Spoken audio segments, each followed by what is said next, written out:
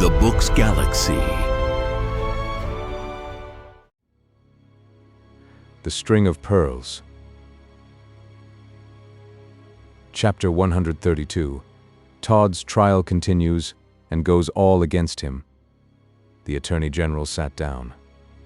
It was quite clear now to the most superficial observer that the case against Todd had been just picked out for convenience sake and was one among many. From the moment that the Attorney General had mentioned what facts he could prove, the fate of the murderer was certain to the minds of all. They looked upon him in every respect as a doomed man. Of course, the remarks of the Attorney General occupied a much greater space than we have felt that, in justice to the other portion of our story, we could give to them. But what we have presented to the reader was the essential portion of what he said. All eyes were turned upon Todd to note how he took the statement for the prosecution, but there was little to be gleaned from his face. His eyes seemed to be wandering over the sea of faces in the court, as if he were in search of someone whom he was disappointed in not seeing. There was a pause of some few moments' duration, and then the Attorney General called his first witness, who was examined by the junior counsel for the prosecution. This witness's deposition was very simple and concise. "I was master of the ship Star," he said, "and arrived in the port of London on the day named in the indictment against the prisoner at the bar. Mr. Francis Thornhill had mentioned to me and to Colonel Jeffrey that he had a valuable string of pearls to take to a young lady named Johanna Oakley, and he left the ship with his dog, Hector, to deliver them. I never saw him again from that hour to this. I was anxious about him, and called at the barber's shop in Fleet Street, kept by the prisoner at the bar. The prisoner readily admitted that such a person had been shaved at his shop and then had left it, but why the dog remained he could not tell. The dog named Hector was at the door of the prisoner's house. He had a hat with him. My name is Arthur Rose Fletcher, and I am 42 years of age. Is this the hat that you saw with the dog in Fleet Street?" The hat was produced. "Yes, that is the hat. I will swear to it." "Whose hat is it, or was it?" "It belonged to Mr. Thornhill, who wore it on the day he left the ship to go into the city with the string of pearls." "That is all then, Mr. Fletcher, that we need trouble you with at present." The judge now interposed, and in a mild voice addressing Todd, he said, "It is not too late for you to consent to the appointment of counsel to watch your case. I dare say some gentleman of the bar will volunteer to do so." "With the prisoner's consent," said a counsel, who was sitting at the table below the judge, "I will attend to the case." "Be it so," said Todd gloomily. Upon this the counsel rose, and addressing the captain of the ship, who had not yet left the witness box, he said to him, "Mr. Fletcher, how is it that you can so positively identify this hat of the alleged murdered Mr. Thornhill after such a space of time?" "By a remarkable flaw in the rim of it, sir. An accident occurred on board the ship, by which Mr. Thornhill's hat was burnt, and this is the same hat. When he left the ship we joked him about it, and he said that perhaps he would buy a new one in the city." "Indeed. Then he might have sold this one." "He might, certainly. And so the dog, seeing it left at some place where it was sold or given away, and not comprehending such transaction, might have taken possession of it. Of that I can say nothing." "Very well, Mr. Fletcher. I don't think I need trouble you any further. This affair of the hat seems to fall to the ground most completely." The Attorney General did not say a word aloud, but he whispered something to the junior, who nodded in reply. The next witness called was John Figgs, the groom at the coach office, who had rescued Hector from Todd's malevolence. His testimony was as follows. "I saw a crowd of people round the door of Todd's shop, and I went over to see what it was all about. The dog, as I calls Pizen, but as everybody else calls Hector, was trying to get into the shop. Someone opened the door, and then he came out with a hat in his mouth, after rummaging all over the shop and upsetting no end of things. I tried to coax him away, but he would not come by no means. At last, the next day I found him very bad, and that he had been peasoned, and so I calls him Pizen, and took him to the stables and got him over it." "What is it he says he calls the dog?" asked the judge with a very perplexed look. "Pizen, my lord." "But what is Pizen?" "He means poison." "Oh, is that it? Then why don't he say poison? It's very absurd for anybody to say Pizen when they mean poison all the while." "It's all the same," said the groom. "Pizen is my way, and the t'other is yourn, that's all." "What became of the hat?" asked the junior counsel for the prosecution. "I don't know. When I found the dog in a very bad state indeed, it was gone." "Now, John Figgs," said Todd's counsel, "could you identify that hat again among 500 hats like it?" 500? Yes, or 1,000. Well, I should say not. It wouldn't be an easy matter to do that, I take it. I could tell you a particular horse among any lot, but I ain't so well known in the way of hats. Is this the hat? Can you deliberately swear that this is the hat in question? I shouldn't like to swear it. Very well, that will do. John Figgs was permitted to go down upon this, and it was quite evident that some faint hope was beginning to quicken in the eye of Sweeney Todd, as he found that his self-appointed counsel began to make so light of the evidence of the hat. For the moment he quite forgot what proofs were still to come to fix the deed of murder upon him. Colonel Jeffrey was now called. He deposed clearly and distinctly as follows. "I knew Mr. Thornhill and much regretted his loss. In company with Mr. Fletcher, I went to Todd's shop to make some inquiry about him, to the effect that he had been shaved there and had then left. I did not feel satisfied, and when Mr. Fletcher was found to be in London, I got the assistance of a friend of mine named Rathbone, and together we prosecuted what inquiries we could. I picked up a hat from Todd's passage, and after putting myself into communication with Sir Richard Blunt, I delivered the hat to him. I have been in constant communication with Sir Richard Blunt upon the subject of this inquiry for a long time. We found that the prisoner at the bar had a sort of apprentice or errand boy in his shop, named Tobias Ragg, and we endeavored to get some disclosures from that boy, when he suddenly disappeared. I found him again on a doorstep in the city, and he has made certain disclosures which he will repeat in evidence to the court today. On the 4th of last month I accompanied Sir Richard Blunt to a cellar beneath Todd's shop, and he showed me a contrivance in the roof by which anyone could be let down. We took workmen with us and made certain alterations. I afterwards accompanied Dr. Steers of the Ship Star to the vaults of St. Dunstan's, and I saw Dr. Steers take a bone from there. Pray look at that hat, Colonel Jeffrey. Is it the same you found at Todd's door? It is. Did you mark the bone that Dr. Steers took from the vaults of St. Dunstan's? I did, and I may state to save trouble that I placed upon the hat a private mark by which I am enabled to swear to it. Todd's counsel rose, and in a very respectful voice he said, "Did you ever see this string of pearls about which so much fuss is made, Colonel?" "Yes. Mr. Thornhill showed it to me." "Oh. Do you know a young lady named Johanna Oakley?" "I had that pleasure." "You had? Have you not now?" "I have the honor of her acquaintance since her marriage. She is now Mrs. Ingestry." The counsel seemed to be a little staggered by this answer, but after a moment or two, he resumed saying, "Do you know a young lady named Arabella Wilmot?" "I did." "What, Colonel, did again? Is she married?" "Yes. That young lady is now Mrs. Jeffrey, my wife." The counsel had evidently intended to make some point against the Colonel's evidence, which was completely destroyed by the fact of the two marriages, but he resumed the attack by changing his ground. "Colonel," he said, "do you know a boy named Tobias Ragg?" "I do. He is a resident in my house." "Will you take upon yourself to swear that that boy or lad, or whatever he may be called, is in his right senses?" "I will." "Will you swear that he was never confined in a lunatic asylum, from which he made his escape raving mad, and that since then you have not kept him to listen to his wild conjectures and dreamy charges against the prisoner at the bar?" "I will swear that he is not mad, and—" "Come, sir, I want an answer, yes or no." "Then you will not get one. Your question involves 3 or 4 propositions, some of which may be answered in the negative, and some in the affirmative. So how can you get a reply of yes or no? Come, sir.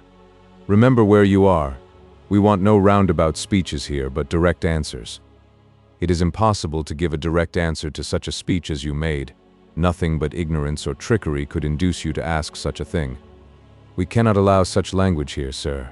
I call upon the court for its protection against the insolence of this witness." "The court does not think proper to interfere," said the judge quietly. "Oh, very well. Then I am done." "But I am not," said the colonel. "I can inform you, and all whom it may concern, that the proprietor of the lunatic asylum, in which the boy, Ragg, was so unjustly confined, is now in Newgate, awaiting his trial for that and other offenses, and that I have succeeded in completely breaking up the establishment. The counsel did not think proper to say anything more to the colonel, who was permitted, after firing this last shot at the enemy, to quit the witness box. Sir Richard Blunt was the next witness called, and as his evidence was expected to be very important indeed, all attention was paid to it. There was that buzz of expectation throughout the court, which is always to be heard upon such occasions when anything very important is about to take place, and everyone shifted his place in order the more correctly to hear what was going on. The Attorney General himself arose to pursue the examination of Sir Richard Blunt. It was evident that the appearance of this witness roused Sweeney Todd more than anything else had done since the commencement of the proceedings. His eye lighted up, and setting his teeth hard, he prepared himself, with his left hand up to his ear, to catch every word that should fall from the lips of the man who had been his great enemy, and who had wound around him the web in which he had been caught at last. The appearance of Sir Richard Blunt was very attractive. There was always about him an air of great candor, and the expression of his features denoted generosity and boldness in a most astonishing degree. Chapter 133. The trial of Sweeney Todd continued. The peculiar circumstances under which Sir Richard Blunt had found out all the villainy of Todd, and overtook him and Mrs. Lovett in the midst of their iniquities, were well known to the people assembled in the court, and some slight manifestations of applause greeted him as he stood up in the witness box. This exhibition of feeling was not noticed by the court, and the Attorney General at once began his examination in chief. "Sir Richard," he said, "will you have the kindness to put into the form of a narration what you have to say concerning the charge upon which the prisoner at the bar is arraigned?" "I will do so," replied Sir Richard, and then after a moment's pause, during which you might have heard a pin drop in the court, so intense was the stillness, the magistrate gave his important testimony against the now trembling wretch at the bar of that solemn court. "A considerable time ago," he said, "my attention was drawn to the circumstance that a number of persons had disappeared who were residents about the neighborhood of Fleet Street and its vicinity. Such disappearances were totally and perfectly unaccountable. Not a trace could be found of very many respectable men who had left their houses upon various objects and never returned to them. The most striking peculiarity of this affair was that the men who disappeared were for the most part great substantial citizens who were far from likely to have yielded to any of those temptations that at times bring the young and the heedless in this great city into fearful dangers. I saw the Secretary of State upon the subject, and it was agreed that I was to have a carte blanche as regarded expenses, and that I was to give nearly the whole of my time and attention to the unraveling of the mystery. It was then that after my careful inquiry I found that out of 13 disappearances no less than 10 had declared their intention to be to get shaved, or their hair dressed, or to go through some process which required them to visit a barber. I then personally called at all the barbers' shops in the neighborhood, but never alone. To this fact of having someone waiting for me in the shop I no doubt owe my life, for I have been 8 times shaved and dressed by the prisoner at the bar." Todd uttered a deep groan and looked at Sir Richard as though he would have said, "Oh, that I had you the 9th time so much at my mercy." There was quite a sensation and a shudder through the court, as Sir Richard then stated how many times he had run the fearful risk of death at the hands of such a man as Todd. And then Sir Richard went on with his narration, which deeply and powerfully interested the judge, counsel, jury, and spectators. "I did not find anything suspicious in the shop itself of the prisoner at the bar, although each of these times that I was within it, I looked at it narrowly, but I did find that he always made an effort to get the person who was with me to leave the shop upon some pretext or another, which, of course, never succeeded, and then without, in the least, appearing vexed at the failure, he would go on with his shaving in the coolest possible manner. This, however, was only suspicion, and I could take no advantage of it, unless something else developed itself likewise, but that was not long in happening.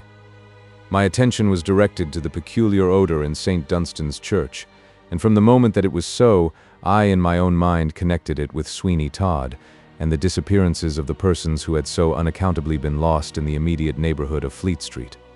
In the midst of all this, then, I had a formal application made to me concerning the disappearance of Mr. Francis Thornhill, who had been clearly traced to the shop of the prisoner at the bar, and never seen by anyone to leave it. From that moment I felt that it was in the prisoner's shop that the parties disappeared, but the means by which they were murdered remained a profound mystery, and I felt that unless these means could be very distinctly proved, a conviction would be difficult. I instituted a careful search of the vaults beneath St. Dunstan's church, and I found a secret passage communicating with the cellar of the pie shop in Bell Yard, and afterwards I found a similar passage communicating with the cellar under the prisoner's shop. Upon reaching the latter cellar, the first object that presented itself to me was a chair fixed to the roof by its legs. That chair I at once recognized as identically like the one in the shop, in which I had so frequently sat, and in a moment the whole truth burst upon me. The plank upon which the shaving chair rested turned upon a center, and could be so made to turn by a simple contrivance above, so that any unfortunate person could be let down in a moment, and the vacant or supplementary chair would come up and take the place of the one that had been above. Prosecuting my researches, I found the skeleton of many persons in the vaults, and much putrid flesh which fully accounted for the odor in St. Dunstan's church. I found likewise that no meat from any butcher or salesman ever found its way to the pie shop in Bell Yard. So upon research actuated by that fact, I found that the supply of flesh was human, and that was the way the prisoner at the bar got rid of a great portion of his victims. Measures were taken to prevent any more murders by some persons in my pay always following anyone into the shop, and then, when the evidence was all ready by the finding and identification of Mr. Francis Thornhill's leg bone, I took measures to apprehend the prisoner at the bar. I shall, of course, be happy to answer any questions that may be asked of me. The Attorney General then spoke, saying, "Have you found out by what means the shaving chair in the shop of the prisoner was prevented from falling at the moment anyone sat in it?" "Yes, by a simple piece of mechanism which communicated with the parlor. He could release the swinging board or keep it firm at his pleasure. I have had a model of the whole of the apparatus and building, which will be laid before the jury. It is here in the hands of an officer." "Here you is," said Crotchet, coming forward with a large parcel in his hands, which, upon being taken from its case, was found to be an accurate representation of Todd's house, with the diabolical contrivances he had got together for the purpose of murder. The model was handed to the jury, and excited immense and well-deserved commendation. "I have no further questions to ask of you, Sir Richard," said the Attorney General, "but I am sure the court and jury cannot but feel much indebted to you for the very lucid manner in which you have given your evidence." "One moment, Sir Richard, if you please," said Todd's counsel as the magistrate was about to leave the witness box. "I will not detain you for long." "I am quite at your service, sir," said Sir Richard Blunt. "How was it then that after you felt convinced of the guilt of the prisoner at the bar, as you state that you were, although I think upon very insufficient grounds, that you did not at once arrest him? Does it not seem very strange that you permitted him for some weeks to go on just as usual?" "I did not permit him to go on just as usual. I took every precaution to prevent him from adding to the list of his offenses. It is well known that a person in my situation must not act upon his own convictions of the guilt of any party. It was absolutely necessary that I should be able to bring satisfactory proof before a jury of the guilt of the prisoner at the bar, and it would have been quite premature to arrest him until I had that proof." "And pray, Sir Richard, when did you consider you had that proof?" "When the surgeon was able to swear to a portion of the remains of Mr. Francis Thornhill." "Oh, then I am to understand that you rest the case for the prosecution upon a bone?" "I do not prosecute." "But you took the prisoner into custody, sir, and am I to believe that you did so solely on account of the finding a bone in some of the vaults of St. Dunstan's?" "You can conclude so." "Oh, I can conclude so? Very well then. Gentlemen of the jury, it appears that the whole case against the prisoner at the bar, my worthy and exemplary client, rests upon a bone. That will do, Sir Richard. We will not trouble you any further. Perhaps the court will stop the case, as it only rests upon a bone." "Not exactly," said the judge. The next witness was the surgeon, and his evidence was listened to with great attention. He said, "I was in the vaults of St. Dunstan's church, and I looked over a great quantity of osteological remains. Among those remains I found a male femur." "A what, sir?" said Todd's counsel. "It would be better," said the judge mildly, "if the witness would be so good as to give the vulgar names to what he may have to speak of, as the jury may well be excused for not being in possession of anatomical and scientific nomenclature." "I will endeavor to do so," said the surgeon. I beg to assure the court that it was from no feeling of pedantry that I used the scientific terms, but they are so common professionally that they are used without thinking that they are other than the terms in common use. That is just the way I view it, said the judge, and the court had not the least idea of anything else.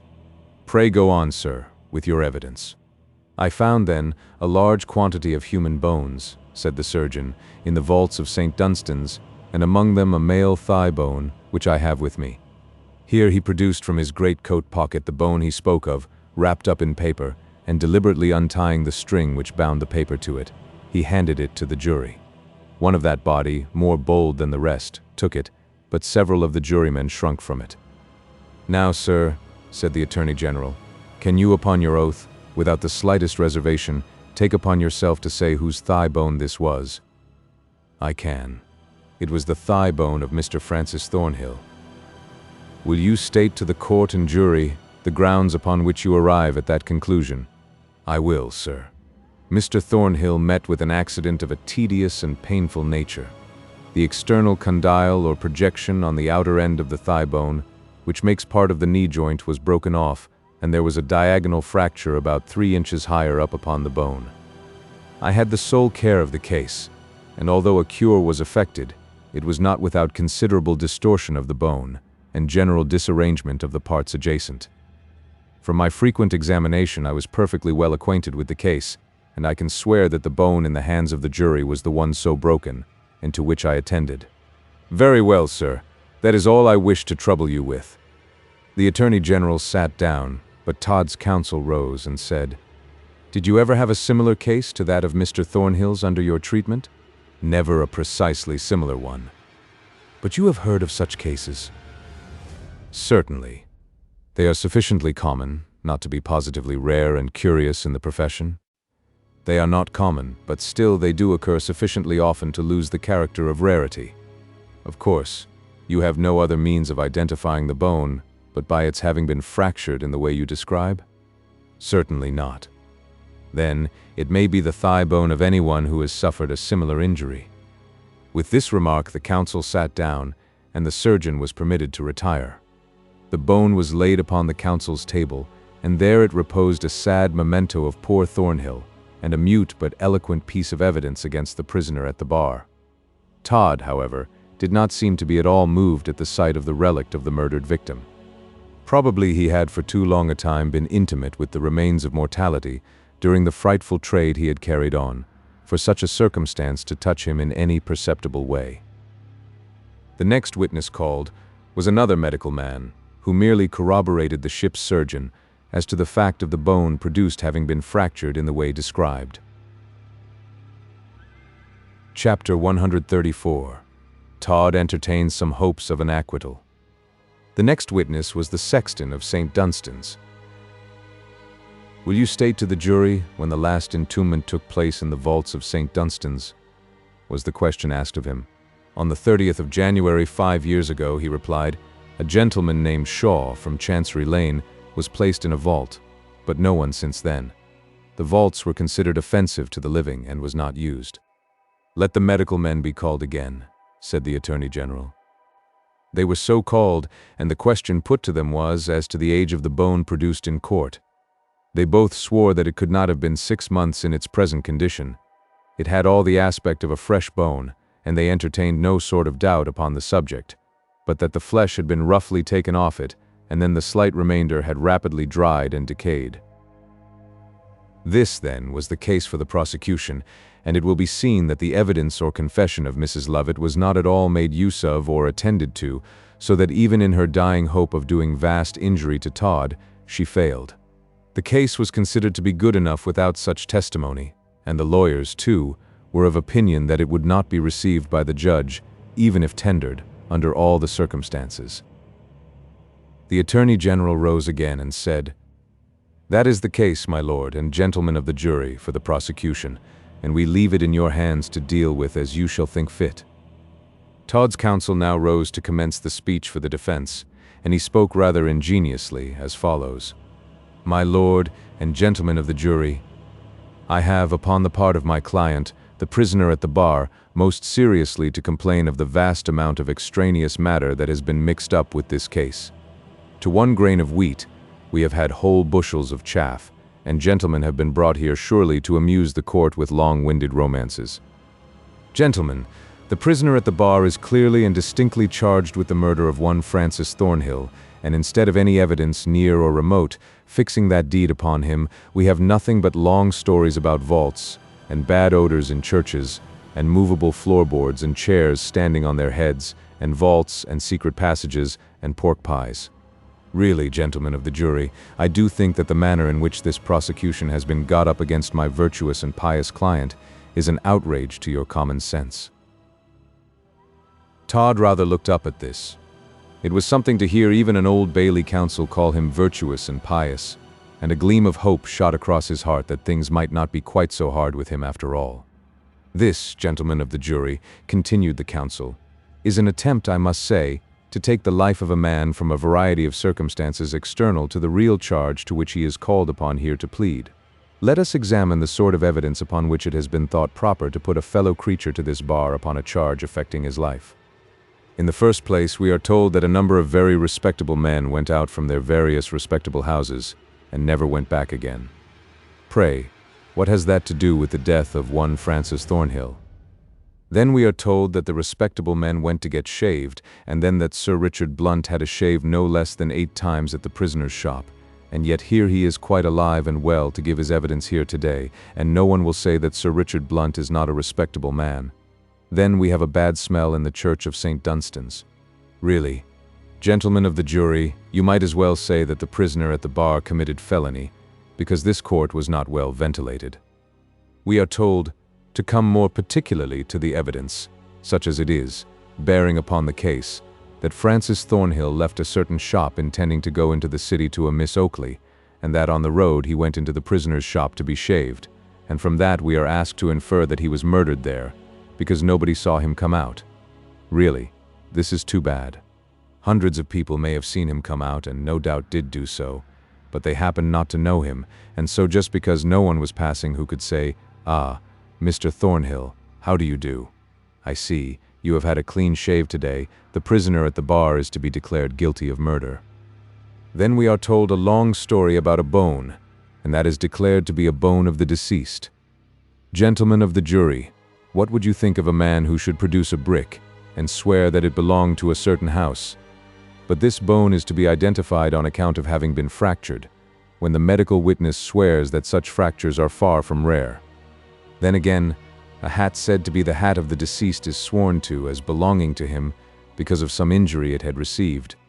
Granted that it did belong to him, no doubt he sold it in Fleet Street and bought a new one, and there is no proof that that hat produced is the same one that is said to have been taken out of the prisoner's shop. I do think, gentlemen, that you will see upon what a string of sophistry the evidence against the prisoner at the bar rests. Who shall take upon himself to say that Mr. Thornhill is not now alive and well somewhere? We all know that persons connected with the sea are rather uncertain in their movements. But, gentlemen, the prisoner at the bar has a plain, unvarnished tale to tell, which will clear him from any suspicions. At this point, the learned counsel hitched up his gown upon his shoulders and settled his wig upon his head, as though preparing for a grand effort, and then he continued. Gentlemen of the jury, my client is a religious man, as anyone may see by the mild and gentlemanly look of his amiable countenance. He took the premises in Fleet Street in the pursuit of his highly useful calling, and he had no more idea that there was a movable board in his shop and that his shaving chair would go down with anyone than the child unborn. Is it likely that a man who could stoop to such baseness as to make money by murder would occupy himself with such a trivial employment as shaving for a penny? The deceased gentleman, Mr. Francis Thornhill, if he be deceased at all, came into my worthy client's shop to be shaved, and was, at that time, a little the worse for some small drops that he had indulged himself with, no doubt, as he came along. The prisoner at the bar did shave him, and then he said that he had to go and see a young lady, and that he should buy a new hat as he went along. The dog, about which so much has been said, came into the shop along with his master, and while the shaving was going on found out, and actually devoured half a pound of tripe, off which the prisoner at the bar was going to make his humble dinner. Oh, Gentlemen of the jury, ask yourselves if a murderer is likely to make half a pound of tripe satisfy him for dinner. Ask your own consciences and your own common sense that question. Well, gentlemen of the jury, when he was shaved, and after my client had had to turn this dog twice out of his shop, Mr. Thornhill left and went towards Fleet Market. The prisoner watched him from his door and actually saw him begin fighting with a porter at the top of the market. And then, as another person came in to be shaved, the prisoner at the bar returned into his shop to attend to that customer and saw no more of Mr. Thornhill. In the course of a quarter of an hour, however, the dog pushed the door of the shop open and brought in a hat in his mouth. But the prisoner turned him out again, and that is all he knows of the transaction. Gentlemen of the jury, the prisoner at the bar is well known for his benevolence and his piety. Even at a time when the bad odor in St. Dunstan's induced many of the parishioners to go elsewhere, he always attended his own church, and in the most pious and exemplary manner made the responses. I ask you as men, gentlemen of the jury, if you could do that with the consciousness that you had committed a murder. Gentlemen, it is for my client a most unfortunate thing that a person named Lovett, who kept the pie shop in Bellyard, is not now in the land of the living. If she were so, there is no doubt but that she would have told some true tale of how the vaults beneath the old church connected with her shop, and so have cleared the prisoner at the bar of all participation in her crimes. That murder has been committed in conjunction with that woman, who committed suicide rather than come forward and clear the prisoner at the bar, against whom she had a spite. There can be no doubt. But gentlemen, it is the wrong man who now stands at this bar. The real murderer has yet to be discovered, and therefore it is that I call upon you, in the sacred name of justice, to acquit my client. With this the counsel sat down, and Todd looked positively hopeful. He drew a long breath or two, and ventured a keen glance towards the jury box. "Do you call any witnesses?" asked the junior counsel, "for the prosecution?" "No, no, no. Witnesses. Innocence is its own best safeguard." "I waive my right of reply, my lord," said the Attorney General. Upon this, nothing remained for the judge to do but to sum up the evidence, and after arranging his notes, he proceeded to do so in that clear and lucid style for which some of our judges are so famous. The prisoner at the bar, Sweeney Todd, stands charged with the willful murder of Francis Thornhill. It appears that Francis Thornhill left a certain ship for the purpose of proceeding to a Miss Oakley in the city of London with a string of pearls, which had been confided to him to deliver to that lady by a Mr. Mark Ingestry. We have it in evidence that Francis Thornhill, on his route down or along the northern side of Fleet Street, went into the shaving shop, kept by the prisoner at the bar, and from that instant he is not again seen alive. The prisoner at the bar takes a string of pearls, similar to those which were in the possession of Francis Thornhill, and raises upon them a considerable sum of money of a man named John Mundell. It appears then that the hat of Mr. Francis Thornhill is taken from the premises of the prisoner by a dog, and it further appears upon the clear testimony of respectable persons that beneath the prisoner's shop is a contrivance by which people might be killed, and there or thereabouts contiguous to that contrivance a certain bone is found, which is proved to be the thigh bone of Francis Thornhill. Gentlemen of the jury, the sequence of evidence by which it is attempted to bring this crime home to the prisoner at the bar lies in a very small compass indeed. Firstly, there is the tracing of Francis Thornhill to the prisoner's shop, and his disappearance from thence. Then there is the hat found there or taken from there, and then there is the thigh bone sworn to be that of Francis Thornhill, and certainly found in such contiguity to his premises as to warrant a belief that he placed it there. Gentlemen of the jury, the case is in your hands. This was a very short summing up, but the bar quite understood it to mean that the guilt of the prisoner was so clear and transparent that it was not at all necessary for the judge to go elaborately through the evidence, but merely as a matter of form, leave the facts in evidence to the jury. And now came that awful moment to Todd, when the question of guilty or not guilty hovered on the lips of those 12 men who were to decide upon his fate. The jury laid their heads together for a few moments only, and then they turned round and faced the court again. The clerk of the arraigns rose and spoke. "Gentlemen of the jury, how say you? Do you find the prisoner at the bar guilty or not guilty of the crime laid to his charge in the indictment?" "Guilty," said the foreman. A cheer burst from the auditors, and the judge raised his hand, saying, Officers, repress this unmanly exultation that a fellow creature is found guilty of a dreadful crime. I beg that any person so offending may be brought before me at once." The officer could not or would not find anybody so offending, but the judge's words had the effect of calming the tumult at all events, and then all eyes were turned upon Sweeney Todd, who stood in the dock glaring at the foreman of the jury, as though he had only imperfectly heard what he had said, or if he had perfectly heard him, doubting the evidence of his own senses, as regarded the real, full, and true meaning of the dreadful word guilty. Chapter 135. Todd makes an attempt upon his own life. In the course of a few minutes, the tumult in the court was effectually suppressed, and then, as it was known that the judge would sentence Todd at once, all eyes were turned upon the criminal, to note the effect which that awful moment was likely to have upon him. The judge spoke. "Sweeney Todd, you have been by an impartial and patient jury convicted upon the clearest evidence of the murder of Francis Thornhill. Have you anything to say why sentence of death according to the law should not be passed forthwith upon you?" Todd did not seem to understand the question, and the governor of Newgate repeated it to him. He started then and glared at the judge as in a deep, hollow voice he said, "Death. Death. Did you say death? Such says the law, not I. If you have anything to say why that sentence should not be pronounced against you, now is your only time in which to say it." Todd passed his hand twice across his brow before he spoke, and then, in a vehement voice, he said, "It is false, all false. I did not kill the man. There is a vile conspiracy against me. I say I did not do it. Who saw me, what eye was upon me? I was at chapel at prayers when you say among you that I did it. It is a plot, nothing but a plot from first to last. You would make me the victim of it among you. Who saw me kill him? I know nothing of hidden places in the old house. It is not true, I say. A plot, a vile plot for my destruction." "Have you finished?" said the judge. "Have I not said enough? I know nothing of it. I am a poor man, and strive to get a living as best I might, and among you now you bring a bone from some churchyard to kill me with. You swear anything, I know you all well. If the man you say I killed be really dead, I here at this moment summon his spirit from another world, to come and bear witness for me that I did not kill him."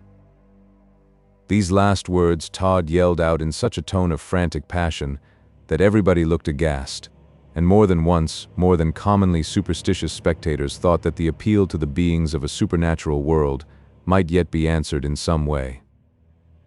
There was a death-like stillness in the court for some few moments, and then the governor of Newgate in a whisper said to Todd, "Have you finished?" "Finished what?" he cried in a startling tone. "Finished what? Finished pleading for my life? Yes, I have, for I know that they have made up their minds to murder me. I have no witnesses. They are all in the grave now. That woman, Lovett, who is dead, you tell me I cannot say if she be dead or not. She is hard to kill. That woman could exculpate me. But, as I say, my witnesses are in the grave, and there is no truth in spirits visiting this world again, or she and the man you say I murdered would appear here and yell in your ears, all of you, that I did not do it." The judge sat quite patiently. He was evidently resolved to hear quietly what Todd chose to say. It could but occupy a little more time, and as his fate was fixed, it did not matter. "If you have finished your observations, prisoner," said the judge, "it will now be my duty to proceed to pass upon you the sentence of the law. But I have said I did not do it. I am not guilty. It does not lie within my power to decide that question. The jury have found you guilty, and all I have to do in my capacity here is, in accordance with that finding, to sentence you according to law. If you could have stated any legal impediment to the passing of the sentence, it would have had effect. But now it is my painful duty to hold, I will, and can state a legal impediment. What is it? I am mad." The judge opened his eyes rather wider than usual at this statement, and the jury looked at each other in wonder and amazement. Among the spectators there was a general movement, too, of surprise. "Mad," said the judge. "Yes," added Todd, holding up his arms. "I am mad, quite mad. Do you think any other but a madman would have done the deeds with which you charge me? I either did not do them, and am saved, or I did do all these murders, the consequences of which you would heap upon my head, and am mad. What is there in the wide world would compensate a man for acting as you say I have acted? Could he ever know peace again? What is madness but an affliction of Providence? And dare you take the life of a man who has acted in a certain way in consequence of a disease with which the Almighty has thought proper to visit him? I tell you, you dare not, and that I am mad." This speech was uttered with a vehemence that made it wonderfully effective, and at its conclusion Todd still held up his arms and glared upon the judge with the look of one who had advanced something that was utterly and completely unanswerable. The judge leant over to the recorder and whispered something to him, and the recorder whispered to the judge. "Mad! Mad!" shrieked Todd again. The Attorney General now whispered something to the judge, who nodded, and then addressing Todd, he said in calm and measured tones, "However great the novelty of a plea of insanity put in by the party himself may be, it will yet meet with every attention. I shall now proceed to pass sentence of death upon you, and after you are removed to the jail of Newgate, certain physicians will see you and report upon your mental condition to the Secretary of State, who will act accordingly." Todd dropped his arms. The judge put on the black cap and continued. "Sweeney Todd, you have been convicted of the crime of murder, and certain circumstances which it would have been improper to produce before this court in the progress of your trial lead irresistibly to the belief that your life for years past has been one frightful scene of murder, and that not only the unhappy gentleman for whose murder you now stand here in so awful a position has suffered from your frightful practices, but many others.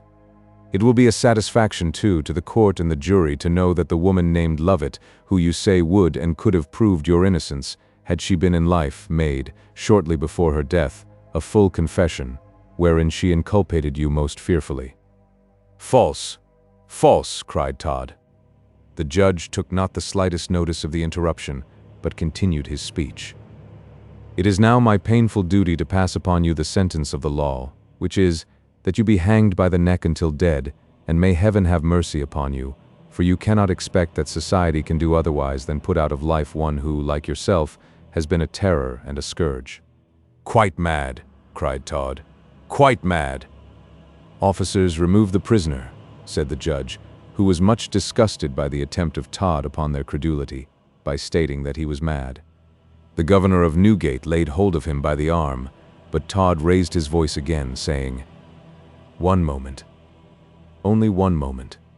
Before I leave this court, I have a great desire to say something to Sir Richard Blunt." "If Sir Richard Blunt has no objection," said the judge, "the court can have none. Is that gentleman present?" "I am here," said Sir Richard as he made his way towards the dock in which Todd was. "What is it you have to say to me, Sweeney Todd?" "It is for your private ear." "Then, I decline to hear it. If you have anything to say to me, say it out, and openly. I decline any private communications. Nay, but it really interests those whom you love. Come a little closer to me, and I will speak it." "Now," said Sir Richard, as he reached the front of the dock, "speak at once and say what it is. The court is too indulgent to you." "Is it? Really?" With the rapidity of thought, Todd drew a small table knife from the breast of his apparel and made a stab at Sir Richard's neck with it. But the magistrate had had by far too long experience with such men as Todd to be so taken at unawares, and he dropped to the floor of the court before the point of the knife reached him. The governor of Newgate sprung upon Todd and disarmed him in a moment. From seeing Sir Richard Blunt drop, the general impression in the court was that he was killed or seriously injured by Todd, and in a moment a scene of unparalleled confusion arose. Everybody got up from their seats, and the place was full of cries.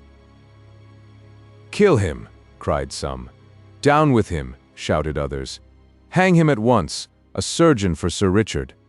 Amid this babel of confusion, Sir Richard Blunt rose again and sprung upon the barrister's table, calling out in a loud voice that rose above every other sound, "I am perfectly unhurt." Upon this such a cheer arose in the court that the judge saw that it was perfectly hopeless to attempt to stop it by any ordinary means, and he only held up his hand deprecatingly. The cheer was thrice repeated, and then Sir Richard dismounted from the table, and a death-like stillness ensued in the court as the judge spoke. How was it possible, he said, that the prisoner at the bar could be furnished with such a weapon at a time like this? The governor of Newgate felt that this question was addressed to him, and he tremblingly spoke, saying, "My lord, I have not the most distant idea upon the subject. He was searched this morning carefully before leaving his cell. It is beyond my comprehension." "My lord," said a counsel at the table, rising, "there was a very similar case about 5 years since, when a notorious criminal attacked a witness for the prosecution with a fork, and it appeared afterwards that as he was brought through some of the day rooms of Newgate to the bar, he had hastily snatched it up from a table that he passed without the officers noticing him." "This is very likely a similar case," said the judge. "It may be so, my lord," said the governor. Todd yelled with rage when he found that Sir Richard Blunt had escaped his malice. If he could but have taken his life or inflicted upon him some very serious injury, he would have been satisfied almost to have gone to death, but to fail was almost enough to drive him really mad. "Curses on ye all!" he cried, and then he burst into a torrent of such frightful invectives that everybody shrunk aghast from it, and it is quite impossible that we should transfer it to our pages. How long he would have proceeded in such a storm there is no knowing, had not the officers rushed upon him, and by main force dragged him from the dock and the court into the dark passages leading to Newgate. His voice was yet heard for several moments, uttering the most dreadful and diabolical curses. It may be supposed that after what had happened, the officials of the prison were not over-tender in the treatment of Sweeney Todd, for they well knew that they would be some time before they heard the last of the knife business, and indeed it was a piece of gross carelessness to allow a man in Todd's situation, and such a man as Todd too, to have an opportunity of doing such very serious mischief in a moment as he might have done. There can be very little doubt that if he had been content to do an injury to any other witness but Sir Richard Blunt, he would really have succeeded, but that personage was too wary to fall in such a way. It was not thought advisable by the prison authorities to take Todd back to the same cell from which they had brought him. It was an idea of the governor, and by no means a bad one, that desperate criminals were caused to change their cells now and then, as it baffled and cut up completely any combination they might in their own minds have made for an attempted escape. So Todd found himself in a new place. "Why is this?" he said. "Why am I placed here? This cell is darker than the one I before occupied." "It's quite light enough for you," growled a turnkey. "Yes," added one of the officers who had been in court. "Folks who are keen and bright enough to pick up knives, and nobody see 'em, mustn't have too much light in their cell. Oh, won't it be a mercy when you are settled next Monday morning?" "The fetters hurt me," said Todd. "Oh, they are too light," said the officer, "and for your satisfaction, I have to tell you that the governor has ordered you another pair." At this moment a couple of blacksmiths came into the cell, carrying with them the heaviest set of irons in the whole prison, which the governor had determined Sweeney Todd should be accommodated with. Without a word they proceeded to knock off the fetters that he wore. "So you are not contented," said Todd, "to cage me as though I were some wild animal, but you must load me with irons, and a good job too, and you think to hang me?" "Rather. Then thus I disappoint you, and be my own executioner." As he spoke, he snatched up one of the smith's hammers, and made a blow at his own forehead with it, which if it had taken effect, would unquestionably have fractured his skull, and killed him instantly. But one of the officers just managed to strike his arm at the moment and confuse his aim, so that although he did strike himself, it was not with anything like sufficient force to do himself any hurt. The hammer was wrested from him in a moment, and he was thrown to the floor of the cell, and the heavy irons placed upon him. Chapter 136. Todd makes an acquaintance in Newgate, and tries an escape. In the course of a quarter of an hour more, Todd was left alone. The irons he wore weighed upwards of 100 weight, and it was with some difficulty that he managed to get up and sit upon the stone seat that was in the cell. It was close upon evening, and the cell was getting very dark indeed, so that the walls, close as they were together, were only very dimly discernible indeed. Todd rested his head upon his hands and thought. "Has it then really come to this?" he said. "Am I truly doomed to die? Oh, what a dreadful thing it is for me now to begin to doubt of what I always thought myself so sure, namely, that there was no world beyond the grave. Oh, if I could only still please myself with an assurance of that. But I cannot. I cannot now. Oh, no, no, no. He started, for the cell door opened and the turnkey brought him in his food for the night, which he placed on the floor. It was not then the custom to sit up with condemned prisoners. "There," said the man, "it's more than you deserve. Good night, and be hanged to you. Here's the sheriff been kicking up the devil's delight in the prison about that knife affair." "I hope he will discharge you all," said Todd. "Do you?" "Oh yes. I wish you had all one neck only, and I a knife at it. With what a pleasant gash I would force it in. Well, you are a nice article, I must say. Bring me 2 candles and pens, ink and paper." The turnkey stared with astonishment. "Anything else?" he said, "in a small way that you'd like? Buttered rolls, perhaps, and a glass of something good? Perhaps a blunderbuss would suit you? I tell you what it is, old fellow, it ain't very often that anybody goes out from here on a Monday morning to be scragged, that we don't feel a little sorry for them, but I don't think we shall any of us cry after you. You may sleep or do what you like now until tomorrow morning, for you have got it all to yourself. 2 candles, indeed. Well, I'm sure, what next? 2 candles. Oh, my eye." The turnkey banged shut the door of the cell and barred and bolted it in a passion, and then away he went to the lobby, which was the great gossiping place, to relate the cool demands of Sweeney Todd. Once more the prisoner was alone. For some time he sat in silence, and then he muttered, "All the night to myself. He will not visit this cell until the morning. A long, long night, many hours of solitude. Well, I may chance to improve them. It was well in that scuffle for the hammer, when they threw me down, that I contrived to grasp a handful of tools from the smith's basket and hid them among my clothing. Let me see what I have, eh? Let me see, or rather feel, for by this light, or rather by this darkness, I can only judge of them by the feel." The tools that Sweeney Todd had been clever enough to abstract from the smith's basket consisted of 2 files and a chisel. He ran his fingers over them with some feeling of satisfaction. "Now," he muttered, "if the feeling to die were upon me, here are the means, but it has passed away, and even with these small weapons and in a cell of Newgate, I do not feel quite so helpless as I was. It will be time to die if all should fail else, but yet if I could only for a time live for revenge, what a glorious thing it would be. How I should like yet to throttle Tobias. What a pleasure it would be to me to hold that girl by the throat, who so hoodwinked me as to impose herself upon me for a boy, and hear and see her choking. How I should like to see the blood of Sir Richard Blunt weltering forth while his color faded, and he expired gradually." Todd ground his teeth together in his rage. "Yes," he added, while he moved with difficulty under the weight of his iron. "Yes, I have bidden adieu to wealth and the power that wealth would have given me.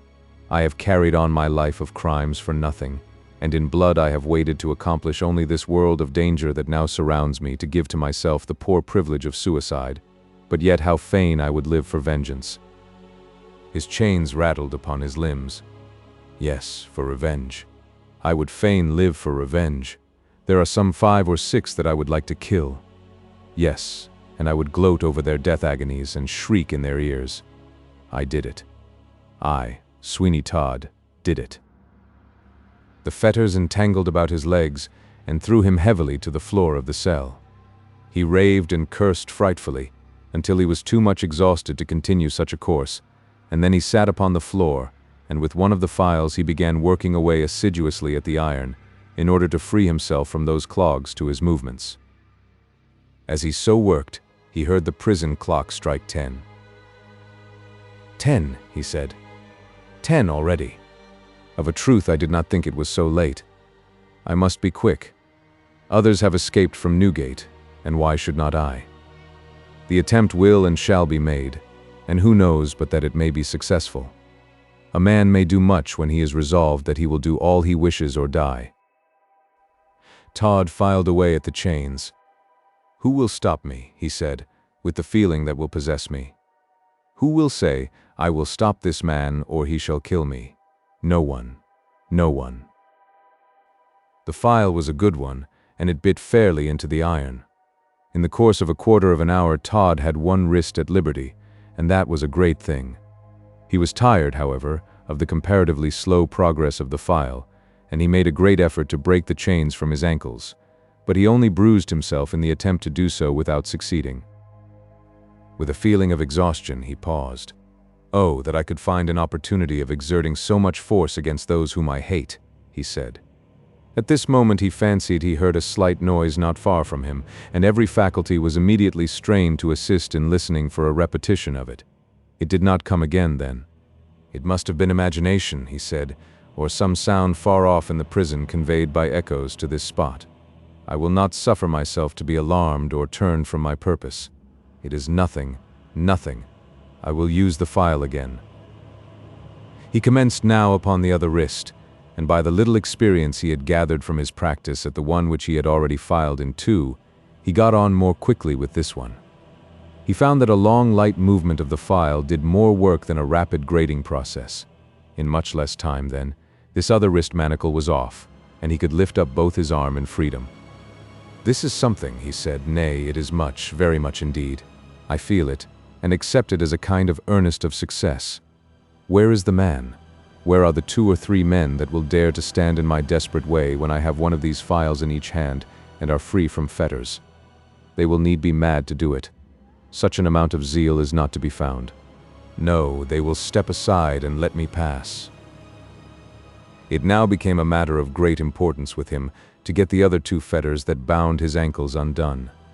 He felt as if he should go mad if he did not quickly release himself from them now. Sitting upon the floor of the cell, he set to work, but he found that the file he had been using did not bite very well. The work it had done already had dulled its powers, but the other was fresh and keen, and with it he made great progress. The left-hand shackle was entirely removed, and now only by his right ankle was he connected with that hundredweight of iron which held him to the ground. "I shall be free," he muttered. "I shall be free. Did they think to hold me with these chains? Ha! Ha! No. It may be that there is a dark spirit of evil that aids men, such as I am, and if it be so, I will consent to be wholly his, if—" Todd started, for the same noise that had before come upon his ears now attracted him. It was plainer, though, than before, and at the moment he thought that it must be in his cell. A cry of terror rose to his lips, but he smothered it in the utterance, and bent again all his faculties to listen. The sound did not now pass away like an echo as it had done before, but it went on steadily, and he could trace it as localizing itself against one of the walls of the cell. It was a profound mystery. He could not make out what it meant. It was a strange, dull scraping noise. At times he thought it was some animal in the cell, a rat probably, but then the sound was too continuous, and although he stamped once and said "hush" several times, it steadily continued. The darkness in the cell was now so intense that it was in vain to attempt to pierce it. Any straining of the eyes only peopled the palpable black atmosphere with all sorts of strange shapes, conjured up by the imagination, so Todd was glad to close his eyes after a few moments' experience of that character. "I will know what this is," he said. "I must know what this is, and I will know." He held out his arms, and he slowly advanced towards the side of the cell from whence the sound came. "Speak," he said. "If you are mortal, speak. If immortal, I fear you not. I am now past all such terrors. You can but kill me."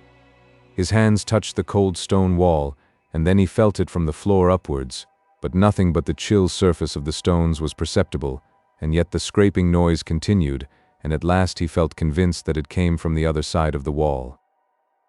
Now he did not know what to think, for he had no means of knowing what was upon the other side of that wall. It might be a corridor of the prison. It might be a room belonging to one of the officials who was about some work that, if explained, would not appear singular at all.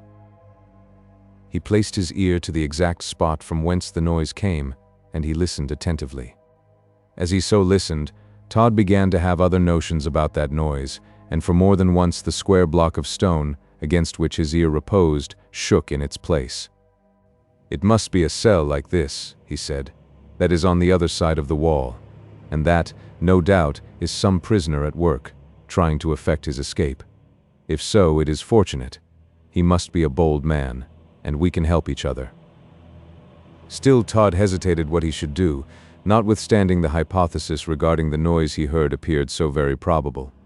He was resolved to spend a little more time in listening, for he felt that once to commit himself would possibly be to spoil his own chances of escape.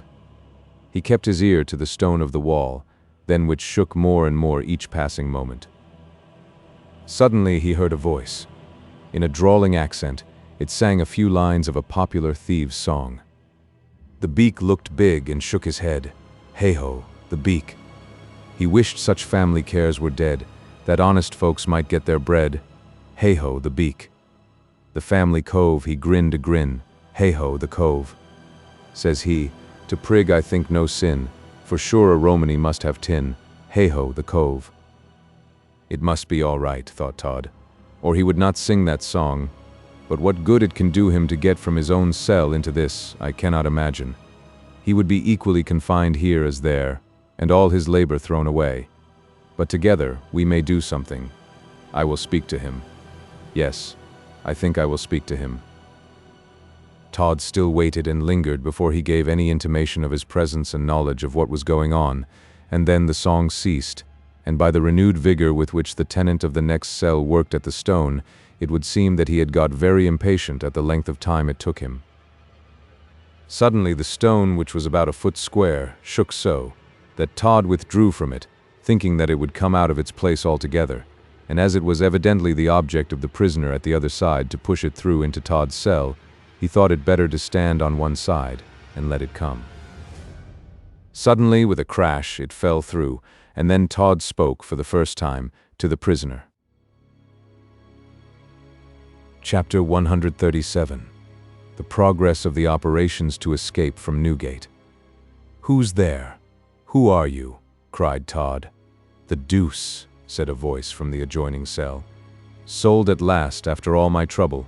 Confound you, why didn't you speak before and save me the last hour's work?" "What do you mean?" cried Todd. "I am a desperate man.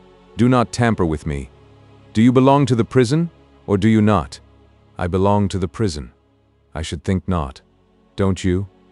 "Oh, no, no, no, no." "Why, you don't mean to say that you are a prisoner?" "I am indeed, and condemned to die." "All's right then. Bravo. This is capital. I thought I was in the end cell, do you know, and that by working through the wall by the assistance of Providence always. Bah!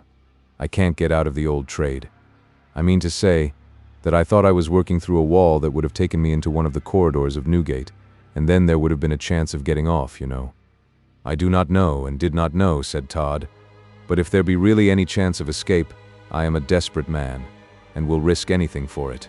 Only say that you will help me." "Help you? Of course I will. Do you think I am in love with these cold walls? No. I will get a light in a moment, and we can then have a look at each other. Are you in fetters?" "I was, but I have a file, and have succeeded in freeing myself from them completely. Are you?" "Yes, but I have muffled them with some pieces of my clothing that I have torn up for the purpose, and please the Lord they will make no noise." Todd was rather amazed at the religious expressions of the other prisoner, but he forbore to make any remark concerning them, and as something had been said about getting a light, he resolved to wait patiently until it was procured, when he would be able to see who it was that chance had so very strangely thrown him into companionship with. "You see," added the other prisoner, "a religious lady left me some tracts, and as I told her they did not allow light here, she was kind enough to smuggle me in some phosphorus matches, in case in the night I should wish to read." "Very kind of her," said Todd. "Oh, very. Let us praise the bother. I shall never get out of the habit of chaunting, I do believe." In a moment, now, a faint blue light illumined the cell adjoining to Todd's, and as the religious lady had been kind enough to bring some little wax ends of candles, the prisoner lit one, and placing it upon the ledge left by the displaced brick in the wall, he put his face close to it, and looked at Todd. Todd did the same thing, and looked at him. "Humph," said the prisoner. "They are not going to hang you for your beauty, whoever you are, my friend." "No, you," said Todd, who was a little stung by this cool remark, "for I must say a more villainous-looking countenance than yours I never saw in all my life." "Then you certainly never looked in a glass." "Hark you, my friend, said Todd. "If we are to aid each other in getting out of Newgate, it will not be by railing at each other through a square hole in the wall of our cells. We had better leave all remarks about our looks to other folks, and at once set to work about what is much more important, namely, breaking our way out of this most detestable of all places." "Truly," said the other, "you speak wisdom, and the Lord, foe. The deuce take it. When shall I get rid of the cant of the conventicle? My dear sir, you see before you a man who has been a great victim." "What is your name?" "Lupin, they used to call me. The Reverend Josiah Lupin." "Ah," said Todd. "I heard something of your case. I believe you murdered a woman, did you not?" "Why, my friend," said Mrs. Oakley's old acquaintance, "for indeed it was no other. I don't mind confessing to you that a woman met with a slight accident at my place, and they say I did it. But now that I have been so candid, pray who are you?" "They call me Todd." The Reverend Mr. Lupin screwed up his mouth and whistled. "Humph," he said. "The religious lady only this morning told me all about you. You used to polish the people off in your barber's shop and then make them into pork pies, I believe." "Ha! Ha!" said Todd. "And you had a charming assistant in the shape of a lady named Lovett, I have been informed, who used to help you to scrape the bones of the poor devils who had only just slipped in for a shave, and by no means expected such a scrape." "Ha! Ha!" said Todd. "Stop a bit," said Mr. Lupin. "Don't come that sort of laugh again. It don't sound at all pleasant. Well, I think we may manage to get out of Newgate, do you know, by a little hard work, if you are willing. But mind you, I don't want to be made a pork or a veal pie of, if you please." "I never ate them myself," said Todd, "so there is no temptation, but I sincerely hope, my friend, that you do not believe one word of the many calumnies that have been heaped upon my character." "Oh dear no, and you too are well aware that I am the most falsely accused and innocent clergyman that ever lived." "Perfectly." "My dear sir, you are a very reasonable man, and I don't see any reason on earth that we should not be capital friends from this moment. Just help me to move another of these stones and I shall be able to creep through the opening into your cell." Todd very kindly assisted the Reverend Mr. Lupin, and in the course of a few minutes, another of these large square blocks of stone that formed the wall of the cell being removed, he was able to creep through the aperture with the assistance of Todd. "All's right," said Lupin as he shook himself. "And now, my new friend, I will borrow the same file with which you released yourself from your fetters, and get rid of mine." "Here it is," said Todd. "You work upon one leg and I will work upon the other, for I have two files here, although one of them is a little blunted by the work it has already done. Yet it will help, and time is everything." "It is," said Lupin. "Work away, for I am not able to think of anything until I am free of these confounded irons." They worked in real earnest, and to such purpose, that in a much less space of time than anybody would have thought it possible to accomplish the process in, the fetters of Mr. Lupin dropped from him, and, like Todd, he stood so far free from restraint. "Now," he said, "I have some first-rate picklocks, and if Providence— tush, tush, I mean if we are lucky we shall get on capitally. The next thing we have to do is to get out of here, and by far the shortest way is to work through the wall. Have you any other tools beside the files, for they are not much use now to us?" "Yes, a chisel." "A chisel? Oh, my friend, you are indeed a wonderful man. A chisel. What may not be done with a chisel? A strong, good chisel, too. Oh, if we do not chisel our way out of Newgate now, it will be very hard indeed. Come, you shall see an old hand at work. Perhaps you have not had much experience at prison breaking." "Certainly not," said Todd. "Well, this will be a good lesson to you. Now you will see how nicely I will get one of these old square blocks of stone out of its place." Todd smiled grimly.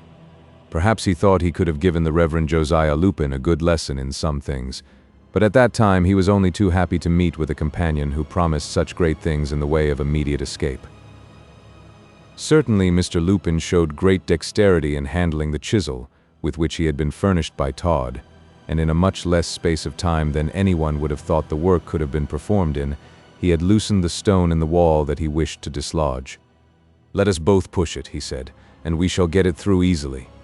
"But its fall will make an alarm," said Todd. "Oh no, the distance is too short, and it will go down easy. Now for it." They pressed upon the stone, both of them, and by a skillful joggling movement, Lupin got it to move along until it was beyond its center of gravity, and then, with a heavy bump, down it went on the other side. They both now paused for some moments and spoke not a word, for they were anxious to discover if the fall of the stone into the passage beyond the cells had made any noise sufficient to attract the attention of the prison officials. All was still. "It's as right as possible," said Lupin. "They are asleep, the greater part of them. The pretended vigilance in this place, and the sleepless watchfulness, is all a fudge. Turnkeys and police officers and governors of Newgate are but flesh and blood, and they will take things easy if they can." "You are quite a man of the world," said Todd. "Oh yes, I have seen a little of it. But I say, Master Todd, deal candidly with me now. Have you not some secret hoard of cash, upon which we can make ourselves comfortable when we get out of this mousetrap? I have not a penny piece, but you ought to have something, I should say. I don't mean to say but that I had money, but it was not hidden, and the police have got hold of that. If I were acquitted, they kindly said they would let me have it. But if found guilty, of which they did not entertain the smallest doubt, I could not want it." "Curses on them," said Todd. "They had enough of mine to have made us both rich men, very rich men. Oh, that I had been off a month ago. Don't fret about that. We are all in the hands of a gracious Provi. Pshaw! I am forgetting again. Whatever you do, Todd, in this world, don't turn parson to a parcel of old women, for the phraseology will stick to you as long as you live, if you do. But come, tell me now, you do know where to lay your hand upon money?" Todd thought that it would be very indiscreet to say no to this little proposition, so with a nod and a smile he replied, "Only a few hundreds. That's all." "A few hundreds? That is a pretty good all, and will do very well indeed, my dear friend. Is it an understanding that we go halves?" "Quite. Quite. Then, if we don't get out of the stone jug pretty soon, it will be a strange thing to me. Now let us work away like bricks, and we will show them that two determined men can laugh at their bolts, and bars, and stone walls." "How confident you are," said Todd. "You surely forget that we must go through much before we can see the outside of the walls of this dreadful place. I wish I could be as sure of the result as you are, or as you seem to be. It is one half the battle to make sure. There goes another of the stones. Now follow me through this opening in the wall. It leads to a passage from which we can reach one of the smaller inner courts, and from that we shall get on through the chapel to the governor's house. And if we can't get out there, it's a bad case." Mr. Lupin, who had, in a great measure, now that he no longer had any sanctified character to keep up, thrown of his timid nature, ventured to scramble through the opening in the wall, and he assisted Todd to follow him. They both now stood in a narrow vaulted passage, and then they paused again for several minutes to listen if any noise in the prison gave intimation that anyone was stirring, but everything was perfectly still, and so death-like was the silence, that, but that they well knew to the contrary, they might have supposed that they were the only living persons within that gloomy pile of building. The little bit of wax candle that had been brought to Lupin by the pious lady, and which he had lit in his own cell for the purpose, at first, of having a good look at Todd, was now upon the point of going out. But he was very well provided with wax candle ends, and he speedily lighted another, as he said in a tone of irony, "The sheriffs will write a letter of threats to the pious lady when they find how much she aided us in escaping." "They ought," said Todd. "We will pray for her." Lupin laughed, as he with a light step now crept along the vaulted passage, and reached a massive door at the end of it, up and down which he passed the light several times. Then he muttered to himself, "Good. Only the lock, and it will need to be a good one if it resist me. I used to be rather an adept at this sort of thing." "Then you are," said Todd, "a professional." He paused, for he did not like to say thief, but Lupin himself added the word cracksman, and Todd nodded. "Yes," added Lupin. "I was a cracksman, but I got known, so I thought the chapel dodge would suit me, and it did for a time, and would for some time longer, but that the little accident of which you have heard something took place in the chapel, and that idiot Mrs. Oakley found me out. Ah, you never after all can be a match for a crafty old woman. They will have you at some moment when you least expect it. She regularly sold me." Chapter 138. The Escape and the retreat in CAEN Wood, Hampstead. While Mr. Lupin talked, he did not lose time, but he was working away at the lock of the door at the end of the passage. After a few moments there was a crackling sound, and then the lock yielded to the exertion of Mr. Lupin and went back into its home. The door, with a wheezing sound, slowly opened. "All's right," whispered Lupin. "The less we say now, Todd, the better, for our voices will go farther now that we shall be clear of this passage. Come on, follow me." They both emerged into the night air, and crouching down, Lupin ran along the little yard in which they were, and which was not above half a dozen yards across. He paused at a door, and then suddenly starting away from it, he muttered, "It is not this one. Ah, this is it. Stand quite close up against the wall, and then there will be the less chance of anyone seeing you. I must work away at this door." "Where does it lead to?" whispered Todd. "To the chapel." Todd screwed himself up into the smallest space that he possibly could against the wall, close to the door, while Lupin tried to open it. That door for more than 10 minutes baffled him.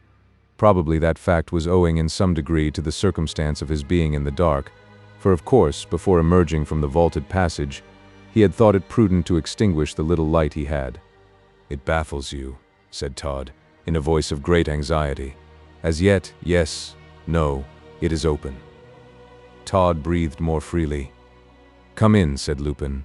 "Come in. We have done wonders as yet, my friend, and we will do wonders yet, I think, if Providence only looks with a gracious, 'There I go again.' When shall I forget that chapel, I wonder?" "It don't matter," said Todd. "I used to find a little religion answer very well myself." "Not a doubt of it. Now then that the door is fast, we may muster up a light again." With the aid of one of his matches, Lupin again illuminated the little wax end of the candle, and then Todd found that he was in a small kind of vestibule from which a green baize door led directly into the chapel. In fact, that was the entrance by which the lower class of offenders confined in Newgate were brought to the chapel on Sundays. The little building looked much larger by the faint light of that one candle than it really was, and Todd glared around him with a feeling of terror, as he had not felt since he had left his cell. Perhaps, after all, a good deal of that was owing to the low temperature of the chapel that lent a chill to his system. "Look at that seat," said Lupin, pointing to one. "Do you know what it is?" "Only a seat," said Todd. "Is there anything particular in it?" "Nothing, except the kind of interest it might have for you, as being the one upon which the condemned prisoners sit, on the Sunday previous to their execution. That is all." Todd turned aside with a shudder. "Enough," he said. "Enough. That is enough.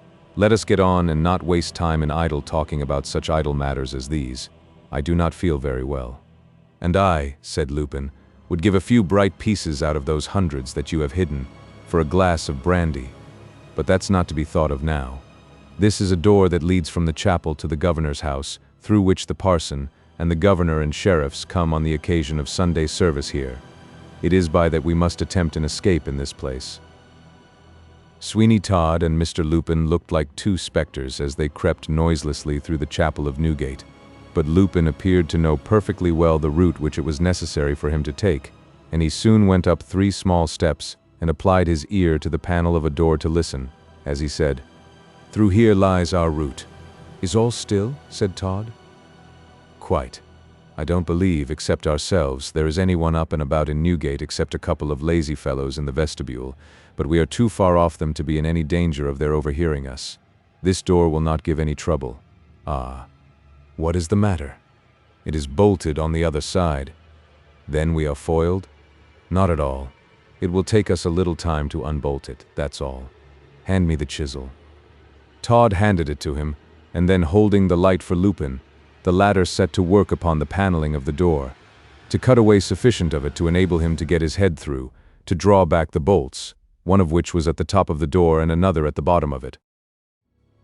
The door, though, was not built for strength, for it was scarcely imagined that it would ever be attacked, so that the paneling was only of an ordinary character, and as the chisel was a good one, and Mr. Lupin was tolerably expert in its use, the chips from the wood soon began noiselessly to fall about him.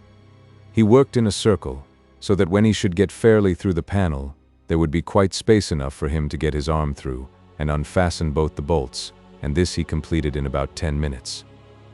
"I should never have got on without you," said Todd. "The only notion I had of the affair was to try and fight my way out of the prison, and if I fell in doing so, I was no worse off than I should be on Monday morning, or indeed rather better, for I could not endure the agony of waiting for death. They would not have killed you. They must. Nay, they will go through fire and water here, and suffer anything rather than that a man should escape the gallows. They would have flung themselves upon you and overpowered you by numbers, and on Monday morning, if you had a breath of life left in you, you would have been dragged out to death." Todd shuddered. "And you so innocent too," added Lupin. "But it is the innocent that in this world verily are chastened alway." "You are getting into your old habit of preaching again," said Todd roughly. "So I am. I am much obliged to you, my friend, to put me in mind of it.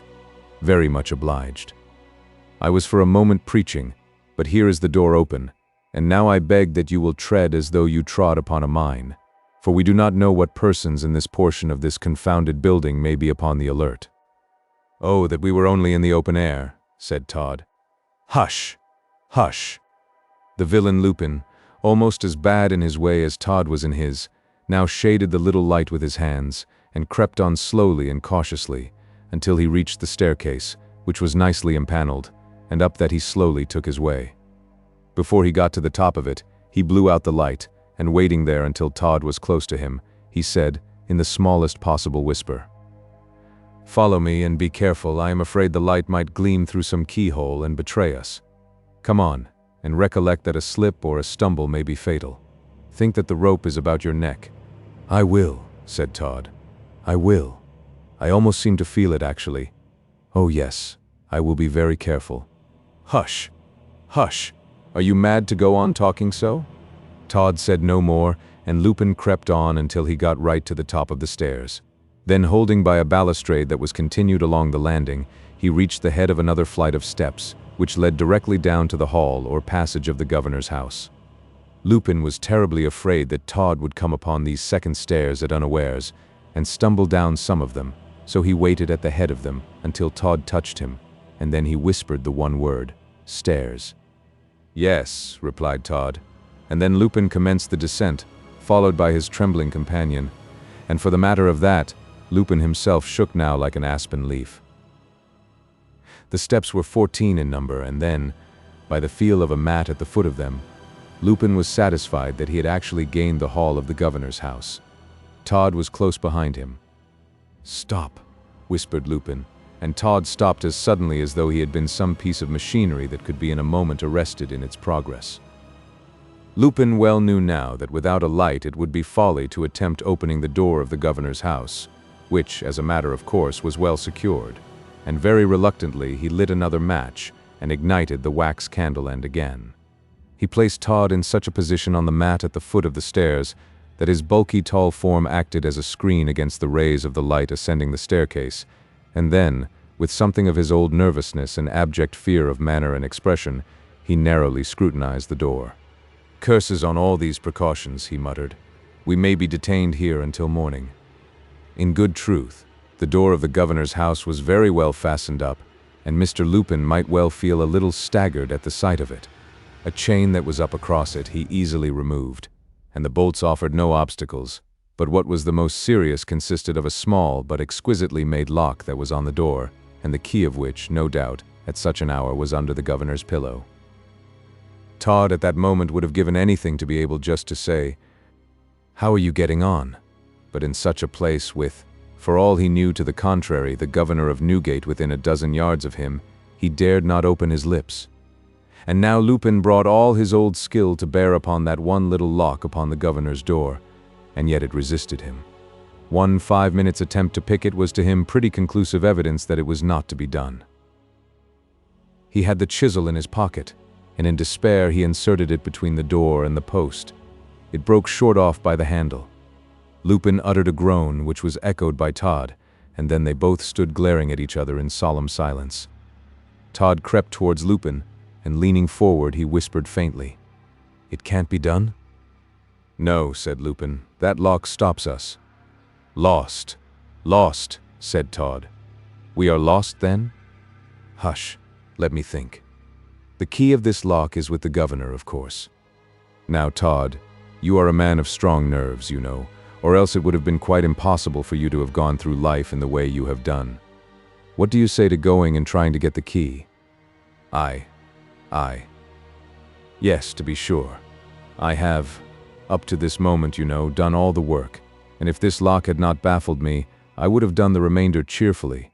But could you not take one of these files, the end of it is very sharp, and persuade the governor to give up the key? Kill him, you mean? You may call it killing. If I thought it could be done with anything like a certainty of result, I would make no more of the life of the governor than. Todd was at a loss for a simile, and Lupin helped him out of the difficulty by saying, giving a man a clean shave for 1 penny, or eating a veal pie. Todd nodded. Now, hark you, continued Lupin, speaking in the same very low whisper, indeed, that he had conducted the conversation in. It is quite a maddening thing, you see, to find that there is nothing between us and liberty but this door. Every moment is of the greatest possible importance. Will you do it? Are you mad? No. I am quite sane, I confess, though that I have not the pluck to do it. You ought to be a man of courage. What is it to you, if you were to murder everybody in this house so that you got this door open? That is the great object, the only object, and to you, you know, 3 or 4 more deaths will not make much consequence. My friend, said Todd with a sickly smile, I am afraid you believe the calumnies that have been heaped upon my innocent head, but, if nothing can be done but what you say, I will make the attempt. There are 2 files, though, and they are equally sharp. Do you take one, and I will take the other. You want me with you? I do most, surely. Well, if it must be so, it must. I will come. Let us set about it at once, and... Before Mr. Lupin could say another word, there came a sharp rap at the door from the outside with the knocker, and so sudden and so utterly unexpected was the sound at such an hour that Lupin and Todd fell on each other in their hurry to escape, they knew not where. Chapter 139.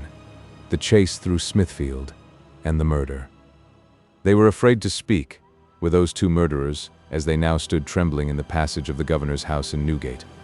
They could only be conscious of each other's presence by the hard breathing which their fears gave rise to, and as Lupin had extinguished the little light, the most intense darkness reigned around them. Bang, bang, bang, went the knocker upon the door of the governor's house again. Lost, said Todd. If Lupin was not the most hardened villain of the 2, he was certainly at that moment the most courageous. He aimed a blow at Todd in the dark to give effect to his admonition for silence, but it did not take effect. Todd, however, was quite still now, and in the course of a few moments the knock at the door was repeated a 3rd time.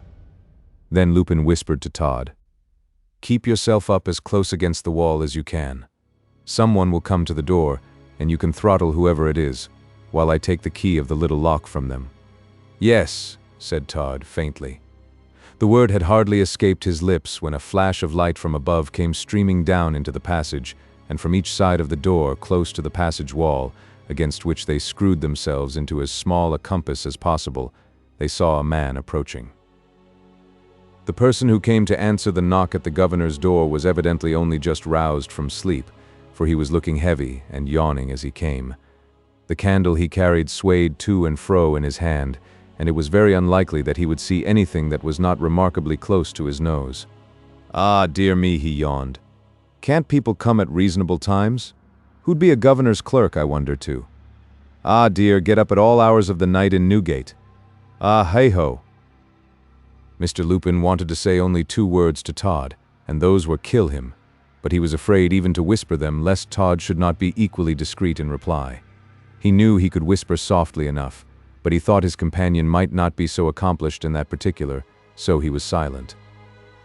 Before the individual who had announced himself to be the governor's clerk could get into the passage down the flight of stairs, the person on the outside of the door got impatient and executed another rather startling rap.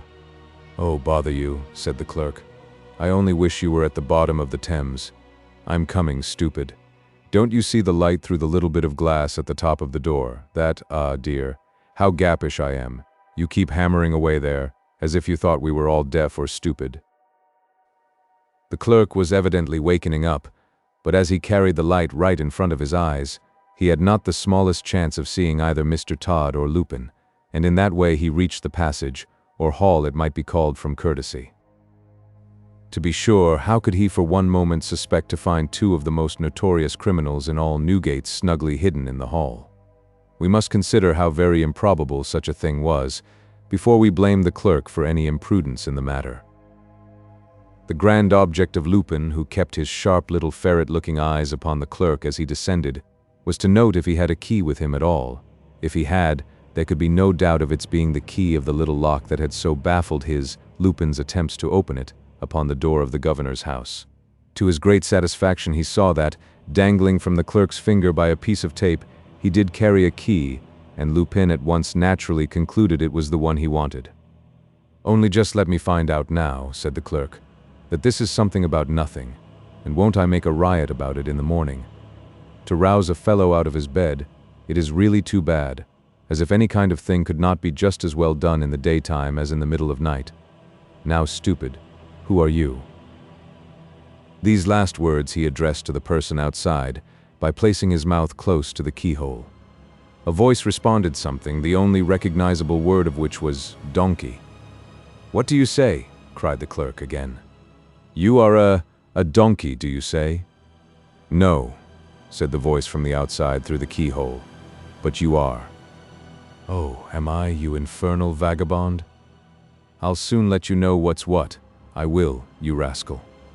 With this the clerk began to open the door, and the moment he got the key in the little lock, so that Mr. Lupin was thoroughly aware it was the one he wanted, he sprung upon the unfortunate clerk, and dashing his head against the door, which was heavily plated with iron, he knocked him insensible in a moment.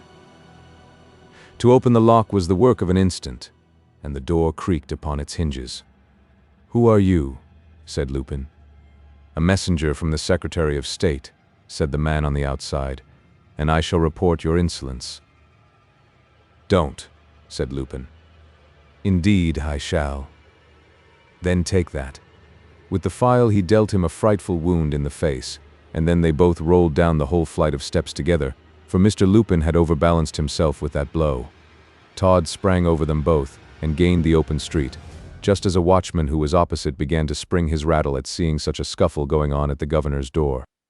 The messenger from the Secretary of State, notwithstanding his wound, grappled with Lupin, but that rascal got hold of him by his hair and knocked his head against the pavement until he was quite dead.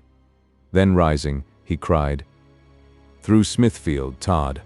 Follow me." "I will," said Todd, and off they both set, pursued by the single watchman, who had happened to be the sole witness to the whole affair, and who, finding himself outstripped by the two men, wisely stopped at the corner of Giltspur Street to spring his rattle, which he did with a vengeance that soon brought others to his assistance. "An escape from Newgate," the watchman kept crying. "An escape from Newgate. There they go, through Smithfield. Two men, one very big and the other not so big. An escape from Newgate." These cries soon sent about a dozen persons on the trail of the fugitives, and as the alarm was understood at the prison, 4 of the most bold and skillful men upon the premises at once started in pursuit. From the watchman who still stood at the end of Giltspur Street, they heard in what direction the prisoners had gone, and they did not lose a moment in dashing after them, calling out as they went, £50 reward for 2 prisoners escaped from Newgate. £50 reward for them. These words summoned up many an idler who was trying to dream away the night in the pens of Smithfield, and the officers soon got together a rabble-host for the pursuit of Todd and his villainous companion. But these officers with their £50 reward were rather late in the field. It was the few persons who first heard the rattle and the outcries of the watchmen, who were close upon the heels of the men, and they kept them well in sight right across Smithfield and so on towards Barbican. Todd heard the shouts of the pursuers, but he did not look back, for fear of losing time by so doing, and the fact was that Mr. Lupin was so fleet of foot that it required all the exertion of Todd to keep up with him at all. Upon any less exciting occasion, it is extremely doubtful if Todd could have kept up such a race, but as it was, he seemed to lose his wind, and then in some mysterious way to get on without any at all. Mr. Lupin crossed Aldersgate Street and dashed down Barbican. He then turned down the first opening he came to on the right, and he did so, not because he was making for any known place of safety, but because he knew that a labyrinth of small streets were thereabouts, amid the intricacies of which he hoped to baffle his pursuers, and it was certainly under the circumstances very good policy in him to take the course he did. From the moment of so abruptly turning out of Barbican, they were both out of sight of their pursuers, who had been able to keep them steadily in view up to this. But although that was the case, they were not without their perils, for a watchman met them both and aimed a blow at Lupin's legs with his stick, crying in an Irish brogue, "Stop that, my beauty, stop that anyway." Lupin sprang upon him like an enraged tiger, and turning the stick from his hands, he laid him flat with one blow of it, and on he rushed, carrying it with him as a defense against the attack of anyone else. They now turned a corner and met a string of half-drunken gents of the period, arm in arm and occupying the whole breadth of the pavement. Lupin avoided them by swerving into the roadway, but they caught hold of Todd, crying, "Here's the devil. Let's make him an offer for his tail." Certainly, Sweeney Todd was not at that moment disposed for trifling, and he laid about him with his immense fists in such style that the gents were all rolling in the kennel in a moment or two, and then, however, before Todd could again reach Mr. Lupin so closely as he had been, he heard a loud shout of, "There's one of them. Come on. Come on." That was no drunken shout, and Todd immediately felt that the danger was imminent. He rushed on at increased speed, and just got up to Lupin at the corner. They turned it together, and then Todd managed to say, "They come! They come!" "Officers?" said Lupin. "Yes, I think so, on. Oh, push on." "This way." Lupin crossed the road, and sprung down a narrow court, but even as he did so came that voice crying, "There they go.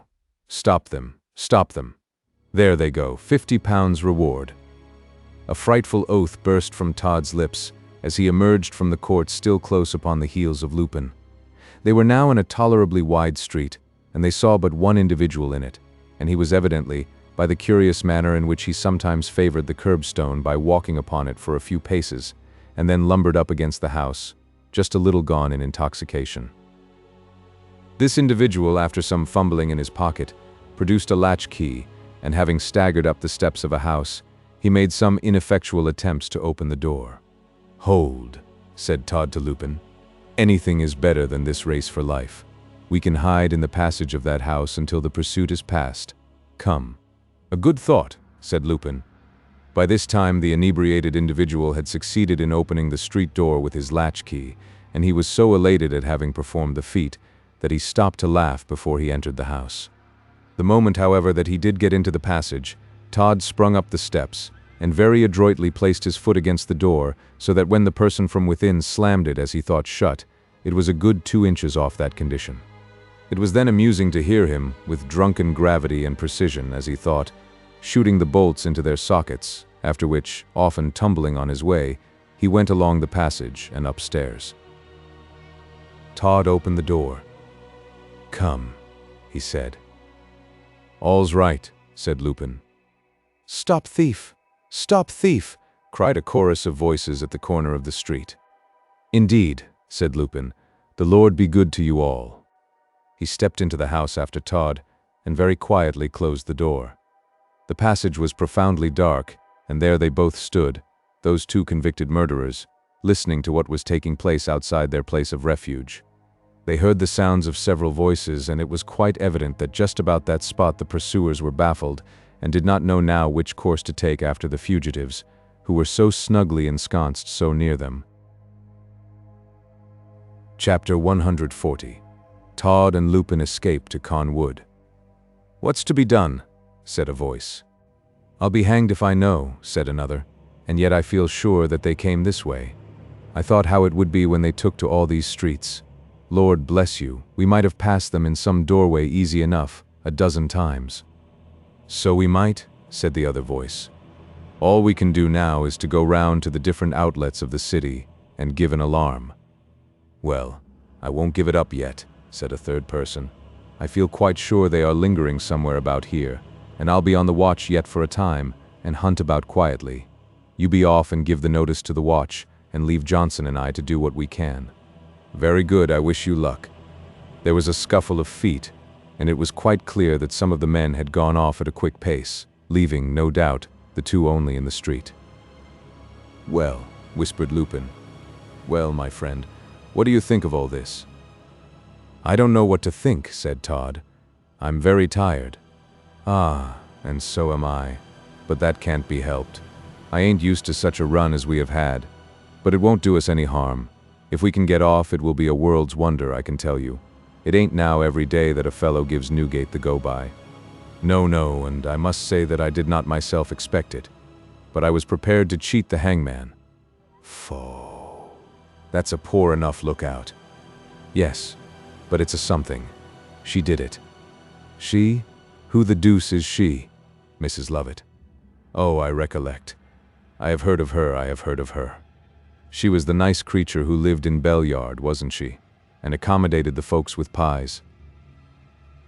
"Yes," said Todd, and if Lupin had seen the horrible contortion of visage with which he accompanied the word, even he, with all his nerve in such matters, might well have been excused for a sudden accession of terror. "Well," added Todd, after a pause, "you are a man of judgment, Mr. Lupin, and all I want to know now is what you mean to do." "Get away from here as soon as possible. But it won't be quite safe to try it yet. This house is very quiet, and no doubt everybody is in bed and asleep, so I shall get a light and look about a little. It would be quite a providential thing to find something to eat." "Yes, and to drink," said Todd. "Just so.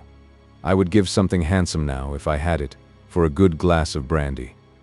That run has made me first hot and then shivery all over, but who knows what luck may be in store for us. Come now, here's a light, and we shall soon, by the help of Providence, see what sort of a crib we have got into." It was lucky for them both that Lupin had retained about him the means of getting a light, for if he had not, they would have been left to conjectures merely regarding their position. He ignited one of the little pieces of wax ends, and when the small flame rose and began to burn steadily, he held up the piece of candle, so they both looked curiously about them. The hall of the house in which they were was well got up. A handsome table and some old carved chairs were in it, with some crests upon the backs, and upon numerous pegs hung hats, cloaks, and coats. "Humph," said Lupin.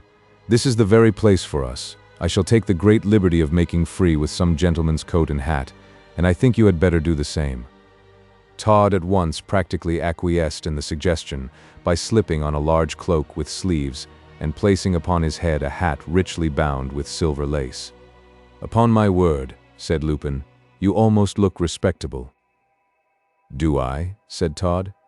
"It isn't then on account of the company I am in."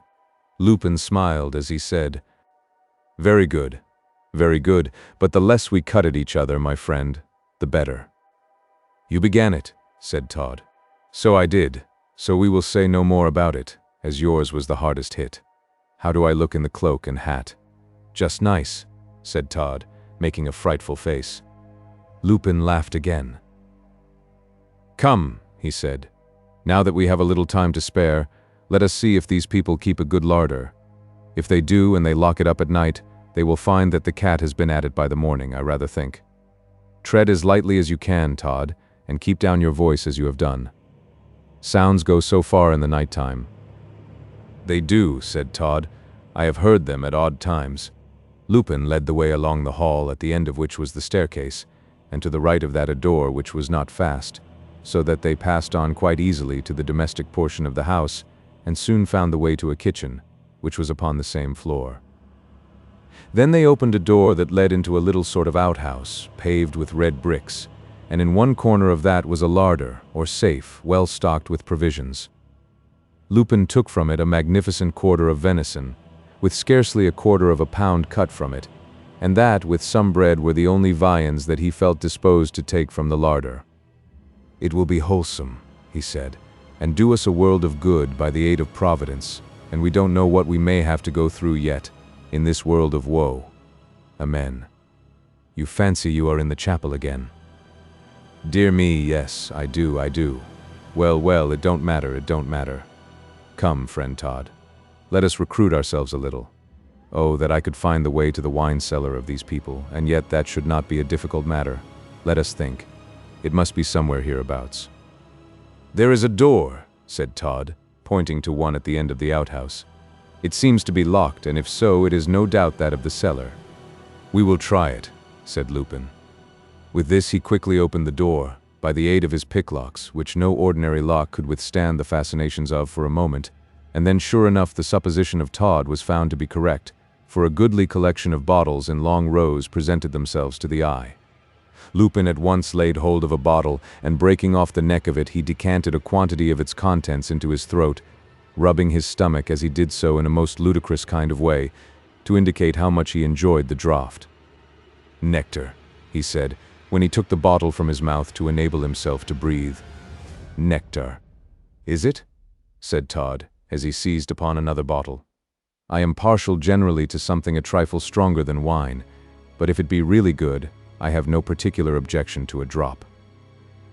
With this, Todd finished off half a bottle of the rich and rare old port that was in the cellar. They then worked away at the haunch of venison, and having made a very hearty meal, they looked at each other as though they would both say, "What next?" "You say you have money?" said Lupin. "True," said Todd. "But not here, of course, my friend, and who knows what difficulties we may find in our way before we reach your nice little hoard. Where did you say it was?" "Hidden beneath a tree in Caen Wood, close to the village of Hampstead. I went one night, and myself placed the cash there in case of accidents." "And how much do you suppose, my friend, there is?" "I know what there is. I put away £2,000, and that you know will be £1,000 for you, and another for me. I purpose in that manner equitably to share it, for I am not ungrateful for the great assistance you have been to me in this escape from Newgate." If Mr. Lupin had not swallowed 2/3 of a bottle of old port wine, the probability is that he would have detected that Todd was deceiving him by the whining, canting tone in which he spoke.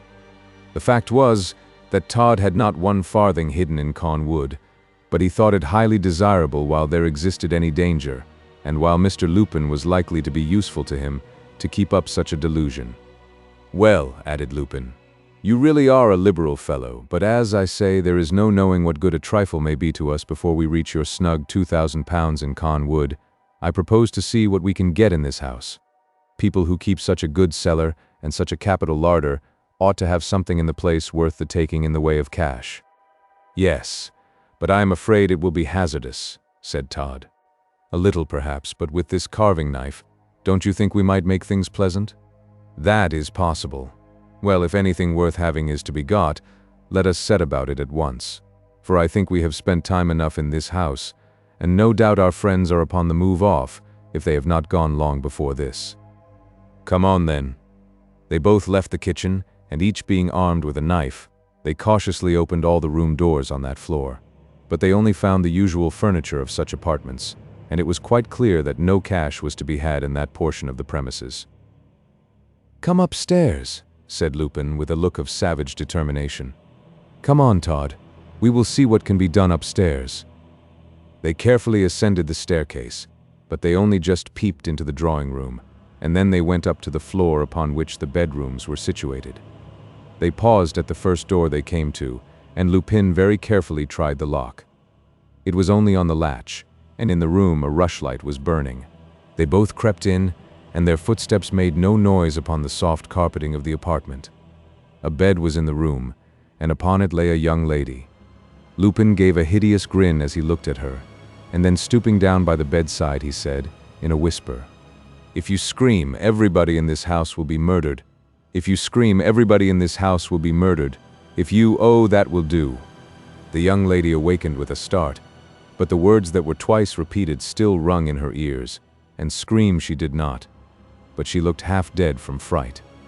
"Now, my dear," said Lupin, "Providence has brought us to your bedside, and if you make any disturbance, we mean to submit you and the whole of the family to the operation of a carving knife, the Lord willing.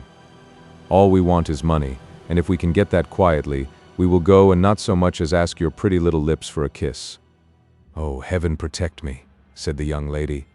"Amen," said Lupin. "Now, my dear, who is in the house besides you?" "My father, the alderman, and my mother, and the servants above stairs. Oh, spare my parents." "Very good.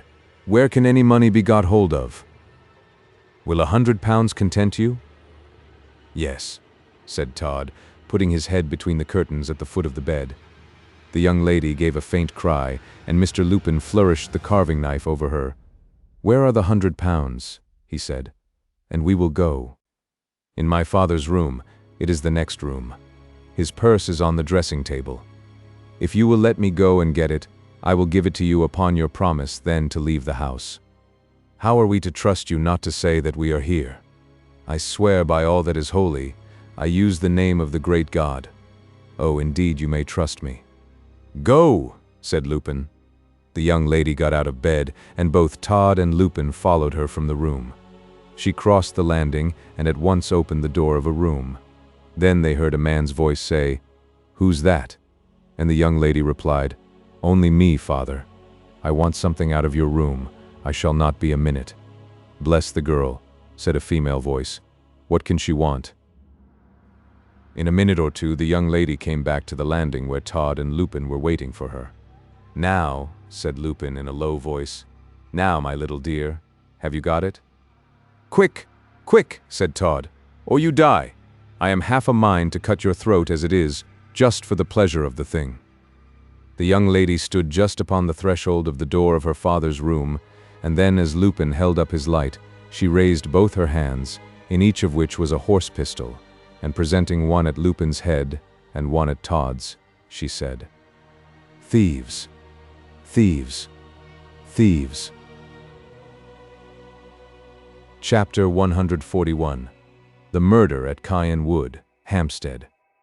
It would be quite impossible to describe the effect that was produced upon Lupin and Sweeney Todd by this heroic conduct on the part of the young lady, from whom they did not in the least expect any such active resistance to their proceedings.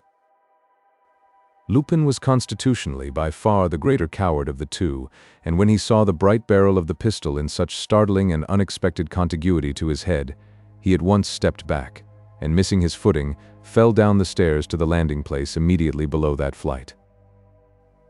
Todd thought that there would be just a chance of dashing in upon the young lady and disarming her of her pistols. But now that both of them were leveled at him, and she began to cry out, "Help! Help! Thieves!" again, louder than before, he reluctantly abandoned the idea, and turning, he bounded down the staircase. The young lady leant over the stairhead and fired one of the pistols after him, which so accelerated the movements of Todd that he tumbled right over Mr. Lupin and fell down all the way to the hall with Lupin after him.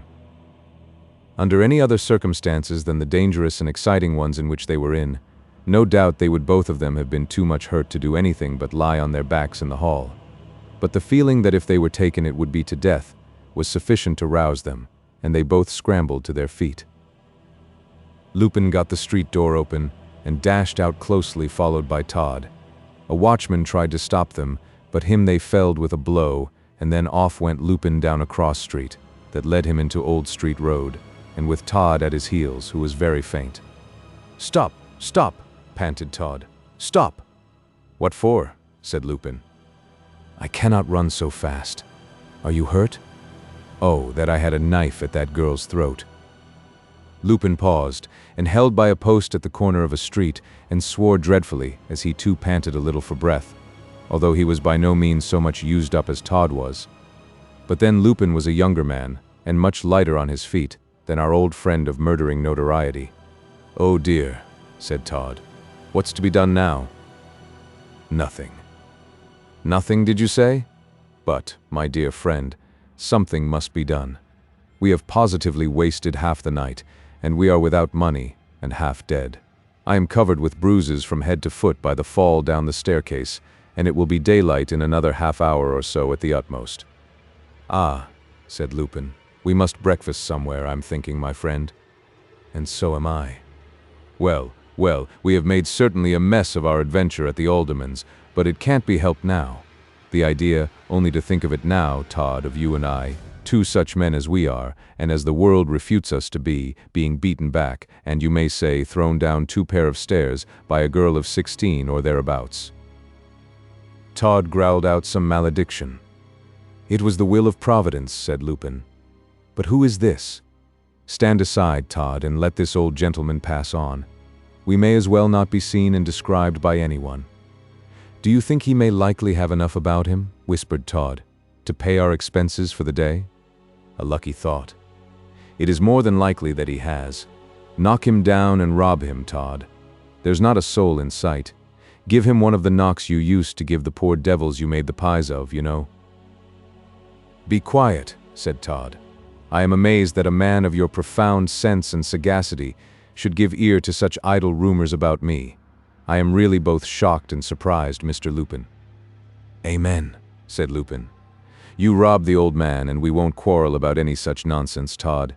Here he comes, grinning like an old polecat. What business has a man of that age out at such a time as this?"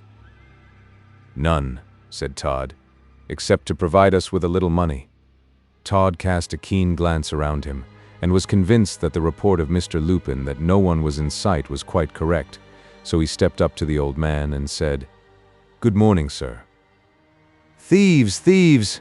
cried the old man, and began to run, but Todd put out one of his long legs and tripped him up. Then, pouncing upon him, he extracted a well-filled purse from his pocket, and holding it up to Lupin, he said, "This will do?" "Rather," replied Lupin. "Come on." Off set Lupin again on a run, rather to the discomfiture of Todd, who had not had such a scampering about for a long time indeed, but yet he felt the necessity of getting as soon as possible out of the immediate vicinity of the old man whom they had just robbed, so they did not stop until they got right away on the northern side of Finsbury Square. That side of the ancient square of Finsbury was not built then, and beyond it, where there is now such a squalid and uninviting neighborhood, there was nothing but fields. "Now," said Lupin, "let us look at the purse." "Here it is," said Todd. "It's very light." The fact was that notwithstanding the speed at which he was compelled to run to keep up with Lupin, or rather to keep a few paces only behind him, Todd had contrived to abstract the better part of the contents from the purse, and to pocket them, for the story with which he had tickled the ears of Lupin of his having any money concealed in Caen Wood, Hampstead, was a mere delusion, got up for the purpose of making him, Lupin, more than commonly solicitous concerning his, Todd's, safety in the escape from Newgate. "Yes," replied Todd, "it is light, but such as it is, it may be of some service to us. Take it, Mr. Lupin, and you can be the treasurer. You know I can trust to you." "Implicitly," said Lupin, as turning out the contents of the purse into his hand, he said, "Here are 4 guineas and a half, and about 6 or 7 shillings in loose silver." "Better than nothing," said Todd, with a look of great philosophy. "Our first care now is to get a breakfast." "I don't know," said Lupin. "I took quite enough at the Alderman's to last me some time. I should say, get out of London as quickly as we possibly can, and when we are at Caen Wood, we can at our ease consider what course we will feel inclined to take with our money in our pockets." "A couple of thousands," said Todd. "Exactly so. I move that we strike across the fields now at once, and make for Highgate and Hampstead, so that at each step we shall be leaving some danger behind us." "Agreed," said Todd. "Come on. For my part, I should like very much to find a conveyance of some sort, but that, I suppose, is impossible." "Quite. Besides, on foot we are much less likely to be recognized and described. Come on, Todd. You ought to be able to walk to Hampstead, surely, after the little trifling exercise that you have had only—" "Trifling, do you call it?" said Todd, making one of his most hideous faces. "Trifling. I have not a bone in my body that don't ache. Trifling? I am one mass of bruises from top to toe, and I never in all my life felt so exhausted, but yet the love of life and of liberty will lend me strength. So, come on, I will go on to Hampstead, and I will reach it, my friend, unless I drop by the way." "Well spoke," said Lupin. They now pursued a course which led them rapidly by the back of the city road, and through the now well-populated district called Hoxton, and keeping on in that way they crossed the high road near to Stamford Hill, and soon began to get a good view of the heights of Highgate and Hampstead in the distance. "Brandy," said Todd, "brandy." "Why, what's the matter?" "My good friend, I can't get on without some brandy.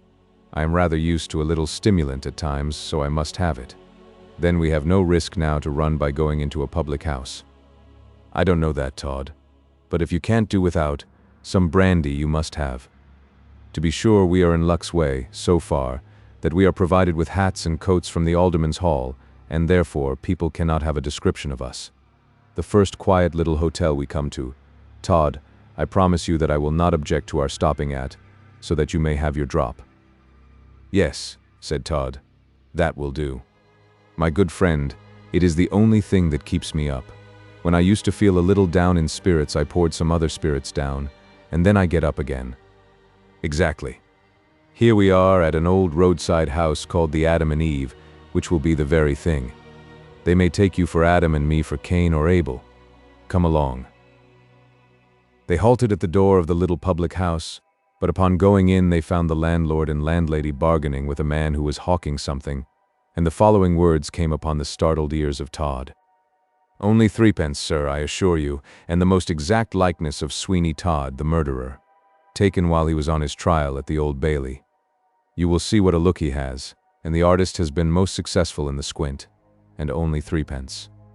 "He will be hanged on Monday, of course," said the publican's wife. "Oh yes, ma'am, in course, and there's expected such a crowd as never was known at the execution." "No doubt of it. Well, I'll give 2p. "And a drop of ale," said the publican. "Here you are, master. You shall have it. A capital likeness. If you was only now to catch a sight of the original Todd, you'd know him in a moment by the look of this picture, particularly the squint." "Come in," whispered Lupin to Todd. "Oh no. No, I don't want the brandy now." "But I do. Your speaking about it has got me into the mind of wanting some now, so come on and let us have it, my friend, at once. Why, you are not afraid that the portrait is too good a likeness, are you?" "Oh dear, I don't know," said Todd. "I believe I have a remarkable nose and rather an engaging look about the eyes. Come along." "A quartern of the best brandy," said Lupin. Todd felt that now the safest thing he could do was to brave the matter out, as anything in the shape of a retreat would be much worse than actually making an appearance at the bar of the public house. And then it was truly ridiculous to see the manner in which Todd strove to alter the cast of his features by protruding one lip and putting on what he thought as a kind of satisfied smirking smile, extremely difficult indeed for his usual expression of face. There was only one slight comfort he felt, and that was in the circumstance that the news of their escape from Newgate had not yet reached that place. "A nice, bracing morning, gentlemen," said the publican. "Very, by the goodness of Providence," said Lupin. "Amen," said Todd. "I have just, gentlemen, been buying a portrait of the execrable Todd, and if either of you have happened to see him in London, perhaps you can tell me if it is at all like the villain. We frighten our children now, if they misbehave themselves at all, and tell them that Todd is coming to make them into pies, and then they are as quiet as possible.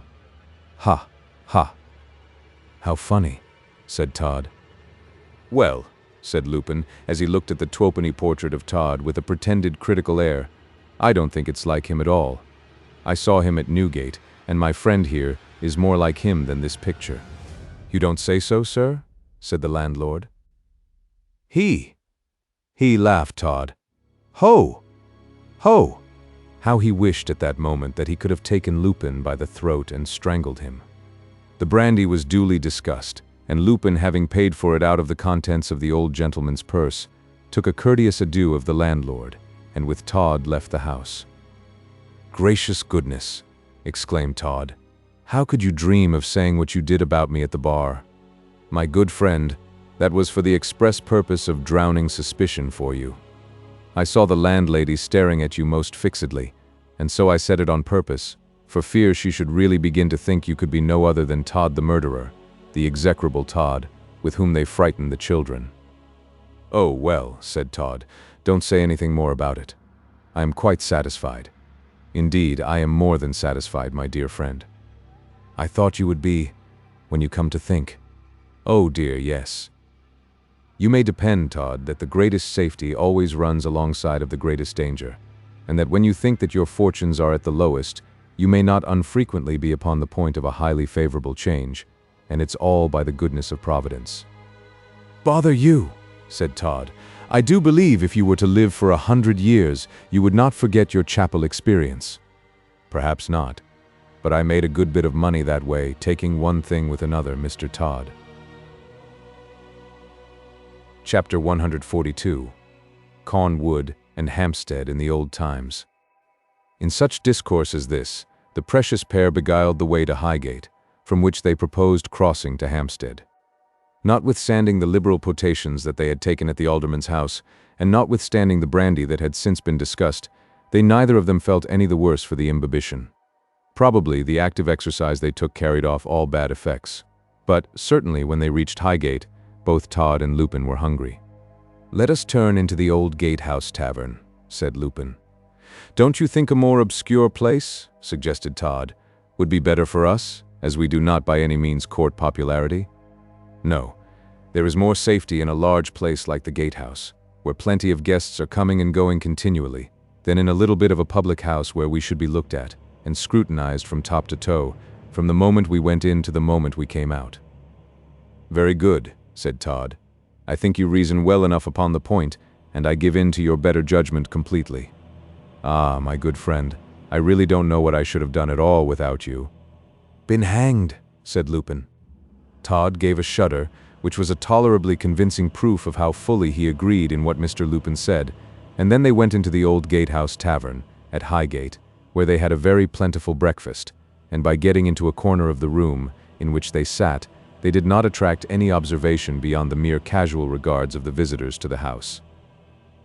Before they left, though, Todd had the horror of hearing a great confusion of voices in the passage, and in a few moments one of the waiters came into the room, quite bursting with his news.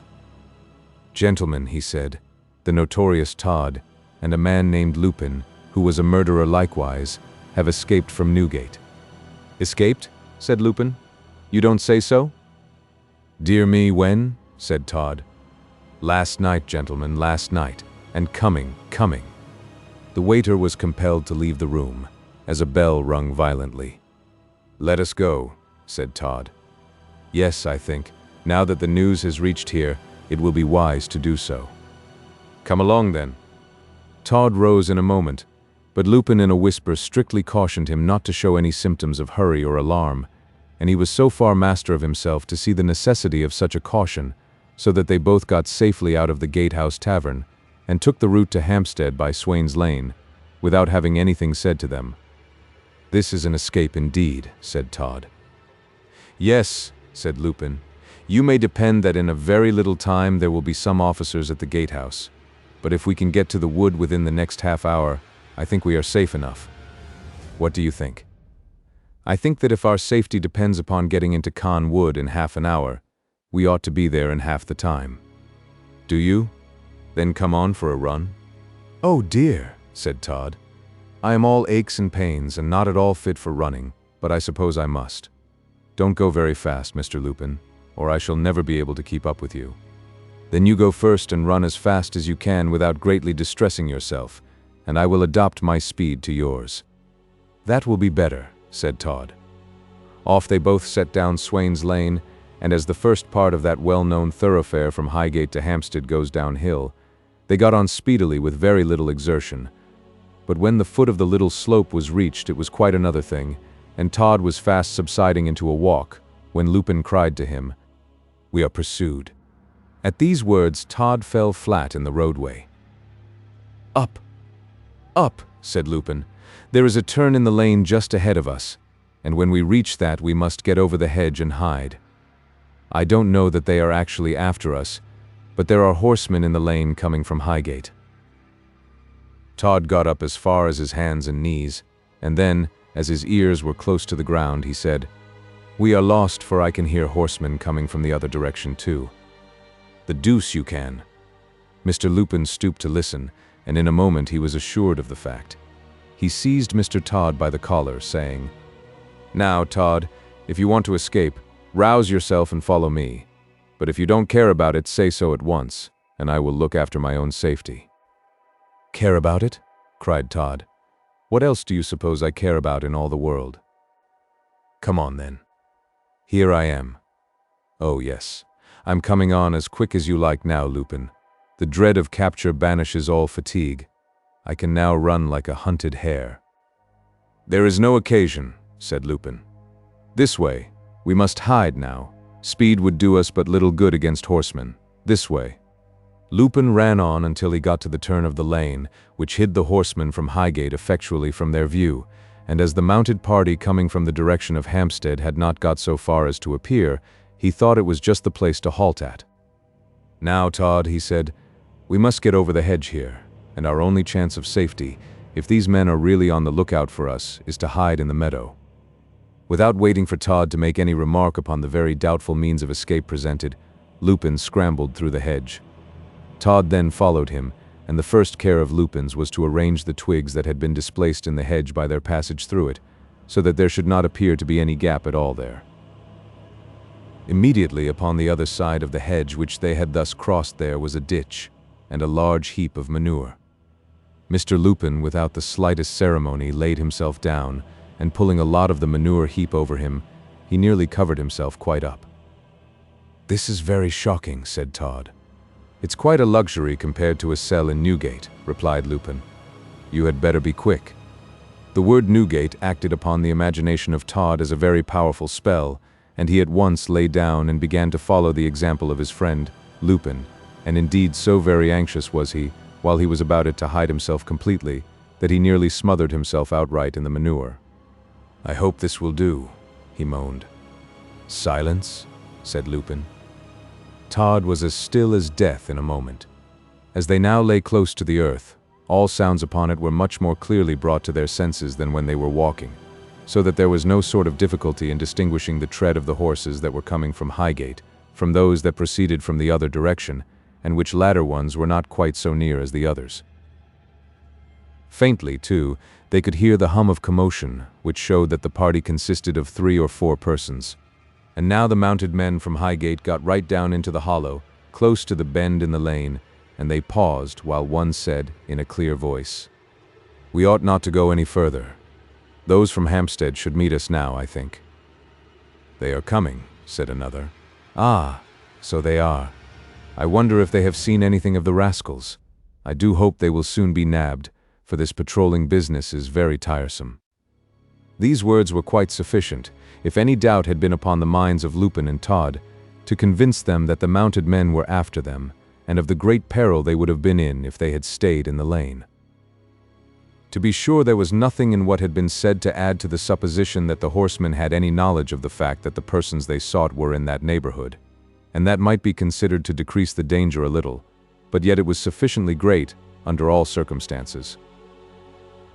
In the course of the next 2 minutes, the Hampstead party came up and joined the others. "Any luck?" said one. "No. We came right on across the heath, but we neither saw nor heard anything of them, and it is quite impossible to say, as yet, that they have come in this direction at all. I don't myself think it at all likely." "Why not?" "Because of all neighborhoods close to London, it is the most high and exposed, while at the same time it is not thickly peopled." "Well, there may be something in that. We have heard nothing of them in Highgate up to now, so I suppose we may go back again the way we came, and you will do the same." "Have you been in any of the meadows?" "No. But it's easy to get over the gate yonder and take a look all round. The enclosures are not very numerous about here, and they would find it difficult to hide. Hold my horse, George, and I'll get into the meadows and take a look." When Todd heard these words, he looked upon himself as lost, and could hardly suppress a groan. The man who had last spoken got over a gate that was at some little distance off, and stood upon an elevated spot of the meadows to look about him. "There's nothing moving," he said. "Come along then," cried another. "Let's get on. Here's a compost heap. They are perhaps in the middle of that. Is it worth looking at?" "Not exactly. Come on." The man retired to the road again and mounted, and in the course of a few moments the 2 parties rode back again upon the way that they had come. "Todd?" said Lupin. "Todd?" "Oh," groaned Todd. "Todd, I say, get up. Are you out of your mind? The danger is past now. They are gone." "Gone," said Todd, looking up. "You don't say so? Didn't I hear one of them say that he would look in this very place?" "Yes, but that was only a joke." "A joke?" said Todd with a deep groan. "A joke, was it? Oh, how very careful people should be when they make jokes, when other people are hiding from their enemies. It might be very funny to him, but it was quite the reverse to me." That's true enough. But get up now, and in the name of everything that's safe and comfortable, let us get to the wood. These fellows are evidently patrolling the road, and they will be back again in a little while, and still come across us if we don't manage to get out of their way before that time. Come along. We can get to the wood now quickly. Ah, dear me, said Todd, as he shook himself to get rid of as much of the unsavory mess he had lain in as possible. Ah, dear me. Truly I have now hit upon evil times, and fortune, that I thought petted me, has slipped from me like a shadow, leaving me glad of a manure heap in a field as a place of shelter. All that is very true, said Lupin, but it don't get us on a bit. I'm ready. I'm quite ready, groaned Todd. They were upon the point of going into the lane again, but they were compelled, or rather thought it prudent, to wait until a man had passed who, by the box that he carried on his back, was evidently a hawker of goods about the country. He soon trudged out of their way, and then they both got through the hedge again into the lane. The place of their destination was now close at hand, upon their left, and watching a favorable spot by which to do so, they crossed the hedge upon that side and got into the fields. But although a sharp run across 2 or 3 meadows would have taken them at once to CAEN Wood, they did not think it at all prudent so to expose themselves to observation. "Skirt the hedge, Todd," said Lupin, "and stoop down so as to keep your head as much below the top of the hedgerow as possible. You are inconveniently tall just now." Upon this instruction, Todd bent himself almost double, and in that attitude he managed to scramble close to the hedge and up to his knees, at times, in the ditches and drains that he came across in such a situation. In this way, then, they got on until they reached the outskirts of CAEN Wood. Not a creature was to be seen, and the most profound and solemn stillness reigned around them. Todd was not used to that intense quiet of the country, and he shook at it rather, but Lupin took no notice of his emotion. "Here we are at last," he said, "and all you have to do, Todd, is to point out the spot where you have hidden your money, and then we will divide it, and wait until nightfall before we venture out of this snug place." "Come along," said Todd. "It's all right." And then they both dived amongst the trees which, in some places, quite shut out the daylight. Chapter 143. The Adventures in CAEN Wood of the Two Murderers. Todd was so much exhausted by the time they reached the wood that he at once cast himself to the ground upon a heap of dry leaves, and he felt that he was speaking only the truth when he said, "I could not go a step further just now. If it were to save my life, I feel that I could not, and here I must lie and rest." "Dear me," said Mr. Lupin, "what a poor creature you must be. How old are you, Mr. Todd?" "I don't know," said Todd. "The church I was christened at was burnt down only the day after, and all the books burnt. My father and mother are dead, and the nurse was hanged and the doctor cut his throat." "Upon my word," said Lupin, "they were a lively set. I suppose it was remorse did all that?" "Remorse? What do you mean by remorse?" "Why, that sort of feeling, you know, might be awakened in their minds by finding that you were not exactly the sort of baby that was expected. You must have looked a beauty in long clothes, Todd, and as for your age, I should guess it about 55. "Guess your own age," said Todd, "and leave mine alone." "Oh, if it's at all a sore subject, I won't say another word about it. But come now, Todd, you charming creature, could you not manage to crawl a little way further?" "What for? If we are safe in the wood at all, we are safe enough here where we are now. But my dear friend, you quite forget." "What? What? What do I forget?" "Don't plague me, Lupin. It is enough just now to remember that we have by almost a miracle made an escape from Newgate, and as for forgetting, I would be right glad to forget if I could that I had ever been there, but that will be impossible." "It won't be very easy," said Lupin, "and if possible it will take a long time. But what I was just mildly going to remind you of was, that in this wood your £2,000, you know, are hidden, and that we were to share the amount." "Ah, my dear friend, yes, I had not forgotten that little affair. It is, of course, very important, but let me rest a little, if you please." "Oh, certainly, certainly." "And then, my dear companion, it will be necessary to get a spade, you know, to dig it up. Our nails decidedly are neither long enough or strong enough, and I don't at all see how it is to be done without a spade, or something that shall be a good substitute for one." "Oh, nonsense," said Lupin. How deep do you suppose it lies? About 2 feet. Very good then. You need give yourself no uneasiness about the digging it up. I have the chisel and the 2 files here, and if I can't dig 2 feet into the earth with them, and my hands to shovel out the mold with, I'm a Dutchman, that's all. Only you show me the spot, that's all, and I won't ask you to tire yourself in the matter. In a little, said Todd, in a little. Without being so old as you would make me out, I am still older than you are, Lupin, and cannot go through the amount of fatigue that you can. Just let me recover myself a little, and then instead of crawling to the spot where my money lies hidden, I shall be well able to walk to it and show it to you. Very good, very good. Of course I don't want to hurry you too much about the matter, only the sooner we do get a hold of the £2,000 the better. I wonder too that you don't feel rather anxious to see that it is quite safe, for some accident might have discovered it, for all you know to the contrary. Oh no, my friend, nothing but an earthquake could do that. You may depend it is quite safe where I put it. In a little time I shall be able to show you the exact spot which I have so accurately in my mind's eye that I can walk to it with the greatest of ease. Of course I did not trust such a valuable deposit to the ground without accurately marking the spot that I had made my bank. Is it in gold? All. I did think of hiding notes, but I was afraid that the damp, if there should come any heavy rains, would have the effect of rotting them, and I had no iron box sufficiently small to place them in, so I brought all gold, and a good weight it was too. Ah, we will make that weight light by dividing it. Just so. Lupin's mouth actually watered at the idea of getting possession of such a sum, and as he turned his head aside, he muttered to himself, "If I don't put Todd out of this world, and save the hangman the trouble, it shall go hard with me, and then I shall have all the money to myself, and I can get to America and be a free and enlightened citizen for the remainder of my days."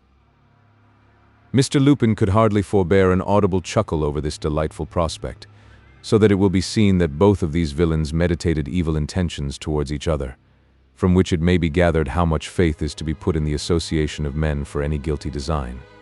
Was it likely that such persons as Todd and Lupin, after being false and ruffianly to all the world, should be true to each other, except so far as their common interests dictated? No, Todd amused Lupin with the story of the buried gold in the wood at Hampstead, because he, Lupin, was of assistance in his escape from Newgate, and Lupin assisted him to escape with the idea of murdering him in the wood and securing for himself all the money that he believed was there hidden. It was quite evident that Lupin was desperately impatient at the rest Todd was taking, previous to showing him where the money was hidden, and he walked to and fro, looking as vexed as possible, and yet fearing to say too much, lest he should get up a quarrel, the result of which might be that Todd would refuse to show him where the gold was at all. "I think," he said, "if I were to manage to get a good thick stave off some tree, it would help considerably in digging, would it not?" "Without a doubt," said Todd. "Then I will try, and by the time I have got it, perhaps you will be rested enough, my dear friend, to make an effort to get up and show me the spot where to dig for the gold." "I shouldn't wonder," said Todd. Mr. Lupin found that he was obliged to be contented with this doubtful acquiescence of Todd's, and he busied himself, by the aid of the chisel and the files, in getting off a stout, strong bough from a sycamore tree, which he shaped to a tolerable point. It looked like a formidable bludgeon, and as he eyed it, he thought what a capital knock on the head it would give to Mr. Todd. It was rather odd that the same idea crossed Todd's mind, and as he saw the bit of wood, he muttered to himself, "That would do it. One blow from that would do it." Now, Todd had but one solitary incentive to the murder of Lupin, and that was that he feared when he found out how he had been deceived regarding the money, he would find some mode of denouncing him to the police, while he took care of himself, and therefore upon that mere idea, Todd would take his life. But then, steeped in blood guiltiness as Todd was, the taking the life of anyone always seemed to him to be the readiest way of solving any difficulty connected with them. It was his motive to consider that that was the shortest and easiest mode of settling the affair, if anyone became at all troublesome, and he was not all likely to make an exception in favor of such a personage as Mr. Lupin. "All ready?" said Lupin. "Are you rested now?" "Yes," said Todd as he rose. "Ah, dear me. Yes, as much as I can expect, until I get a regular night's repose, you know, friend Lupin. But I don't expect that very soon. Oh, who knows? We are continually in this world, getting what we don't expect, and not getting what we do, so you may rest easy enough, Todd, much sooner than you expect. Come, lean on my arm if you feel fatigued. Oh, no thank you. Lend me the stick.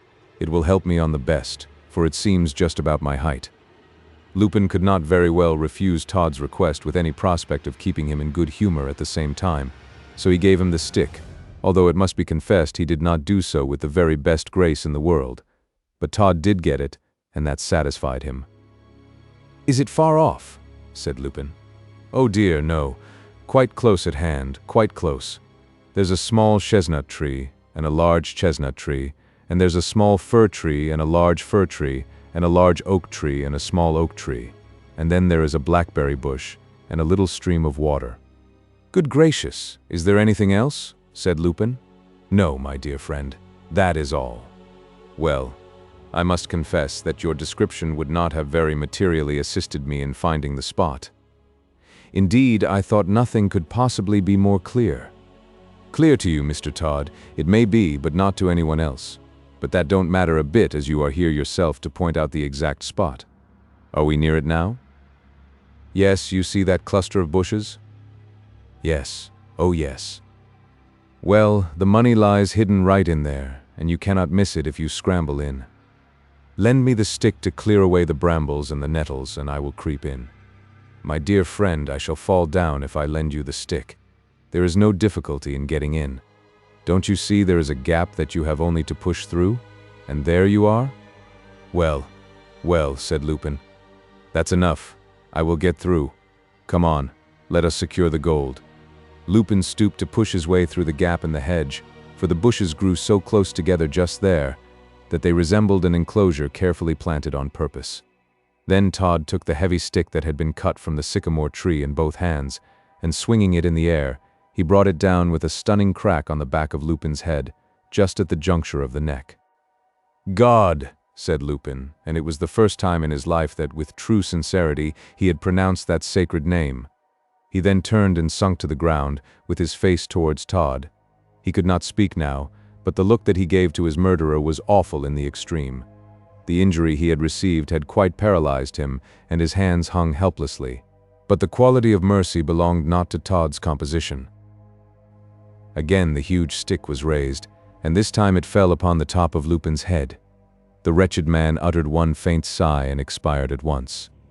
Dead, said Todd, as he stood gaunt and erect before his victim, with the stick stretched out in his hand. Dead, quite dead. Ha! Todd made one of his old faces. He must at that moment have fancied himself engaged upon his ancient business in the cellars beneath his house in Fleet Street, or he never could have made the sort of face which had become so very incidental to him in that locality.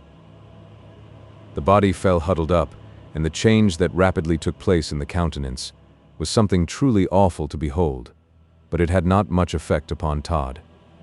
He had struck many a man down to rise no more, against whom he had no cause of suspicion or of dread, and it was not likely that he would scruple to do so to one whom he both feared and hated as he did Mr. Lupin.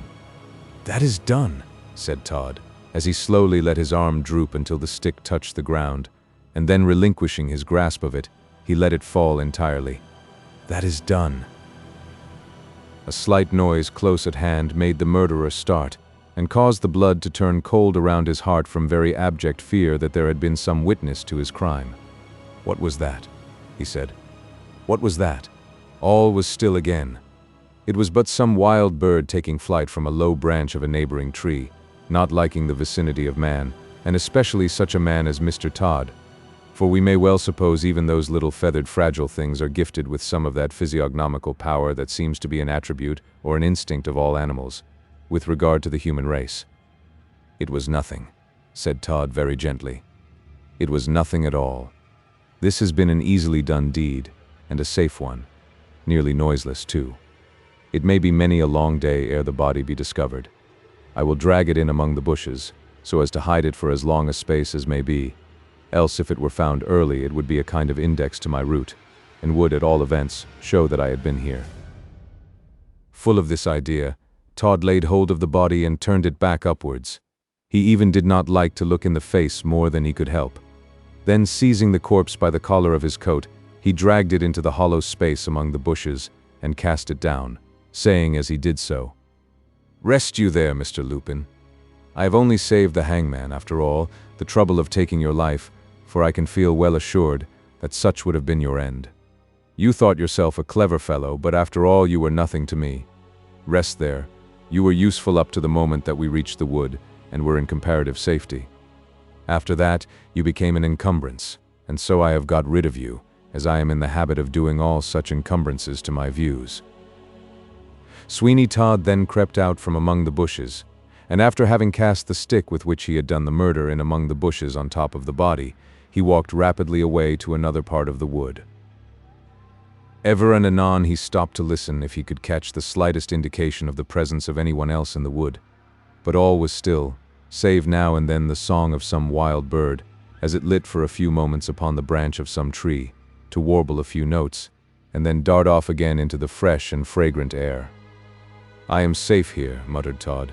"I am safe here for the present, and until nightfall I will remain. But between this time and sunset, I must determine what I shall do, and it must be done quickly, for on the morrow the pursuit will be of a wider, as well as of a closer character than what it has been today." Chapter 144 shows how the news of Todd's escape was received by all concerned. Having traced Todd and Lupin thus far in their escape from the meshes in which the law had so properly bound them, we will now for a time leave the arch-villain Todd in CAEN Wood, Hampstead Heath, while we take a glance at what ensued in London, upon the escape of the two worthies from Newgate. It has often been remarked that one person in London does not trouble himself about his neighbor's affairs, as is done in smaller communities, or know what is happening in his immediate vicinity. But it is likewise true that nowhere does news travel so fast or acquire so many exaggerations as in London. Thus, then, in the course of a few hours, there was scarcely a person in the metropolis that was not aware of the escape of Sweeney Todd and Mr. Josiah Lupin from Newgate. And not only were they aware of the mere fact of the escape, but women had added so many extravagances to the whole affair that it was quite wonderful to think of the fertility of invention of the illiterate persons who had added so many wonders and exaggerations to the real facts of the case, which, after all, lay, as the reader knows well, in a very small compass indeed, considering the magnitude of the result. Nor were the newspapers published on the ensuing morning at all backward in pandering to popular taste by making the affair as striking and as wonderful as they possibly could.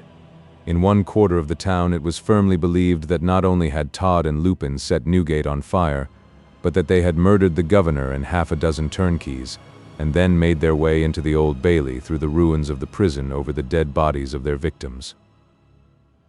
In another part of London it was currently reported that an infuriated mob had attacked the prison, for the purpose of taking out Todd and hanging him forthwith, and that in the midst of the confusion incidental to such a scene, he had succeeded in making his escape in the disguise of a turnkey, with a huge bunch of keys in his hand as a symbol of his profession.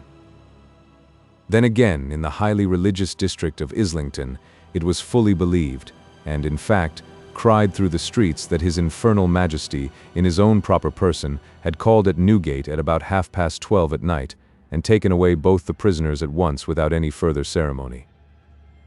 But all these idle rumors might be safely left to sink or swim as the incredulity or the credulity of their authors and hearers might determine, since it was after all only to a very few persons that the escape of Sweeney Todd was of the smallest importance, and to still from that, the fate of Mr. Lupin was of any importance at all. The persons with whose feelings and wishes we and our readers feel interested are those to whom the escape of Todd presented grounds for some anxious and painful reflections, and it is to them and their proceedings that we would now draw the attention of our readers. One of the first persons to whom the news was taken in a clear and compact, unexaggerated form was Sir Richard Blunt, and at an early hour of the morning he was roused from his rest by a messenger, who presented him with a brief note, containing only the following words from the Secretary of Newgate. Newgate. Sir, the prisoner, Sweeney Todd, has escaped from the jail along with one Josiah Lupin. I am, sir, yours obediently, John Smith. The deuce he has, cried Sir Richard, as he sprung out of bed and began to dress himself with unusual speed, for Sir Richard seldom did anything in a hurry, as experience had long since told him how very little was gained by hurry and how much was sometimes lost. As soon as he got his things on, he descended to his private room, and there found an officer from the prison waiting to give him the particulars of the escape, which was done in a very few words. "And they are clear off?" said Sir Richard. "Quite so, sir." "Well, after this, I rather think the Secretary of State will agree with my opinion that it is not bolts and locks and bars that are to be trusted to keep notorious and bold malefactors in prison, but a stout and watchful personal superintendence, and until that is the case, there will be continual prison escapes. Such a man as Todd should not have been allowed to be for 5 minutes quite alone." "I think so too," said the officer. "And there's another thing must be put a stop to before any good is done in Newgate." "What's that, my friend?" "Why, Sir Richard, the religious ladies must be stopped from coming in. The moment now that any notorious malefactor is cast for death, the prison is besieged by religious ladies who, if they had their own way, would eat, drink, and sleep with him in his cell, and they bring in all sorts of things that are quite enough to help the fellow out of limbo. Why, Sir Richard, there was Michael Richardson that was cast for death for murdering his wife. A religious lady came to pray with him, and brought him in files and tools enough for him to get out of the stone jug, and off they both went together to America. It is a serious evil. I believe you, Sir Richard, and I think the only way will be to let 'em all know that before they pass the lobby they will be well searched by a couple of turnkeys. That ought to stop them," said Sir Richard, as he rung the bell sharply. "You may depend upon it I will mention your suggestion to the Secretary of State." One of the magistrate's servants now made his appearance in answers to the summons by the bell. "My horse directly, Jones," said Sir Richard Blunt. "Yes, sir." In the course of 10 minutes, Sir Richard Blunt was mounted, and off at a good trot to the city. Anyone would have thought that he was going to Newgate, but such was not the case. The prisoners had flown, and he felt that by going to the prison he could only gratify his curiosity by seeing the precise mode in which they had effected their escape, when by going where he did go, he might do some good. He did not halt until he found himself at the shop of old Mr. Oakley, and then, although the hour was a very early one, he knocked at the door. Mr. Oakley put his head out at the window, and Sir Richard said, "Don't be alarmed, I only want to speak to you for a few moments." "Oh, dear me, yes," said the old man. "I'm coming downstairs directly. I'm coming."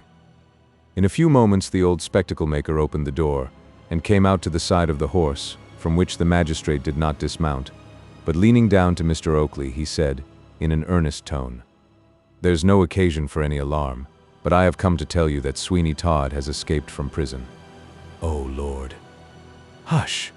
It is of no great moment. Where is your daughter and Mr. Ingestry? I must put them upon their guard against anything that may arise, for there is no exactly saying what that rascal Todd may be at. Oh, he will murder everybody. I think, Mr. Oakley, that is going just a little too far, for I will take good care that he don't murder me, nor anyone else, if I can by any possibility help it. I will soon have him, I think. Where is Mr. Ingestry, Mr. Oakley?" "Oh, dear. They are at the new house in Chain Walk, Chelsea. It's just opposite to the water if you go."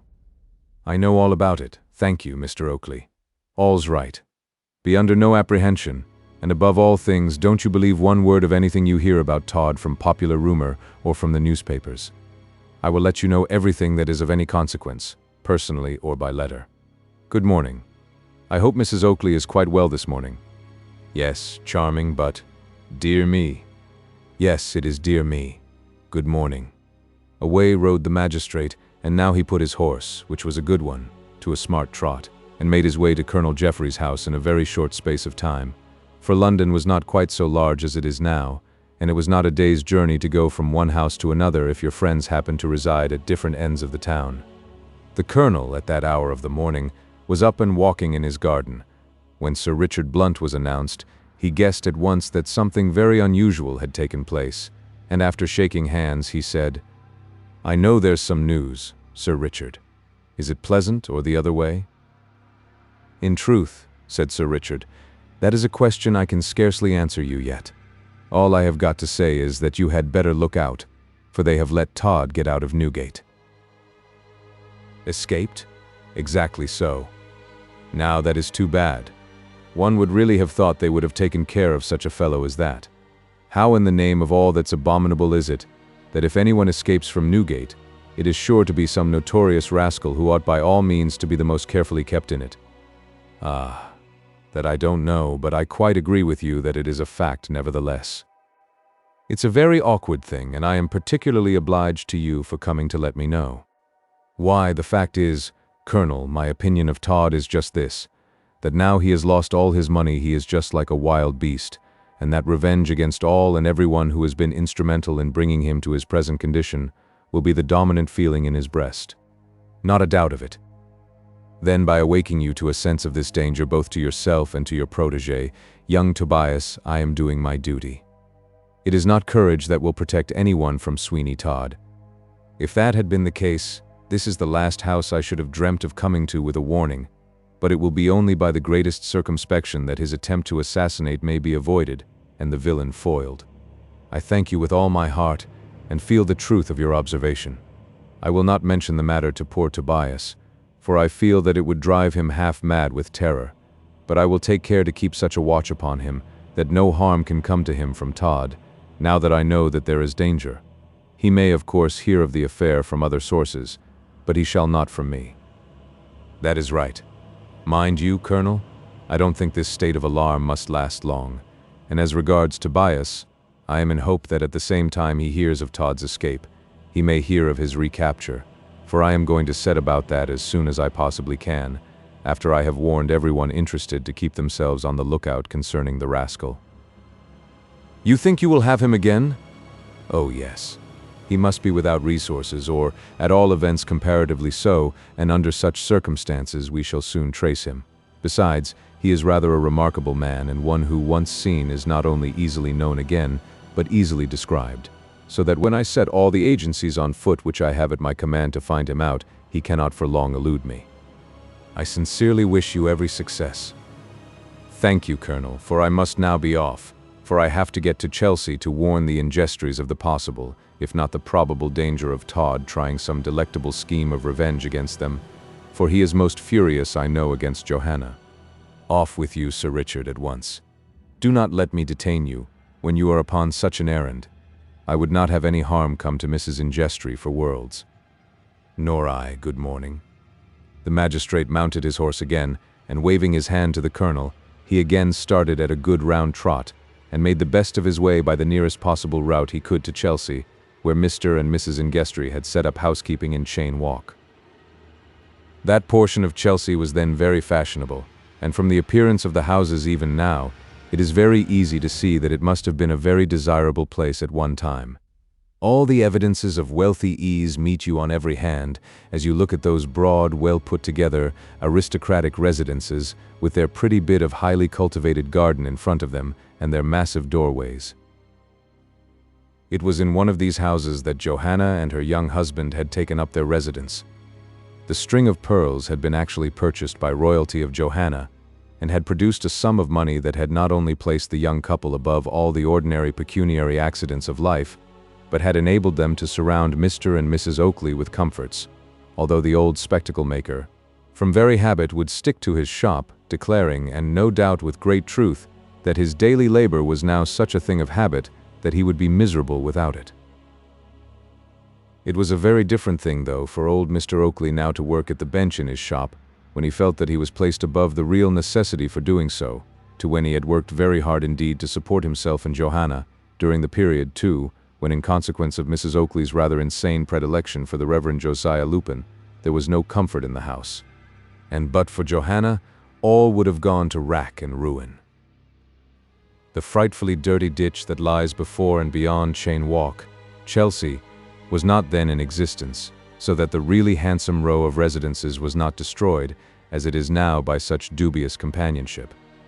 The river, too, was much clearer than now of craft, and likewise much sweeter, so that really at times when the sun shone upon its ripples, it really deserved the title of the Silver Thames. It was still an early hour when Sir Richard Blunt reached Chelsea, that is to say, it was what then was considered an early hour, for all the world was not in the hurry that is the fashion now, and people did everything in a much more easy and deliberate way than they do now. What is gained or pretended to be gained by all the hurry-scurry and jostling and driving that characterizes society at present? We must confess ourselves at a loss to imagine, and we are decidedly of opinion that people were both happier and better when everything was taken in an easy way, and when folks did not disturb their dignities by all sorts of frantic maneuvers to save time, as if the whole end and aim of life was to get through as much of what is called business as possible, and as if the principal business of everybody was not to be as quiet and comfortable as possible. The magistrate could not but pause for a moment as he reached Cheyne Walk and saw the bright sun shining upon the water and gilding with beauty the sails of some small craft that were taking advantage of a light, pleasant breeze to get along without labor. "A pretty enough place this," he said, "and I don't know any that I should prefer to idle away my life in, if I had nothing to do, as I hope to have some of these odd days, but not yet." Chapter 145 shows how Todd made up his mind to vengeance. Sir Richard drew bridle opposite the house of Mr. Ingestry, and called to an urchin who was passing to ring the bell for him. The boy complied, and in a few moments a servant made an appearance, to whom Sir Richard said, "If your master is stirring, pray tell him that a gentleman wishes to speak to him for a few moments." These words were hardly past the lips of the magistrate, when someone, with a bunch of flowers in her hand, and one of the prettiest of pretty morning dresses, came to the door. It was our old, dear, young, kind friend, Johanna. We cannot help calling her Johanna still, although, perhaps, it would be more proper for us to name her Mrs. Ingestry. But it seems so odd to append that title of Mrs. to our gentle, youthful Johanna, whose dangers in Todd's shop we have watched and trembled at so often in times past. "Ah, my dear friend," she cried, when she saw who it was. "I am so glad to see you." "And I am equally glad to see you," said Sir Richard, "particularly as you look so well and so happy." "Yes, I am happy. Mark, here, is Sir Richard come to breakfast with us?" "Nay, I did not think of dismounting." "Oh, but you must. I will hold the bridle of the horse, and you will have to ride over me if you attempt to go away. Mark, where are you?" Upon these repeated calls, Mark Ingestry made his appearance at the door, and looked pleased enough to see Sir Richard, who, finding that they would take no sort of denial, he felt that he could not do otherwise than dismount and enter the house. A servant of the Ingestrys took charge of his horse, and he was soon in the breakfast room of the pretty house inhabited by the young couple. It did not escape the observation of Johanna that there was a cloud of seriousness upon the countenance of Sir Richard Blunt, but she did not make any remark, although each moment she felt more and more convinced that it was some matter of business that called the magistrate to their abode so early. For it will be remembered that although he had transacted a good quantity of business, the day was yet very young. Mark Ingestry did not appear to have any idea beyond the fact that it was very kind of the magistrate to visit them, but the reader will easily excuse him for not being so acute an observer as Johanna. "I hope," said Mark, "that you will often take a canter over here, Sir Richard, before the business of the day commences, and breakfast with us. I know how very hopeless it is to expect you often at any other time." "It is rather so," replied Sir Richard, "and my stay now must be very limited indeed. How do you both like your new house?" "It is charming," said Johanna, "and the view from the windows is full of animation for the greater part of the day." "It's the view indoors," smiled Mark, "that to me is so delightful and so full of animation." "That is just what I should have supposed," said the magistrate, glancing at Johanna with a smile.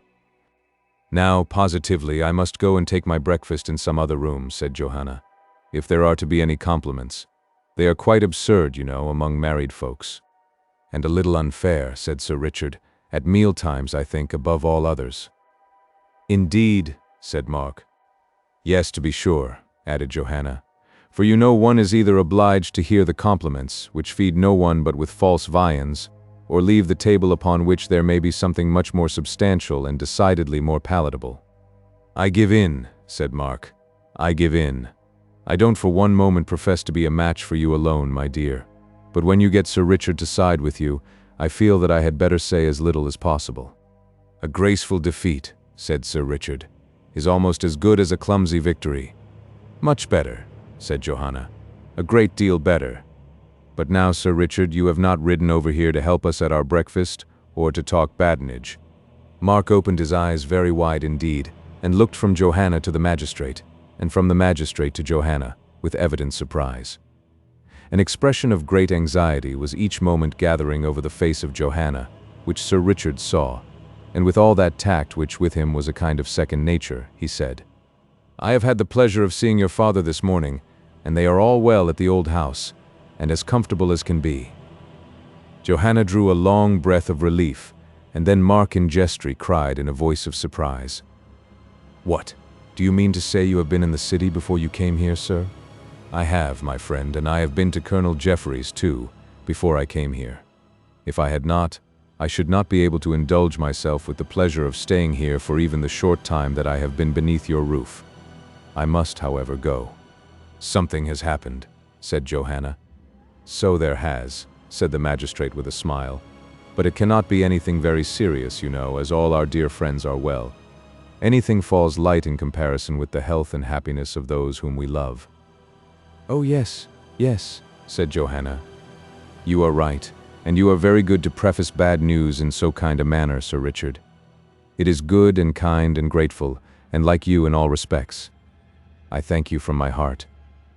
"But what's it all about?" cried Mark in Jestry. "Good gracious, what's it all about? Who talks of bad news? If all our friends are well, how can there be bad news? Do not keep us in suspense, Sir Richard." "No, no," said Johanna. "I will not." Both Johanna and Mark in Jestry looked most intently at the magistrate, as he said in his quiet way, "Sweeney Todd has escaped from Newgate, and is now at large." Mark in Jestry sprang to his feet, and Johanna, for a moment, turned rather pale. "The villain!" cried Mark. "Hush!" said Johanna. "Oh, hush, Mark." "It was of the utmost importance," continued Sir Richard Blunt, speaking quite calmly, "that all who were in any way comprehended in the list of what Sweeney Todd would call his enemies should be speedily informed of this fact, and that is what has brought me to Chelsea at so early an hour in the morning." "We thank you from our hearts," said Johanna. "We do indeed," said Mark, "but let him beware of me. He dare not, villain as he is, come within the reach of my arm. The spirit of my poor murdered friend, Thornhill, will cry aloud for vengeance, and nothing should save the murderer from death." "Oh, Mark, Mark," said Johanna, "do not speak in such a strain. You do not know Todd. You know nothing of the character and of the capabilities of that man. He is not only one of the most wicked, but he is likewise one of the most crafty and unscrupulous." "That is true," said the magistrate. "He does not know him. Do you suppose for one moment, Mr. Ingestry, that I would have ridden over here to give you such a special warning concerning this man, if I apprehended any open attack? No, that I could have trusted to you to ward off. Your life has been one of danger and adventure, but not you, nor I, nor all the world, can be prepared against what Todd may, in the profound depths of his imagination, attempt." "All that is true," said Johanna, "most true." "You now really alarm me," said Mark. "Then I did not mean to do so.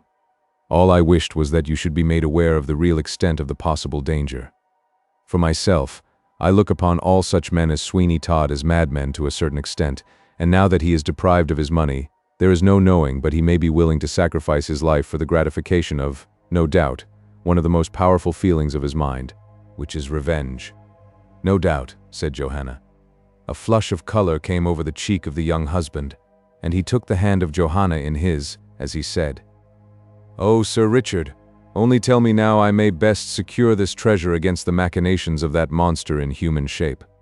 "Nay, now, Mr. Ingestry," said Sir Richard, "do not fall into the other extreme, and make too much of this danger.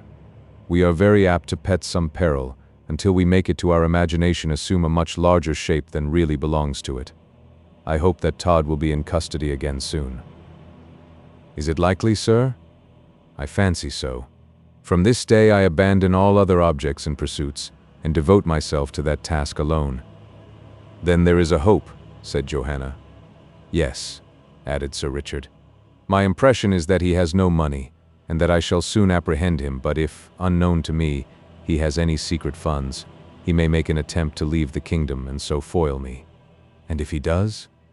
I follow him, for I am determined that sooner or later, dead or alive, Todd shall be given up to the law." "But you will advise us what to do," said Mark Ingestri. "In your experience, you can suggest to us the best mode of proceeding in this emergency." "I have been thinking of that as I came along, and my advice is that you leave London immediately. I do not think that the danger, admitting that there is any at all, is immediate. Todd for some days will be far too intent upon evading pursuit and recognition to think of much else, besides his personal safety, so that you will have ample time to leave." "We will do so," said Johanna, "at once. Where would you advise us to go?" "There is a little fishing village on the south coast called Brighthelmstone. It lies in a pleasant enough valley stretching to the sea. There you can remain quite unsuspected of Todd, and enjoy the fair sea breezes that make the place delightful, without a thought of danger, for it is not that way he will go, as the place is not a port from which he could take shipping if he wished to leave England, and if he did not wish to leave at all, nothing could be further from his thoughts than going so far from London, and the spot upon which all his revenge could alone be attempted to be gratified." "We will go," said Johanna, appealingly looking at Mark Ingestri as she spoke. "Certainly," he replied. "Well then," said Sir Richard, "since that is so far settled, I have a favor to ask of you both." "You have but to name it," said Ingestri. "You ought rather to say that you have a command to give us both." "Yes," said Johanna, "that is so." "No. If I thought that, I should not like to mention it, but I appeal to your candor to say yes or no to the request, according as you really feel inclined when you hear it. You know how anxious Todd has been to take the life of the poor lad, Tobias, who has suffered so much at his hands." "Oh yes, yes," said Johanna. "Well, have you any objection to take him with you?" "None in the least," cried Mark. Johanna turned to him with a smile as she said, "Mark, I thank you with all my heart for that ready reply and acquiescence with the proposal of Sir Richard Blunt, and I echo it by likewise saying, none in the least." "You have met the proposal as I anticipated you both would," said the magistrate, "or I should not have made it. You will find poor Tobias one of the most gentle and inoffensive of beings, but his nature has been so acted upon by Todd that it would drive him to the verge of madness if he thought that the villain were at large. So I do not wish that he should know as much until it can be coupled with information of his recapture. The secret shall be kept. Then my business is concluded, and I am sorry to say my pleasure also, for it has been a real one to visit you both, and I must be off at once. I will communicate with Colonel Jeffrey about Tobias, and manage how he shall come to you. A post-chaise will take you in 6 hours to the place I have mentioned, which you will find marked on the map." "I know it," said Ingestri. "That is well, and now good day." The Ingestris took a warm and affectionate leave of Sir Richard, who, in 10 minutes more, was on his road to London. Chapter 146. Returns to Todd in the wood at Hampstead. While all this was going on, contingent upon his elopement from Newgate, Todd was still in the wood at Hampstead, that wood in which he had committed so barbarous a murder, in ridding the world of almost as great a rascal as himself, in the shape of Mr. Lupin. Todd was as anxious as possible to leave the wood, but he felt that to do so in daylight would be jeopardizing himself much too seriously. He was not without money, as the reader is aware, and after placing some distance between himself and the dead body of Mr. Lupin, he sat down upon the roots of an old tree to think. It was not that Todd had any particular terrors connected with the dead body of Mr. Lupin that induced him to get away from the neighborhood of the body, but he thought it was just possible some people might come into the wood, and in such a case he did not wish to be connected with the deed in consequence of any contiguity to it. "What shall I do?" said Todd, after he had rested for some time with his head upon his hand. "That is the question. What shall I do? I have some money, but not enough. Oh, that I had but a tithe of the amount that once was mine.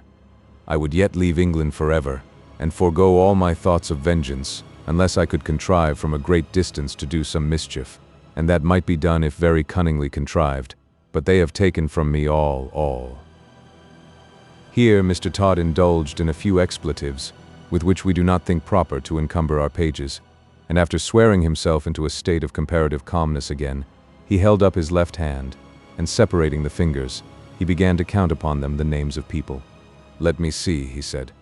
Let me see how many throats now. It would give me a very special pleasure to cut Humph. Ha. Sir Richard Blunt 1, Tobias Ragg 2, Colonel Jeffrey 3, Johanna Oakley 4, and her husband, that is, I suppose, by this time, 5, confound him. Ah, those make up the 5 that I most specially should like to sacrifice, a whole handful of victims. After they were comfortably dispatched, no doubt, I could think of a few more, but it is better to confine one's attention to the principals for a time. The others may drop in afterwards, when one has nothing more important to do. He thought he heard a noise in the wood, and he stooped his head to listen. It was nothing, or if it had been anything, it quickly ceased again, and he was tolerably satisfied that he was alone. What a delightful thing now it would be, he muttered, if I could poison the whole lot of them at once with some drug that would give them the most excruciating agony. And then I should like to go round to them all and shout in their ears, I did it. I, Sweeney Todd, did it. That would be glorious indeed. Ha, ha. Ha, said a voice behind him, following up his hideous laugh most closely in point of tone. It was almost with what might be called a yell of terror that Todd sprang to his feet and turned round, fully expecting to see someone, but not the slightest vestige of the presence of any human being met his eyes. After gazing for a moment or two, he thought that surely someone must be hiding behind one of the trees, and he sprang forward, crying, "Disclose yourself, villain, crafty wretch, you or I must die." There was no reply to this, and he could find no one, although he looked narrowly about, for the next quarter of an hour, all over the spot. He felt quite convinced that no one could have slipped away without him hearing something of the footfall, however light it might be, and he was left, by this extraordinary circumstance, in a complete maze of terrified conjecture. He trembled in every limb from positive fright. No man was probably more generally free from what might be called superstitious terrors than Sweeney Todd. At least we may certainly say that no guilty man ever could be more free from them. Had such not been the case, it is quite impossible that he could have carried on the career that he did, but of late 2 or 3 things had happened to him to give his imagination a kind of jog upon such subjects. He might well be excused for a little kind of nervousness now, when he felt quite confident that a laugh from no mortal lungs had sounded within a few inches of his ears, at so strange a moment. "What can it be?" he said in a voice of terror. "What can it be? Have I all along been mistaken? And is there such a thing as an invisible world of spirits about us? Oh, what can I think? What excuse can I now give myself for an unbelief, without which I should have gone quite mad long, long ago?" The heavy drops stood upon his brow, and he was forced to stagger back and hold by a tree for support. After a few moments of this condition, however, the determined spirit of the man triumphed over the fears that beset him, and raising his voice, he said, "No, no, I will never be the slave of such wild fancies. This is no time for me to give way to a belief in these things which all my life I have laughed to scorn. If I had believed what the world pretends to believe, I must have been stark staring mad to load my soul with guilt in the way I have done, if my recompense had been the accumulated wealth of all the kingdoms of the earth, for death would, despite all that, come and rob me of all, leaving me poor as any beggar who lays him down by the roadside to die." While he spoke, he glared nervously and apprehensively about him, and then he drew a long breath, as he added, "I take shame to myself now to have one particle of fear. Have not I, at the hour of midnight, many and many a time threaded the mazes of the dark vaults of St. Dunstan's, when I knew that I was all but surrounded by the festering, gaunt remains of heaps of my victims, and shall I here, with the open sky above me, and only the known neighborhood of one dead villain, shake in such a way? No, no." He stamped upon the ground to reassure himself, and then, as though willing to taunt the unseen laugher into a repetition of the mocking sound, he again cried, "Ha! Ha!" There was no response to this, and it was rather a disappointment to Todd that there was not, for a hope had been growing upon his mind to the effect that it was only some echo in the wood, to which he had been indebted for his fright. But now, when it did not occur again as it ought to have done, if it had been a result from any natural cause, he was thrown back upon his strength of mind merely to shake it off as best he might. "Fancy, fancy," he cried. It was but fancy after all, but he did not believe himself when he so spoke. Todd remained in the wood tolerably free from any more alarms, until the sun sunk in the west, and while there was positive darkness in that place where he was hiding, a sweet twilight still lingered over the fair face of nature. "I must not venture forth yet," he said, "but in another hour it will be dark alike upon the heath as in the wood, and then I will go into the village and get some refreshment, after which, I rather think, that London, with all its dangers, will be the best place for me. I have heard of people hiding there for many a day. I wonder, now, if a lodging in the Old Bailey would be a good thing. Surely they would never think of looking for me there." Todd rather chuckled over this pleasant idea of a lodging in the Old Bailey. It was just one of the notions that, for its practical extravagance, rather pleased him than otherwise, but although it had something to recommend it, it required rather more boldness than even he was master of to carry it out. But such thoughts sufficed to amuse him until darkness was upon the face of the land, and to withdraw his thoughts from other and more tormenting matters, so that for a time he even forgot the seemingly supernatural laugh that had sounded so oddly behind him and produced in him such a world of alarm. He heard the clock of Hampstead Church proclaim the hour of 9, and then he thought that he might venture from his place of concealment, and yet it will be seen that Todd had not been able to concoct any definite plan of operations. Then he was wishing to do many things, and yet unable in that anxious state of his fortunes to do anything at all. Truly, Sir Richard Blunt was right enough when he said that Todd for a time would be much too busy with his own affairs to take any active step for the accomplishment of any of his revenges. In the wood, now, the darkness was so great that literally you could not see your hand before your face, and the only plan by which he could leave it was by blundering right on, and trusting to get out at any point to which his chance steps might lead him. In about a quarter of an hour he came to a rather precipitous bank, which he clambered up, and then he found himself on the outskirts of the wood, and not far from the village. He heard someone coming along the roadway and whistling as he came. The moon was struggling against the shadowing influence of a mass of clouds in the horizon, and Todd felt that in a little time the whole place would be light enough. "Am I sufficiently unlike myself," he said, "to trust an appearance in the village? I want food, and most of all I want drink. Yes, now more than ever, I cannot pretend to live without stimulants. Yes, I will risk it, and then I will go to London." He sprang down into the road, and in as careless a manner as he could, he walked on in the direction that he thought would take him to the village.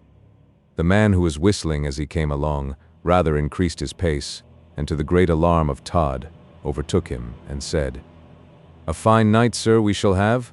The moon is getting up nicely now, sir." Todd breathed a little more freely. After all, it was not an enemy, but only one of those people so common in places a little way out of town, who are talkative to anyone they may meet, for the mere love of talking.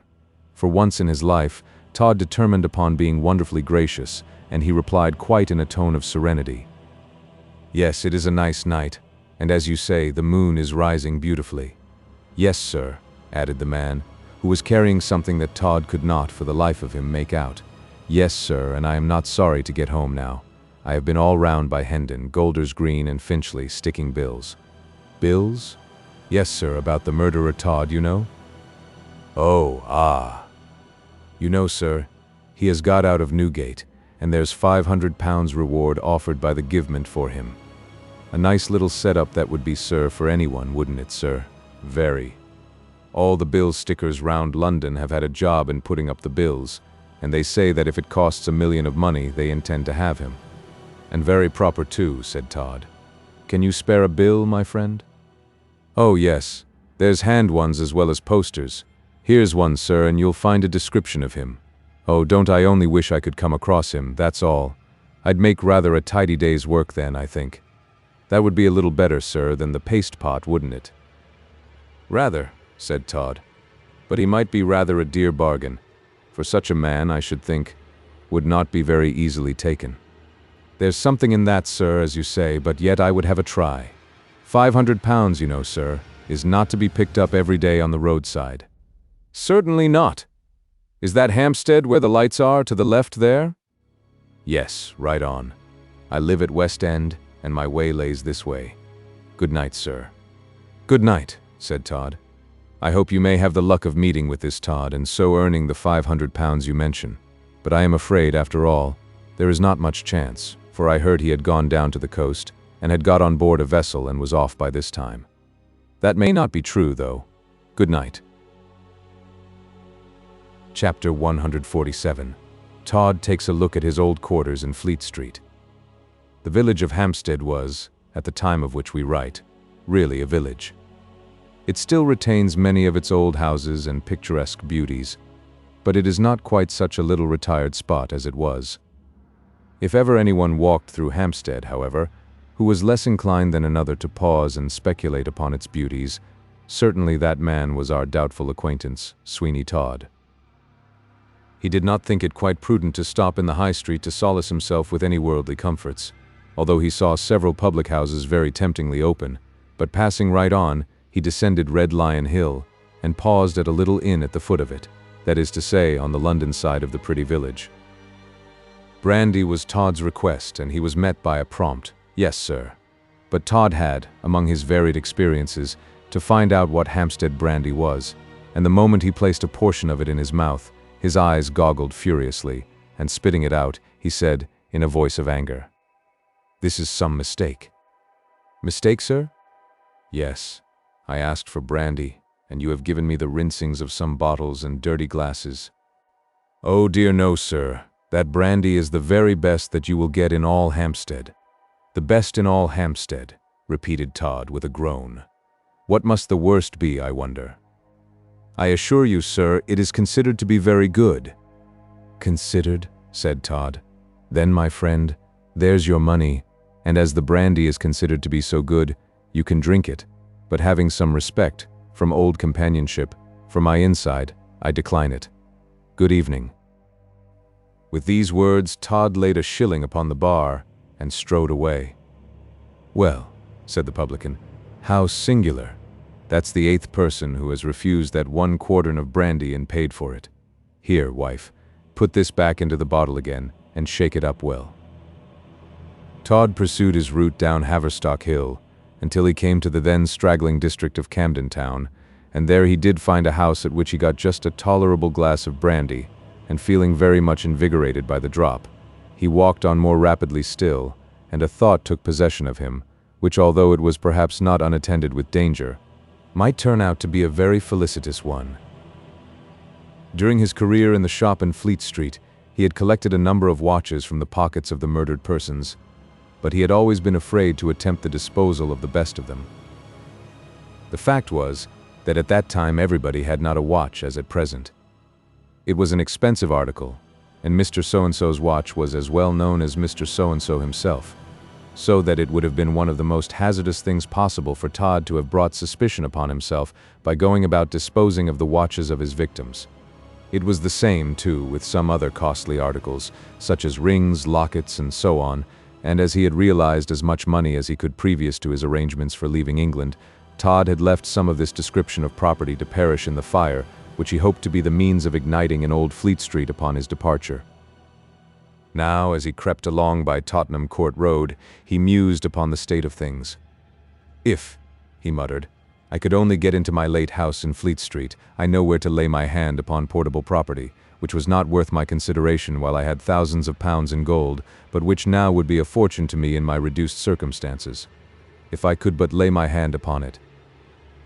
The more Todd thought over this proposition, the more pleased he was with it, and by the time he had indulged himself with 2 more glasses of brandy, it began to assume, to his mind, a much more tangible shape. "It may be done," he said. "It surely may be done. If I could only make my way in the church, it might be done well, and surely one of these picklocks that I have about me might enable me to do that." The picklock he alluded to was one that he had put in his pocket to accommodate Mr. Lupin, when they were both so intent upon their escape from Newgate, and when Mr. Lupin was foolish enough to believe that Todd really had £2,000 buried in Caen Wood, Hampstead. There was one thing, however, which made Todd pause. He did not think he was sufficiently disguised to venture into the locality of his old residence, and, unfortunately for him, he was rather a peculiar-looking man. His great chance, however, was that in Fleet Street surely no one would now think of looking for Sweeney Todd. "I must be bold," he said. "I must be bold and resolute. It will not do to shrink now. I will buy a knife." This was a pleasant idea to Todd. Buying a knife seemed almost like getting halfway to his revenge, and he went into an obscure cutler's shop and bought a long double-edged knife, for which he gave 2 shillings. He then carefully concealed it in his clothing. After this, he hit upon a plan of operations which he thought would have the effect of disguising him. At that period, wigs were so commonly worn that it was nothing at all particular for a person to go into a wig maker's and select one, put it on, pay for it, and go away. "Yes," said Todd, "I will buy a wig, for I have art enough and knowledge of wigs to enable me to do so, as shall produce the greatest possible change in my appearance. A wig will be the thing." Todd had hardly well made this declaration than he came upon a wig maker's, and in he went. Pointing to a wig that was on a block, and which had a very clerical kind of look, he inquired the price of it. "Oh, my dear sir," said the wig maker, "that is much too old-looking a periwig for you. Let me recommend you a much younger wig. Now, sir, here's one that will take a matter of 10 years off your age in a moment." Todd had discretion enough to know well that he could not make up young, so he merely pointed to the wig again and inquired the price. "Well, sir, it is a couple of guineas, but—" Without another word, Todd laid down the couple of guineas, and putting the wig upon his head, he left the shop, certainly having given the wig maker an impression that he was the oddest customer he had had for some time. But little did he suspect that that odd customer was the criminal with whose name all London was ringing, and upon whose head, with or without a wig, so heavy a price was set. After this, Todd made his way to a shop where second-hand clothing was bought and sold, and there he got accommodated with an old gray coat that reached down to the calves of his legs, and he bought likewise a very voluminous white cravat. And when he got into the street with these articles, and purchased at another shop a walking cane, with a great silver top to it, and put one hand behind his back and stooped very much, and moved along as if he were afflicted with all the corns and bunions that his toes could carry, and by bending his knees, decreased his height 6 inches, no one could have known him. At least, so Todd flattered himself. In this way he tottered on until he got to the immediate neighborhood of Fleet Street. To be sure, with all his coolness and courage, he could not help shaking a little when he came to that well-remembered neighborhood. And I, he thought to himself, and I by this time hoped and expected to be far over the sea, instead of being such a wretch as I am now, crawling about, as it were, amid pitfalls and all sorts of dangers. Alas, alas. He really shook now, and it was quite astonishing how, with his old wig, and his old gray coat and his stick, and his stooping posture, old and venerable, yes, positively venerable, Sweeney Todd actually looked. "Ain't you well, sir?" said a respectable man, stepping up to him. "Can I assist you?" Todd perpetrated about half a dozen wheezing coughs, and then, not sorry for an opportunity of trying his powers of imitation of age, he replied in a tremulous voice. "Ah, sir. Yes, old age, sir, if. Oh, dear me, I feel that I am on my last legs and that they are on the shake. Old age, sir, will come on, but it's a comfort to look back upon a long life well spent in deeds of charity." "Not a doubt of it," said the stranger.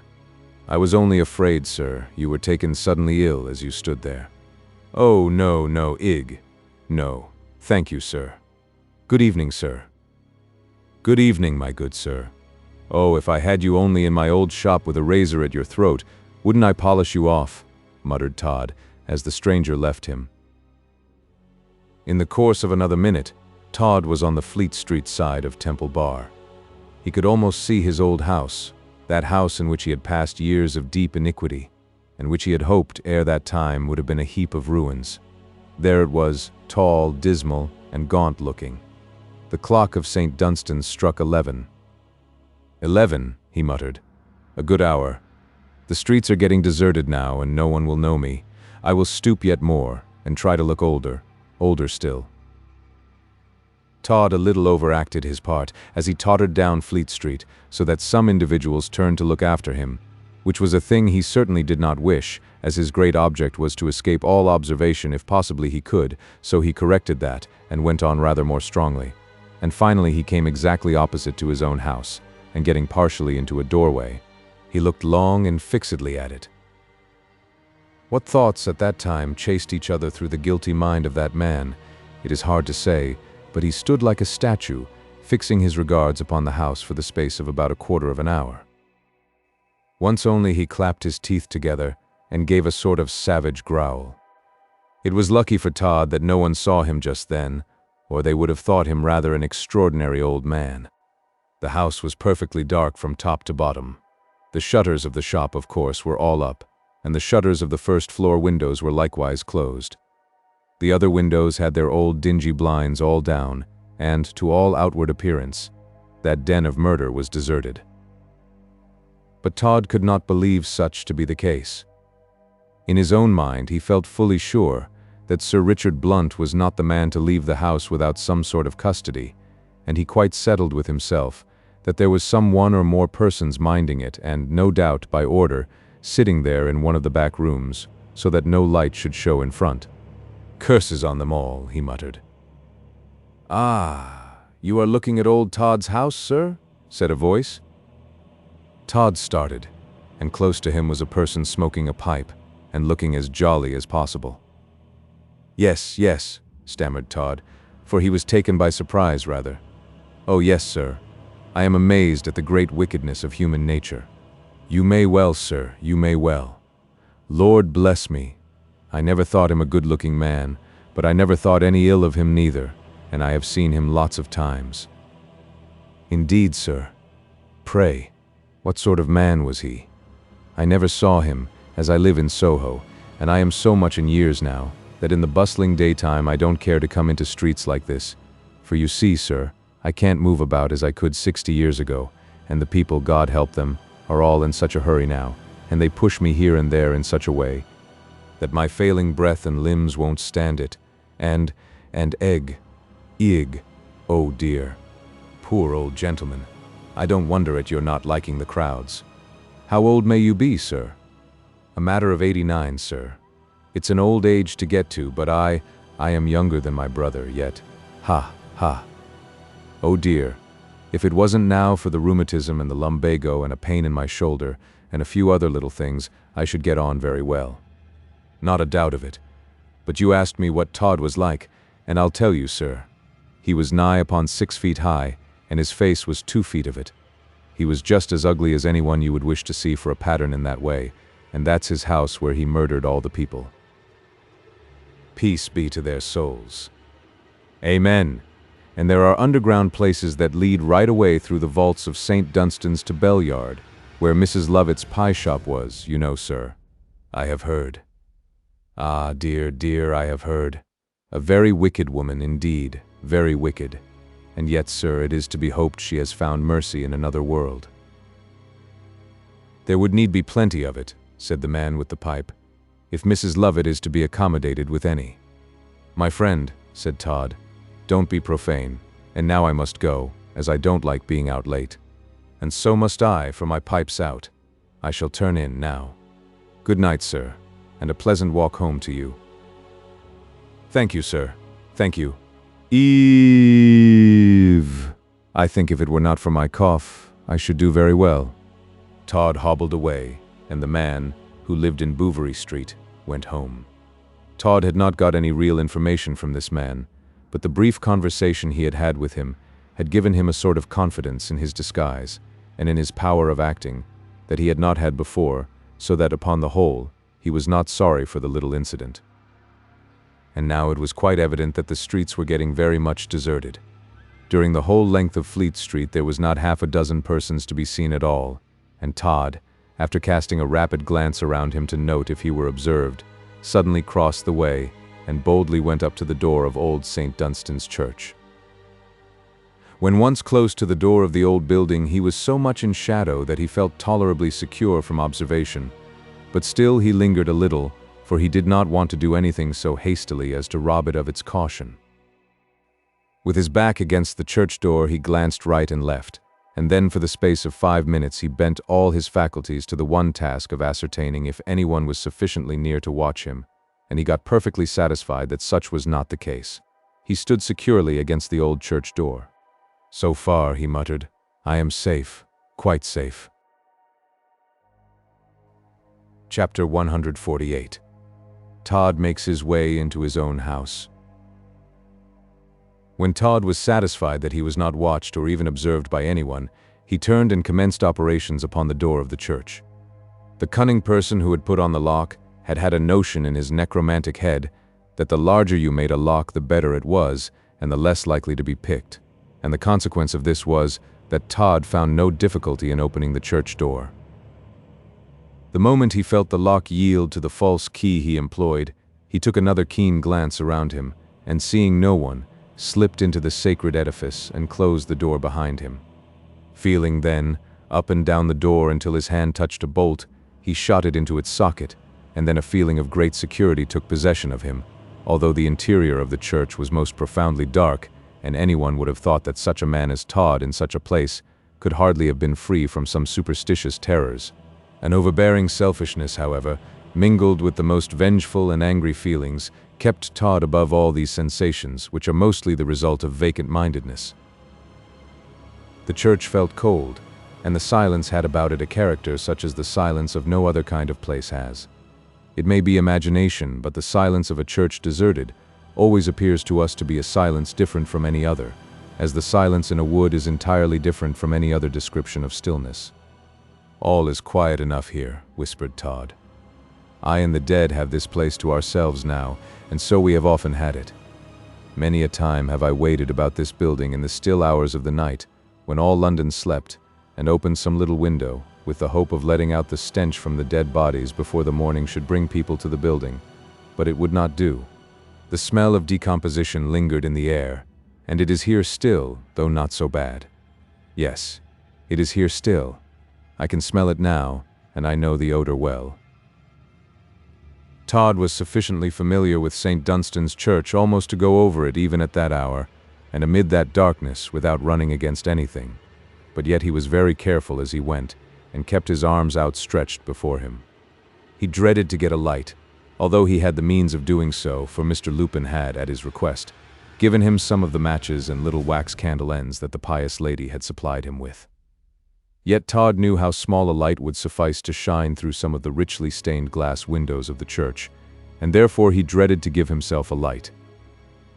He felt confident that he should have no sort of difficulty in getting into the vaults, for in consequence of recent events the stone that covered up the entrance could not be fast, and he knew from past experience that his strength was sufficient to raise it if he once got hold of it, and if it were not fastened down by cement, which, no doubt, was not the case now. "I shall yet get," he said, "into my old house. The time has been rather short, and the goods there deposited by me in old times may there remain, and if so, I will carry away enough with me to keep me far above the necessities of life, and when once I have achieved that much, I will from some obscure place meditate upon my revenge." In the course of about 10 minutes he found the flat stone that led into the vaults, and to his satisfaction he found that it was merely laid crosswise over the aperture, in order to prevent anyone in daytime from heedlessly tumbling in, but at night it was not, of course, expected that anyone would be there to fall into such a danger. With one effort, Todd removed it. "Good," he said. "Now I can make my way, and once below the level of the floor of the church, there will be no danger in at once accommodating myself with a light, which will be useful enough in the vaults." Getting upon his hands and knees now, Todd, for fear of a fall down the stone steps, cautiously got down the first few of them, and then he paused to light one of the bits of taper with which he was provided. In the course of a few moments the tiny flame was clear and bright, and shading it with his hand, Todd carefully descended the remainder of the stairs. How still everything was in those vaults of old St. Dunstan's! Were there no spirits from another world, spirits of the murdered, to flit in horrible palpability before the eyes of that man who had cut short their thread of life? Surely if ever a visitant from another world could have been expected, it would have been to appear to Todd to convince him that there was more beyond the grave than a forgotten name and a moldering skeleton. When he reached the foot of the stairs and was satisfied that the little light was burning well, he held it up above his head and bent a keen glance around him. "Ha! Ha!" he laughed. "So they have been doing their best, poor fools as they are, to meddle with such rubbish, to rid the family vaults of some of the new tenants that I took occasion to introduce into them. Well, let them, let them. I did play a little havoc with the gentility of the dead, I must admit." With this highly jocose remark, Todd passed on, taking a route well known to him, which would conduct him to the cellar that it will be recollected was immediately underneath his shop. It was from this that he hoped to get into the house. It took Todd much less time than it would have taken anyone else to make his way to that cellar. But then no one was or could be so well acquainted with all the windings and turnings of the excavation that led to it as he, and finally he reached it, just as he found the necessity of lighting up another little piece of wax candle, as the one he had already lit had burnt right to his hand. He found a piece of wood, into which he stuck the new one securely, so that it was much handier to hold. Todd now felt the absolute necessity of being much more cautious than before, for he did know who might be in the shop above, and he did know that a very small sound below would make itself heard. Holding up the light, he saw that his nice little mechanical arrangement regarding the two chairs remained just as it had been as he used to use it. "Ah," he cried, "it will be some time in London again before people will sit down in a barber's chair with anything like confidence, particularly if it should chance to be a fixture. Ha!" Todd was getting quite merry now. The sight of the old familiar objects of that place had certainly raised his spirits very considerably, and no doubt the brandy had helped a little. Setting the light down in a corner of the cellar, he placed himself in an attitude of intense listening, which he kept up for about 5 minutes, at the end of which time he gave a nod and muttered, "There may be someone in the parlor that I will not pretend to say no to, but the shop is free of human occupants, and now for the means of getting into it. If anybody can, I can, and that with tolerable ease, too." The apparatus by which Todd had been in the habit of letting down his customers consisted of a slight system of lever which he could move from the parlor, but provided he could reach so high, he could just as easily release the loose plank from where he was, in which case the chair that was above would have a preponderating influence, as that was on the heaviest arm of the plank from the center upon which it turned. "I can manage that," he said, and then taking the knife from his pocket, he found that by its aid he could just reach high enough to touch the lever that acted as a kind of bolt to keep the plank in its place. The moment he removed that bolt, the plank slowly moved, and then Todd caught the end of it in his hand and pulled it right down, so that it assumed a perpendicular aspect completely.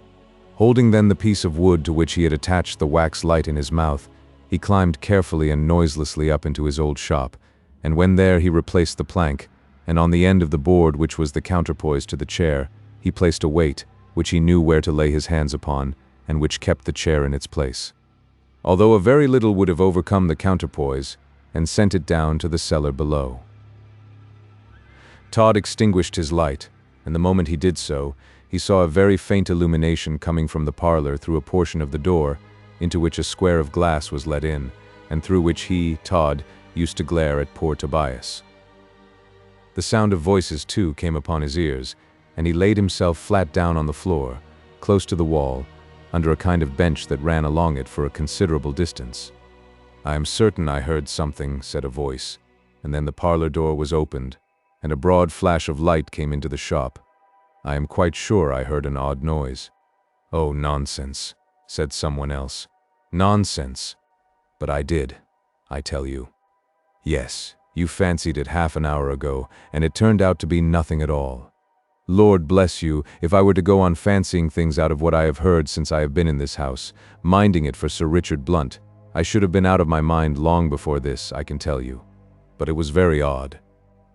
Well, the shop is not so large. You can soon see if Todd is in it. Ha, ha, ha. No, I don't expect to see Todd there exactly, I confess. It would not be a very likely place in which to find him. Well, is there anything now? No. It all seems much as usual, and yet I thought I did hear a noise, but I suppose it was nothing, or a rat perhaps, for there are lots, they say, below. It might have been a rat. I did not think that before, and I feel all the easier now at the idea. Then, come and finish our game. Very good, all's right. You make a little drop of brandy and water, and we will just have this game out before we go to rest, for I am getting tired, and it's late. Not quite 12 yet. Ain't it? There it goes by St. Dunstan's clock. Todd counted the strokes of the clock, and by the time they ceased to reverberate in the night air, the man who most unquestionably had heard a noise in the shop had gone into the parlor again, half satisfied that it was a rat, and sat down to the game at cards that had been interrupted. These were 2 men that had been put into the house to mind it, until the authorities should determine what to do with it, by Sir Richard Blunt. They were not officers of any skill or repute, although they were both constables. But then Sir Richard did not consider that anything in the shape of great intelligence was required in merely taking care of an empty house, for the idea of Todd ever visiting that place again had certainly been one that did not even enter the far-seeing brain of the magistrate.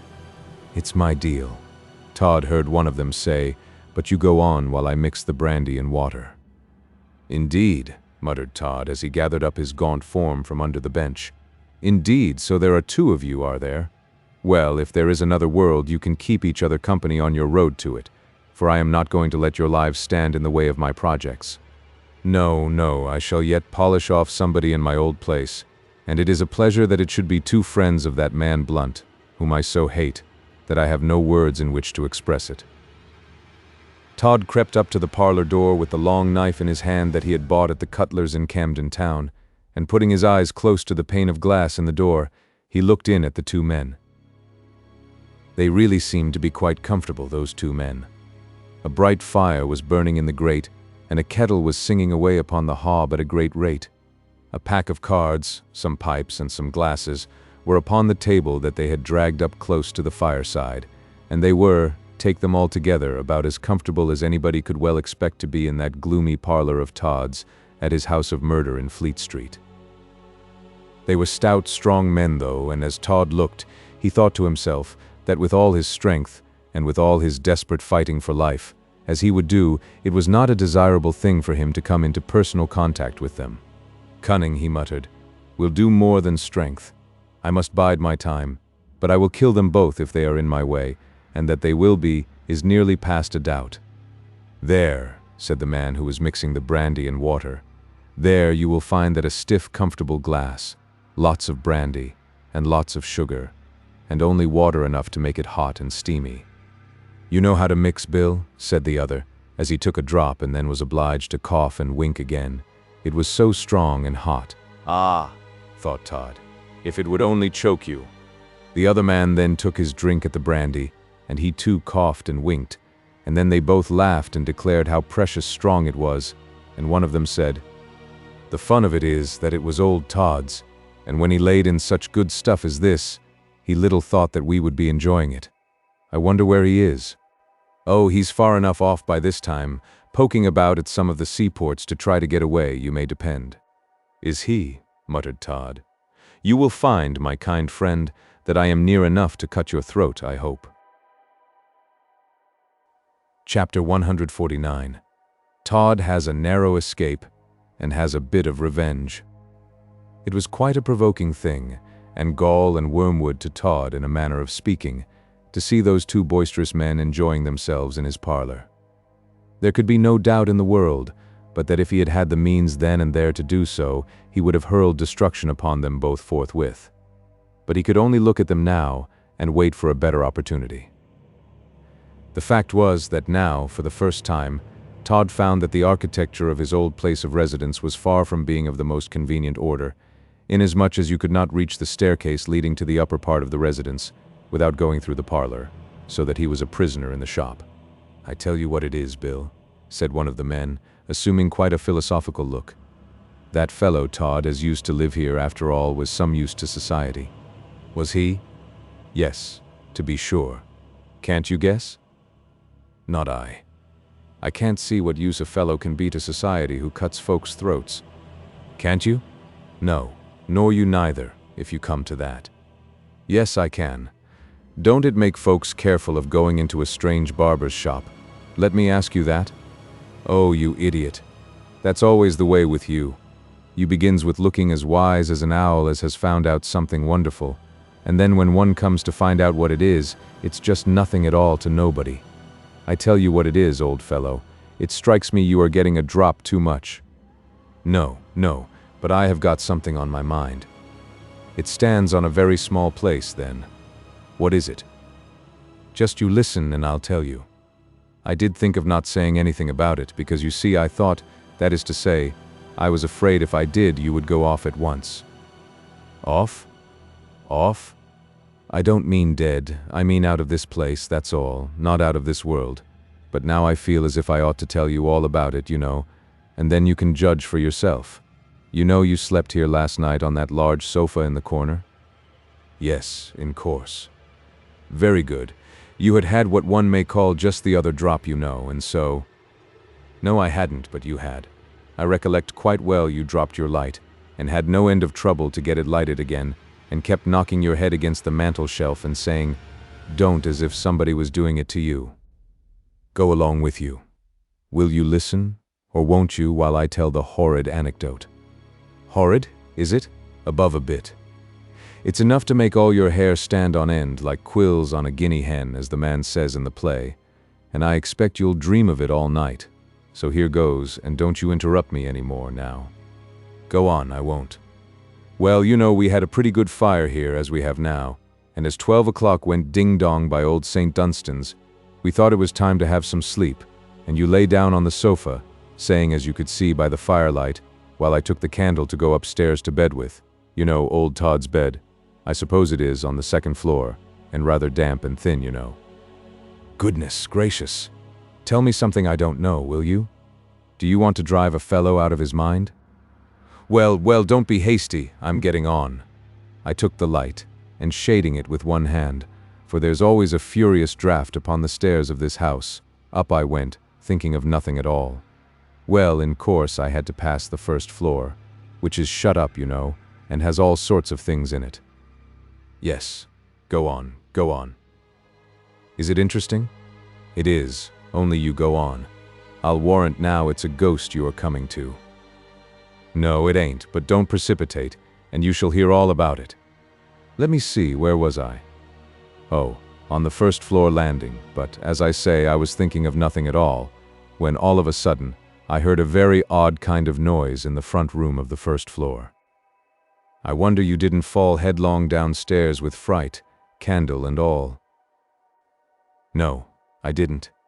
It sounded like the murmur of people talking a long way off. Then I began to think it must be in the next house, and I thought of going up to bed and paying no attention to it, and I did get up 2 or 3 steps of the second floor stairs, but still I heard it, and it got such a hold of my mind, do you know, that I couldn't leave it. But down I went again, and listened. I thought of coming to you, but somehow I didn't do so. Now, go on. Well, after listening with my ear against the door for some time, I was certain that the sound was in the room, and I don't know how I screwed up courage enough to open the door very gently and look in. You did? I did, and the very moment I did so, out went the light as clean as if you had taken your fingers and snuffed it out. But in the room there was a strange pale kind of light that wasn't exactly like twilight, nor like moonlight, nor like any light that I ever saw, but you could see everything by it as plain as possible. Well? The room was crammed full of people, all dressed and looking at each other, and some of them were speaking, and upon all their clothes and faces there was blood, sometimes more and sometimes less, and all their eyes looked like the eyes of the dead, and then one voice more loud than the rest said, "All murdered. All murdered by Todd. The Lord have mercy upon his soul." Oh, gracious! What did you do? I felt as if my breath was going from me, and my heart kept swelling and swelling till I thought it would burst, and then I dropped the candle, and the next time I come to my senses, I found myself lying on the bed in the second floor, with all my clothes on. You dreamt it? Oh, no. It's no use telling me that. I only wish I thought so, that's all. But I tell you, you did.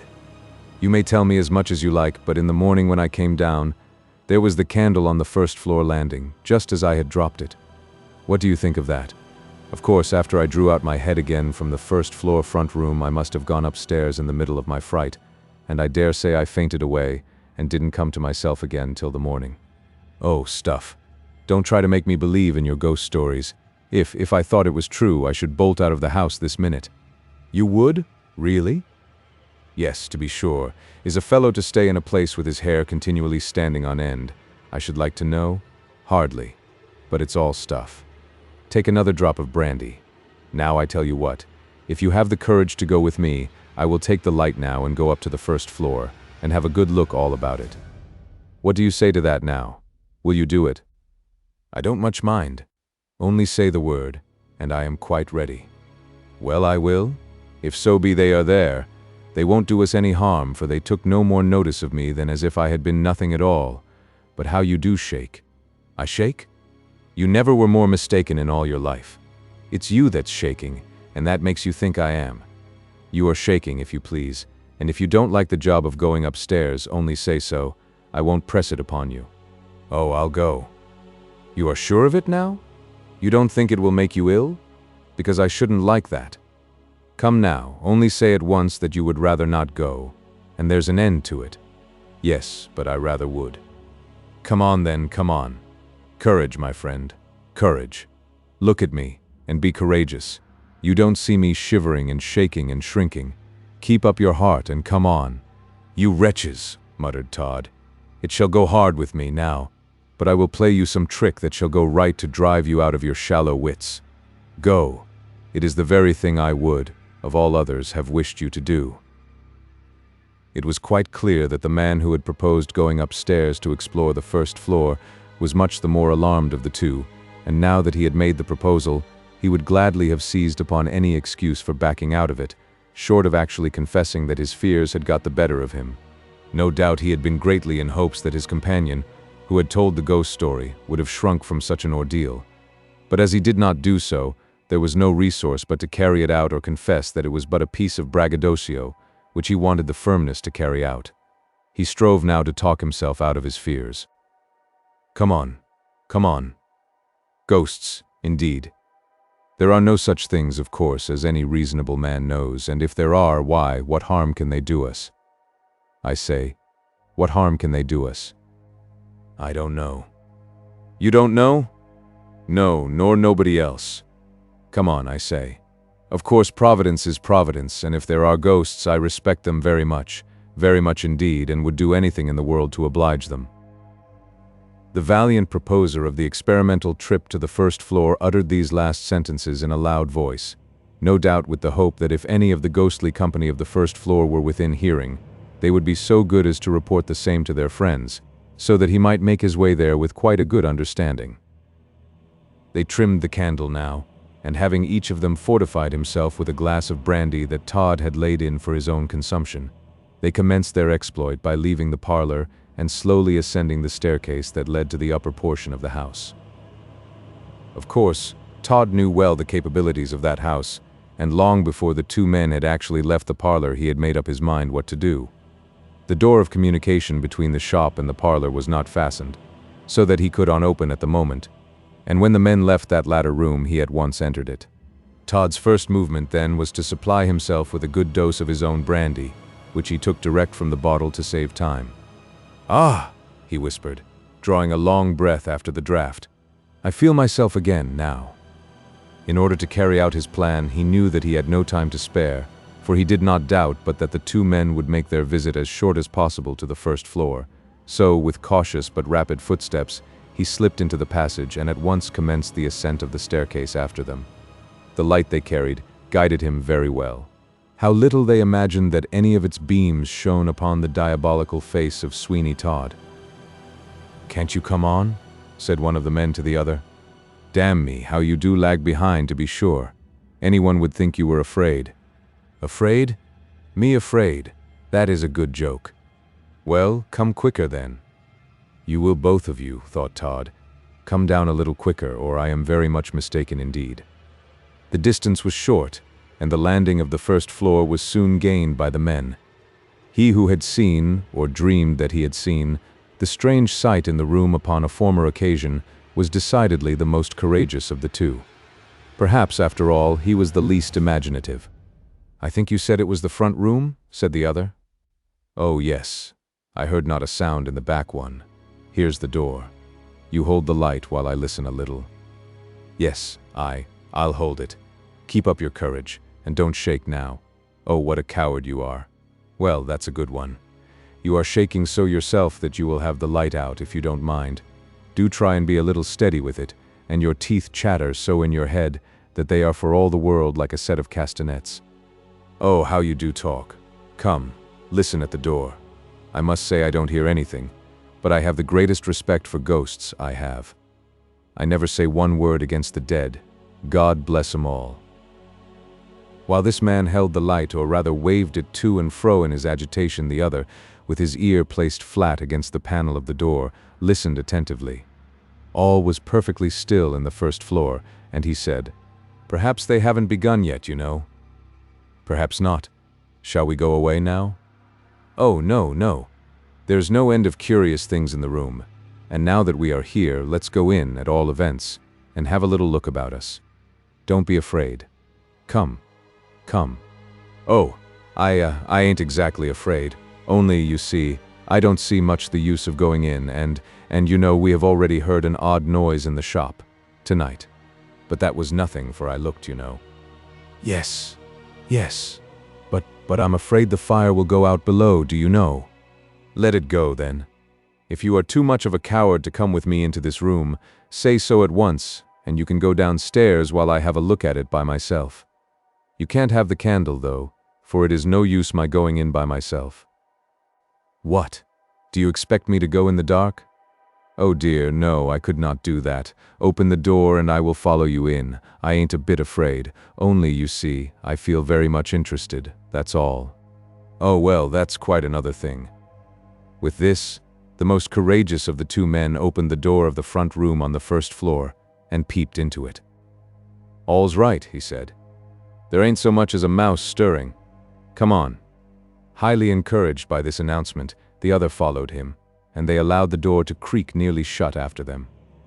While this hesitation upon the stairs was going on, Todd had been about halfway up from the passage, crouching down for fear they should by chance look that way and see him. But when he found that they had fairly gone into the front room, he made as much speed to the top of the stairs as was consistent with extreme caution, and laying his hand upon the handle of the lock of the door of the back room on that floor, he noiselessly turned it, and the door at once yielding, he glided in. The two rooms communicated with each other by a pair of folding doors, and the light that the men carried sent some beams through the ill-fitting junction of the two, so that Todd could see very well about him. Chapter 150. There is a fire in Fleet Street after all. Todd escapes. When once he had gained that back room, Todd considered that his design against the peace of mind of the two men was all but accomplished, and it was with great difficulty that he kept himself from giving a hideous chuckle that would at once have opened their ears to the fact that someone was close at hand, who, whether of this world or the next, was a proficient in horrid noises. He controlled this ebullition of ill-timed mirth, however, and listened attentively. "There don't seem much else beside lots of clothes," said one of the men, "and hats and sticks and umbrellas." "Ah," said the other, "and they all belong to the murdered men that Todd cut up to make pies of. Horrible. Horrible. You may say that, old friend. It's only a great pity that Sir Richard has so expressly forbid anything to be touched in the old crib, or else there's some nice enough things here, I should say, that would make a fellow warm and comfortable in the winter nights. Not a doubt of that. Here's a cloak. Now. A beauty, quite a beauty, I say. He can't know what is really here. Do you think he can?" "What? Sir Richard?" "Yes. Oh, don't he? I wouldn't venture to touch so much as an old hat here, for I should feel, as sure as fate, he'd find it out." "Oh, nonsense, he couldn't. And as for the ghosts, they don't seem at all likely to interfere in the matter, for there's not one of them to be seen or heard of tonight." "No, I defy the ghosts, ahem. I begin to think, do you know, that ghosts are all a sham.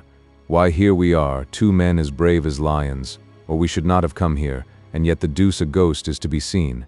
I tell you what I'd do if one was to come. I'd say, 'Old fellow, was this your cloak?' And then if he said yes, I'd say, 'Well, old fellow, it's of no use to you now, you know. Will you give it to me?'" "Ha! Capital. Why, you have quite got over all your fears." "Fears? Rubbish.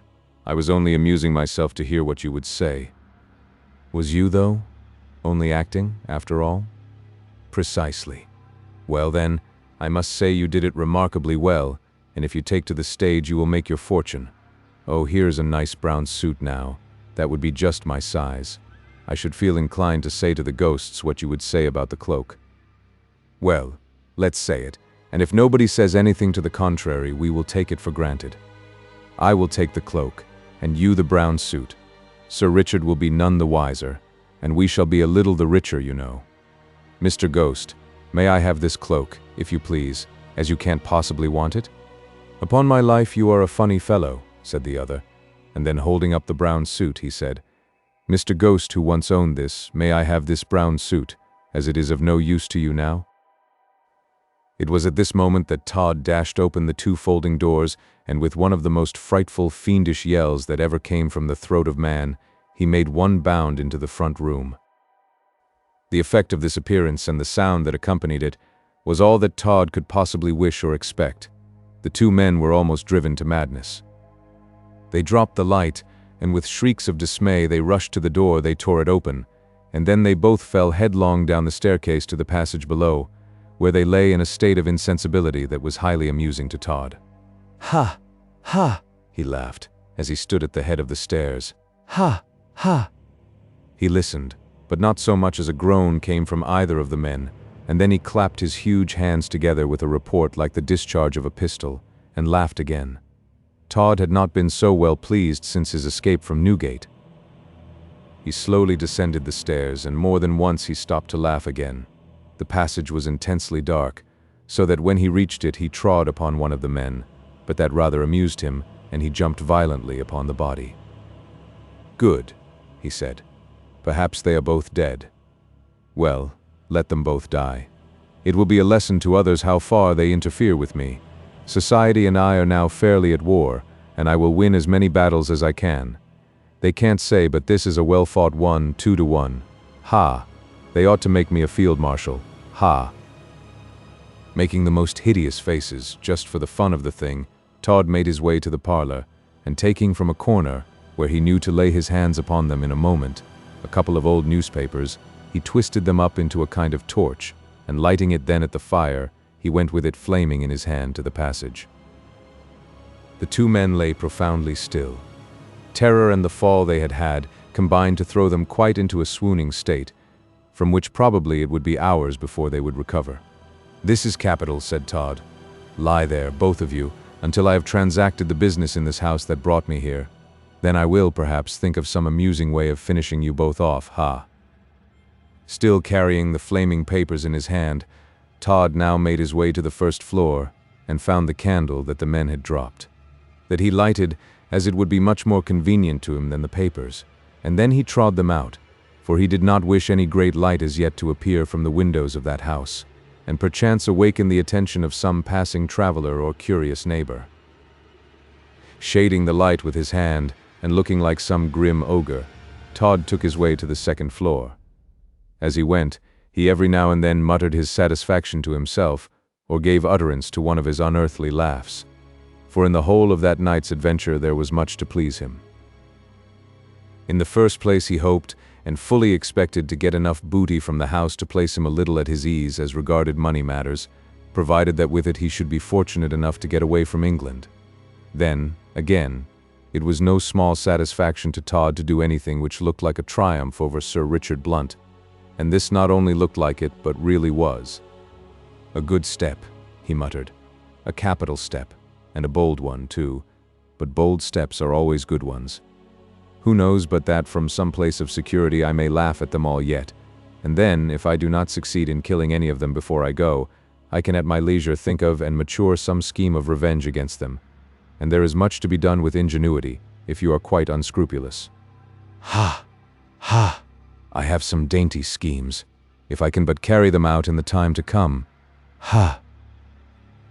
When Todd reached the second floor, he at once went into the front room, in one corner of which was a large old-fashioned bureau. Now it was not to be supposed that this bureau had escaped the scrutiny of Sir Richard Blunt, but then it had so happened that before he came to search it, he had all the evidence he wished against Todd, so that the search was not so complete or so scrutinizing as it might have been. "We shall see that it was not," said Todd, as he drew out the drawers one after the other. "All the locks forced. Well, be it so. That was just what I expected, but I do not think they have moved it from the wall by the look of it." The bureau, it was quite evident, had not been removed from the wall. It was of immense weight, but Todd managed to move it by short, sudden jerks, and then when he had got it quite away at right angles from the wall, he said, "Here was it that I hid, until some favorable opportunity should occur for the private disposal of them, various articles of value, that I dare not try to convert into money in my open way, for fear of detection. Here are watches and rings and jewels that were described in handbills, offering rewards for missing persons, and in advertisements in the papers, so that it became most unsafe for me to show them even to the not very scrupulous Hebrews, who have from time to time bought goods of me." As he spoke, he removed a portion of the back of the bureau, which slid out of its place softly and easily, for it was made with great skill and care. This sliding piece, when it was fairly removed, disclosed a receptacle capable of holding a great quantity of small articles, and filled up with narrow shelves, as if to hold them securely. There were costly watches, wigs with rare jewels set in them, for the fashion of wearing wigs was so common at the time that many wealthy residents of the temple would pop into Todd's shop for a little arrangement of their wigs or a puff of fresh powder if they were going somewhere in a hurry, and so lost their lives. Then there were some pairs of rich diamond knee and shoe buckles, and a few lockets, and a whole heap of chains of gold. "Ah," said Todd, "here is enough to set me up for a time if I can dispose of them, and now I must run risks that I would not think of while I had thousands at my command. I must take these things that I was content enough to leave behind me, lest they should at some inopportune moment lead to my detection. Now they shall do me service." Todd commenced filling his pockets with this dangerous kind of property, each article of which was associated with the frightful crime of murder. A couple of £1,000 certainly would not have paid for what Todd upon this occasion managed to stow away about him, and he thought that if he could get 1/4 of that amount for the articles, that it would not be a very bad night's work, considering the not very flourishing state of his finances at that time, compared with what they had been. During the process, though, of stocking himself with the contents of the secret place in the bureau, he more than once crept to the door of the room, and going out upon the landing, he leant over the staircase and listened.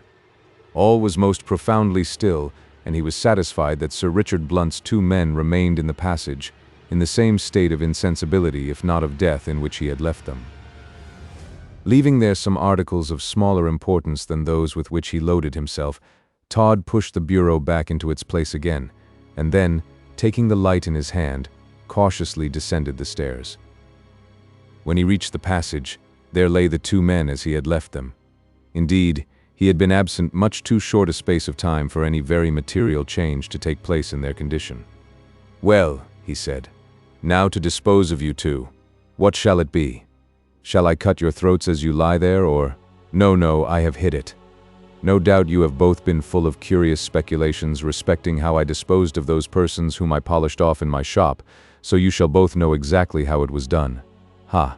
A good joke." Todd's good joke consisted now of going into the parlor and fastening the levers which held up the shaving chair. Then he lifted up one of the insensible bodies of the men and carried it into the shop. "Sit there or lie there, how you like," he said as he flung the man into the large shaving chair. It was quite a treat now to Todd, and put him in mind of old times, to arrange his apparatus for giving this wretched man a tumble into the vaults below.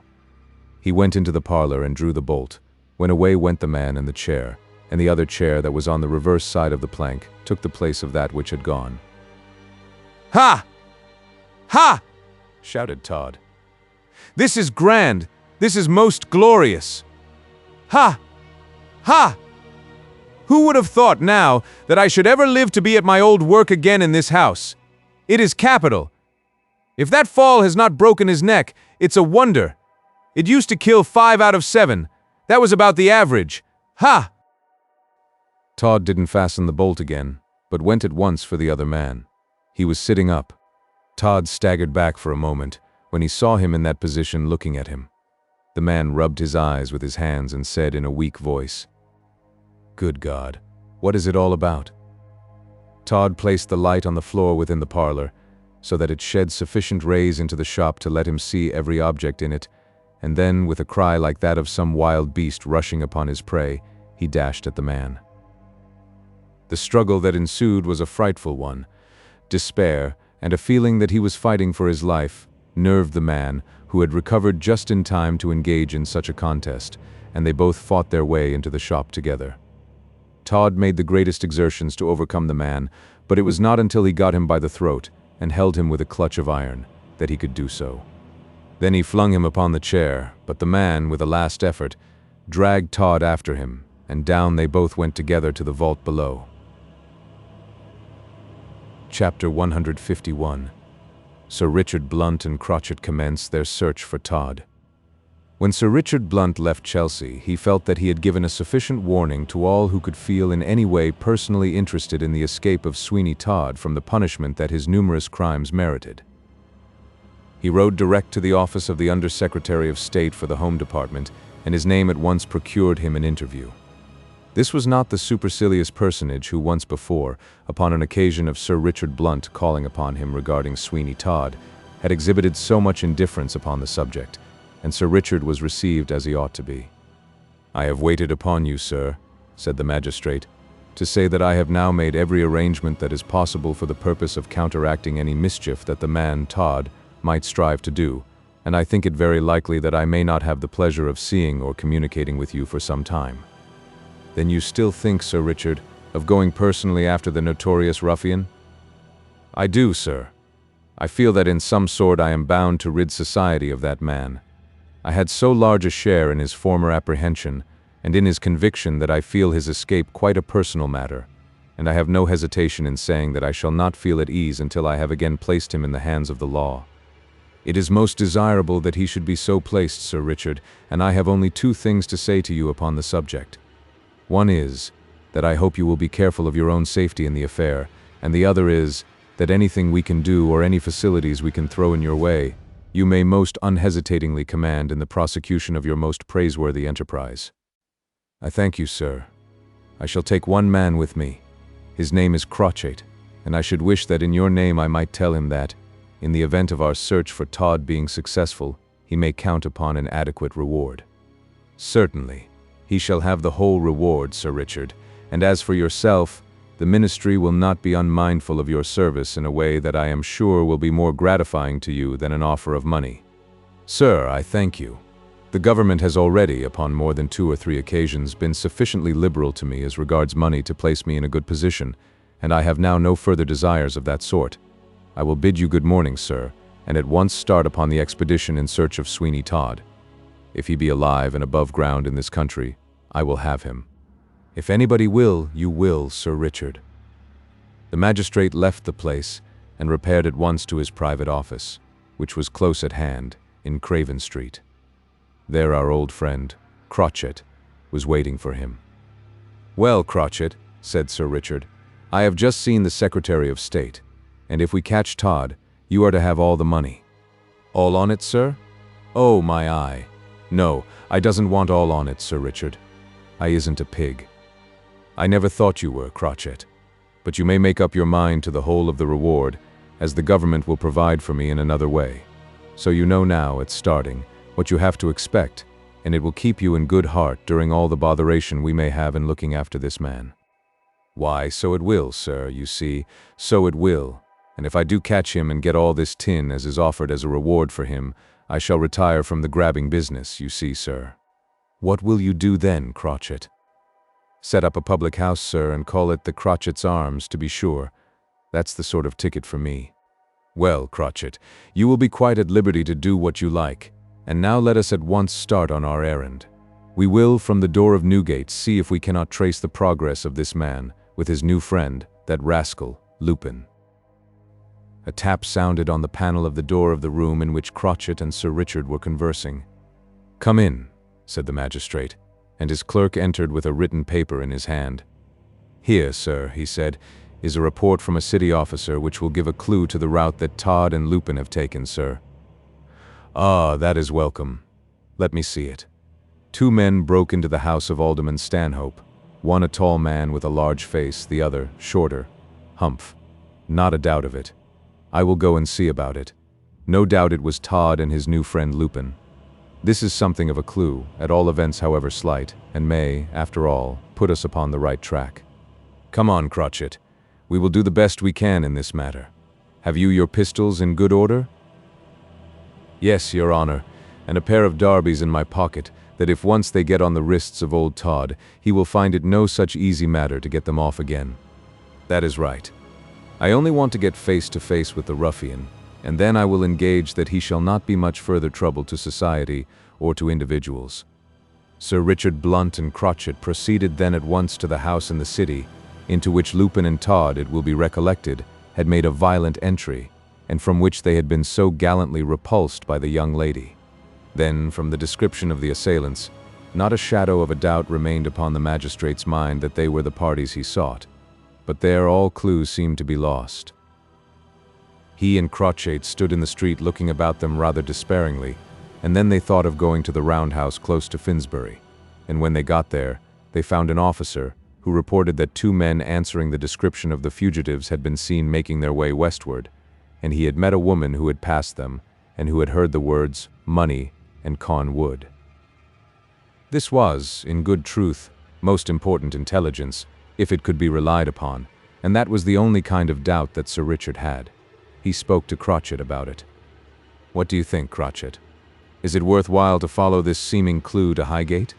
Yes, Your Honor, it is. We can go there and back again while we are considering about it here. It's clear enough as we shan't get any other news in this part of the town, and so I advises that we go off at once to Highgate, and calls at every public house on the road. Every public house? Yes, Your Honor. Todd won't do without his drops of something strong to keep him a-going. These kind of feelings go down, till they haven't the heart to say don't, when the hangman puts the noose round their necks, if they haven't their drops. It's brandy, Your Worship, as keeps 'em a-going. I do believe, Crotchet, that there is a great deal of truth in what you say, and that it is only by use of stimulants that they keep up a kind of artificial strength, as well as drowning reflection, and so they go blundering on in the career of crime. You may depend upon it, sir. They'd cut their own throats in a week, if it wasn't for the tipple, Your Honor. Acting then upon the practical advice of Crotchet, which in a great measure accorded with his own convictions, Sir Richard Blunt repaired to a livery stable and hired 2 good horses. He found no difficulty in getting them, upon declaring who he was, and so, well mounted, he and Crotchet went upon the very road that had been so recently traversed by the 2 culprits, Todd and Lupin. At the first public house they came to they got no news, but at the second they were told that 2 men, answering the description they gave of those they sought, had called and had some brandy. The magistrate no longer doubted but that he was upon the right track now. With such a feeling he pushed on, making what inquiries he could on the road, but until Highgate was reached they got no further news, and then, by dint of diligent ferreting out, they found a woman who had seen 2 men go down Swain's Lane, and from the description she gave of them, there could be no doubt but that they were Todd and Lupin. Now, as Swain's Lane led direct to Caen Wood, it was a great confirmation of the former intelligence, and Sir Richard made up his mind to search the wood, as well as it could be done by him and Crotchet.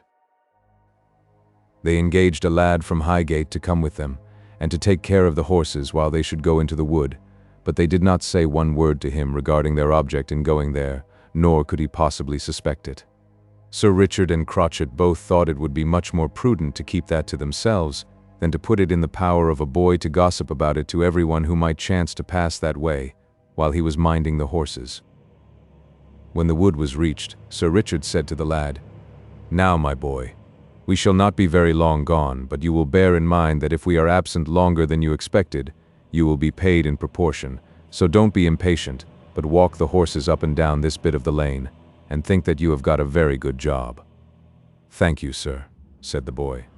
"Across that there meadow is the nearest way to the wood. I seed 2 fellows go that way early this morning, and one on 'em was the ugliest fellow I ever saw, and he calls out to the other, 'Come along, Lupin, we shall be all right in the wood now. Come along, Lupin, ha, ha.' You heard that?" "Yes, sir, I did. You see, I was slow gathering in the hedge, and they don't let you do it, 'cause they say you breaks down all the young twigs, and spoils the hedge, and so you does. And so, sir, when I heard footsteps a-coming, I hid myself right down among the long grass, so that they did not see me." Mr. Crotchet gave a long whistle. "Very good," said Sir Richard. "We shall be back with you soon. You take good care of the horses." "I will, sir." "What do you think of that, Crotchet?" said Sir Richard, as they made their way into the very meadow across which Todd and Lupin had run to get to Caen Wood. "It's the finger o' Providence, your worship." "Well, I cannot deny, Crotchet, but that it may be so. At all events, whether it be Providence or chance, one thing is quite certain, and that is that we are on the track of those whom we seek." "Not a doubt o' that, sir. Into the wood here they have been, but whether they have stayed here or not, you see, sir, is quite another affair. But it's worth looking well to, at all events, your worship, and I shan't leave an old tree in this here place as we is coming to, that I shan't walk right round and have a jolly good look at somehow or another." "Nor I, Crotchet. They may know of some hiding place in this wood, for all we know to the contrary, and if they do, it strikes me we shall ferret them out." "In course we shall, sir, and here we is." They had reached the wood by this time, and before plunging into its recesses the magistrate looked carefully about him, and Crotchet did the same. "Do you think, your worship, there's a chance of such a fellow as Todd staying long here?" "Why do you think that?" said Sir Richard. "Why, sir," said Crotchet, putting his head on one side, "this here is a sort of place that makes a man think, and always when I am in a quiet place like this, with the beautiful trees all about me, and the little birds a-singing, and the frogs a-croaking, it makes me think of things that I don't always think of, and of those as has passed away like spirits. And as we may meet in t'other world nor this, sir." "Indeed, Crotchet, I do not wonder that the silence and solitude of nature should have that effect upon you." "Exactly, sir. In course, it ain't for me to say whether in this air world there ought to be prigs and sneaks and cracksmen, and all that sort of thing or not, but I will say, sir, as I'm not a little surprised how anybody can do anything very wrong, sir, in the country." "Indeed, Crotchet?" "Yes, sir. It has an effect on me.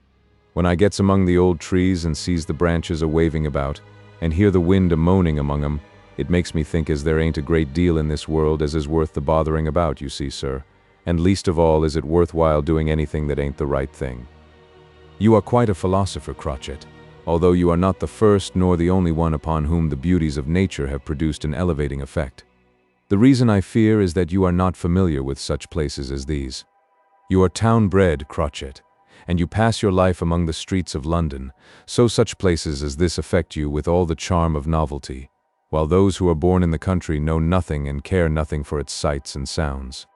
"That's about it, sir, I shouldn't wonder," said Crotchet. "But I feels what I feels, and thinks what I thinks." They now had fairly penetrated into Caen Wood, and we may here appropriately remark that Caen Wood was much more of a real wood then than it is now, when it is rather an imitation of one than one in reality. The smoke and the vegetation-killing vapors of London have almost succeeded in begriming the green trees even at that distance off, and in a few short years Caen Wood, we fear, will be but a thing of tradition in the land. So time works his changes. Sir Richard Blunt, with long-practiced sagacity, began his hunt through the wood.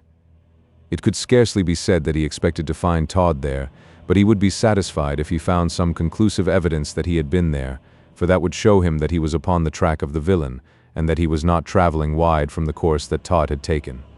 The idea that he might have at once, on foot, made his way to some part of the coast, haunted Sir Richard, notwithstanding all the seemingly conclusive evidence he had to the contrary, and knowing well, as he did, how very little reliance ought to be placed upon personal descriptions, he did buoy himself up with many hopes consequent upon the presumed identity of Todd with the person who had been seen by those who had described him.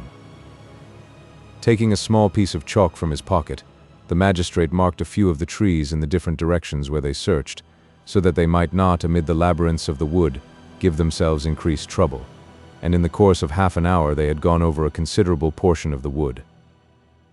They paused at an open spot, and Crotchet lifted from the ground a thick stick that appeared to have been recently cut from a tree.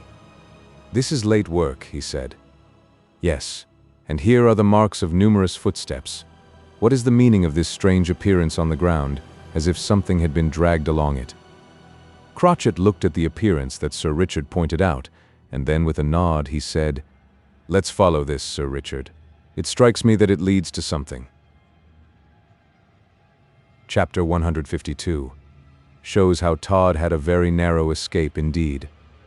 There was something in the tone of Crotchet that made the magistrate confident he suspected something very peculiar, and he followed him without a word. The track or trail upon the ground was very peculiar. It was broad and defined, and had turned in the direction that it went every little weed or blade of grass that was within its boundaries.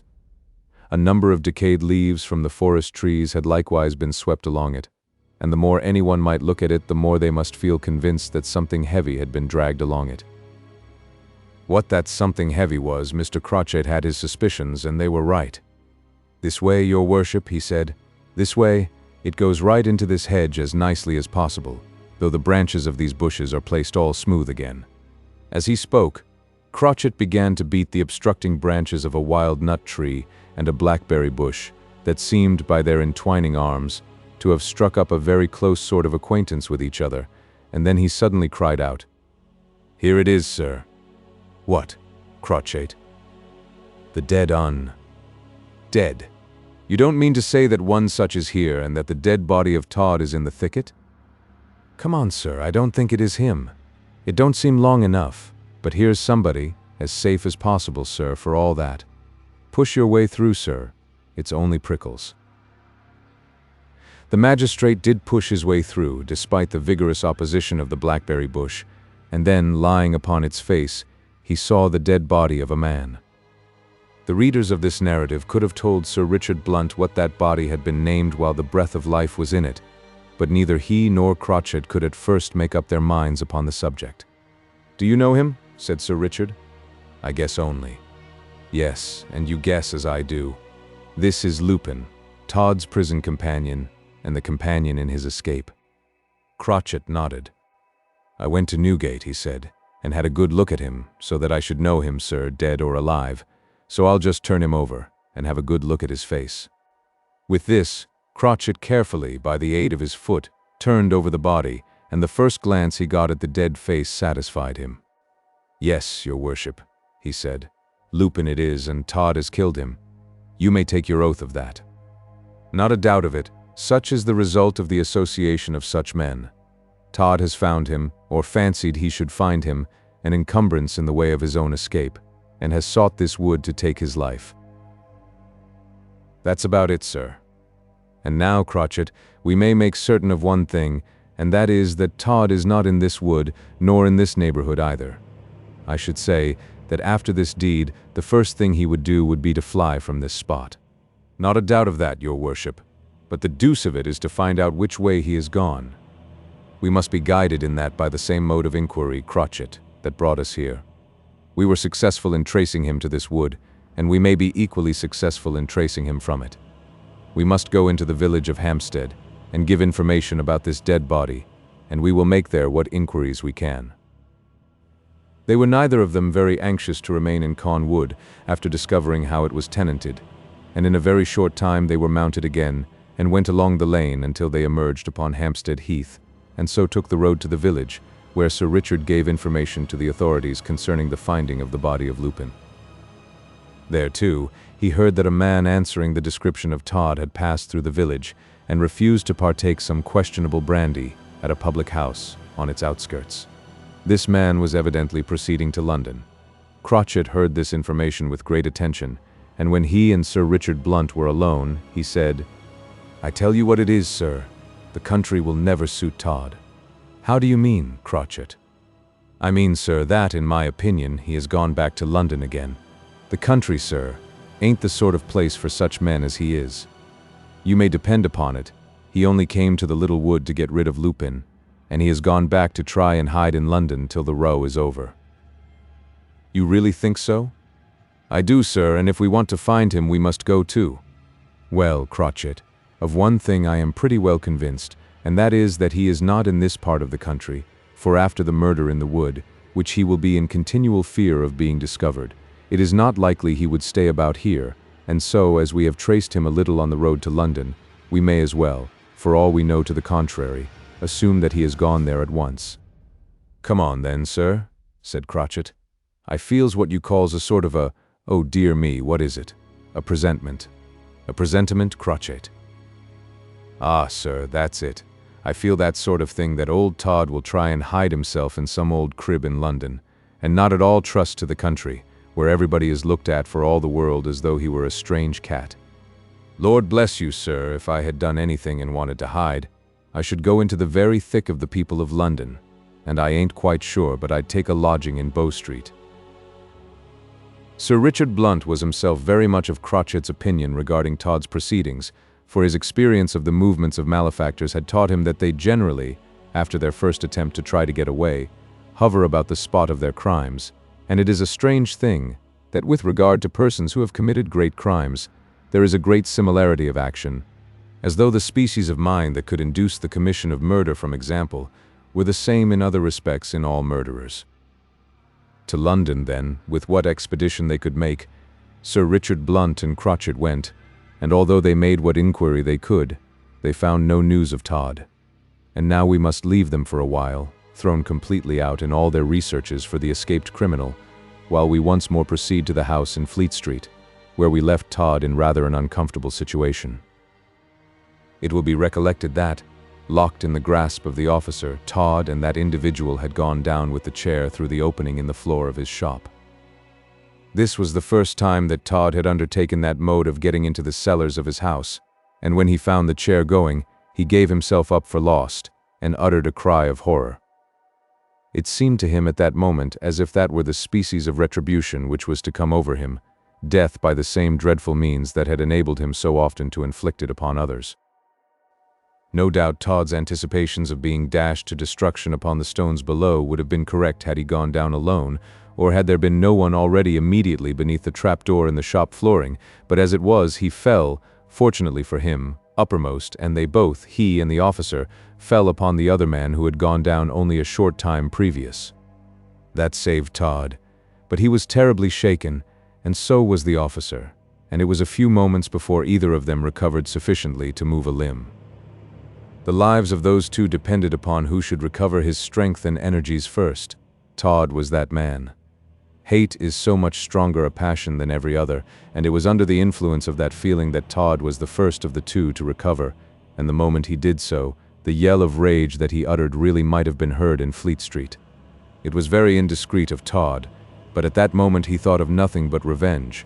His own safety became a secondary consideration with him. He grasped the officer by the throat.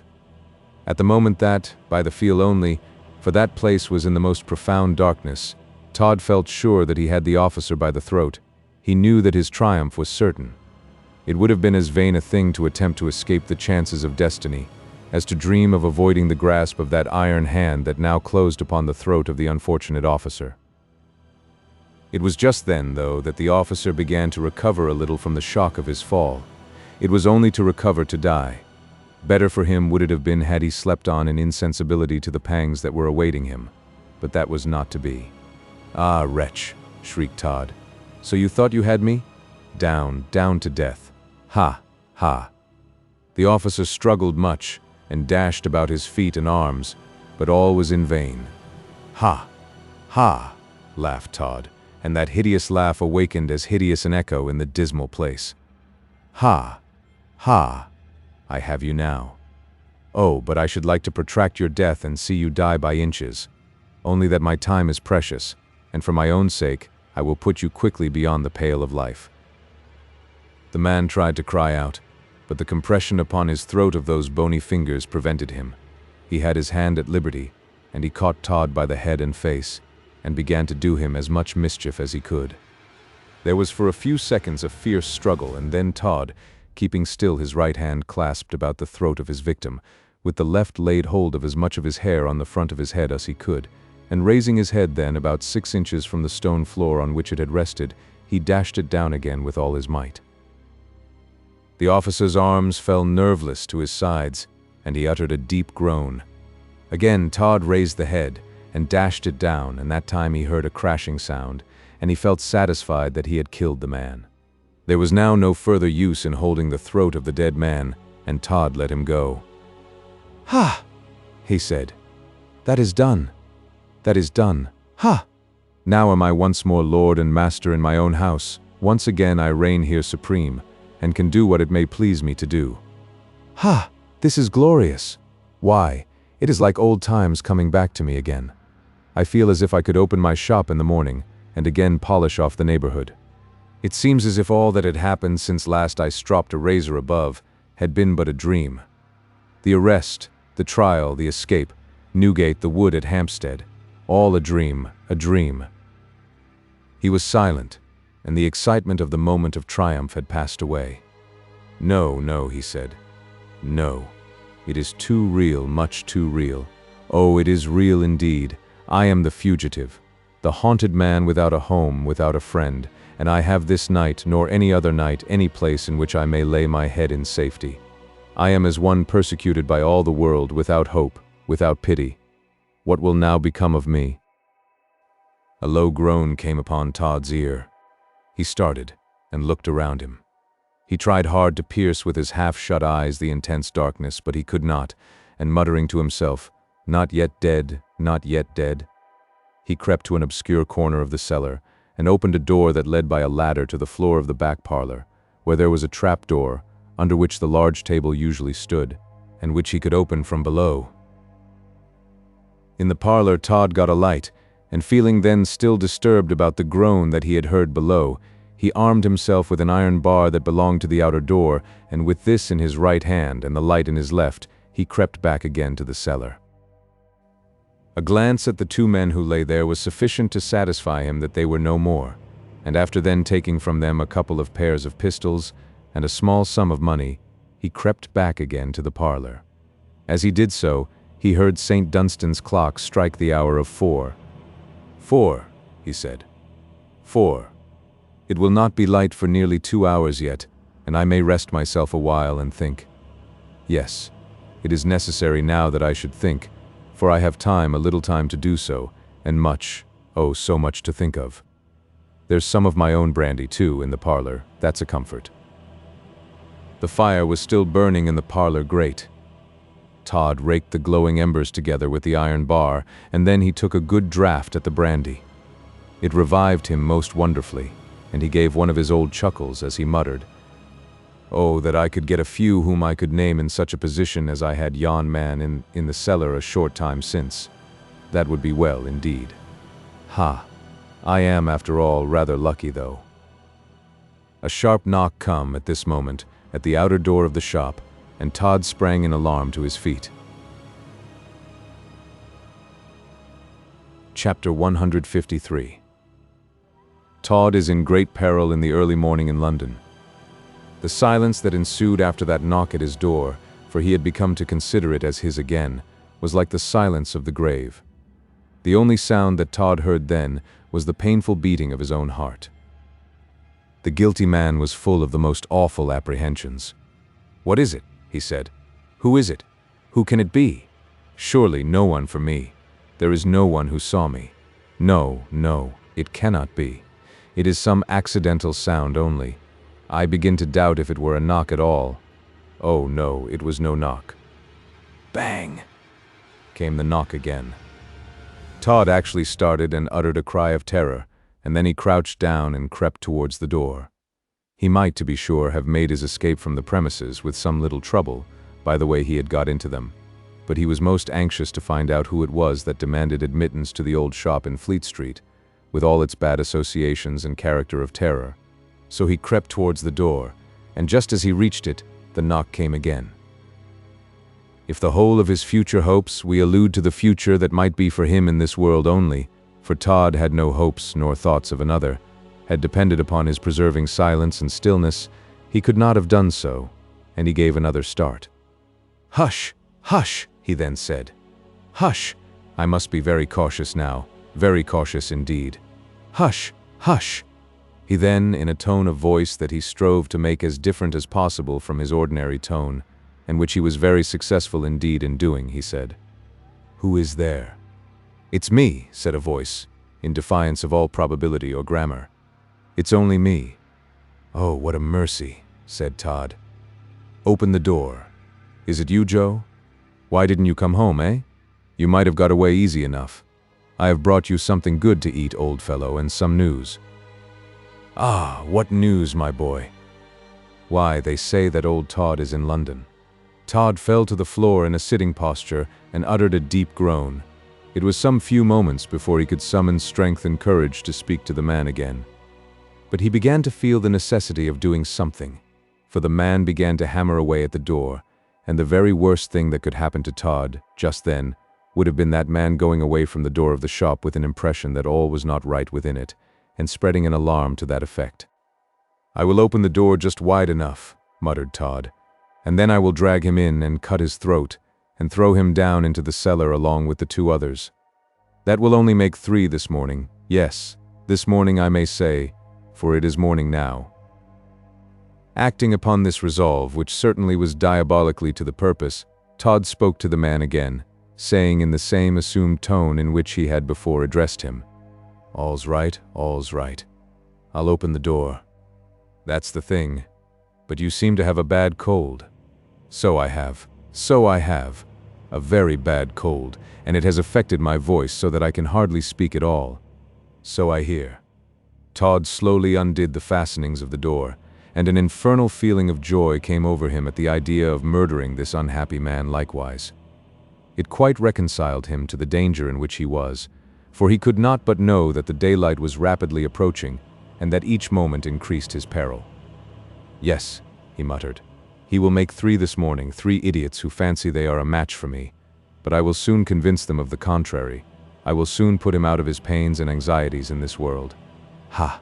He shall be an independent man, for he shall have no wants, and that is true independence." Todd drew the last bolt back that held the door. "Come, Joe, are you coming?" said the man. "Soon enough, my dear friend, soon enough," said Todd. "You will find me quite soon enough. Come in." Todd felt quite certain that if the man caught but the slightest glance at him, it would be sufficient to convince him that it was not Joe, and therefore he only now opened the door wide enough to let him slip into the shop, and kept himself back partially behind it, so as to be, with the exception of one arm, quite out of sight. The man hesitated. "Come in," said Todd. "Come in." "Why, what's the matter with you?" said the man. "That makes you so mighty mysterious, eh? What is it, old fellow?" "Oh, nothing. Come in." The man stepped 1 foot across the threshold and put his head in at the shop door. "Come now," he said. "None of your jokes, Joe. Where are you?" Todd felt that that was a critical moment, and that if he failed to take advantage of it, the least thing would give the man the alarm, and he might draw back from the door altogether, and so stop him from executing that summary proceeding against him which he, Todd, thought essential to his interests. "No, old fellow. There's no trick. Come in." "Oh, but I—" The man was drawing back his head, and Todd saw that the moment for action had come. Darting forward, he stretched out his right hand and caught the man by the throat, saying as he did so in the voice of a demon, "In wretch in, I say." The man's cravat came away in the hand of Todd, who rolled upon his back on the floor of the shop. The man, finding himself free from the terrific grip that had been laid upon him, fled along Fleet Street, crying, "Help! Help! Thieves! Murder! Todd! Help! Fire! Murder! Murder!" Todd lay upon his back with the cravat in his hand, and so utterly confounded was he by this accident, that for a few moments he felt disposed to lie there and give up all further contest with that fate that never seemed weary of now persecuting him after the long course of successful iniquity he had been permitted to carry on. He heard the loud cries of the man, and he knew that even at such an early hour how those cries would soon rouse sufficient assistance to be his destruction. He yet did not like to die without a struggle. Newgate, with its lonely cells, came up before his mind's eye, and then he pictured to himself the gibbet, and with a positive yell, partly of rage and partly of fear, he rose to his feet. "What shall I do?" he said. "Dare I rush out now into Fleet Street, and by taking the other direction to that in which this man has gone, try to find safety?" A moment's thought convinced him of the great danger of that plan, and he gave it up. There remained then nothing but the mode of retreat through the church, and no longer hesitating, he took the light in his hand and dashed open the little door that communicated with the narrow stairs that would take him underneath the shop. Before descending them, he paused to listen, and he heard the cries and shouts of men afar off. He found that his foes were mustering in strong force to attack him, and clenching his double fist, he swore the most horrible oaths. This was a process that seemed to have some effect upon the spirits of Todd. The swearing acted as a kind of safety valve to his passion. He descended the staircase, and when he reached the foot of it, he paused again. The noise in the street was not so acute. It had sobered down to a confused murmur, and he felt that his danger was upon the increase. Shading the light with one hand, for there was a current of air blowing in the cellars and secret passages, he looked like some fiend or vampire seeking for some victim among the dead. "They come," he said. "They come. They think they have me at last. They come to drag me to death. Oh, that I had but the power of heaping destruction upon them all, of submitting them all to some wretched and lingering death. I would do it. Curses on them. How I should revel in their misery and pain." He went on a few paces past the dead bodies of the two men, and then he paused again, for he could distinctly hear the trampling of feet upon the pavement near to the house. And then, before he could utter a word, there come such a thundering appeal to the knocker of the outer door that he dropped his candle, and it was immediately extinguished in the start that he gave. It was quite evident that his foes were now in earnest, and they were determined he should not escape them by any fault of theirs, for the knocking was continued with a vehemence enough to beat in the door. But so long as it did continue, it was a kind of signal that his enemies were upon the outside. "I may escape them yet," he said, tremblingly. "Oh yes, who shall take upon them to say that I may not escape them yet? I can find my way in the dark well, quite well. I am sufficiently familiar with this place to do so." That was true enough, but yet, although Todd was, as he said, sufficiently familiar with the place to find his way through it in the dark, he could not make such good progress as when he had a lamp or a candle to guide him. He heard a loud crash above. "They have broken open the door," he said, "but yet I am safe, for I have a wonderful start of them. I am safe yet, and I am well armed too. I hold the lives of several in my hands. They will not be so fond, from their love of me, to throw away their lives. Ha! I shall beat them yet. I shall beat them yet." With his hands outstretched before him, so that he should not run against any obstacle, he took his way through the gloomy passages that led to the vaults beneath St. Dunstan's church. The distance was not great, but his danger was, and yet such was his insatiable desire to know what was going on in his house, that he paused more than once again to listen. From what he heard, he felt convinced that many persons had made their way into the shop and parlor, and he anticipated a thorough search of the house. "Let them," he said. "Let them. There is nothing there now that it can interest me to keep secret, absolutely nothing. Let them search well in every room. It will give me the more time." He struggled on in the dark a little further, and then he suddenly paused. A thought had struck him. "Oh, what a glorious thing," he said, "if I could only now fire the old house, and so scorch some of those idiots, who are no doubt running from room to room full of mad delight at the opportunity to do so, and at the prospect that they may light upon me, and so share the money among them that is offered for my blood. It is a tempting thought." Todd felt in his pocket for the matches that had been supplied to him by his departed friend, Mr. Lupin, and he found that he had some of them left, although all the little bits of wax ends of candles were gone. A match will do as well as a torch to set fire to a house. I will chance it, for afterwards I shall most bitterly repent not having done so. Oh yes, I will go back and chance it. I know how to do it, and if that Sir Richard Blunt, whom I yet hope to see in death, has not removed the materials I placed for the firing of the house, I can do it easily. Oh, that will be most capital. I think it will make me laugh again. Ha! Ha! Yes, it will make me laugh again." He stood for the space of time of about 2 minutes in deep thought, with his hands compressed upon his brow, and then he muttered, "Yes, there is no difficulty. If I can but reach the flooring of that cupboard beneath the parlor, it will do." He rapidly made up his mind to attempt this most perilous act of setting fire to his old house. After all, notwithstanding it was now to his knowledge filled with his enemies, and that his returning was a matter of the greatest danger to himself. He crept back by the way he had gone, and soon reached the cellar again under his shop. That cellar run partially under the parlor likewise, and it was upon that circumstance, well known to him, that Todd based his hopes of being able, with safety to himself, to fire the old house. He shook a little as he reached the cellar underneath the shop. It was a natural thing that he should do so, for he knew that he was doing the very reverse of what impulse would have prompted him to do, namely, fly from his enemies. The mode of getting into that cellar might, for all he knew to the contrary, be found out at the most inopportune moment for him that could be conceived, and he might find himself surrounded almost at any moment by his foes. No wonder Todd shook a little. He quite forgot that the bodies of the two men were there, his two latest victims, and as he went crawling along with excessive care, the first thing he did was to fall over them both and measure his great length upon the floor of the cellar. It was quite astonishing how Todd controlled his temper when he had any object in view which an ebullition of rage would have had the effect of jeopardizing in any way.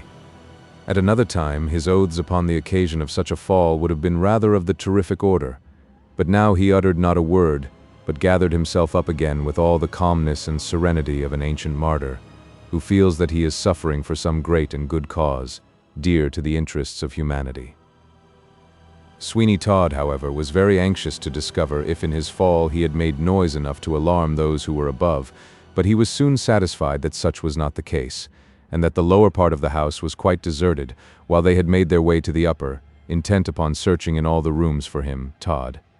Ah, they little knew the piece of obdurate cunning that they had pitted against them there. "I shall do it. I shall do it," muttered Todd. "I shall easily do it. There is no one to prevent me. Ha! Ha! I do believe that I shall smother some of them before they can possibly find the means of getting downstairs.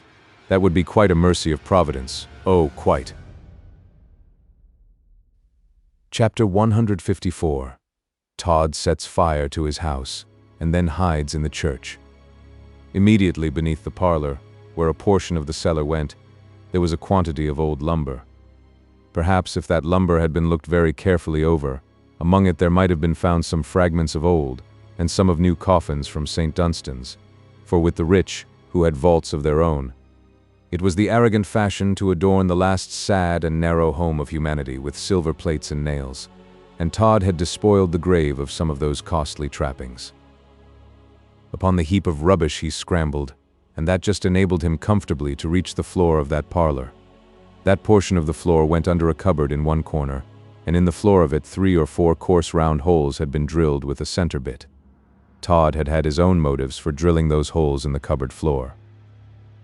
He now put his finger through one of the holes, and when he did so he gave a chuckle of delight, for he was convinced that the contents of that cupboard had not been in any way interfered with, and that, as a consequence, he should find no difficulty in firing the house completely.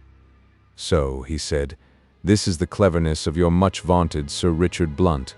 He has left a cupboard as crammed with combustible materials as it well can be, to the mercy of the first accident that may set fire to them, and now the accident has come. Ha!" Again Todd listened attentively, and was still further satisfied that all was profoundly still in the parlor, although he heard the racket and the banging of doors in the upper part of the house. "This is good," said Todd. "This is capital. All is well now. The fire will have made most excellent progress before they will discover it, and I will warrant that if once it takes a firm hold of the woodwork of this old house, it is not a trifle that will stop its roaring progress." With this, Todd ignited one of his matches and thrusted a light through one of the holes in the floor of the cupboard. A slight cracking noise ensued immediately. "That will do," said Todd, and he withdrew the match and cast it upon the ground. The crackling noise continued. He turned and fled from the place with precipitation. In the lower portion of that cupboard there was a quantity of hay, upon which oil and turpentine had been poured liberally.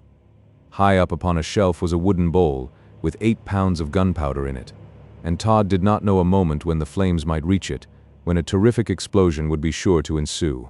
"It is done now," he said. "It is done, and they do not know it. More revenge, more revenge. I shall have more revenge now, and there will be more death."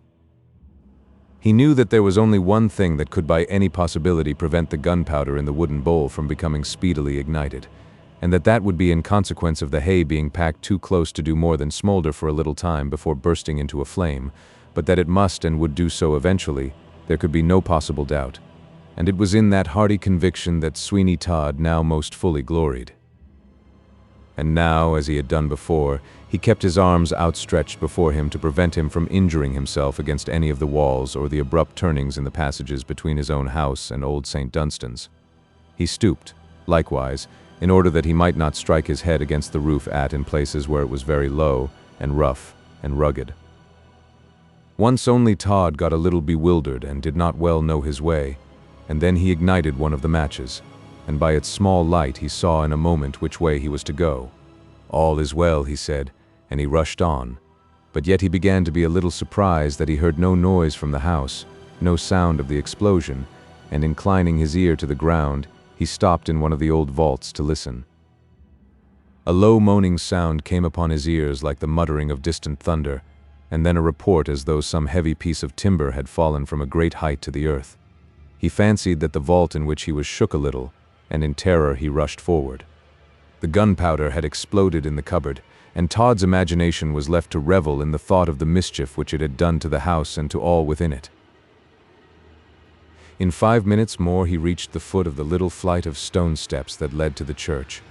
All was profoundly dark still, as he thought, but he had not got up above 6 of those steps when he became conscious that the light of early dawn had already found its way through the windows of the church, and was making everything within it dimly visible.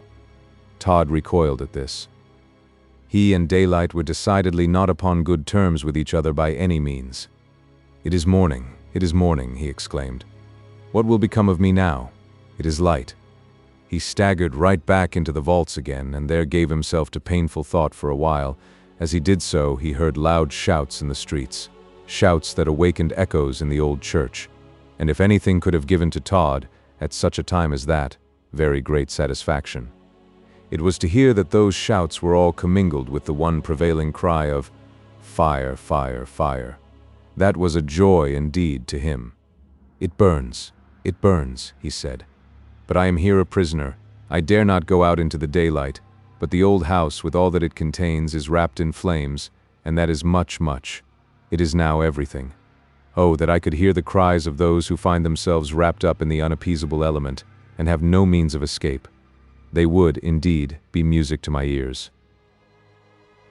This state of mental exaltation passed away very quickly, as it was sure to do, and gave place to the most lively fears for his own personal safety. For, after all, that was the great thing with Todd, at least it was while any portion of his deep revenges remained yet to be accomplished. What shall I do? That was the question that he kept repeating to himself. What shall I do? He advanced now right up the steps into the body of the church.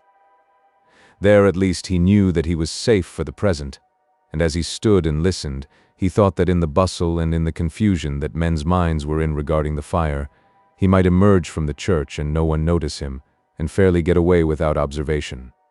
If he only got a few streets off it would be sufficient, and he should be able to tell himself that he had indeed and in truth escaped. With these thoughts and feelings he approached the church door. The nearer he got to the old doors of St. Dunstan, the more appallingly and distinctly there came upon his ears the cries and the shouts of the people who were hurrying to the fire, and he muttered to himself, "Ah, it must be blazing briskly now, very briskly.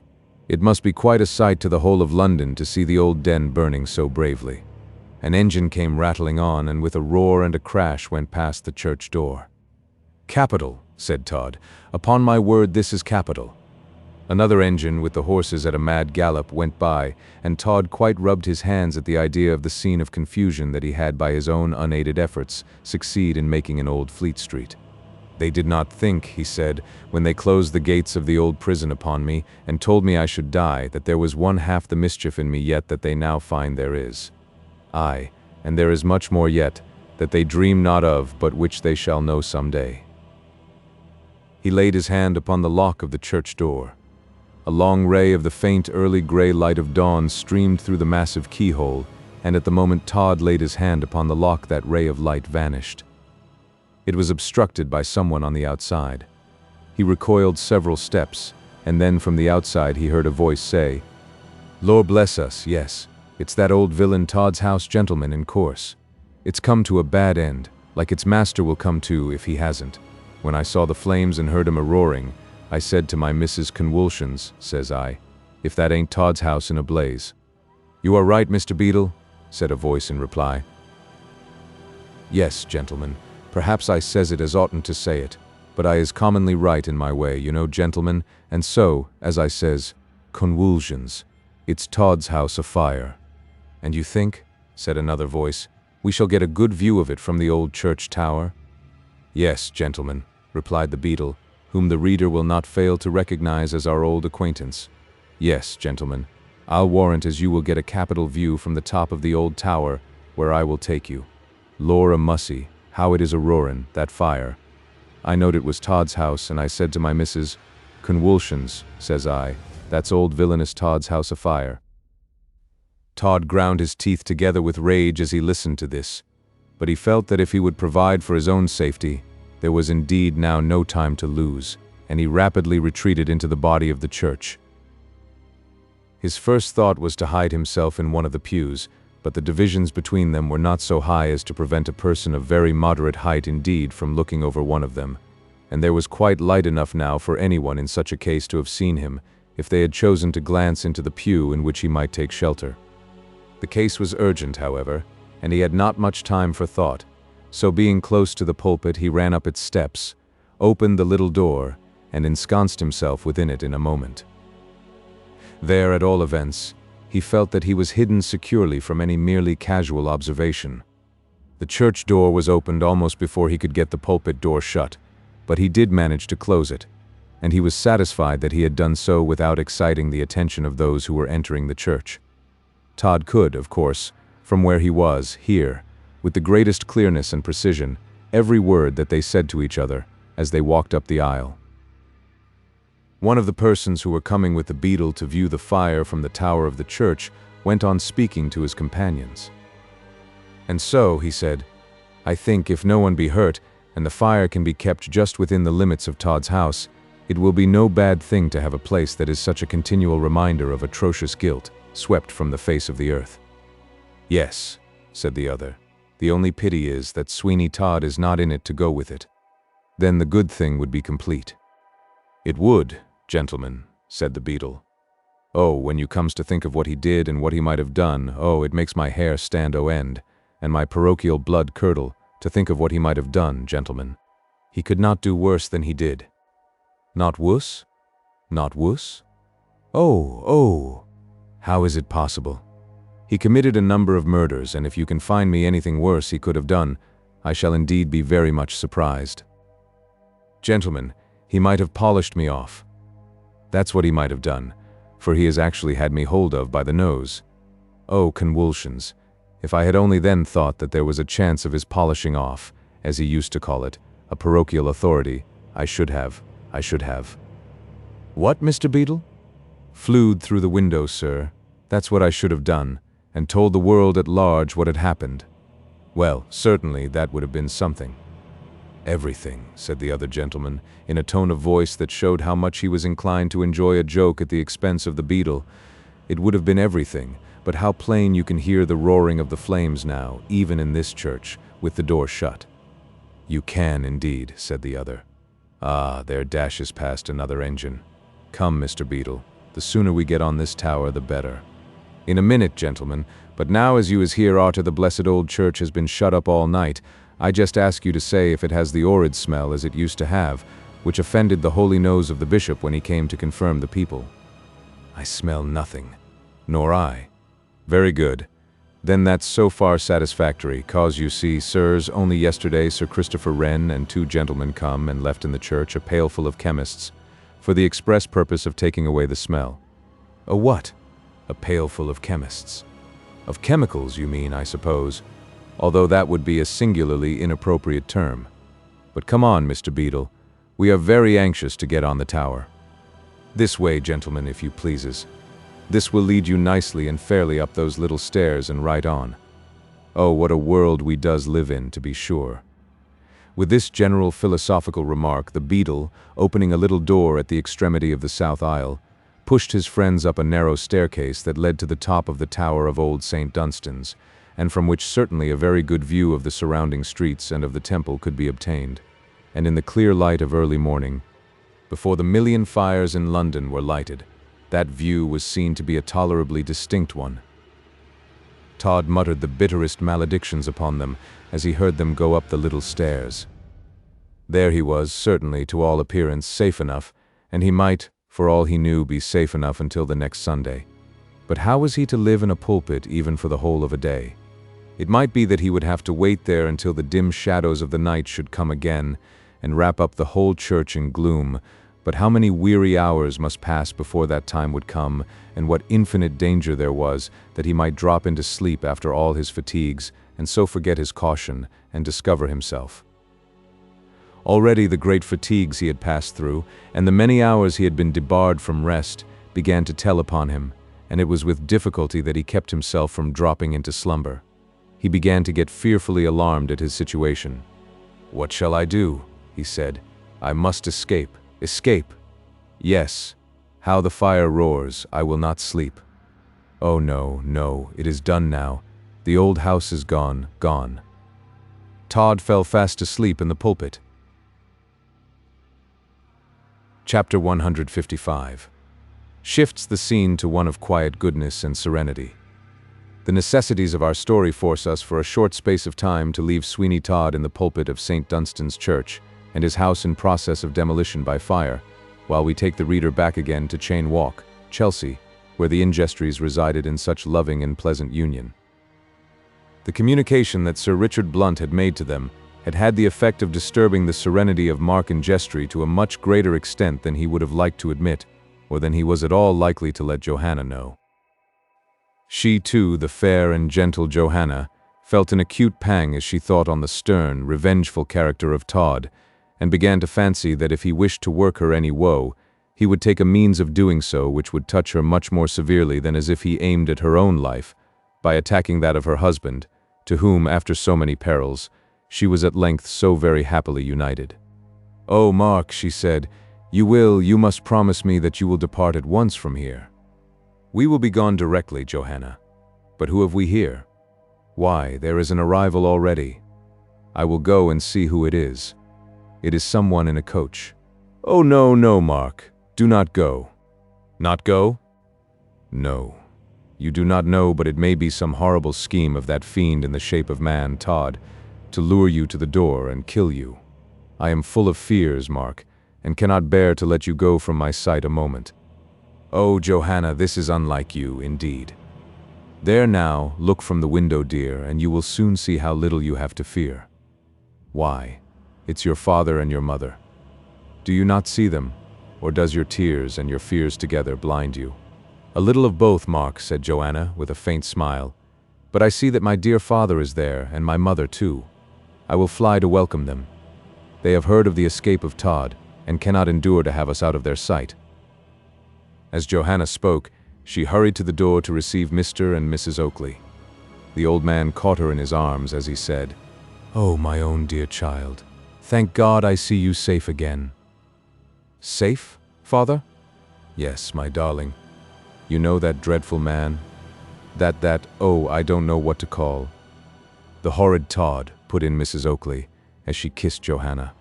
"He has escaped, my dear, from Newgate, but of course Sir Richard Blunt has been here to tell you, as he said he would, so you know all about it." "Oh, yes, yes. Come in, I am so glad you have come." "And so am I," said Mark Ingestry, making his appearance in the hall. "For here is Johanna starting at every little noise, and I do believe if a mouse were now to run across the floor she would fancy that it was that old rascal, Sweeney Todd." "Ah, but my dear boy," said Mr. Oakley, "you really don't seem to have any idea of what a dreadful man he is, you don't indeed." "I don't care either, father, but I only wish one thing, and that is that he would be so good as to trust himself, for about half a minute, within arm's length of me, that's all." "Heaven forbid," cried Mrs. Oakley. "My dear son, you don't know he used to what did he call it, Johanna?" "Polish people off, ma." "Ah, to be sure. Well, it's no use talking," said Mark, "but if ever I get hold of him I'll polish him off to some purpose. But you have just come in time for me to say a very serious thing to you, mother, indeed." "Oh, what is it?" cried Mrs. Oakley. "Don't agitate us," said old Mr. Oakley, putting on his spectacles upside down. "Don't agitate us, my boy, but tell us at once what the dreadful thing is." "Why, Pa?" said Johanna. "Mark did not say it was a dreadful thing he was going to say." "Well then, my dear, what is it?" "Aha, that. Indeed, I don't know. But I would wager, yes, I would wager anything, that it is something not dreadful at all. Come, Mark, what is it? Speak out. Then, it's just this, said Mark. We are going out of London, and I want you both to come with us, for I know very well if you don't, that you will be as miserable as possible, thinking of Johanna, and that Johanna will be in much the same state thinking of you, and that you will dream every night of Todd. The old couple looked at each other with surprise and gratification. Mr. Oakley took off his spectacles and said, "My dear boy, do you know, I was just going to say that, in fact," put in Mrs. Oakley, "we would be glad to go with you, if you would let us, for Sir Richard said he would advise you both to go out of London, and leave him to find out and hang Todd at his leisure, you know." "Yes, that was it," said the old man. "That was the very thing that brought us over here, my dears. So if you will only be so good." "Come, come," said Mark. You must be so good. I asked you first, you know, so you do us the favor. Is not that it, Johanna?" "Of course it is." "You are very, very good and kind, Mark." "Oh, stuff. Not at all. I say what I like. That's all. And when I say that it would please me mightily to have your father and mother with us, Johanna, where we are going, I mean it from my heart, as you know well." "I know you do, Mark. And poor Tobias, father, is to be with us likewise. You have heard all about poor Tobias." "Oh, yes, yes." "Well then, Sir Richard Blunt told us that it would be the death of the poor lad if he should be in London and hear that Todd has escaped from Newgate. So we gladly agreed to take him with us, for he, more than anyone, has suffered deeply from Todd's wickedness." "Hilloa!" cried Mark, as he glanced from the window.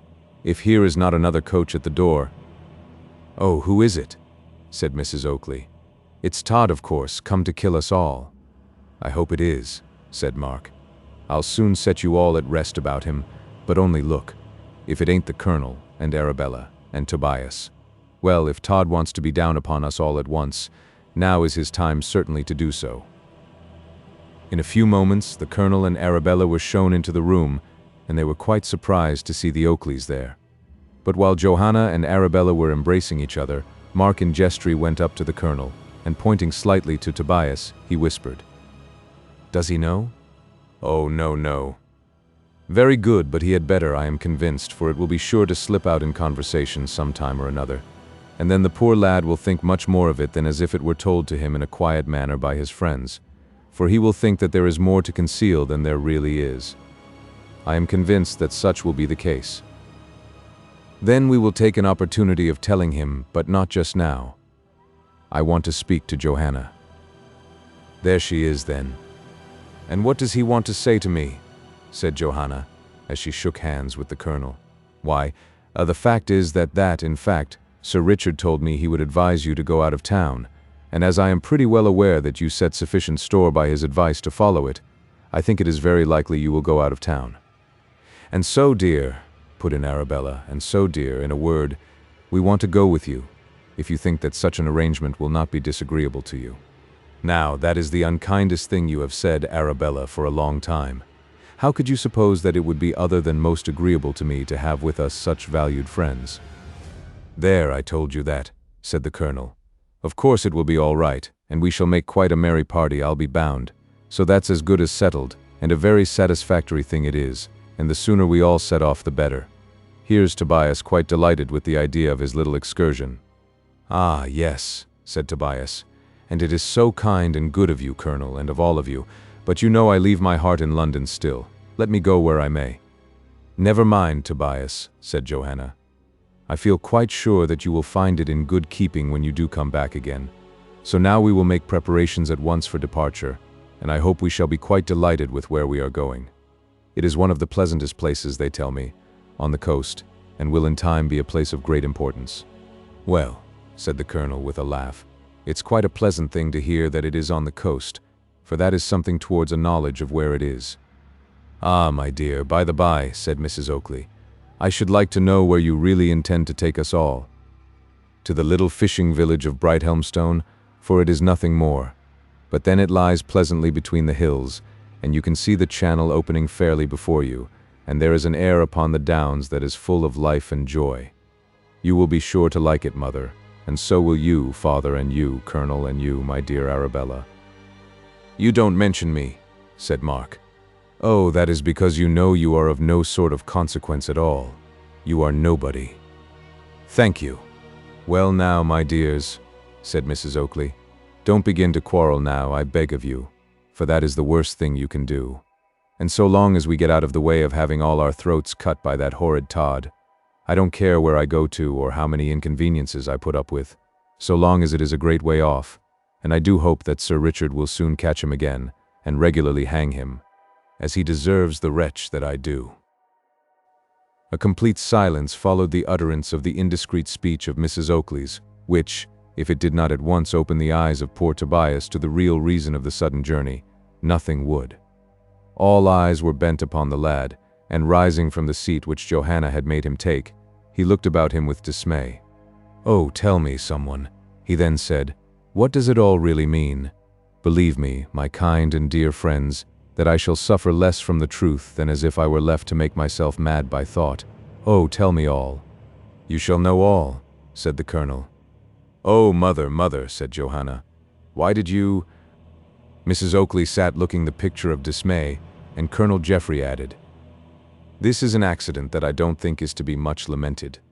Tobias must have known at some time, and it is better that he should know now that he is surrounded by his friends. Give me your hand, Tobias.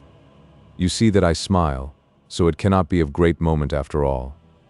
"Oh, tell me, tell me." "I will. Todd has made his escape from Newgate, that is all, but he is friendless and penniless, and it will be quite impossible that he can remain many days at large, as Sir Richard Blunt is already upon his track. Let me beg of you not to be in the least alarmed at this intelligence. It ought not to alarm you. Todd will have too much to do to look after his own affairs to enable him to give a thought to anybody else." "You will save me?" said Tobias. "I will. We will all stand between you and any harm, but, I repeat, I do not apprehend any danger to you." They all spoke to Tobias cheeringly, and in the course of half an hour they got him into quite a different state of mind. And then, as he was to form one of the party, it was quite a relief to them all that they did not feel compelled to keep a guard upon their tongues in his presence. In the evening of that day they were all at Brighton. Chapter 156. Todd has some further adventures in Fleet Street. We left Todd in the pulpit of St. Dunstan's Church, while his old house was rapidly burning down. A perilous position for Todd. Perhaps if he had courage sufficient to have made the attempt, he might have escaped at several junctures, but the dread of the consequences of capture was so strong in his heart and brain that while he felt that he was undiscovered in the pulpit, he preferred remaining there to making any precipitate means of escape. It will be remembered how the beadle had taken up several gentlemen to the roof of the church, in order that they might get a good view of the fire, and it was during that time that Todd thought of escaping, but the rapid approach of daylight daunted him. "Oh, that I had remained in the wood at Hampstead, or anywhere but here in London, where the hands of all men are raised against me. Oh, I was mad, mad to come here. But I am not quite lost. If I thought that, my senses would go from me this moment. Oh, no, no, I will be calm now again. I will not believe that I am quite lost yet." Of a truth, Todd felt that if he really gave up in despair, that he might commit some extravagance which would at once draw down upon him his enemies. And there he lay in the pulpit, his gaunt form huddled up so as completely to hide himself in it, and dreading to stay as much almost as he dreaded to leave. He heard still the loud shouts of people at the fire, and at times he thought he heard even the flames that were rapidly consuming the old den of iniquity in which he had committed so many crimes. The regular clank, clank too, of the engine pumps came upon his ears, and he muttered, "No, no, you may try your hardest, but you will not subdue that fire. It will blaze on in spite of you. You will not, you cannot, I say, subdue it. The house is too well prepared. I had a care for that before I left home. It will burn to the very ground, and below the ground, too, and the spot of earth only will remain that held the foundation of my old house. Would that all whom I hate were at this moment writhing in the flames. Then I might feel some sort of satisfaction with myself, and even this place of peril would be for the time quite tolerable to me." No doubt it would have been a vast satisfaction to Todd to have all that he hated in the flames of his burning house, but as yet he could only tell himself that the puny vengeance he had achieved had been upon the most inferior tools of those who had wreaked his ruin, while the principals remained untouched and most completely unscathed. What had he yet done to Sir Richard Blunt? What to Tobias? What to Johanna? What even to the dog that had played no inconsiderable a part in his final conviction of the murder of its master? Little indeed, and the thought that his revenges were all to do scared his imagination and filled him full of rage as well as terror. He heard the sound of the footsteps of the people who had gone to the roof of the church with the beadle to see the fire, coming down again, and he shrunk still closer into the bottom of the pulpit. "Oh," he said, "if they could but for one moment guess that I was here, what joy it would give them to drag me forth to the light of day, to once again cast me into the condemned one's cell, and then to hoot me to the gallows. But no, no, I will not die a felon's death. Rather by my own hands will I fall, if my fortune should reach such a wretched extremity. Hush! Oh, hush! Why do I speak? They come. They come." "Well, gentlemen, as you say, the old house is gone at last," said the beadle, "and I must say, though fires always gives me a turn, and as a parish authority perhaps I ought not to say it, I think it is a very good job." "A good job, Mr. Beadle?" said one. "How do you make that out?" "Why, sir, who would have lived in it? Who would have paid rent and rates and taxes and given his Christmas box to the beadle like a Christian, in Todd's old house, I should like to know?" "Well, you are right there." "I know I is, sir. The fact is, that house would have been like a great blot, sirs, in the middle of Fleet Street. No one would have taken it for love or money, and it a very good thing as it's gone at last." "You reason the matter very well, Mr. Beadle," said another, "and I for a certainty subscribe to your opinion, that it is a good thing it is gone at last, and I only hope that its late owner will soon be in the hands of justice. Somebody is trying the door of the church." The beadle went to it, and upon opening it 2 persons entered the church. One of them spoke at once, saying, "Is the beadle of St. Dunstan's in the church?" Todd knew the voice. It was Sir Richard Blunt, and he shook so that the pulpit creaked again most ominously, so that if the attention of anyone had chanced to be directed towards it, they might have felt a kind of suspicion that it was occupied. Luckily for Todd, no one looked up, nor in any way noticed the pulpit. "Lor, sir, yes," said the beadle. "Here I is, and if I don't make a great mistake, sir, you is Sir Richard Blunt." "I am." "Lor bless you, sir, that's the way with me. If I sees a individual once, and knows 'em, I knows 'em again. It's a capital faculty, Mr. Beadle. But my friend, Mr. Crotchet, here, will just go down with you through the vaults to make sure that the fire in Todd's house has in no way connected with this. We don't want to burn down the church." "Burn down the church, sir? Oh, convulsions. Me go down into the vaults with this gentleman? Bless you, sir, I should only obstructify him in the discharge of his duty. I couldn't think of doing it, I assure you, sir. He can go by himself, you see, and then he will have the advantage of nobody to contradict him." "I'd rather go without him, Sir Richard," said Crotchet, who was the gentleman. "He's only a idiot." The beadle marched up to Crotchet, until he got within about 2 inches of that gentleman's nose, and then slowly shaking his head to and fro, he said, "Did you call me a idiot?" "Yes, I did."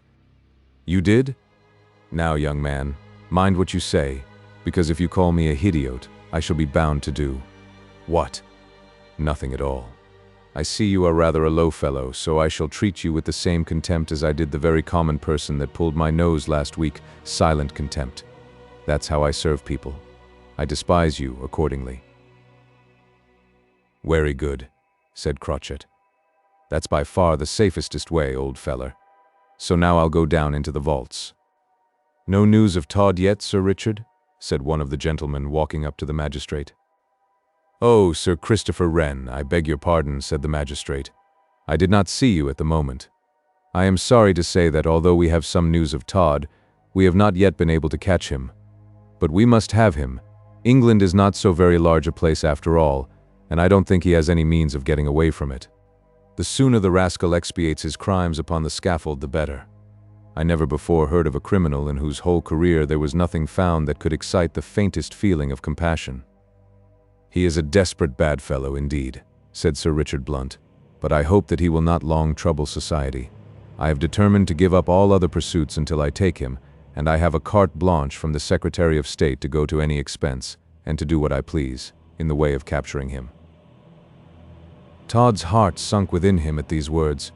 Had they come from anyone else, he would not have heeded them much, but from him they were of fearful import. "Oh, that I could kill that man," he muttered. "Then I should know some peace. But while he lives and while I live, we are like two planets in one orbit, and cannot long exist together." "I wish you every success," said Sir Christopher Wren.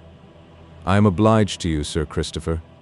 The fact is that Todd left his house pretty full of combustibles, and my men were unwise enough, contrary to my positive orders, to let them be there, and I am afraid that he may have contrived some mode of blowing up the church by a train or some other equally diabolical means, as he had such free and unrestrained access to it for so long." "What?" cried the beadle. "What did you say, Sir Richard?" "I merely said that I was apprehensive Todd might have concocted some means of blowing up the church, that is all. And me in it, and me in it. Convulsions." The beadle did not pause for another moment, but rushing to the door, he flew out of the church as if a barrel of gunpowder had been rolling after him, nor did he stop until he got right through Temple Bar and some distance down the Strand. "I am afraid I have frightened away our friend, the beadle," said Sir Richard Blunt. "And I don't wonder at it," replied Sir Christopher Wren. "I should not like exactly to be blown up along with the fragments of old St. Dunstan's church myself, so I will go." "Ah, I am sorry I mentioned it." "Are you, though? I am very much obliged to you for so doing. Excuse me, Sir Richard, for bidding you good morning rather abruptly, if you please." Sir Richard Blunt laughed as he bade Sir Christopher and his friend good morning. By the by, the friend had already made his way outside the church door and was waiting for Sir Christopher in no small degree of trepidation. "For God's sake," he said, "come along at once, or we may all be blown up together." "Well," said Sir Richard Blunt, as he paced up the aisle of the old church, "I would risk a little scorching if at the end of it I could only lay my hand upon the shoulder of Sweeney Todd. What on earth can have become of the rascal? But I must be patient, yes, patience will do it, for that we shall come face to face again, I feel to be as established a fact for the future, as that of my own existence now." "Oh," thought Todd, "if I now only dared to shoot him, if I only dared do it, and I would if it were not for the other one in the vaults, that wretch they call Crotchet, and yet I have a pistol here. If I thought that after shooting him through the head or through the heart, I could by one bold rush get out of this church, what a glorious piece of work it would be. This Sir Richard Blunt is the only man that I dread. Were he no more, I should feel completely at peace. I could shoot him now." Todd took a pistol from his pocket and presented it through the little crevice of the very slightly open door of the pulpit. The door would open a little in spite of him. Yes, oh yes, I could shoot him now. But the report of the pistol would perhaps bring that other villain they call Crotchet from the vaults, and then who shall say what would happen? And yet I have another pistol, and could shoot him too. Oh, how glorious if I could take the lives of both these men. It would indeed be a good work. The magistrate paced to and fro waiting for Crotchet, and little suspecting that Todd was so near to him, and with a pistol aimed at him. If he had only guessed as much, he would have freely risked the shot, and would soon have been in the pulpit along with Todd. But it was not to be. Sir Richard Blunt had not any supernatural power by which he could tell of the proximity of Todd from no evidence of that fact at all. "Yes," said Todd suddenly, "I will shoot him. I will risk all and shoot him now. If I die for it, I shall have, at least, had a great and glorious revenge. I will shoot him now when he turns and walks up the aisle again." Todd felt calm and pleased now that he had actually made up his mind to shoot Sir Richard. He projected the barrel of the pistol about an inch or so through the crevice caused by the spring of the door, and he calmly waited for the opportunity of sending its deadly contents into the heart of the magistrate. The aisle down which Sir Richard had slowly paced was rather a long one, and he had walked down it some half-dozen times in deep thought and waiting for Crotchet. There was no reason on earth why he should not come up it again, and so expose himself to the deadly aim of Todd. He did commence the walk up it. If he had taken 20 steps he would have been a dead man, but chance, or providence, it is not for us to say which had it otherwise. After going about 10 paces, he turned abruptly to the left, and made his way down a long, narrow passage between the pews to the opening that led down to the vaults, where Crotchet was pursuing his inquiries. Todd was foiled. He drew back with a deep sigh. "He is saved," he said. "He is saved. It is not to be." Quite unconscious of the serious danger he had so narrowly escaped, Sir Richard went to the mouth of the opening to the vaults and called out, "Crotchet! Crotchet!" "Here you is, sir," replied Crotchet. "I was just coming. It's all right. The old wagabone hasn't done nothing, sir, to spread the fire out of his own blessed premises, as I can see. The church isn't in danger, sir, I take it." "Very good, Crotchet. Then we need not remain here any longer. I cannot, for the life of me, think what has become of our man that we left in Todd's house. In all the riot and racket of the fire, no one seems to be at all aware of what has become of him. Is he a steady sort of a man, Crotchet?" "Why, yes, Sir Richard, he is. But if the truth must be told, he has got the fault of many. He is fond of the—" Here Crotchet went through expressively the pantomime of placing a glass to his lips and draining it off, after which he rubbed his stomach, as much as to say, "Isn't it nice?" "I understand, Crotchet. He drinks." "Rather, Sir Richard." "Ah, that is the case of all or of nearly all men in his class of life. I should not wonder now at all if he has not been taking a glass of something in consequence of feeling lonely, and so set fire to the old house." Chapter 157. Todd astonishes the beadle and escapes prom St. Dunstan's. "Oh," groaned Todd to himself. "Oh, if I had but shot the villain before the other one came up from the vaults, and all would have been well, but I cannot shoot them both at once. It is not often that I lose anything by procrastination, but I have now. Oh yes, I have now. It is maddening. It is quite maddening. And I could find in my own heart almost to turn this pistol against my own life, only that I hope yet to live a little while for vengeance." A smart tap came against the church door. "Open the door, Crotchet," said Sir Richard. "We are alone in the church now, for the beadle was too careful of himself to remain after he found that there was some little danger." "Oh, sir," said Crotchet, with an expression of disgust in his face. "Beadles is humbugs, sir, and this beadle of St. Dunstan's is the very worst of the worst of beadles. Didn't you notice, sir, what an old humbug he was before, when we was a-coming here on the hunt about Todd and that beautiful creature, Mrs. Lovett? Then, sir, we found out what sort of a beadle that was. I rather think I despises beadles, sir, I does, your worship." Tap came the knock at the church door again. "You forget, Crotchet," said Sir Richard, pointing to the door. "Lor, your worship, so I did. I begs his blessed pardon, whosomever it is. Come in. There's nobody but the right sort here, whoever it is. Hilloa, it's our friend, Green." "Ah, Green? Are you looking for me?" said Sir Richard. "I was, sir." "Then you have news. What is it?" "Todd is in the neighborhood, sir, or was an hour or two ago, I am well assured." "Todd?" "Yes, sir. He was in his own house. A man came to the door of it to see the person minding it, and the door was opened a little way, and Todd tried to pull him in, and would have pulled him in, but his neckcloth gave way, and then the fire broke out directly after. The man has been in too great a fright till just a little while ago to venture into the street again." "You have seen him?" "I have, sir." "Bring him here, Green." Green immediately left the church, and Mr. Crotchet set up a long and melancholy whistle. "In my heart I thought this might be," said Sir Richard, "and yet having no evidence to justify the suggestion of my fancy, I did not like to nurse the idea. Todd in this neighborhood, Todd in his own house. Oh, what a chance." "Your worship," said Crotchet, shaking his head and speaking slowly, with an appearance of great wisdom. "Your worship, it's mostly always the case. There's a special providence that always brings back folks as has done a murder back again to the place where they has done it, and the next time I'm on the lay for a cove as has done a slaughtering job, I shall sit myself down, your worship, in the room where he did it and wait for him. It's a special thing of providence, it is, sir. I feel as sure as though I did it myself, as isn't providence at all, but just Crotchet, and no sort of mistake.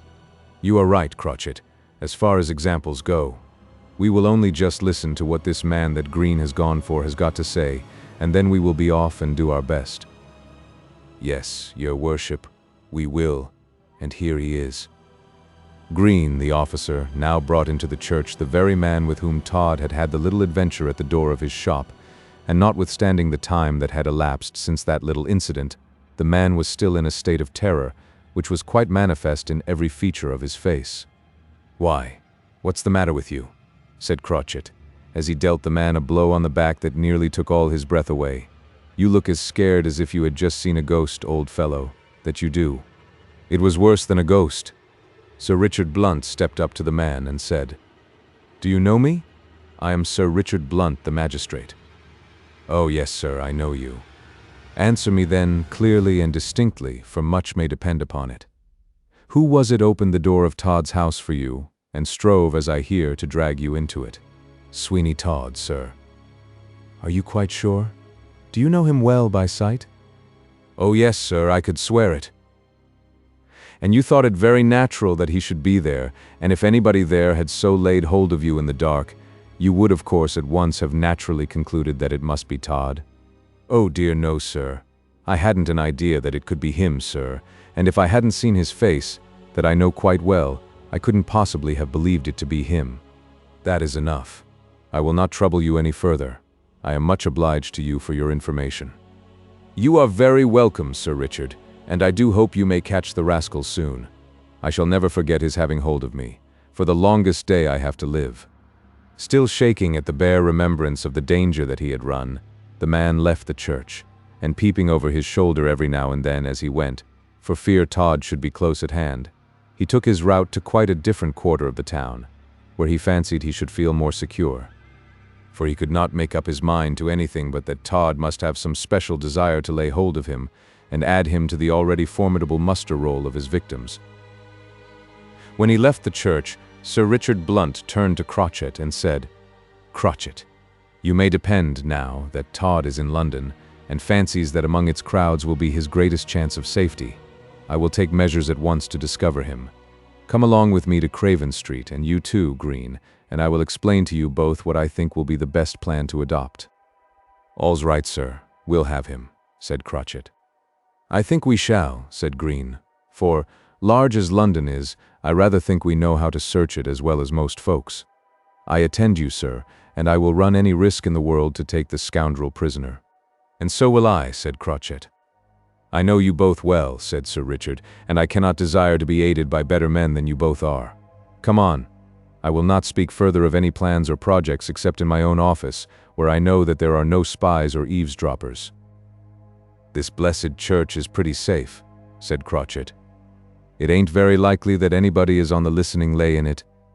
It would be rather cold work, I take it. But howsomedever, there's nothing like being on the right side of the hedge, and in one's own crib, that one knows all the ins and all the outs of, after all." They both followed Sir Richard Blunt from the church, and Todd felt that he was once again alone within that sacred edifice, the very atmosphere of which was profaned by the presence of such a wretch, so loaded with crimes as he was. "Gone," said Todd, looking up put of the pulpit, "and may all. We cannot repeat the maledictions of Todd. They were additionally awful spoken in such a building, and from such a place in that building. It was dreadful that the roof of a place reared to the worship of God should be desecrated by the raving curses of such a man as Todd." He was silent after he had satisfied his first ebullition of rage, and then he was afraid that he had gone too far, and endangered his safety by making an appearance at all above the level of the pulpit, or by speaking. How did he know but that Sir Richard Blunt might, after all, have some sort of suspicion that he was not far off, and be listening close at hand? As this supposition, wild and vague as it was, and quite unsupported by any evidence, found a home in the brain of Todd, the perspiration of intense fear broke out upon his brow, and again he shook to the extent of making the old pulpit creak dreadfully. "Oh, hush, hush," he moaned. Be still, be still. I am safe yet. There is no one here. I am safe, surely. There is no one in the church. Why do I suffer more, much more, from what does not happen than from what does?" Still the notion clung to him for a little while, and he remained at the bottom of the pulpit quite needlessly for the next half-hour, listening with all his might, in order to detect the slightest noise that might be indicative of the presence of a foe. But all was as still as the grave, and by slow degrees Sweeney Todd got more assured. "I breathe again," he said. "They do not suspect that I am here. It is much too unlikely a place for them to dream of for a moment. Even Sir Richard Blunt, with his utmost prescience, does not think of looking for me in the pulpit of St. Dunstan's Church. I am safe. I am safe for the present." He agreed with this feeling that he was quite alone in the church, and he was right. He looked over the edge of the pulpit. How still and solemn the place looked. The morning had advanced quite sufficiently now to shed a dim light into the church, and the noise in the street contingent upon the fire had nearly passed away. The fact was that the firemen had, after making a few efforts and finding them of no use, let Todd's house burn to the ground, and turned all their efforts towards saving the edifices on either side. In that object they were successful, so that the conflagration was over, and nothing remained but the frail wall of Todd's house. And so the clank of the engine pumps no longer sounded in his ears, but he could yet be certain that there was a great crowd in Fleet Street, for he heard the hum of voices, and occasionally the trouble that ensued when a vehicle tried to force its way through the dense mass of people that blocked up the thoroughfare, which at the best of times was none of the clearest. "Is there a chance now of escape?" said Todd. "If I could only make up my mind to it. I do not forget that I am disguised. I ought not to forget that. Who will know me? And yet that man knew me. That man that I missed killing at the old place. Yes, he knew me. He said he could swear to me. Confound him. I wish I could have sworn to his dead body. I wonder if they have left the church door open, or, rather, only upon the latch. I will descend from here and make a bold attempt." He opened the pulpit door and had got about 3 steps down the little ornamental flight of winding stairs that led from the pulpit to the body of the building, when the church door was suddenly opened, and he fled back with a precipitation that made some noise, when he might have done so in perfect quietness. For it was not very likely that anyone would have looked up to the pulpit immediately upon their entrance to the building. A glance towards the door convinced Mr. Todd that it was the beadle. "Oh dear, I thought I heard something," said the beadle, as he closed the door after him. "But I suppose it was only fancy, after all. Now they say that all the fire is out, and that it is quite impossible for the church to be blowed up. I suppose I may come in without any danger. Lord bless us, that Sir Richard Blunt, I do believe, would think no more of blowing up a beadle than he would of eating a penny bun. That's my opinion of him." "Curses on your head," muttered Todd. "Bless me, what a world we live in," said the beadle. "Wretch, beast," muttered Todd. "What does he want here at this time of day?"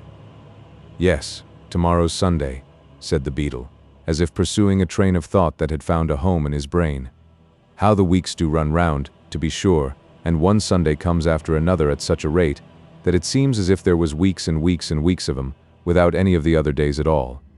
I wish I hadn't to come here." Todd uttered faintly some dreadful imprecations, and the beadle continued talking to himself to keep his courage up, as was evident from his nervous and fidgety manner. "Ah, dear me. Convulsions. I tried to persuade my wife to come and dust the communion table and the pulpit cushions for tomorrow, but she politely declined. She needn't have thrown the bellows at my head, though, for all that." "Dust the pulpit cushions," thought Todd. "The wretch is coming up here. I shall have to cut his throat and leave him at the bottom of the pulpit for the parson to tread upon the first thing he does tomorrow, upon coming up here to preach." As Todd spoke, he took a clasped knife out of his pocket and opened it with his teeth. "Oh yes, my old friend, I shall, I see, be under the painful necessity of cutting your throat, that I shall, and I shall not hesitate about it at all.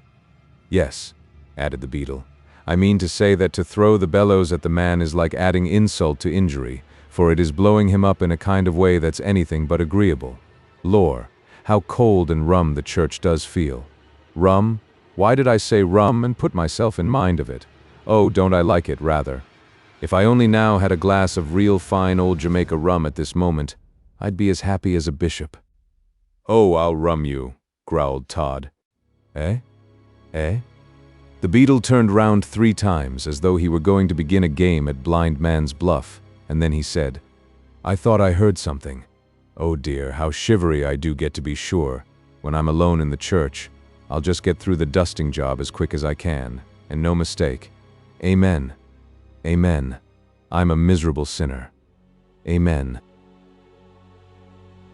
Chapter 158 details the perilous situation of the beetle. Todd had heard all this with anger and impatience rankling at his heart. He began to have the most serious thoughts of sacrificing the beetle. Indeed, if any good could have been got to himself by so doing, he would not have scrupled to do so with the greatest speed. As it was, however, he could not concoct any plan of proceedings quickly which would benefit him, and so he was compelled to remain an auditor of the beetle's private thoughts and a spectator of what he was about, when he chose to peep over the edge of the pulpit. "Well, it's astonishing," continued the beetle. "What a fever that fellow Todd has kept me in for I don't know how long, one way or another. Me and Fleet Street have been regularly bothered by him. First of all, I was in all sorts of doubts and uncertainties about the matter before they took him and tried him, and was a-going to hang him, and then I did think that he was as good as done for." As he uttered these last words, the beetle was banging one of the cushions of the communion table, so that he was compelled for want of breath to utter them at intervals. "Oh, confound you," muttered Todd. "If I only had hold of you, I would throttle you, and then think of what to do afterwards." Todd's great difficulty arose from the fact that he thought if he tried to descend from the pulpit, the beetle might see him and get the start of him in leaving the church, in which event the alarm that he would raise in Fleet Street would be such that any attempt to escape would be attended by the greatest hazard.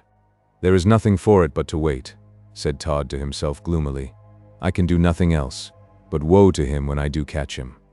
"This dusting job on a Saturday," said the beetle, "does seem to me to be one of the most disagreeable of all that has to be done with the church. I don't mind one's duty on a Sunday, but this is horrid. On a Sunday there's lots of people, and the old place has a sort of cheerful look about it, but now I don't like it, and I've a good mind to get one of the charity boys of the blessed parish to keep me company." "I will kill him too if you do," muttered Todd. The beetle paused upon this thought concerning the charity boy, but as he had finished the communion table, he did not think that for the mere dusting the pulpit and its cushions, it was worthwhile to make any fuss. "It will soon be over," he said, "very soon. I'll just pop up and settle the pulpit, and then get home again as quick as I possibly can. I do wonder now if that old Todd will be caught soon. The old wretch." The beetle began the ascent of the pulpit. "It's my opinion," he said, "that Todd, as he had other folks made up into pies, ought to be made into one himself, and then given to mad dogs for a supper. Ha, ha. That's a very good thought of mine, and when I go to the Pig's Eye, Tooth, and Tinderbox tonight, I will out with it, and they will knock their pots and glasses against the table beautifully, and cry out, 'Well done, bravo, bravo.' I rather think I'm a great man at the Pig's Eye, Tooth, and Tinderbox." By this time the beetle had got quite to the top of the pulpit stairs, and had his hand on the door. Todd was crouched down at the bottom of the pulpit, waiting for him like some famished tiger ready to pounce upon his prey. He fully intended to murder the unfortunate beetle.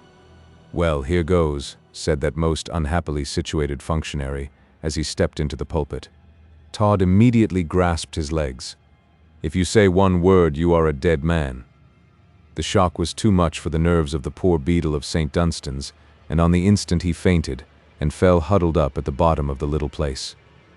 Todd immediately stood upon the prostrate form of the parochial authority. "Ha! Ha!" he laughed. "I have him now, and I shall be able to leave St. Dunstan's yet." He trampled as hard upon the beetle as he could, and then he took the clasp knife from his pocket and said, "It will be better to kill him. Rise, idiot, rise, and tell me if you can, why I should not cut your throat." The beetle neither moved nor spoke. "Is he dead?" said Todd. "Has the fright killed him? It is strange, but I have heard of such things. Why, it surely must be so. The sudden shock has been the death of him, and it would be a waste of time for me to touch him. He is dead. He must be dead." Todd, full of this feeling, retreated 2 or 3 steps down the little winding staircase of the pulpit, and then reaching in his hand, he caught hold of the poor beetle by the hair of his head, and dragged him sufficiently out of the pulpit to be enabled to look him in the face. The eyes were closed, the inspiration seemed to be stopped, and there was, in truth, every appearance of death about the unfortunate functionary of the old church. "Yes, dead," said Todd, "but it will be better for me. He will be found here, and as no violence will show upon him, the doctors will learnedly pronounce it a case of apoplexy, and there will arise no suspicion of my having been here at all. It is much better, oh much, than as if I had killed him." With this feeling, Todd pushed what he considered to be the dead body of the beadle back into the pulpit again, and then himself rapidly descended the little spiral flight of stairs. The clock of St. Dunstan's struck the hour of 10, and Todd carefully counted the strokes. 10, he said. A busy hour, an hour of broad daylight, and I with such a price upon my head, and the hands of all men lifted against me, in one of the most populous streets in the city of London. It is a fearful risk. It was a fearful risk, and Todd might well shudder to find that his temerity had brought him into such a position, but yet he felt that if anything were to save him, it would be boldness, and not shrinking timidity.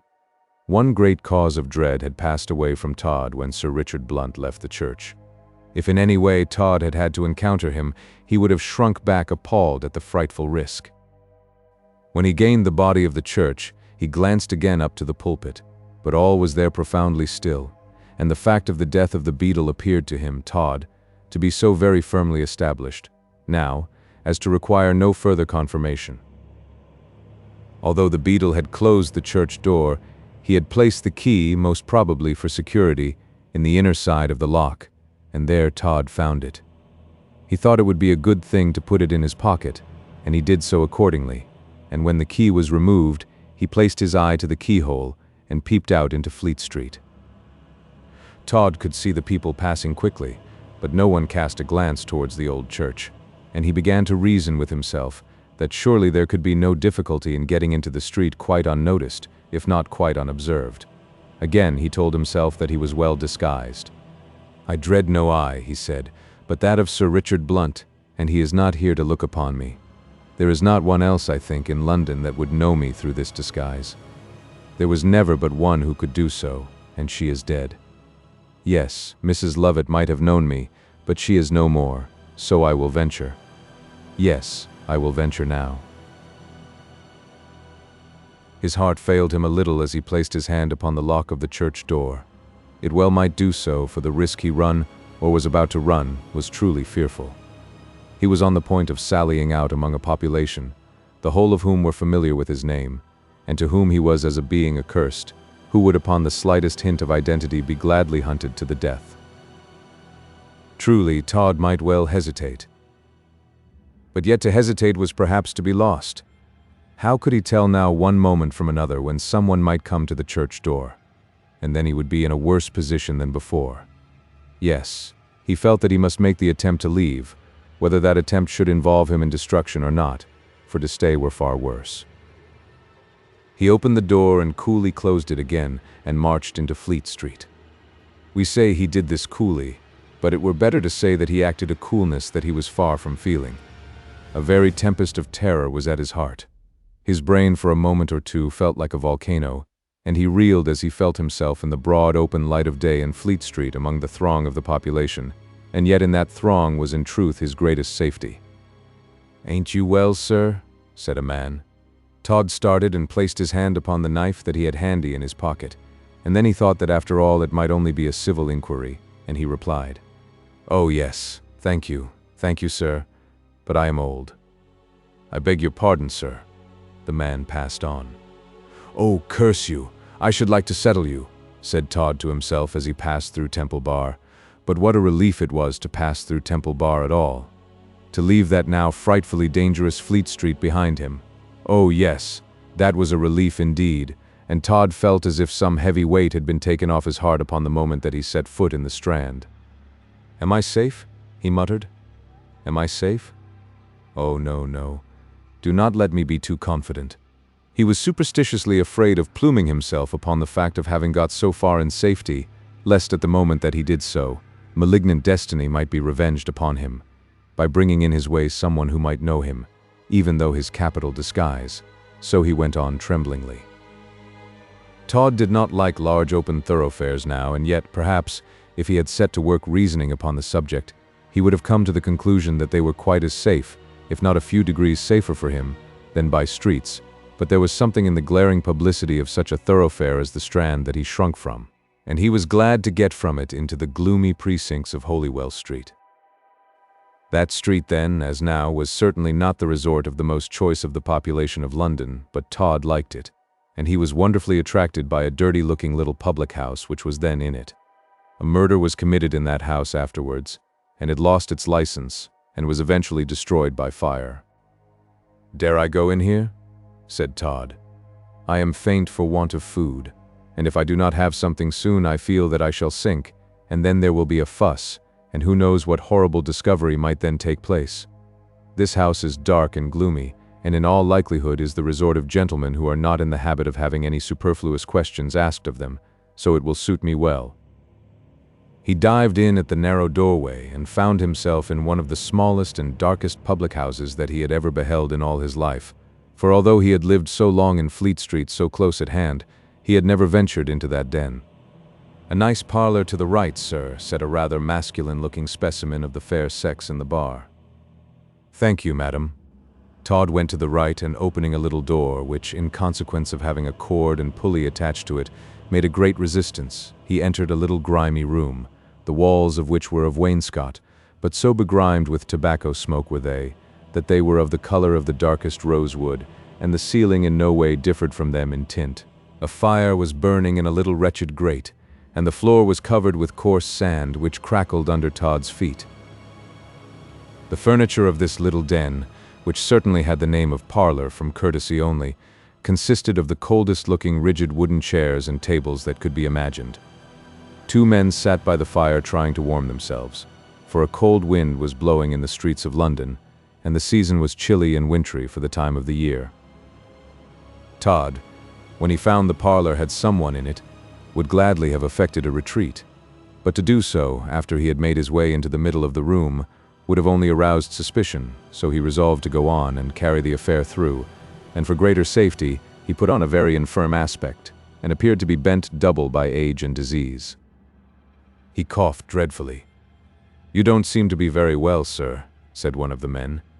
"Oh, dear me, no," said Todd. "When you are as old as I am, young man, you won't wonder at infirmities coming upon you." "Young man, do you call me? I am 40. Ah, 40. When I was 40, and that was 30 years ago, I thought myself quite a youth. Oh dear me, but what with the gout, and the lumbago, and 2 or 3 more little things, I am nearly done for now. Oh dear me, life's a burthen." "What would you like to have, sir?" said a girl who waited upon the parlor guests, and who came in for Todd's order. "Anything, my dear, you have in the house to eat, and some brandy to drink, if you please." "Sit by the fire, sir," said one of the men. "You will be more comfortable. We ought to make way for age." "Oh dear no, I thank you. I must be somewhere where I can rest my poor back at times, so I like this corner." It was a dark corner, and Todd preferred it. "It will do very well for me, if you please. Oh dear me, don't disturb yourselves, gentlemen, on my account, I beg of you. I am an old broken-down man, and have not long to live now in this world of care and sorrow." Chapter 159. Todd gets the better of the sharpers and takes a boat. The girl brought Todd a plate of roast beef, a loaf, and some brandy, with which he regaled himself tolerably well, but he was uncomfortably conscious that the 2 men were looking at him all the while. "Gentlemen," he said, "it's a very odd thing, but my appetite continues good notwithstanding all my infirmities. I eat well and I drink well, and the doctors say that that is what keeps me alive." "I should not wonder," said one of the men dryly. "Yes," said the other with a laugh. "You are like us, old gentlemen. We live by victuals and drink." "Ah, I didn't mean that," said Todd. "You young people are so fond of your jokes. Dear me, when I was young I used to be fond of my joke, likewise, but now I am so old that what with my winter cough, and the gout, and all that sort of thing, my joking days are long since gone by. I lost my poor wife, too, a little while ago, bless her heart. Ah, me." Todd had the greatest inclination in the world to make up one of his old diabolical faces at this juncture, but he restrained himself, for he felt the danger of doing so, and then affecting to wipe away a tear, he added, "But I find my consolation in religion. There's where, gentlemen, an old man may look for comfort, and that strength of heart and soul, which in this world is denied to him." "Very true, sir, very true." Ah, gentlemen, it is true, and there's nothing in all the world like an easy conscience. That's the sort of thing to make a man feel serene and happy in this world, while he is preparing for the joys of the next. How delightful it is, sir, said one of the men, for us to meet with a gentleman who has the same opinion as ourselves. Will you join us in a glass, sir, if you please? Oh, yes, yes, with pleasure. What a shocking bad fire, they tell me, has been in Fleet Street. Yes, it's the notorious Todd's house. Indeed. The man who had proposed the social glass rang the bell and ordered 3 tumblers of brandy and water, and then he said, "Ah, sir, if you or I could only lay hold of Sweeney Todd, it would be rather a good day's work." "Oh dear, God forbid," said Todd. "He would soon lay me low if I were to try to lay hold of him with, as I may say in a manner of speaking, 1 foot in the grave. I am not, in the natural order of things, long for this world, gentlemen, and it is not for me to lay hold of desperate characters." "That's true, sir. But do you know the reward that is offered for him by the Secretary of State?" "No. Is there really a reward for him?" "Yes. £1,000 clear to anyone who will lodge him in any jail. £1,000. Why, it makes a man's mouth water to think of it. One might retire, Bill, mightn't one, and give up all sorts of—" Bill gave his enthusiastic comrade rather a severe cautionary kick under the table, and it seemed to have the effect of stopping the word thieving from coming past his lips quite at unawares. At least that was the way Todd translated it. He had not the smallest doubt but that the public house was a very indifferent one, and that the 2 men whom he was in company with in it were 2 of the most errant thieves in all London. Todd resolved to act accordingly, and he did not let them see that he had the least suspicion of them, but he kept such a wary eye upon their movements that nothing they did or looked escaped him. They little supposed that so keen an observer watched them as Sweeney Todd was. The brandy and water that had been ordered soon made its appearance, and Todd, while perpetrating a very well-acted fit of coughing, saw one of the men just slightly wink at the other and take a little way from his waistcoat pocket a small bottle. "Oh," thought Todd, "my brandy and water will be prepared, I see, and if I do not look sharp, these fellows will rob me of all that I have run so much risk and took so much trouble to get out of the old house." After a moment's thought, he rose and said, "I will only go and pay for what I have had at the bar, and you must permit me likewise to pay for this." "Oh, no, no." "Oh, yes, but I will. I dare say that I have the most money, after all, for I have been very careful in my time and saved a trifle, so you must permit me." The 2 thieves were so delighted at getting rid of him for a few moments that although they declared it was too bad, they let him go. The moment he was gone, one said to the other with a grin, "Bill, put a good dose into the old chap's glass. He has got a rare gold watch in his pocket, and there's a ring on his finger that if it isn't a diamond, it's as near like one as ever I heard of. Give him a good dose."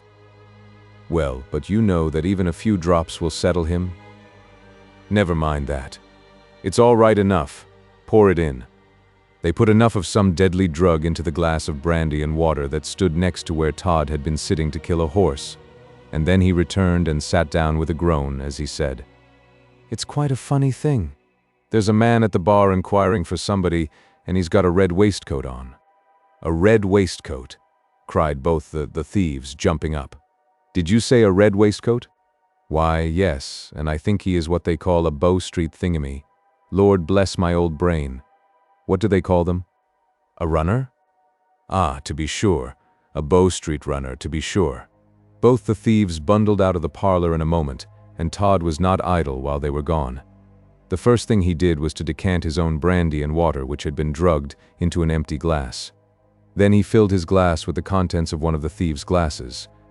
After that, he half-filled that glass with the drugged spirit and filled it up from the other thief's glass, and that again he filled up with the drugged spirit.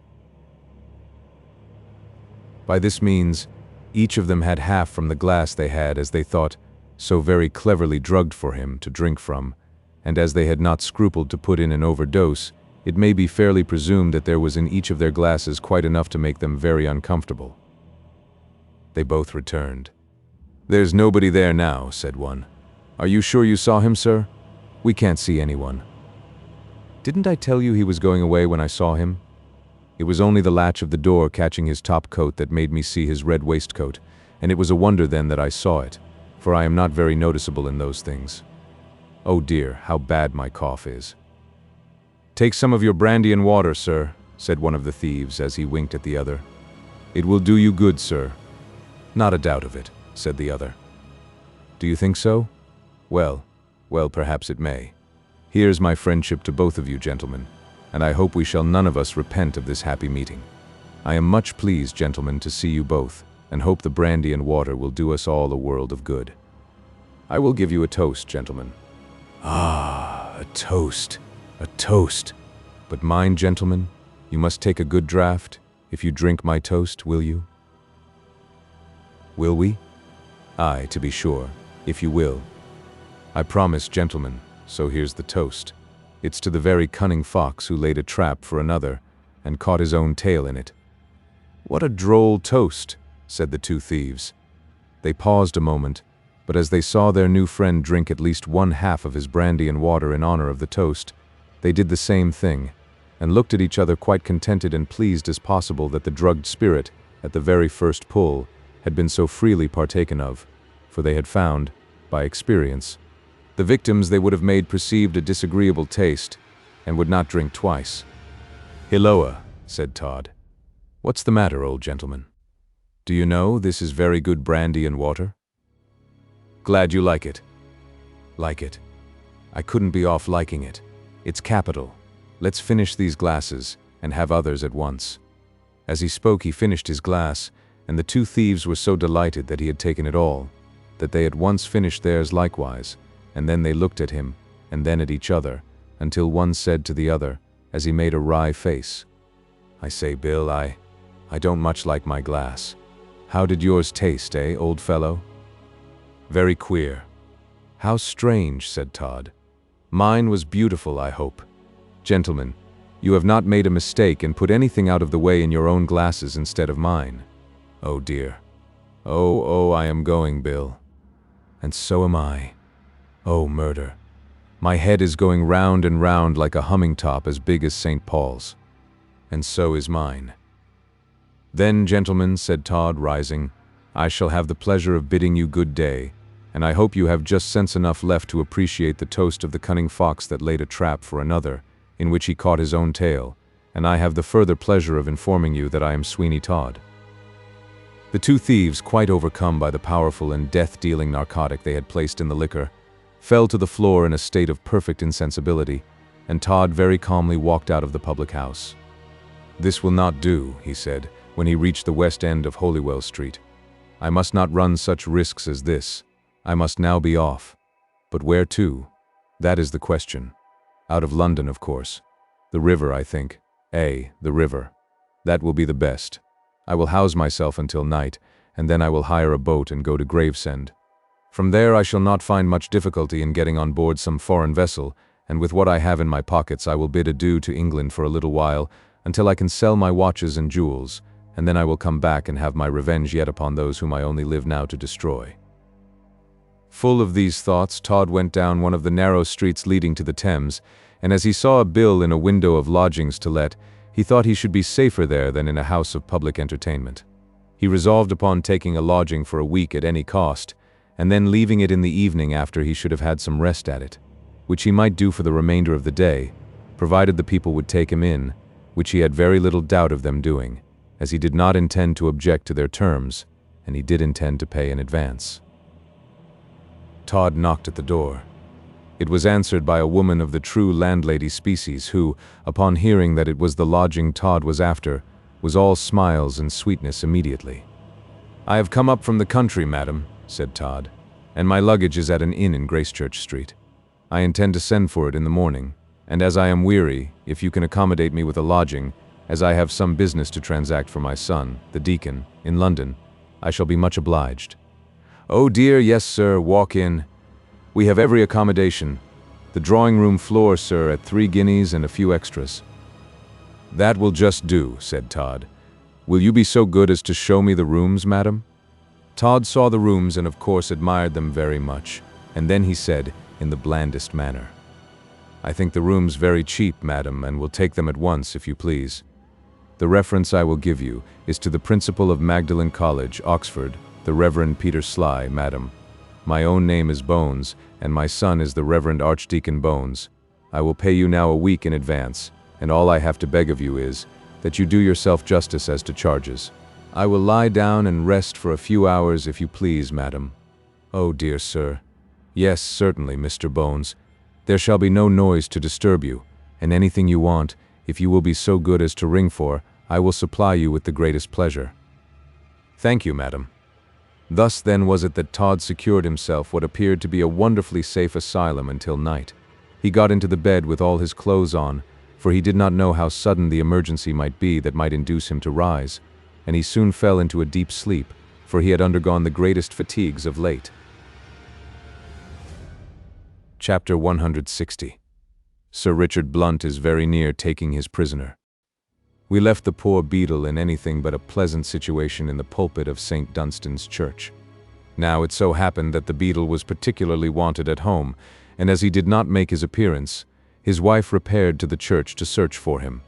But it was locked by Todd, who had swung the door shut after him, and as he had taken the key with him, she could not make her way into the sacred edifice.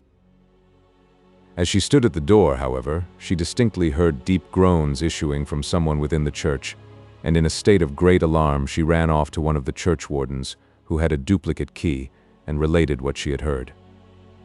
The churchwarden, not being one of the most valorous of men, rather upon the whole, declined to go into the church with no other escort than the beadle's wife, and as he, too, upon listening at the keyhole, heard the groans distinctly, he called upon the passers-by to assist, and got together quickly enough about 20 people to go into the church with him. "Gentlemen," he said, "I don't know what it is, but there's groans, and in these horrid times when, for all we know, Sweeney Todd is about the neighborhood, one can't be too cautious." "Certainly," said everybody. "Then, gentlemen, if we all go in together when I open the door, it will be the very best plan." This was duly agreed to, and the churchwarden, with a trembling hand, turned his key in the lock and opened the door. He then stepped aside and let all the crowd go in first, thinking that, as he was a man in office, the parish could not afford to lose him, in case anything serious should happen. "Well, gentlemen," he cried, "what is it?" "Nothing," said everybody. "Then I will soon let nothing see that I, a churchwarden, am not to be frightened with impunity. That is to say, when I say frightened, I don't exactly mean that, but astonished, I mean. Come, come, if anyone be here, I call upon them to surrender in the King's name." A deep groan was the only response to this valorous speech, and the moment the churchwarden heard it, he bolted out of the church and ran right across the way into a shop opposite. For a moment or two, this precipitate retreat of the churchwarden had something contagious in it, and the whole of the men who had been induced to stop and go into the church with him were inclined to retreat likewise, but curiosity detained some 3 or 4 of them, and that gave courage to the others. "What was it?" said one. "A groan," said another, and it came from the pulpit. "The pulpit," cried everybody. "Who ever heard of a pulpit groaning?" cried a third. "You stupid," cried the second speaker. "Might it not be someone in the pulpit? And oh Lord, there's a head." At this they all took to flight, but at the door they encountered a man who called out, "What's the matter? Can't you tell a fellow what the blessed row is? Eh?" This was no other than our old friend Crotchet, who was returning from a conference with Sir Richard Blunt at his private office in Craven Street. "Oh, it's a ghost. A ghost." "A what?" "A ghost in the pulpit, and there is his head." "You don't say so?" said Crotchet, as he peered into the church, and shading his eyes with his hand, saw the beadle's head just peeping over the side of the pulpit in a most mysterious kind of way. "I'll soon have him out, ghost or no ghost." Courage is as contagious as fear, especially when somebody else volunteers to run all the risk. And so when Crotchet said he would soon have the somebody out of the pulpit, the whole crowd followed him into the church, applauding him very greatly for his prowess, and declaring that if he had not then arrived, they would soon have had the ghost or no ghost out of the sacred building. That they would, but they kept within a few paces of the door for all that, so that they might be ready for a rush into Fleet Street, if Mr. Crotchet should be overcome in the adventure. That was only prudent. But Crotchet was not exactly the man to be overcome in any adventure, and with an utter oblivion of all fear, he marched right into the middle of the church, and commenced the ascent of the pulpit stairs. "Come, come," said Crotchet. "This won't do, Mr. Ghost, if you please. Just let me get hold of you, that's all." "Oh," groaned the beadle. "Oh, yer is remarkably bad, is yer? But that sort of thing won't answer, by no means. Where is yer?" Crotchet opened the pulpit door, and reaching in his hand, he caught hold of the beadle by the leg, and fairly dragged him out onto the little spiral stairs, down which he let him roll with a great many bumps, until he landed in the body of the church all over bruises. "Why, goodness gracious," cried the beadle's wife. "It's my wretch of a husband after all." The beadle had just strength to assume a sitting posture, and then he cried, "Murder! Murder! Murder!" until Mr. Crotchet, seizing a cushion from a pew, held it up before his mouth, to the imminent danger of choking him, and said, "Hold your row. If you wants to be murdered, can't you get it done quietly, without alarming of all the parish? If you has got anything to say it, and if you has got nothink, keep it to yourself, stupid." "Todd!" gasped the beadle, the moment the pew cushion was withdrawn from his mouth. "Todd, Sweeney Todd." "What?" cried Crotchet. "Here. He has been here, and I'm a dead man. No, I'm a beadle. Oh, murder, murder. Don't begin that again. Be quiet, will you? If you have got anything to say about Todd, say it, for I'm the very man of all the world as wants to hear it. Speak up, and don't wink." "Oh, I've seen him. He's been here. I came to dust the Bellowses, you see, after my wife had thrown the pulpit at my head, for asking her to come with me." "Oh, he's a raving gentleman," said the wife. "As I'm a sinner, it was the Bellowses as I throwed at his stupid head, and not the pulpit as never was." "Go on," said Crotchet. "Confound the pulpit and the bellows too. It's about Todd I want to hear. Drive on, will you?" "Oh yes, I'm a-coming to that, but it curdles my blood and makes my wig stand on end. I had dusted the communion table, and banged the cushions, and up I goes to the pulpit, meaning to do for that as soon as I could, when who should be there but Sweeney Todd." "In the pulpit!" cried everybody. "In the pulpit," said the beadle. "Why didn't you nab him at once?" roared Crotchet.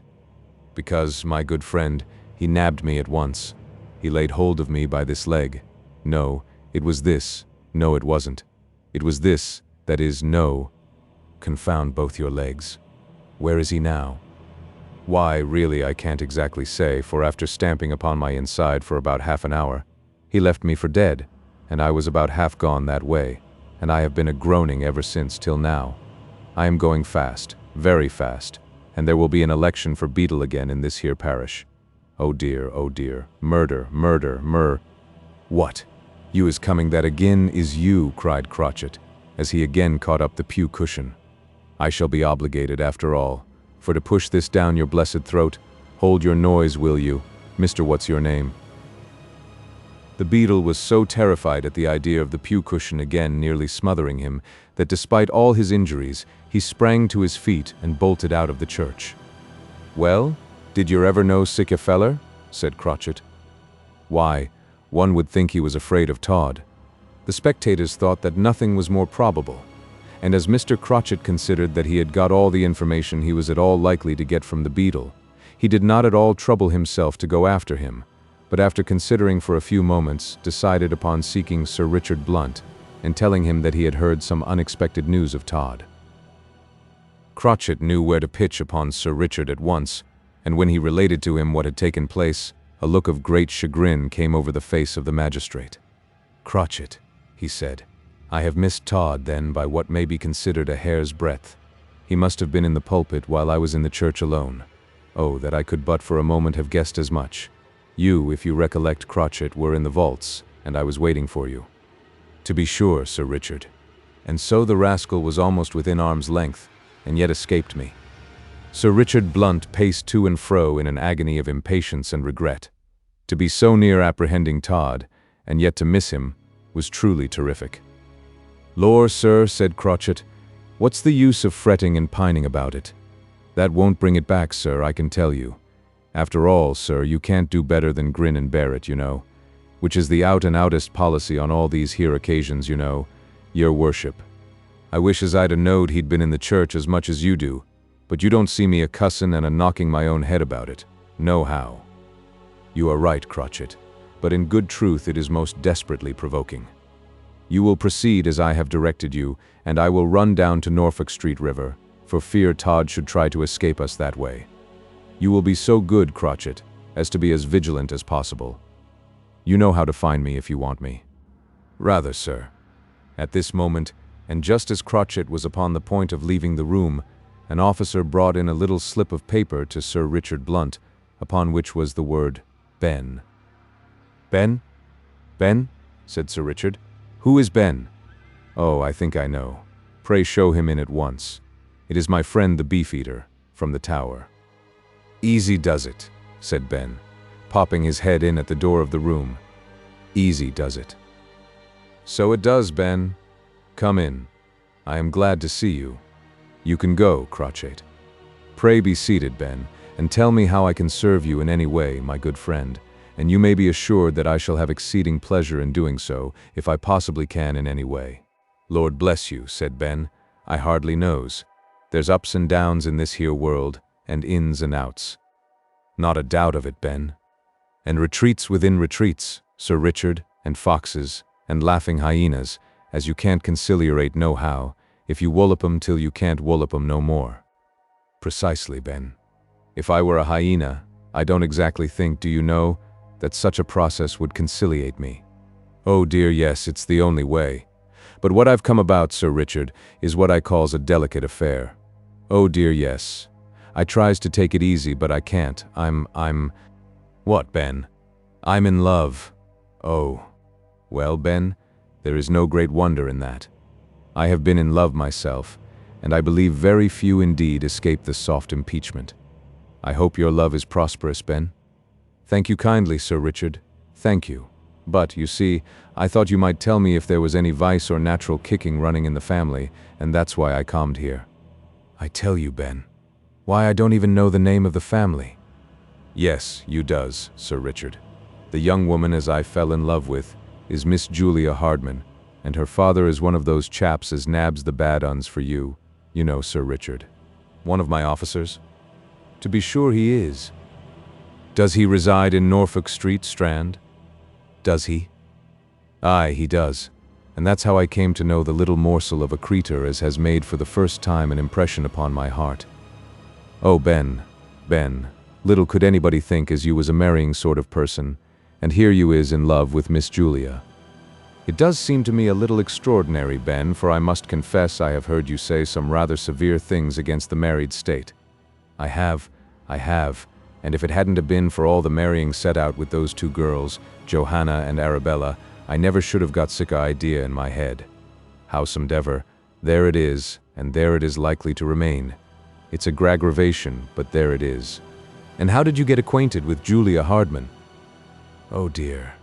There's a public house at the corner of her street, and after I had been to Cousin Oakley's, I used to go there at times and get a drain of something, you see, and then she used to come tripping in with a mug for the family beer, you see, and once it rained, so I took her up and carried her home beer and all, and that was how we got acquainted, you see, Sir Richard.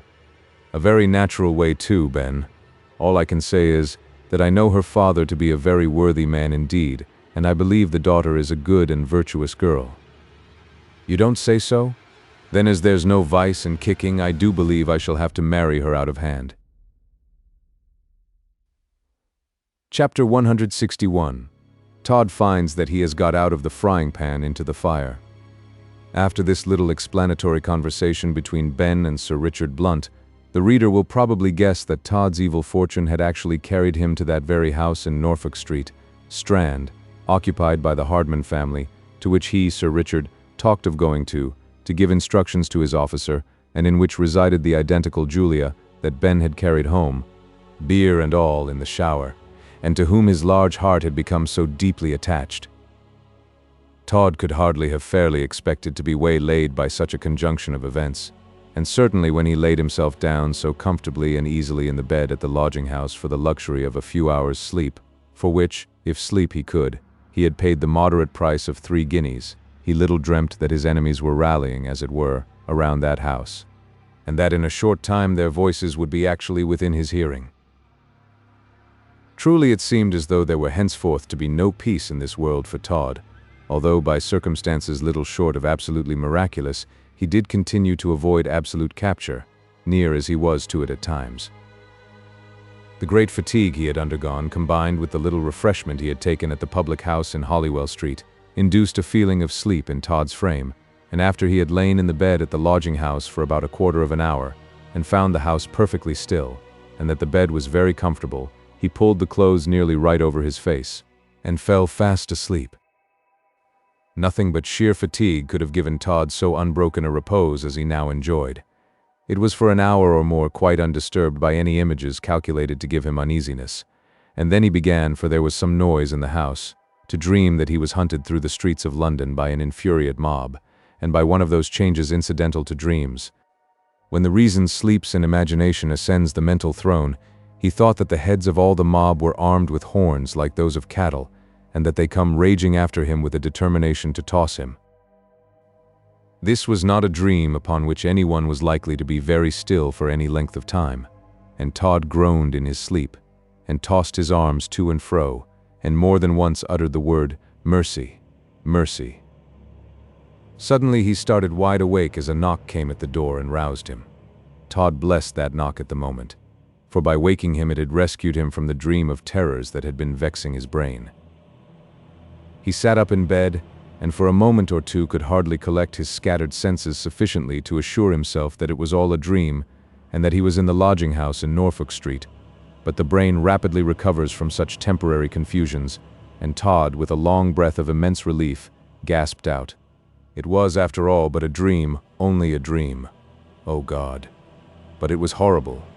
He fell back upon the pillow again, but sleep did not again come to him, and he began to feel a vague kind of curiosity to know who it was that had knocked at the door, and yet he told himself that it could not matter to him, for that in a house like that, of course, there must be plenty of people coming and going, and that, although the persons who kept it might control noises within the house, they could not possibly have any influence upon the knocker.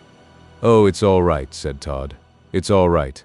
I will sleep again, I must sleep again, for it yet wants hours and hours to the night when I may, at least, make the attempt to get off from England forever."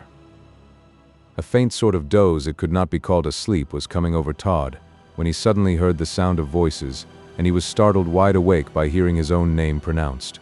Yes, he clearly heard someone say, "Todd." In a moment he sat up in bed, and intently listened. He held his breath, and he shook again, as his imagination began to picture to him 1,000 dangers. There were footsteps upon the staircase, and in a few moments he heard persons go into the next room, that is to say, the front one to that in which he lay, the room that he had paid for a few weeks' occupation of, and which was only divided from that in which he lay by a pair of folding doors, that he knew were just upon the latch, and might at any moment be opened to discover him. He then heard a female voice say, "I do wish you would be quiet, Mr. Ben." "Ah," said another voice. "Keep him in order, Julia, for he has been quite raving about your beauty as we came along the street, I can tell you. Do you think the servant will be able to find your father?" "Oh yes, Sir Richard. If Ma were at home she could have said at once where he was. But Martha will find him, I dare say." Todd threw the bedclothes right over his head. It was no other than Sir Richard Blunt who was in the front room of that diabolical lodging-house, and Todd looked upon himself as all but in custody. His sense of hearing seemed to be preternaturally acute, and although the bedclothes covered up his ears, and he could not be said to be exactly in his usual state, inasmuch as terror had half deprived him of his reasoning powers, yet he heard plainly, and with what might be called a perfect distinctness, every word that was spoken in the front room. Perhaps, even in the condemned cell of Newgate, Todd did not suffer such terrors as he was now assailed with in that lodging, where he thought he was so safe, and which he had, as he fancied, managed so cleverly. "Will you be quiet, Ben?" said the girl's voice again. Make him, Julia," said Sir Richard. "Lord bless your little bits of eyes," said Ben. "Do now come and sit in my lap, and I'll tell you such a lively story of how the leopard we have got at the tower lost a bit off the end of his tail." I don't want to hear it. You don't want to hear it?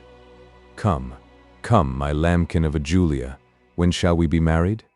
Oh, do name the day your Ben will be done for life. I want it over. Well, I'm sure, said Julia, if you think you will be done for, you had better not think of it any more, Mr. Benjamin. It won't bear thinking of, my dear. It's like a cold bath in January. You had better shut your eyes and tumble in. Upon my word, Ben, said Sir Richard, laughing, you are anything but gallant, and if I were Julia, I would not have you. Not have me? Lord, yes, she'll have me. Only look at me. Ah, said Julia, you think, because you are a great monster of a fellow, that anybody would have you. But I can tell you that a husband half your size would be just as well, and I only wonder, after you have made all the neighbors laugh at me, that I have a word to say to such a mountain of a man, that I do, you wretch. Laugh, cried Ben. Why, my duck, what do they laugh at? I should like to catch them laughing. Why, you know, you wretch, that day it rained as if cats and dogs were coming down. You took me up as if I had been a baby, you did, and carried me home, and me with a jug of porter in my right hand, and the change out of a shilling in my left, so that I could not help myself a bit, and all the street laughing. Oh, I hate you. She hates me, said Ben. Oh, but she don't mean it, Ben, said Sir Richard. Do you think she doesn't, sir? I am sure of it. Do you, now, Julia? Yes, Sir Richard, indeed I do, really now, for he is quite a horrid monster, and I only wonder they don't put him in one of the cages at the Tower along with the other wild beasts, and make a show of him. That's all that he is fit for. Oh, you aggravating darling, said Ben, making a dart at Julia, and catching her up in his arms as you would some little child. How can you go on so to your Ben? Murder, cried Julia. Oh, if you are going to have a fight for it, said Sir Richard. I will go and wait downstairs, Julia. Bang came a knock at the street door. Oh, Ben, there's Ma or Pa, said Julia. Let me down directly. Do, Ben? Oh, pray do. Let me down, Ben. Do you love your Ben? Anything you like, only let me down. Very good. There your is, then, again on your little mites of feet. Lord bless you, Sir Richard. That girl loves the very ground as I walks on, she does, and she has calmed over me with her fascinations in such a way as never was known. Ain't she a nice un? Sleek and shiny, with a capital mane? But you should see her at feeding time, Sir Richard. How nice she does it, quite delicate and pretty, and you should see her. The door of the room opened, and Hardman, the officer, made his appearance. Your humble servant, Sir Richard. I hope I have not kept you waiting long? I was only in the neighborhood. No, Hardman, thank you, it's all right. I have not been here above a quarter of an hour. I am glad of that, sir. How do you do, Mr. Ben? Pretty well, said Ben. Only a little hungry and thirsty, that's all. But don't trouble yourself about that, Mr. Hardman. I always do get hungry when I look at Julia. I hope, Mr. Ben, that don't mean that you will dine off her some day when you are married. Oh, Lord, no, bless her heart, no, she loves me more and more, Mr. Hardman. I am glad to hear it, Ben, very glad to hear it. But I presume, Sir Richard, that you have some orders for me? Why, yes, Hardman.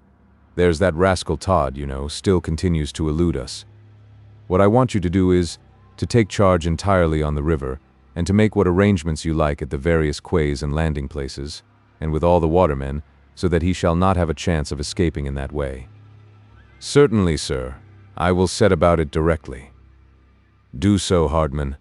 Expense in this case is of no object, for the Secretary of State will guarantee all that, but of course I don't wish you to be extravagant on that account.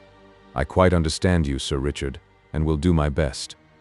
That I am sure you will, Hardman, and now I will go. I shall feel no peace of mind until that man is dead, or in the cell again at Newgate.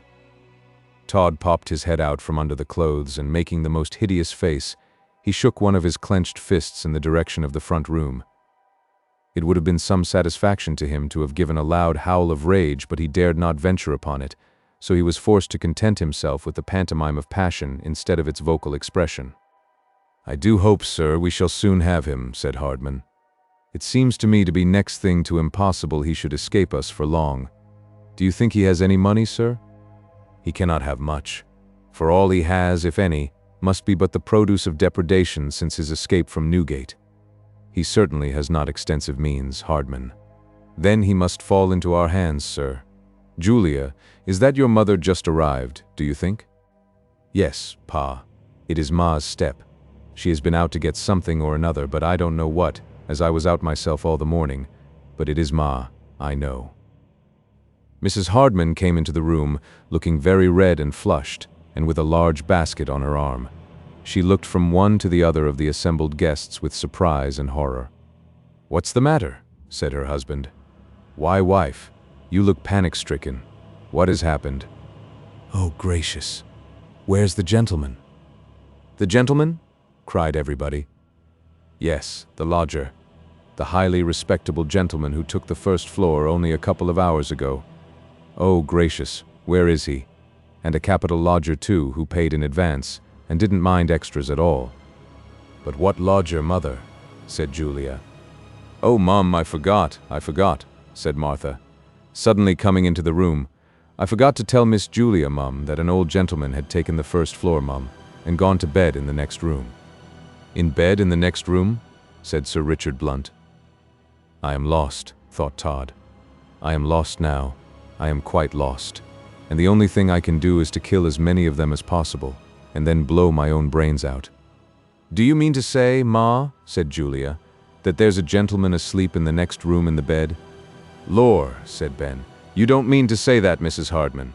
"He may be in bed, but if he is asleep," said Sir Richard, "he is a remarkable man. Of course, if we had had the least idea of such a thing, we should not have come up here, but here we were shown by the servant." "Oh, yes, it's all that frightful Martha's fault. I'll discharge that odious hussy without a character, and leave her to drown herself. For heaven's sake, go downstairs, all of you, and I'll go and speak to the old gentleman and apologize to him." "Let me go," said Ben, "and roll on him on the bed, and if that don't settle him, I don't know what will." "Shall I apologize to him?" said Sir Richard. Todd nearly fainted when he heard this proposition, but when Mrs. Hardman rejected it, and insisted upon going herself, he felt quite a gush of gratitude towards her, and breathed a little more freely once again. Chapter 162. Todd's Fearful Adventures on the River. "Shall I lay hold of her," thought Todd, "and choke her the moment she comes into the room, or shall I answer her and let her go again? Which will be the safest course? I suppose I must let her go, for she might possibly make a noise. Ah, how I should like to have my hand upon all their throats." Mrs. Hardman came into the room on tiptoe, leaving the folding door just a little ajar. "My dear sir," she said, "are you awake?" "Oh, go to the deuce," said Todd. "What did you remark, my dear sir?" Go along, Eeg. Oh dear, how bad my cough is. I dreamt that no end of people were talking and talking away in the next room, but that can't be, as I have paid for it. Oh dear. Oh." Mrs. Hardman took her cue from this, and she was at once resolved to pass off the disturbance in the next room as merely a dream of her new lodger. "Dear me, sir," she said in the blandest possible accents, "have you indeed had a dream? What a singular thing." Is it? I don't think so." "Well, sir, when I say singular, of course I mean that it's very natural. I always dream when I sleep in a strange bed, do you know, sir, and sometimes the most horrid dreams." "Oh, go along." "Yes, sir, directly. Would you like anything got for you, sir? A nice mutton chop, for instance, or... No. Good God, why don't you go?" "I am going, sir. Thank you. There will be a very quiet house here, I assure you, sir." With these words, Mrs. Hardman was about to leave the room, flattering herself that it was all passing off quite comfortably as a mere dream, when Ben, thinking it incumbent upon him to do something civil, suddenly popped his head into the room, and in a voice that sounded like the growl of some bear for his food, he said, "Take it easy, old gentleman. You'll find that easy does it all the world over, and if so be as you ever comes near the tower, just you ask for Ben, and I'll show you the beastices all gratis and for nothing. Feeding time at 4 o'clock. "Oh, you great ugly wretch," cried Mrs. Hardman, dealing Ben a sound box on the ear. How dared you interfere, I should like to know, you monster in inhuman shape?" "Oh, lor," said Ben. "I only hope another of the family ain't so handy with her front paws." Oh, said Todd. "No peace. No peace." Mrs. Hardman at once closed the door of communication between the two rooms, for she quite despaired now of being able to make any apology to her lodger, and she seemed much inclined to execute further vengeance upon Ben, but Sir Richard Blunt interfered, saying, Come, Mrs. Hardman, you should recollect that what Ben said was with the very best of motives, and anyone you know may go wrong a little in trying to do good. Let us all adjourn downstairs and be no further disturbance to this old gentleman, who, taking everything into consideration, has, I think, shown quite an exemplary amount of patience." Todd heard those words. They seemed to him quite like a reprieve from death. "I will come downstairs, of course," said Mrs. Hardman in an undertone. "But for all that, this great monster of a Ben ought to be put in one of his own cages at the Tower, and there kept as a warning to all people." "A warning o' what, Mum?" said Ben. Mrs. Hardman was not very clear about what he would be a warning of, so she got out of the difficulty by saying, "What's that to you, stupid?" And as Ben was rather slow in explaining that it did rather concern him, she walked downstairs with a look of triumph that was highly amusing to Sir Richard Blunt, as well as to Mr. Hardman, the officer. How Todd listened to the footsteps as they went down the stairs. How his heart beat responsive to every one of them. And when he felt for certain that that immediate and awful danger had passed away, he peeped out from amid the mass of bedclothes, with his eyes almost starting from his head. "Gone! Gone!" he gasped. "He has really gone. My mortal enemy, the only man who can make me tremble, that terrible Sir Richard Blunt. That he should be within half a dozen paces of me, that he should hear me speak, that he should only have to stretch out his hand to lay it upon my shoulder, and yet that I should escape him. Oh, it cannot be real." Todd heard some accidental noise in the house, and he immediately dived his head under the bedclothes again. "They are coming again. They are coming again," he gasped. The noise led to nothing, and after a few moments, Todd became convinced that it had nothing to do with him, so he ventured, half suffocated, to look up again. I must listen," he said, in a low, anxious tone. "I must listen until he is gone.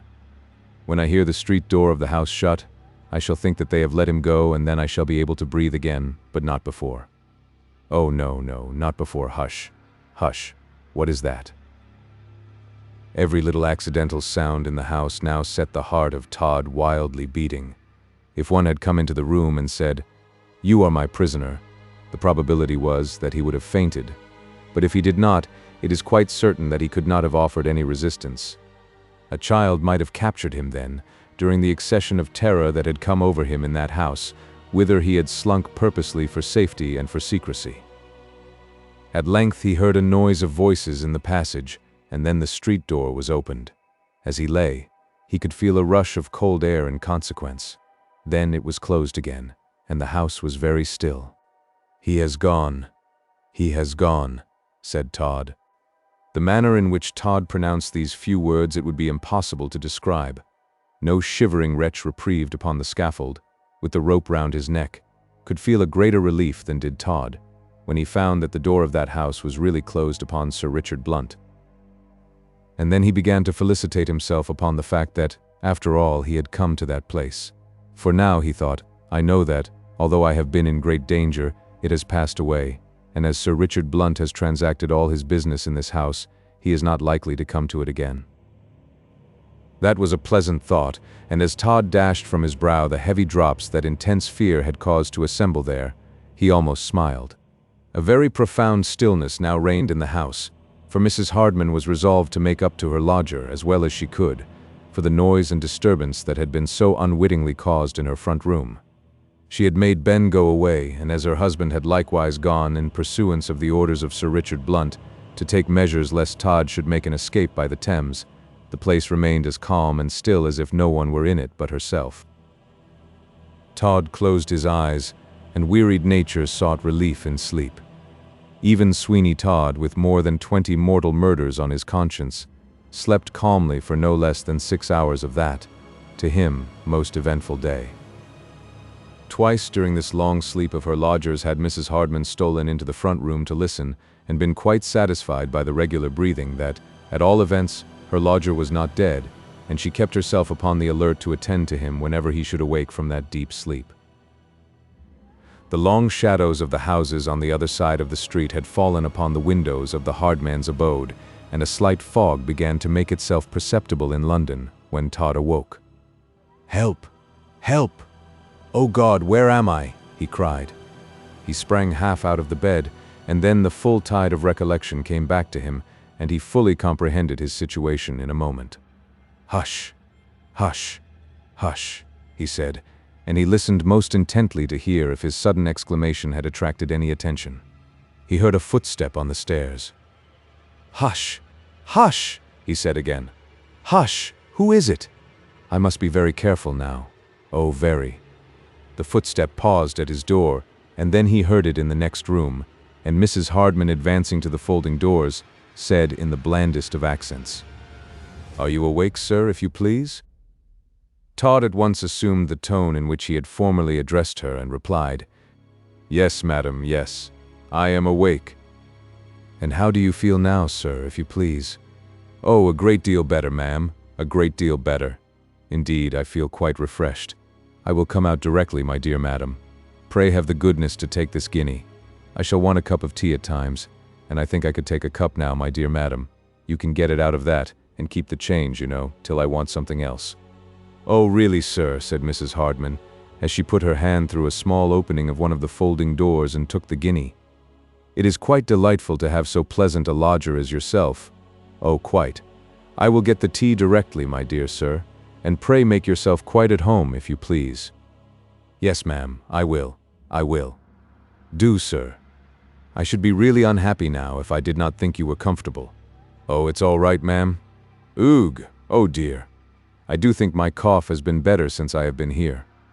"How delightful to hear you say that," exclaimed Mrs. Hardman, speaking in quite a tremulous voice of sympathetic emotion. "I will get the tea directly, sir." She left the room, and as she went down the stairs, she said to herself, "What a pearl of a lodger, to be sure. He pays for everything over and over again. I should not now in the least wonder but the dear old gentleman will quite forget the change out of this guinea. If he does, it is not for me to vex him by putting him in mind of it. I know well that old people never like it to be supposed that their memory fails them, so if he says nothing about it, I am sure I shall not. Oh dear, no." "Wretch," muttered Todd as he crept out of the back room into the front. "Wretch. I find that money will purchase anything in this house. But am I surprised at that? Oh, no, no. Will not money purchase anything in this great world? Of course it will. Why, then, should this house be an exception to the rule so general? No, no. It is no exception, and I may be very safe for a few guineas well spent, and they are well spent indeed. Oh, so well." Todd then, as he flung himself into the depths of an easy chair, that was really easy for a wonder, considering that it was in a lodging house, began to arrange in his own mind his course of proceeding for the night. Let me think, he muttered. "I am now very much refreshed indeed, and feel quite strong and well and equal to any emergency. That sleep has done me a world of good, and it is strange, too, that it has been the calmest and the quietest sleep I have enjoyed for many a month. I hope it is not prophetic of some coming evil." He shuddered at the thought. Todd was each day, each hour, becoming more and more superstitious. No, no. I will not think that. I will not be so mad as to disarm myself of my courage by thinking that for a moment. I will take my tea here, and then I will sally forth, telling this woman that I will soon return, and then, after a dose of brandy, I will hire a boat and take to the river. What is that? The wind with a sudden gust came dashing against the windows, giving them such a shake that it seemed as if it were intent upon getting into the room to buffet Todd. He immediately rose, and going to the window, he placed his hideous face close to one of the panes and looked out. The sky was getting very black, and huge clouds were careering about it. The wind was evidently rising, and there was every appearance of its being most squally and tempestuous. Todd bit his lips with vexation. Always something, he said. Always something to annoy me and to cross me. Always, always. The tea, sir, if you please. Todd turned round so suddenly that he almost upset the servant with the tea equipage. Oh, very well. That will do, that will do. You are the servant of the house? If you please, sir. Ah, you will then have to attend upon me while I am here, my dear, I presume. Yes, sir, if you please. Very good, very good. You are a very nice young woman, and there's half a guinea for you. Ooh! I shall give you that sum every week while I stay here, you know. Lor, sir, will you? Yes, yes. You can go now? Is the tea all right? Oh dear, yes, sir. You are very good indeed. Mrs. said as you was a very good lodger, which I knowed to mean as you didn't be particular about your money, and now I sees you ain't. Thank you, sir, for me. I'll get up in the night if you want anything. Chapter 163. Todd makes a vigorous attempt to reach Gravesend. The servant was so profuse in her acknowledgments for the half-guinea that she seemed as if she would never get out of the room, and Todd had to say, There, that will do. Now leave me, my good girl, that will do," before she, with a curtsy at every step, withdrew. "Well," she said as she went downstairs, "if I tell Mrs. of this, I'm a Prussian. Oh dear, I keeps it to myself and says nothing to nobody, excepting to my Thomas as is in the Horse Guards. Ah, he is a nice fellow, and out of this I'll make him a present of a most elegant watch ribbon that he can put a bullet at the end of, and let it hang out of his fob all as if he had a real watch in his pocket." "Humph," said Todd. "I have bought her good opinion cheap. It was well worth 10 and 6pence not to have the servant watching me with, for all I know to the contrary, eyes of suspicion, well worth it." It was not very often that Todd indulged himself with a cup of tea. Something stronger was commonly more congenial to his appetite, but upon this occasion, after his long sleep, the tea had upon him a most refreshing effect, and he took it with real pleasure. Mrs. Hardman, in consideration of the guinea she had received beforehand, had done him justice, as far as the quality of the tea was concerned, and he had it good. "Well," he said after his third cup, "I did not think that there was so much virtue in a cup of tea after all, but of a surety I feel wonderfully refreshed at it. How the wind blows." The wind did indeed blow, for all the while that Todd was taking his tea it banged and buffeted against the window at such a rate that it was really quite a fearful thing to listen to it. A couple of candles had been lighted and brought into the room, but the gale without soon laid hold of their little flames and tossed them about so that they gave but a dim and sepulchral kind of light. Todd rose again and went to the window again. He placed his face close to the pane of glass, and shading his eyes with his hands, he looked out. A dashing rain was falling. "They say that when the rain comes, the wind moderates," he muttered. "But I see no signs of that yet. It is almost a gale already."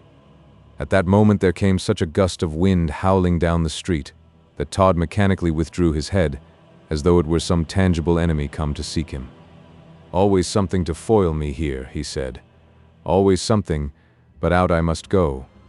Let it look as strange as it may, I cannot stay a night in this house, for if I were to do so, that would involve the staying a day likewise, and it would be this time tomorrow before I dared venture abroad, and who knows what awful things might happen in that space of time. No, I must go tonight. I must go tonight." He could not help feeling that his going out while the weather was in such a state would excite a great amount of wonder in the house, but that was a minor event in comparison to what might possibly ensue from remaining, so he put on his hat. Tap, tap, came against the panel of his door. Todd muttered an awful oath, and then said, "Come in." Mrs. Hardman entered the room. "I hope I don't intrude upon you, sir, but I was so very anxious to know if the tea was just as you like it, sir." "Oh, yes, yes. I am going out a little way, my good madam. Only a little way." "Out, sir?" "Yes, and why not?" "Why not?" "Oh, dear me. How bad my cough is to be sure tonight." You. Goodness gracious. My dear sir, you will not think of venturing out tonight? Oh, sir. Why not, madam? The wind, sir, the rain, sir, and the wind and the rain together, sir. Oh dear. It isn't a night to turn out a dog in, not that I like dogs, but I beg, sir, you won't think of it. Only listen, sir. How it does blow, to be sure. Madam, said Todd, putting on a solemn look, I must go. It is my duty to go. Your duty, sir? Yes. Whenever the wind blows and the rain comes down, I put a quantity of small change in my pocket, and I go out to see what objects of distress in the streets I can relieve. It is then that I feel myself called upon in the sacred name of heavenly charity to see to the wants of my poorer fellow creatures. It is then that I can find many a one whom I can make happy and comfortable for a brief space, at all events. And that's the way that I am always, you see, madam, with a bad cold. Generous man, said Mrs. Hardman, wiping her eyes with the corner of her apron. Not at all, madam, not at all. It is one's duty and nothing else. I feel bound to do it, but I shall want a little something for supper. A nice boiled chicken, if you please, and you will be so good as to get it for me, madam. Take this guinea, if you please, and we can talk about the change, you know, when I want anything else, my good madam. My word, thought Mrs. Hardman. He is a wonderful lodger, for he forgets all about his change. I feel that it would only vex the poor old gentleman to remind him of it, and that I do not feel justified in doing. Ahem. Yes, sir. Oh, certainly. I will get the finest chicken, sir, that can be had. Do so, madam, do so. Now I'm going. Oh, Lord, there's a gust of wind. I like it. I like it. And there's a dash of rain. So much the better. Delightful, delightful, my dear madam. I shall find plenty of poor objects to relieve tonight. Under gateways I shall find them, crouching upon doorsteps, and shivering on spots where a little shelter can be found from the inclemency of the weather. This is my time to try and do a little good with that superfluous wealth which Providence has given me. Mrs. Hardman made no further opposition to the benevolent intentions of a lodger who continually forgot his change, and Todd fairly left the house. Little did the landlady think, while she was grasping at the guineas, that there was a reward of £1,000 for the apprehension of her lodger, and that it would every penny piece of it have been duly paid to her at the Treasury, if she could but have managed to lock him in a room until the officers of justice could be sent for, to pounce upon him and load him with irons, and take him off to prison. But poor Mrs. Hardman had really no idea of how near she was to fortune, and when the street door closed upon Todd, she little suspected that she shut out such a sum as £1,000 sterling along with him. That is managed so far, said Todd, as he shrank and cowed before the storm-laden gale that dashed in his face the rain as he reached the corner of the street. There Todd paused, for a new fear came across him. It was that no waterman would venture upon the river with him on such a night. And yet, after reasoning with himself a little time, he said, Watermen are human, and they love gold as much as anyone else. After all, it only resolves itself into a question of how much I will pay. Full of this idea, which, in its way, was a tolerably just one, he sneaked down the Strand until he got right to Charing Cross. He had thought of going down one of the quiet streets near that place, and taking a boat there, but now he considered that he would have a much better chance by going as far as Westminster Bridge, and accordingly, despite the rain and the wind, he made his way along Whitehall and reached the bridge. A few watermen were lounging about at the head of the stairs.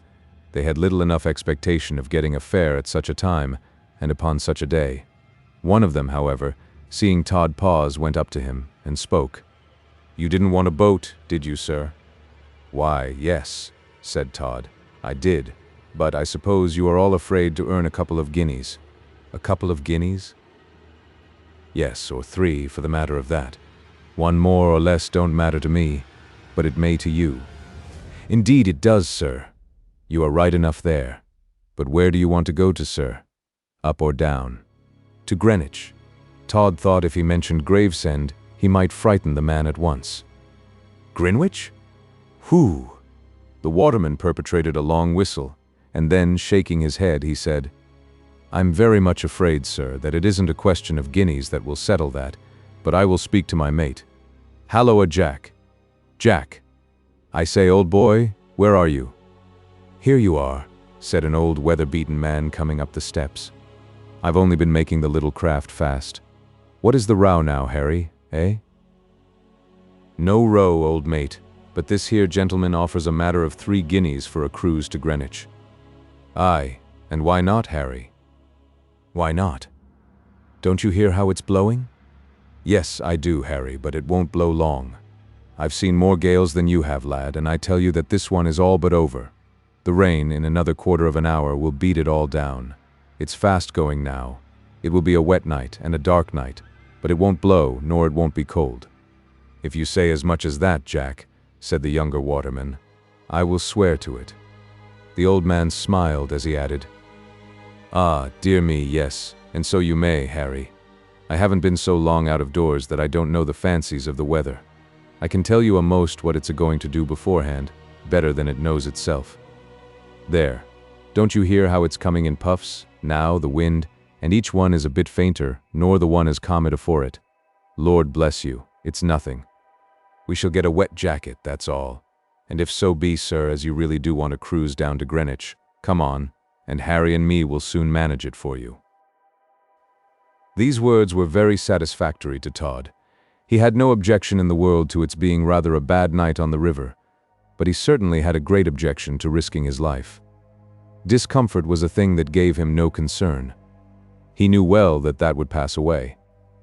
If you are willing, he said, let us then start at once, and I will not hold you to your bargain if the weather should happen to turn very bad. We can, in such a case, easily, I dare say, put in at some of the numerous stairs on one side or other of the river. There will be no need of that, sir, said the old waterman. If you go, and if you choose to go all the way, we will put you on shore at Greenwich. How about London Bridge? Said the younger man in a tone of some anxiety. Better than usual, said Jack. It is just the time to shoot it nicely, for the tide will be at a point, and won't know exactly whether to go one way or the other. It's all right, then. It is.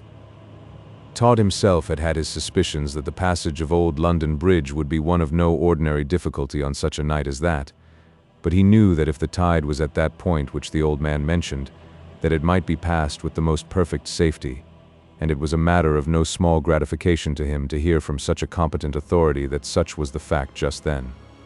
Let us go at once, he said. All's right, sir. Our wherry is just at the foot of the stairs here. I will pull her in, Harry.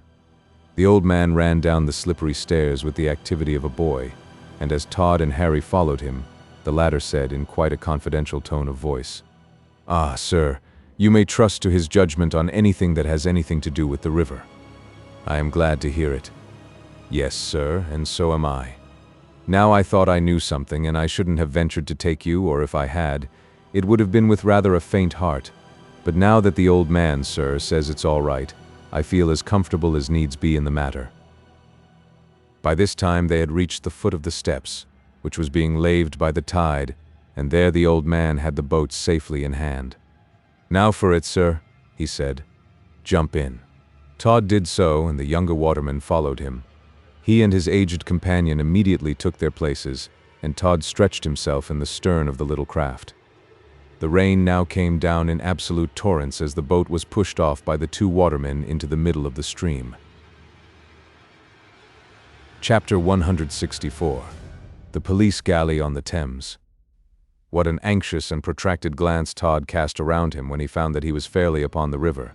How his eyes, with fox-like cunning, glistening like 2 lead-colored stars, were here and there and everywhere in the course of a few moments. Then he contrived to speak, as he thought, craftily enough. There are but few boats on the river. No, sir, said the young waterman. It isn't everybody that cares to come on the water in such weather as this. No, but I have business. Exactly so, sir. That's it. Yes, added Todd, in quite a contemplative tone of voice. The fact is that I have just heard that at Gravesend there resides a family, with whom I was once intimate, but had lost sight of. They have, as I hear, dropped into poverty, amounting to destitution, and I could not rest until I had gone after them to relieve them. Did you say Gravesend? Said the old man. Why, yes, but I don't ask you to go so far. I will try and find a conveyance on land at Greenwich, but if you like to pull all the way to Gravesend, I don't mind paying, for I prefer the water. Couldn't do it, said the old man. Certainly not, said the young one. Todd felt mortified that his plan of getting to Gravesend by the aid of the boat was thus put an end to, but he could not help feeling how very impolitic it would be to show any amount of chagrin upon such a subject, so he spoke as cheerfully as he could, merely saying, "Well, of course, I don't want you to do it. I merely offer you the job, as I am so fond of a little boating that I would not mind a few guineas more upon such an account." "No use trying it," said the old man sententiously. "There's several turns in the river, and we should be down one at this time before we could get there. Gravesend is quite another thing." "So it is," said Todd. He felt perfectly certain by the tone and the manner of the old man that it would be of no use urging the matter any further, and the great dread he had of exciting suspicion that he was a fugitive had the effect of making him as cautious as possible regarding what he said. In stern and moody silence, then, he reclined in the stern of the boat while it cleaved through the black water, and as the old boatman prophesied, the wind each moment went down until it left nothing but a freshness upon the surface of the water, which, although it was bitterly cold, in no way affected the progress of the boat. But a slight rain now began to fall, and every moment the night got darker and darker still, until the lights upon the banks of the river looked like little stars afar off, and it was only when they got quite close to it that they became aware of the proximity of Blackfriars Bridge. It was Todd that saw it first appearing like some gigantic object rising up out of the water to destroy them.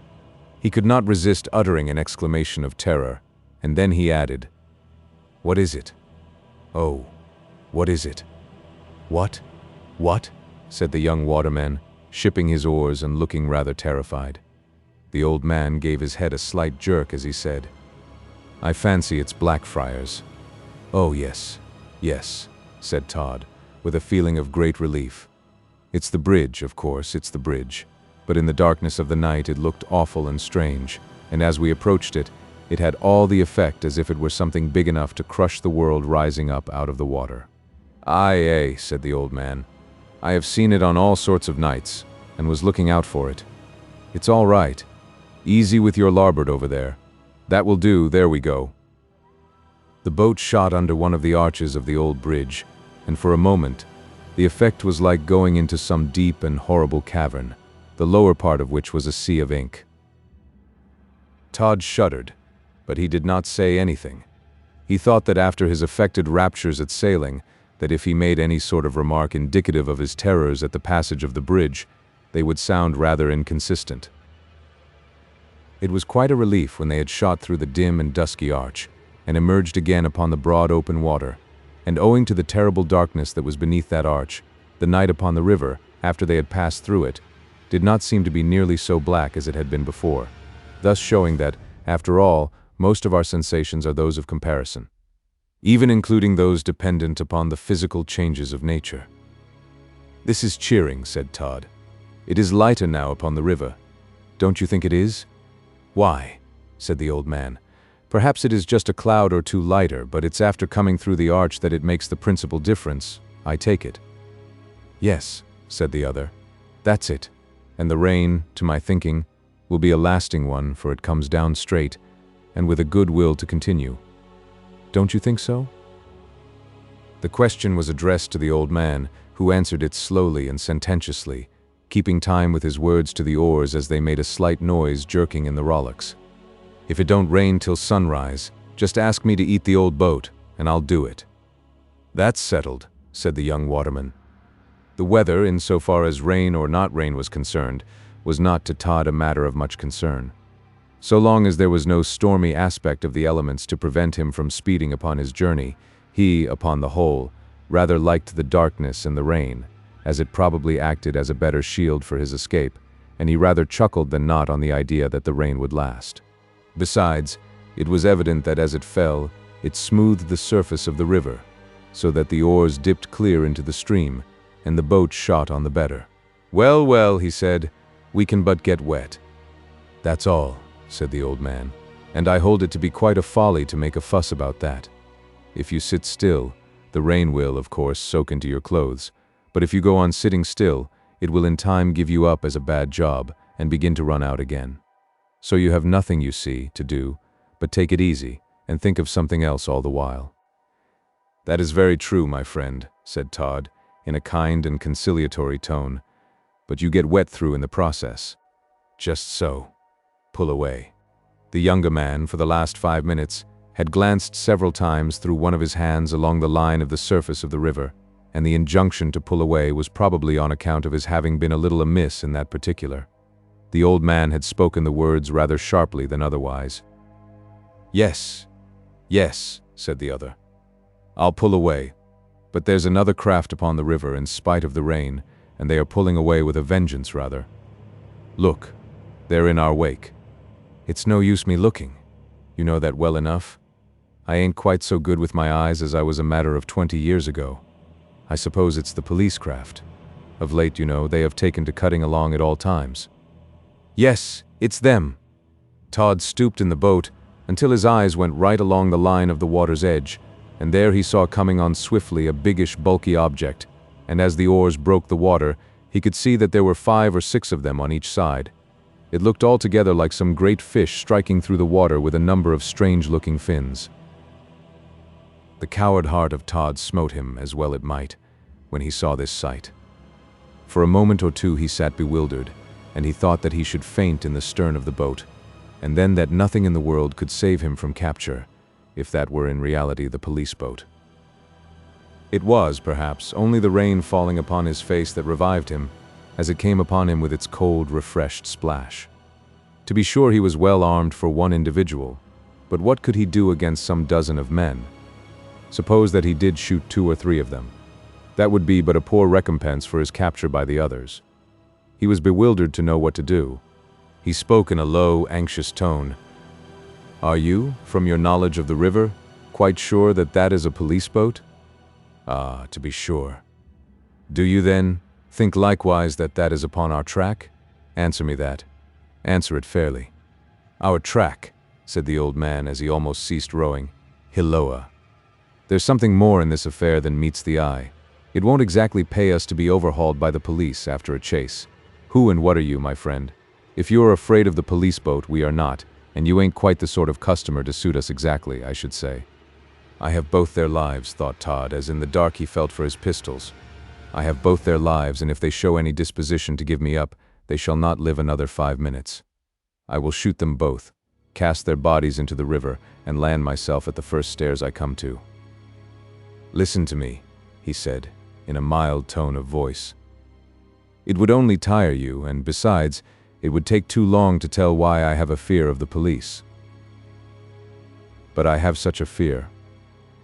I assure you that I am quite innocent of what they accuse me. But until I can get from Hamburg the only witness who can prove my innocence, I do not want to fall into the hands of my enemies. I implore you not to sacrifice me." "Humph," said the old man. "What have you done?" "Nothing, nothing, as heaven is my witness." "But what do they say you have done?" said the young waterman. "Aye," said the other, "that's the question. Why, they say that I was wrong in helping a poor lad, who certainly had done some wrong thing, to escape from the country. But then it would have broken his poor mother's heart if they had hanged him. It was for forgery only, and it was all owing to bad company he did it. Alas, I did not think it a crime to aid the poor boy to get away. What good would his death have done to anyone?" "Was that all?" "Yes, that was all. But it appears in law, you see, a very serious offense to aid and abet, as they call it, a felon. Poor boy, poor mother." "Oh, hang it. We won't give you up to the bloodhounds of the law for that," said the old man.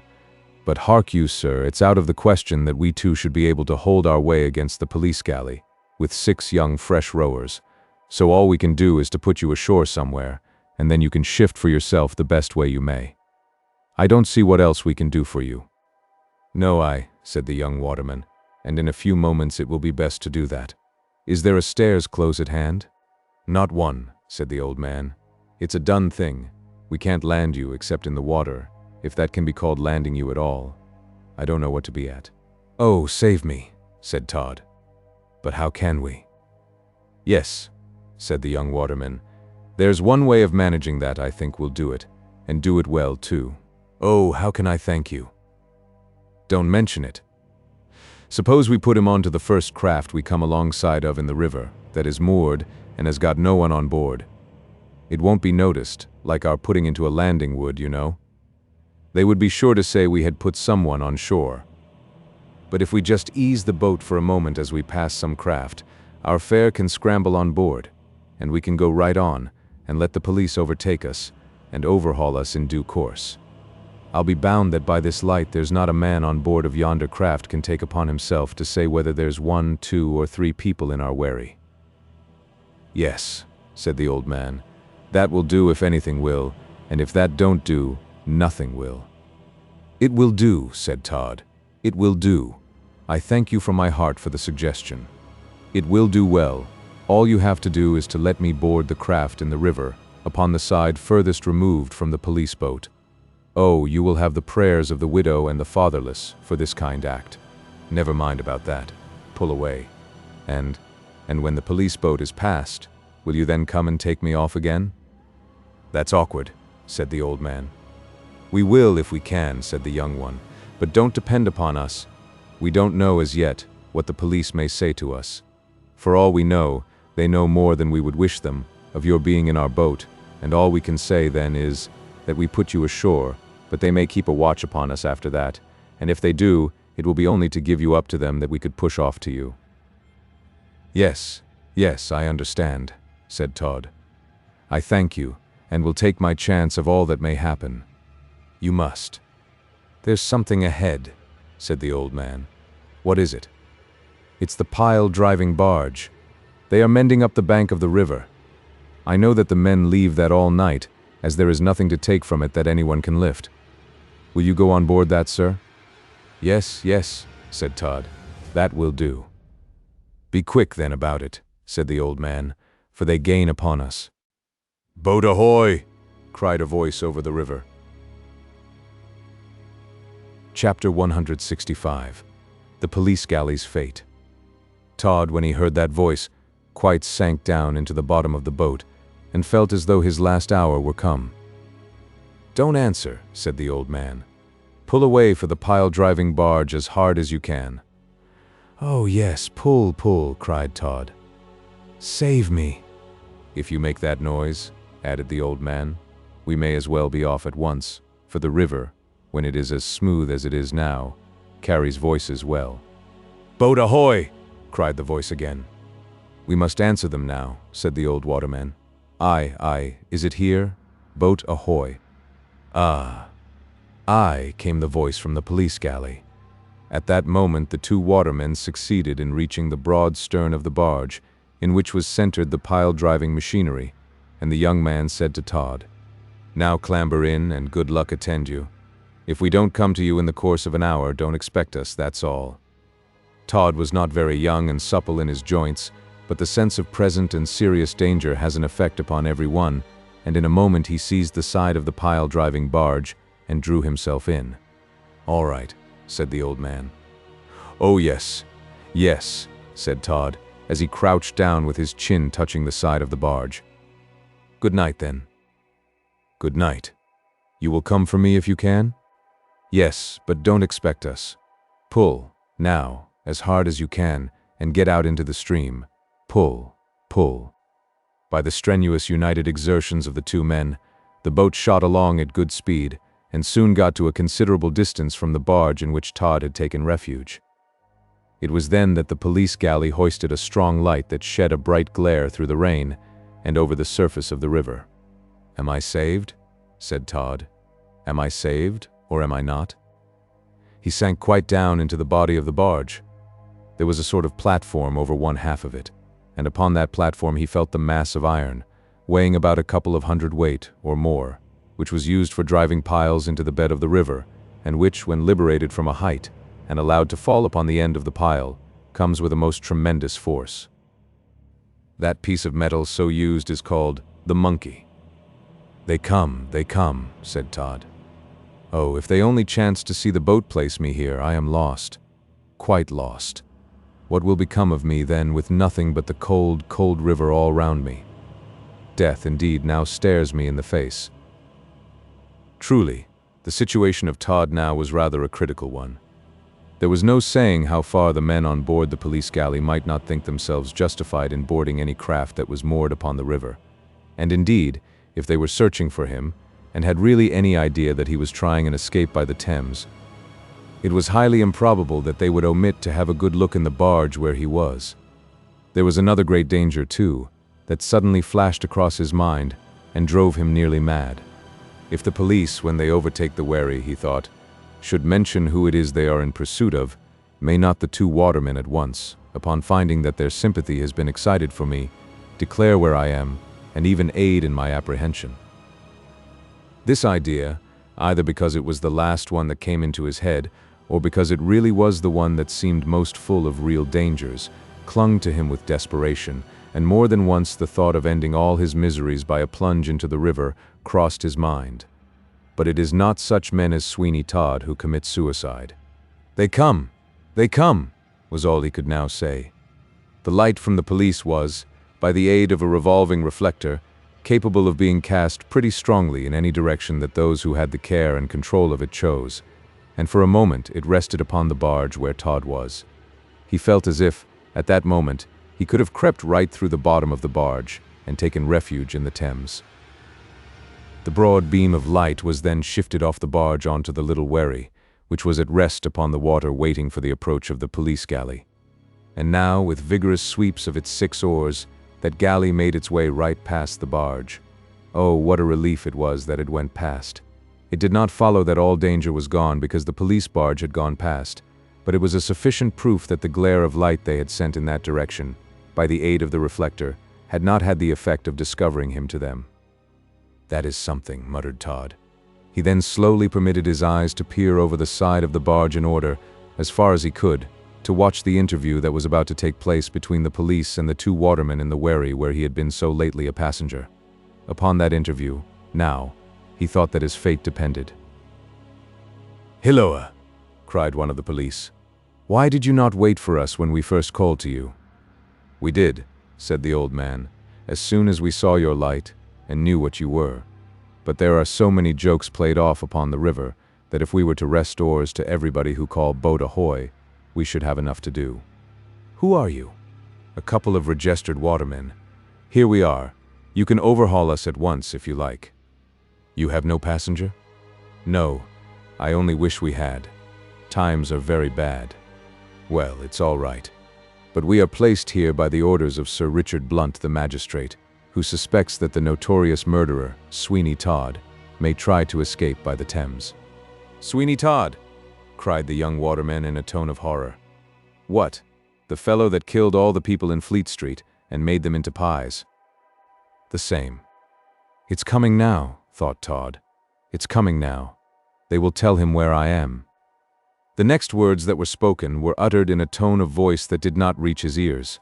It was the old man who had spoken, and he did not utter his words so clearly as his younger companion, and although he tried his utmost to hear what he said, he could not possibly make it out, and he remained in a perfect agony of apprehension.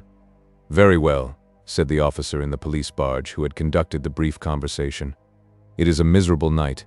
Give way, my men. Steady there. Put the light out." In an instant the light was lowered and extinguished, and the darkness that reigned upon the surface of the Thames was like a darkness that could be felt. It was difficult to conceive that it was not really tangible. "Are they coming back?" That was the question that Todd asked of himself as he grasped, to steady himself, the heavy piece of iron that belonged to the pile-driving machine.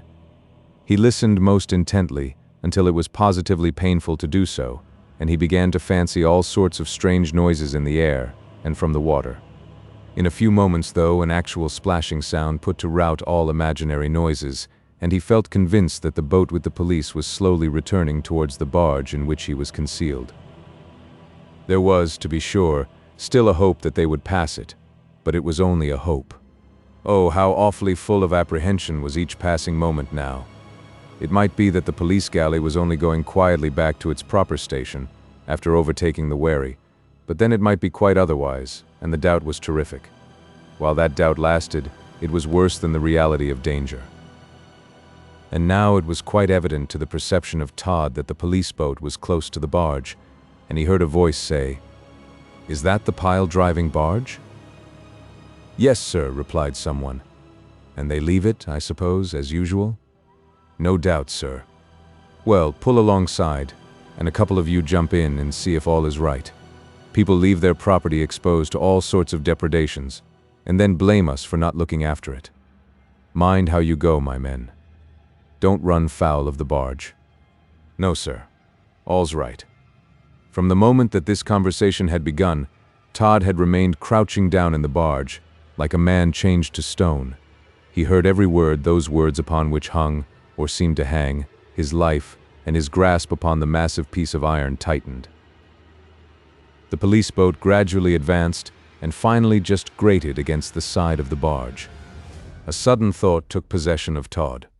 With a yell like that of a madman, he, with preternatural strength, moved the heavy mass of iron and in one moment toppled it over the edge of the barge. Crash it went into the police galley.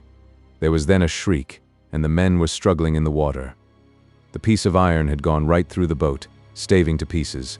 It filled and sank. "Help! Help!" cried a voice, and then all was still as the grave for a few moments. "It is done," said Todd. "Help!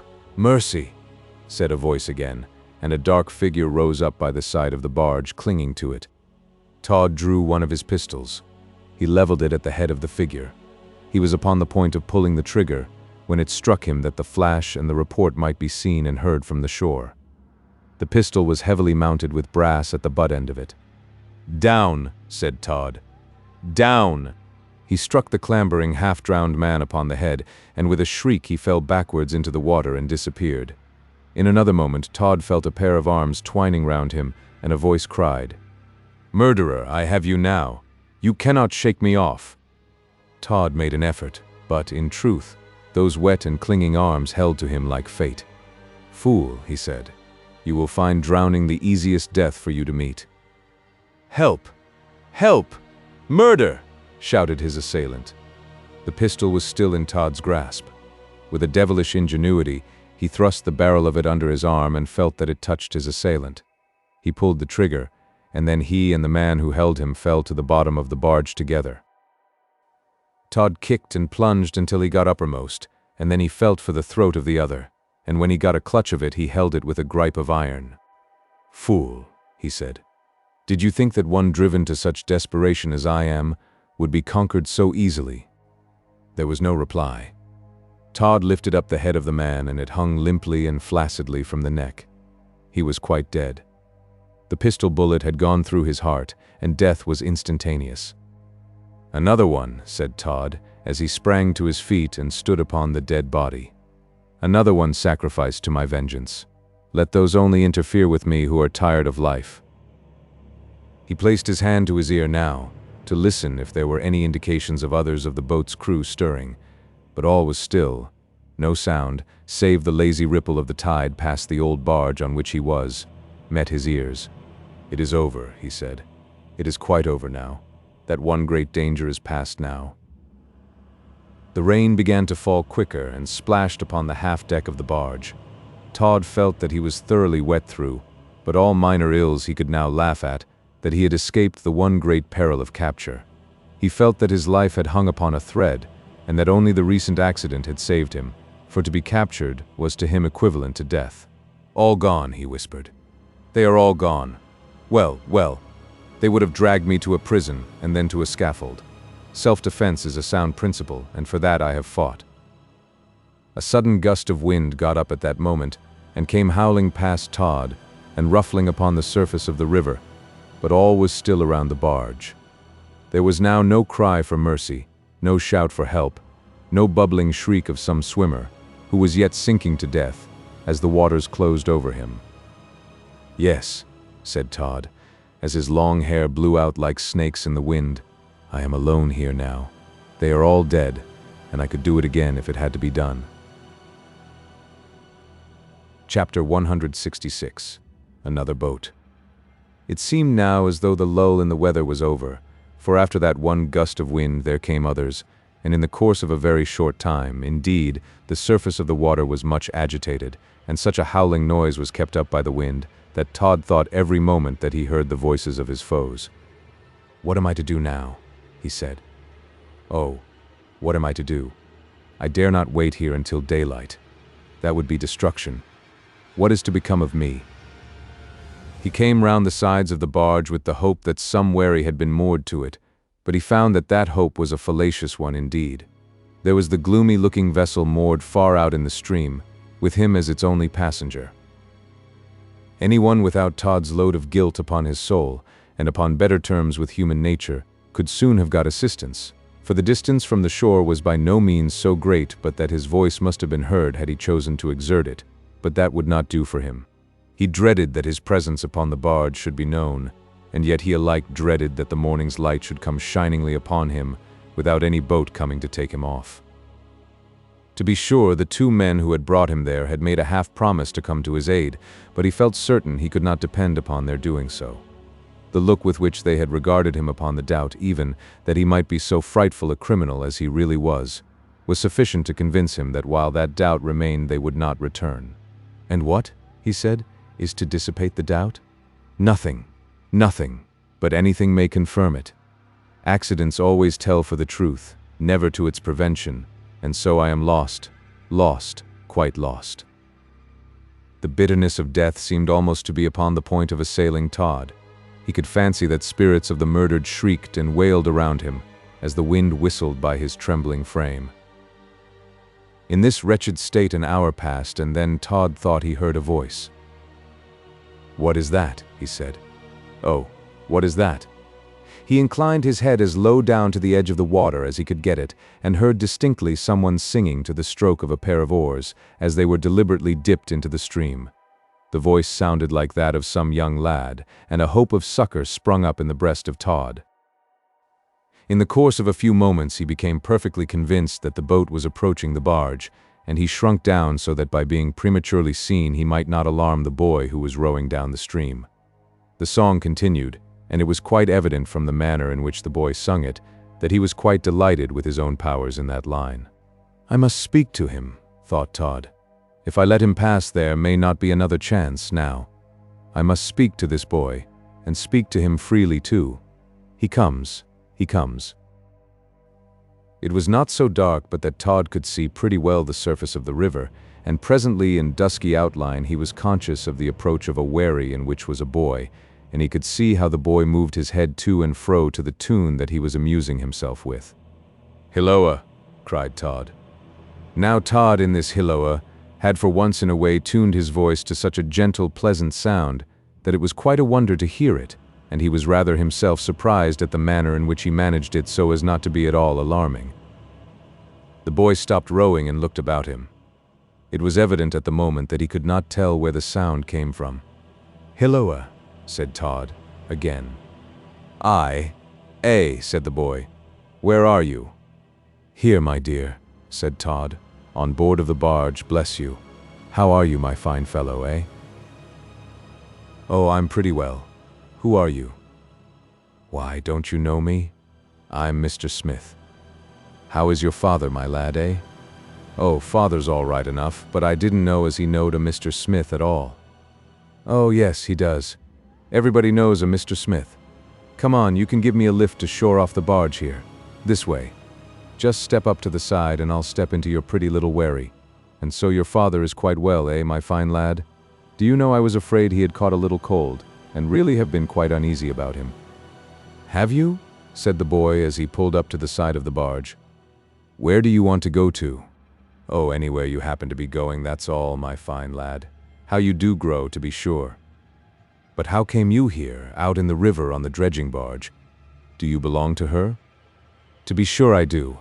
I am Mr. Deputy Inspector Dredger Smith, and am forced to come and superintend the barge, you see. But my boat that I sent ashore for something has not come back, and I am getting cold, for I am not so young as you are, you know." "Why, I don't suppose you is, sir," said the boy, "but I'll put you ashore if you like." "Thank you, I should like." "Get in then, sir. All's right. I'll hold on to the barge. Easy, easy with you, sir. That will do. Which side of the river, sir, would you like to be put ashore at, if you please?" The boy was evidently deeply impressed with the importance of the title of Deputy Inspector Dredger, and was quite deferential to Todd. How delighted was Todd to get off the barge. It seemed to him like a reprieve from death. "Which way is the tide, boy?" he said. "Running down, sir, but not fast." "That will do. I will trouble you, then, to row with it as comfortably and as fast as you can. But I'm going, sir, to Westminster, to meet father. I can't go down the river, please, sir. I would if I could. I said I would put you on shore on either side you like, and that's a waste of time, for the tide is getting fuller every minute, and it will be a hard pull against it, as it is. I can't go down the river, so don't ask me, sir. Indeed, I can't." "Indeed." "No, sir. If I put you ashore, you will find lots of watermen who will be glad enough of the job." "What's your name?" "Bill White, sir." "Very well, Bill White. I dare say you have ears at your age, and guess that to have one's brains blown out is not one of the most agreeable things in the world, and perhaps you know a pistol when you see one. This that I take from my pocket and hold at your head is carefully loaded, and if you don't pull away at once with the tide down the river, I will scatter your brains into the river, and throw your lifeless carcass after them. Do you understand that, Mr. Bill White?" Todd uttered these words in such a tone of fiendish malignity, and glared into the eyes of the poor boy so, that he nearly drove him out of his wits, and it was as much as his trembling hands could do to hold the oars. For the space of about half a minute he could only glare at Todd with his eyes and mouth as wide open as they could be. "Speak, devil's whelp," cried Todd. "Why do you not answer me?" "Murder!" cried the boy. Todd caught him by the throat, and if the oars had not been well up in the rowlocks, they must have gone overboard. "Another such cry," said Todd, "and it is the last you shall have the opportunity of making in this world." "Oh, no, no. But I say yes. Listen to me. If you row me as I direct you, I will not only do you no harm, but I will pay you well. If you still obstinately refuse, I will murder you, and murder your father likewise, upon the first opportunity. I will row you down the river, sir. Oh yes, I will do it. Indeed I will, sir." "Very well. Take your oars and pull away." The boy was in such a state of trembling that although it was quite evident he did his best to obey Todd, it was with the greatest difficulty that he could pull a stroke, and it took him some minutes to get the boat's head round to the tide. "Be careful," said Todd. "If I see you willing, I make any allowance for you, but if I fancy for a moment that there is any idea of not obeying me, I will kill you." "I am obeying you, sir." "Very well. Now listen attentively to what I am about further to say to you, Bill White. You can pull away while you listen. We are going now very well with the stream." "Yes, sir." "We shall, no doubt, pass many wherries, and you may think it a very good thing to call out for help, and to say that I threaten to murder you, and all that sort of thing, but so soon as you do, you die. I will hold this pistol in my hand, and whenever we come near a wherry, my finger will be upon the trigger, and the muzzle at your head. You understand all that, I hope, Bill White?" "Of course I do, sir." "Go on, then." Todd reclined back in the stern of the boat, and kept his eyes fixed upon the boy, down whose cheeks the tears rolled in abundance as he pulled down the stream. Having the tide fully in its favor, the wherry, with very little labor, made great way, and Todd, as he saw the dawn slowly creeping on, began to congratulate himself upon the cleverness with which he had escaped from the barge. The river began to widen, the pool was left behind, and the dull, melancholy shore of Essex soon began to show itself, as the tide, by each moment increasing in strength, carried the light boat swiftly along its undulating surface, with its frightfully wicked load. Todd thought it would be as well now to say something of a cheering character to the boy. Modulating his voice, he said, "Now you see, my lad, that by obeying me you have done the very best thing you possibly could, and when I think proper to land, I will give you a guinea for yourself." "I don't want it," said the boy. "You don't want it?" "No, and I won't have it." "What do you mean by that, you idiot of a boy? How dare you tell me to my face that you won't have what I offer you?" "I don't see," said Bill White, "how that ought to put you in a passion. All you want is to make me row you down the river. Well, you have made me. 'Cause I don't want to be shot down like a mad dog, of course. But I won't be paid for doing what I don't like, not I." "Well, it don't matter to me. You may please yourself about that. I am just as well pleased at being rowed for nothing as if I paid for it. You can please yourself in that particular, but it would have been better for you to have taken what I chose to give you than to have refused it." The boy made no answer to this speech, but rode on in sullen silence. He no longer wept now, and it was evident to Todd that indignation was rapidly taking the place of fear in his heart.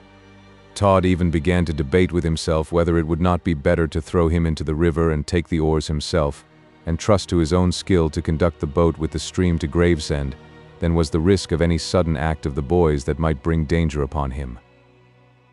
It would have been but a poor satisfaction to Todd to have shot the boy at the moment possibly of his calling for help, when the sight of such an act would be sufficient to ensure his capture, without people troubling themselves about what he had done or not done before. These were considerations that began to make Todd very unhappy indeed. "Well, Bill White," he said, "as your father, no doubt, expects you by this time, and I dare say you will be glad enough to go back and forget all about the little disagreement that we have had. I will get you to land me at once at those stairs yonder, and then we will shake hands and part." "No, we won't." "Ah?" "I say we won't shake hands. I'm willing enough that we should part, but as for the shaking hands, I won't do it, and I'm quite willing to pull in to the stairs." As he spoke, he inclined the head of the boat to a little landing place, where a few wherries were moored. Chapter 167. Another police galley. "Bill White," said Todd. "Well, what now?" said the boy in a sulky tone. Todd pointed to the pistol and merely uttered the one word, "Remember," and then, with a horrible misgiving at his heart, he let the lad pull into the landing place. Some half-dozen lazy-looking fellows were smoking their pipes upon the dirty beach, and Todd, concealing the pistol within his capacious cuff, sprang on the shore. He turned and looked at the boy, who slowly pushed off and gained the deep water again. "He is afraid," thought Todd. "He is afraid, and will be too glad to get away and say nothing." Bill White's actions were now not a little curious, and they soon attracted the observation of all the idlers on the beach, and put Todd in a perfect agony of apprehension. When the boy was about half a dozen boats' length from the shore, he shipped one of his oars, and then, with his disengaged hand, he lifted from the bottom of the boat an old saucepan, which he held up in an odd, dodging kind of way before his face, with an evident idea that if Todd fired the pistol at him, he could interrupt the bullet in that way. Then, in a loud, clear voice, he cried, "Hilloa! Don't have anything to do with that Mr. Smith. He has been threatening to shoot me, and he has got a pistol in his hand. He's a bad un, he is. Take him up. That's the best thing you can do. He's well nigh as bad as old Todd the murderer of Fleet Street, that they can't catch. Take him up. I advises you. Blaze away, old curmudgeon." Todd's rage was excessive, but he thought that the best plan would be to try to laugh the thing over, and with a hideous affectation of mirth, he cried out, "Goodbye, Bill. Goodbye. Remember me to your father, and tell him all the joke." "It wasn't a joke," said Bill White. "Ha, ha," laughed Todd. "Well, well, I forgive you, Bill. I forgive you. Mind you take my message to your aunt, and tell her I shall be at the chapel on Wednesday." "Oh, go to the deuce with you," said Bill, as he put down the saucepan upon finding that his late fare was not disposed to carry his threat of shooting him into effect. "You are an old rogue, that you are, and I dare say you have done something that it would be well worth while to take you up for." With this, Bill began vigorously to pull away against the stream, puffing and blowing, and looking as indignant as he possibly could. Todd turned with a sigh to the men at the little landing, and affecting to wipe a tear from his left eye, he said, "You would not believe, gentlemen, that that boy could say such things to his poor old uncle, and yet you wouldn't believe if I were to tell you the pounds and pounds that boy has cost me and his poor aunt. He don't behave well to either of us, but we are as fond of him as possible. It's in our natures to love him, and we can't help it." "Lor," said one of the men. "You looks tender-hearted," said another. The others all laughed at this, and Todd thought it was as well to seem as if he thought that some very capital joke was going on, so he laughed too. "I was thinking," he said, when the merriment had a little subsided, "I was thinking of going right on to Gravesend. What do you say to taking me now, a couple of you? There's the tide nicely with you all the way, and I am always a liberal enough paymaster." "What will you give?" said one with a voice like a cracked trumpet with a bad cold. "Why, name your price, and I shall not say no to it." "What shall we take the gemman for, Bill?" said this man to another, who was smoking a short pipe. "A rum-un," was the reply of Bill. "Don't be a hass. I didn't go for to ask you what sort of individual he was, but what we'd take him to Gravesend for." "Oh, that's the caper, is it?" "Yes, it is, idiot." "Well, 15 bob and a tanner." "Will that do, sir?" said the other to Todd, who thought that it would look bad to acquiesce too readily in the amount, so he said, "I will give the 15 shillings." "Very good. We won't go to loggerheads about the tanner. So come along, sir, and we'll soon get you to Gravesend, with this tide a-running all the way there as comfortably as it can, all of a purpose." Todd was well enough pleased to find that these two men owned the longest and strongest-looking wherry that was at the landing place. He ensconced himself snugly enough in the stern of the boat, and they put aside their pipes, and soon pushed off into the middle of the stream. "Once more," thought Todd, "once more I am on the road to escape, and all may yet be well." The two men now set to work with the oars in earnest. They felt that as they were paid by the job, the best way was to get it over as quickly as possible, and, aided by the tide, it was perfectly astonishing what progress they made down the river. Todd every now and then cast a long and anxious glance behind him, and presently he saw a boat shooting along by the aid of 6 rowers at great speed, and evidently turning into the little landing place from where he had just come. His eyesight was either sharpened by the morning light, or fancy deceived him, for he thought he saw the boy, Bill White, seated in the stern of the boat. Todd was in an agony. He knew not whether to attract the attention of the 2 watermen to the large boat with all its rowers, so that he might get an opinion from them concerning it or not, and then again he thought that at the moment there would be a good chance of working upon the cupidity of the men, if any real danger should befall him of capture. "I say, Bill," said one. "Well, say it." "There's one of the police officers gone into the old stairs. There's something afloat this here morning." "Ah, they are always at some maneuver or another. Pull away. It ain't no business of our'n." Todd could almost have hugged the man for the sentiment he uttered, and how he longed to echo those 2 words, "pull away." But he was afraid to do so, lest, by any seemingly undue anxiety just then for speed upon his part, he should provoke the idea that the police boat was as interesting to him as it really was. Poor wretched, guilty Todd surely suffered 100 times the pangs of death during his progress down the river, and now he sat in the stern of the boat, looking as pale as death itself. "You don't seem very well," said one of the men. "Oh, yes, I am quite well, I thank you." "Well, I'm glad to hear it, for you look just as if you had been buried a month, and then dug up again." "Ha! Ha!" laughed Todd. What a hideous attempt at a laugh it was.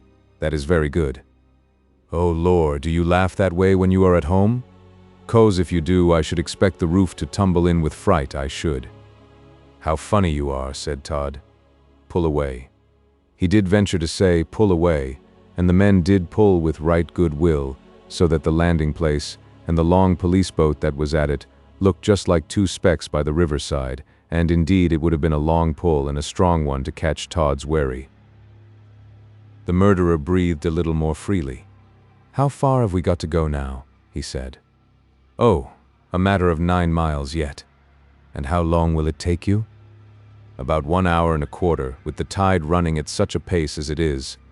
There's some wind, too, and what there is all with us, so we cut along favorably. What are they doing away yonder, Bill?" "Where?" said Bill. "Right in our wake there." "Oh, they are getting up a sail. I'll be hanged if they ain't, and pulling away besides. Why, what a hurry they must be in, to be sure, to get down the river. I never knew them do that before." Todd looked along the surface of the water, and he saw the police boat coming along at such a rate that the spray was tossed up in the air before her prow in millions of white particles. A puff of smoke came from her side, and a slight sharp report rung upon the morning air. A musket or a pistol had been discharged on board of her. "What's the meaning of that, Bill?" "I can tell you," said Todd sharply, before Bill had done moving his head from side to side, which was a habit of his preparatory to replying to any very intricate question. "I can tell you easily." "What is it then?" "You pull away and I'll tell you. You see that boat with the sail and the 6 rowers there?"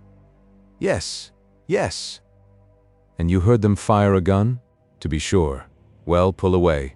It's enough to make a cat laugh, but it was Mr. Anthony Strong that fired that gun. How very droll. But what did he do it for? Well, pull away and I'll tell you. You must know that Mr. Anthony Strong, who is in command of that police boat, is my brother-in-law, and he laid a wager with me that he would start from the pier at Chain Walk, Chelsea, at daybreak this morning and get to Gravesend before me if I started from Blackfriars and did the best I possibly could to get on that money and men could do for me. I allowed that he was to take all his 6 rowers with him and hoist his sail if he liked, and I was to take no more than 2 watermen at a time. When he saw me, he was to fire a gun, you see, and the wager is for £20 and a dinner. I should like to win it, and so, if you can fairly beat him, with the start you have, which is above a mile. It's above 2, said Bill. Water's deceiving. Well, I'm glad to hear it, and I was going to say I would stand 5 guineas. You will, old fellow? I will, and to convince you of it, here they are, and I will place them in your hands at once. So now, I do hope that you will pull away like devils. Won't we? If Mr. Anthony Strong, with all his sail and his 6 hands, catches us on this side of Gravesend, I'll give him leave to skin me and eat me at the dinner that he would win. No, no. If we don't know the currents and the shortcuts of the river a little bit better than ever a captain of police boat that ever lived, or that ever will live, why you may set me down for a frog or a Frenchman, which, I take it, are much of a muchness. They is, said the other. Todd shouted with delight, and it was real now the wild laughter that shook his frame, for he began to think he was safe. The confident tone in which the waterman spoke had quite convinced him that he could do what he said. With a perfect confidence in the power of his 2 watermen, he looked at the police wary without any alarm, and the foam that it dashed up as it came bounding on did not seem to fall coldly upon his breast, as it had seemed to do before. 2 miles, he said. That's a long start. In a stern chase, said Bill, it's half of the blessed world to get over is them 2 miles. Yes, yes, exactly, and I shall beat Mr. Anthony Strong, I feel now. You see, my little nephew, Bill White, gave me the first start from Blackfriars, but I knew I could not depend upon him all the way, so there's another gun. Hal ha. Mr. Strong, it won't do. Well, said Bill, with a look of what he, no doubt, thought was great cleverness, if I didn't know as this was a bit of fun between Mr. Anthony Strong and you, sir, I should have said that them guns was for us to lie to. That's just what he wants, cried Todd. Does he? Yes. He thinks that he will frighten whoever is rowing into a dead stop when they find a police galley firing guns, but I think he is mistaken in this matter, my friends. Rather, said Dick, as he bent his back to the oars and pulled away like a giant. How the boat shot through the water, and yet to Todd's apprehension, the police galley gained upon him. Of course, he told himself that it must gain with its sail and 6 rowers, but the question was, how much it would gain in the 7 or 8 miles they had got to go. With what a feverish action Todd licked his lips. Chapter 168. Todd goes back on land. Oh, quicker, quicker, cried Todd. That would be difficult, said Bill, but I rather think as we is a-doing of it something out of the common way. Bang! Went another gun from the pursuing boat, and this time there certainly was the greatest possible hint given by the police galley that it was in earnest, for a bullet struck the water not above a couple of boats' length from Todd's wherry. Well, said Bill, that may be firing, but I'll be hanged if it is at all pleasant. Oh, heed it not, said Todd. Heed it not. They would have such a laugh at both me and you, if by any means they could frighten you into stopping, and so giving me up. No, no, I mean giving up the wager. What am I saying? I tell you what it is, said Bill. To my mind this is a very odd sort of wager, and if you have no sort of objection to it, sir, we will just pull to the next stairs and put you ashore. If you don't like that, why, I rather think you must be content to lose your wager. You will desert me? Oh, no, no. Surely you will not, and cannot. You have but to name your price, and you shall have it. No, that won't do. You must land now. Todd looked nervously along the bank of the river, and he saw a little miserable landing place, towards which the men now began to urge the boat. He thought then that if he could get anything like a start of his pursuers on the shore, all might yet be well. I could get across the country to Gravesend, and if once there, I might find some vessel to take me off. Pull to shore, then, he said. I will take my chance. Pull to shore at once, as swiftly as you possibly can. When the boat's head was turned towards the shore, it was pretty evident that the police galley was much more intent upon getting to Todd than to Gravesend, for the rowers in it on the instant turned the boat's head in the same direction, and it became then, truly, a case of life and death to Todd. Vigorously as the boatmen worked, the little wherry was quickly so close to the shore that Todd saw he could land by a scramble through the water. "There is your money," he cried, to the men, "and for what you have done, I thank you with all my heart. Goodbye to you." He sprang over the side of the boat, although by so doing he was up to his knees in the river, but that he heeded not, and in the course of half a minute he had scrambled to the shore, and going at a great rate up the little steps at the landing place, he gained the road and began to run at great speed.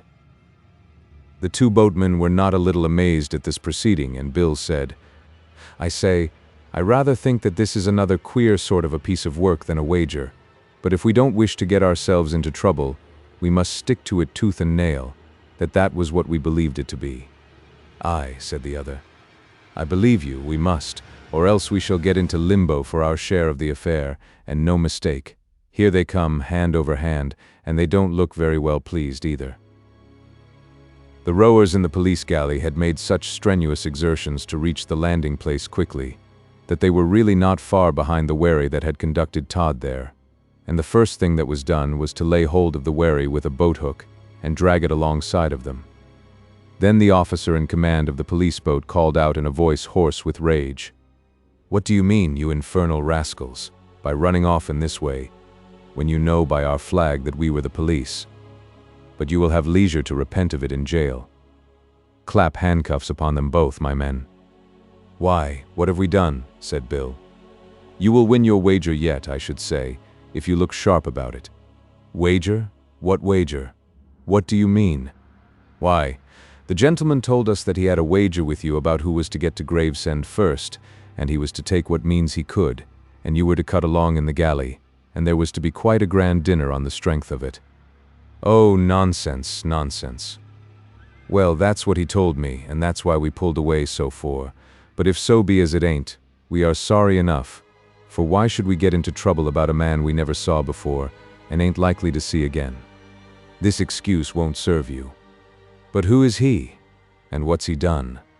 For all we know to the contrary, he is the infamous Todd, the murderer." "What? The fellow that made the people into pies? Oh, if we had only had half a quarter of an idea of that. But hold, I saw the way he went. It was along that chalky bit of road. If you really want to nab him, why do you waste time here talking to us?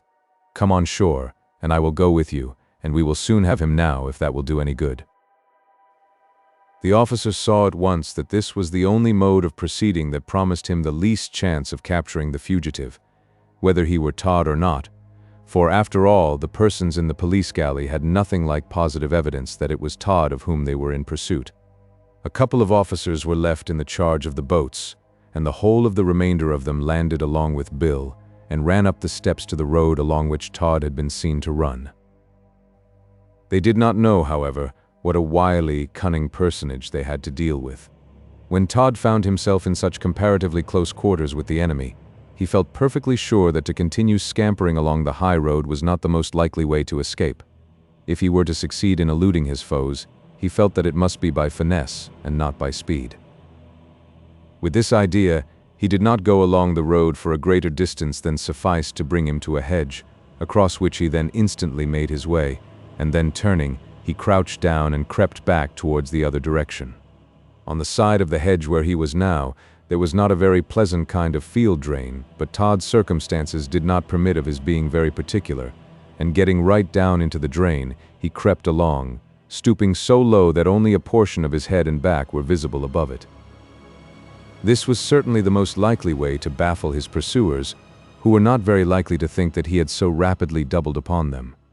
Knowing now that his destination was Gravesend, they would in all probability run along the road after him, or if they took to the fields it would still be with the idea that he was ahead of them. After proceeding for some distance, Todd thought it would be just as well if he were to reconnoiter the foe a little, and, accordingly, he raised his head sufficiently to enable him just to peep through the hedge, and when he did so, he found that he was on sufficiently high ground to command a view of the road and the landing place and the river. To his immense consternation, he saw the police advancing rapidly towards him. "Lost! Lost!" said Todd, as he sunk down into the ditch, with a conviction that he was all but taken. He felt in his pocket for a pistol, and getting one out, he placed it to his ear, and there held it, for he had made up his mind now to shoot himself, rather than be dragged back to prison, from where another escape would be quite out of the question. "They shall not take me. I will die.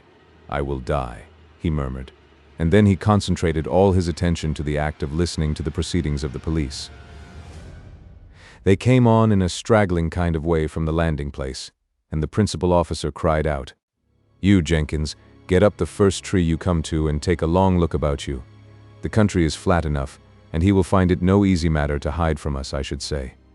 "Oh, it's all right, sir," said another voice. "We have him as safe as if he were lying at the bottom of our boat with the darbies on him, and as far as I can judge of him, sir, I should say it is Todd." "I hope so," said the officer. "It will not be a bad morning's work for you all, my lads, if it is." Not very far off from where Todd lay concealed in the ditch, only, fortunately for him, on the other side of the road, was a stunted tree, rising about 20 feet from the barren soil, and upon this the man, who was named Jenkins, made his way carefully, and took a long look all round him, and particularly in advance. "Do you see him?" said the officer commanding the party. "No, sir, I don't." "Then he is hiding somewhere, and the only plan is to go right on, and hunt him up if he is among the hedges. Come on, now at once. We must have him. He cannot possibly escape us now." Todd, upon this, again gave himself up for lost, but, as luck would have it, although two of the men got over the hedge, and began looking about, and dashing their cutlasses into the hedge, the officer called to them, "Oh, he never came so far up the road. You don't suppose he was goose enough to come back again? If he is hiding, it will be more likely by the time he lost breath, I should say. Come now, I saw him myself get past yonder little chestnut trees and the white cottage." Upon this the men ran on, and Todd felt, for the present at all events, he was saved. "The idiots," said Todd as he looked up and listened. "The idiots! So they think that I am as far gone in stupidity as they are, and that I have nothing to do but to run on until they, younger and more fleet of foot, overtake me." He crawled out of the ditch, and a most pitiable figure he was when he did so. In his anxiety to hide himself completely, he had, in fact, lain himself down comfortably enough, as far as regarded the softness of the place, right at the bottom of the ditch, and had only in the midst of a thick growth of rank weeds, kept his face above the water. "This is horrible," he said, "and they will be back soon too. What on earth am I to do?" He heard a loud shout at this moment, and he raised his head sufficiently to see along the road to observe the actions of the officers. He found that they had paused, and were talking to a man on horseback, who was pointing in the very direction where he, Todd, stood, or rather crouched.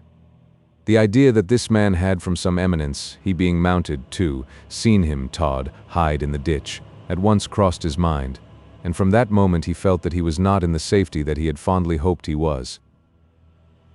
To remain where he was with such an idea prevailing in his mind would have been madness, and accordingly, crawling down close to the hedge, he ran along, splashing, like some gigantic waterfowl, in the ditch until he came to a thickly planted fence at right angles with the hedge that bordered the road. There he was forced to come to a standstill. The fence was composed of the common privet, so that there would have been neither difficulty nor danger in forcing his way through it. But what he might encounter upon the other side was a subject of consideration well worth his attention.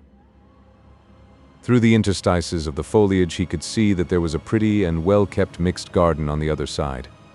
Roses and other flowers grew in quite loving companionship with all kinds of culinary vegetables, and the little plot of ground was well shadowed by some half-dozen fruit trees. A part of the ground was made into a kind of lawn, and upon that lawn was a child about 1 year old crawling about, and amusing itself by making weak efforts to pull up the grass. While Todd was observing these things, a woman came out of a little whitewashed cottage that was at the farther end of the garden, with some clothes to hang up to dry. The woman spoke to the child, and from the tone in which she did so, it was quite evident she was the mother of it. Todd waited until she had hung the clothes up that she had brought out into the garden, and then when she went into the house for more, he burst his way through the hedge, and with a resolution and firmness that nothing but the exigencies of his situation could possibly have endowed him with, he took the child up in his arms and walked slowly across the lawn towards the cottage. The woman, with another heap of wet clothes in her arms, met him, and uttered a loud scream. "Peace," said Todd. "Peace, I say. There is no danger unless you make some. Listen to me, and I will tell you how you can do a service to me and spare your child." "Help!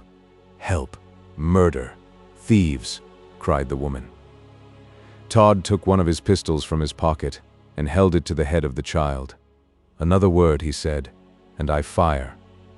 The woman fell upon her knees, and holding up her hands in the attitude of prayer, she said, "Oh, have mercy.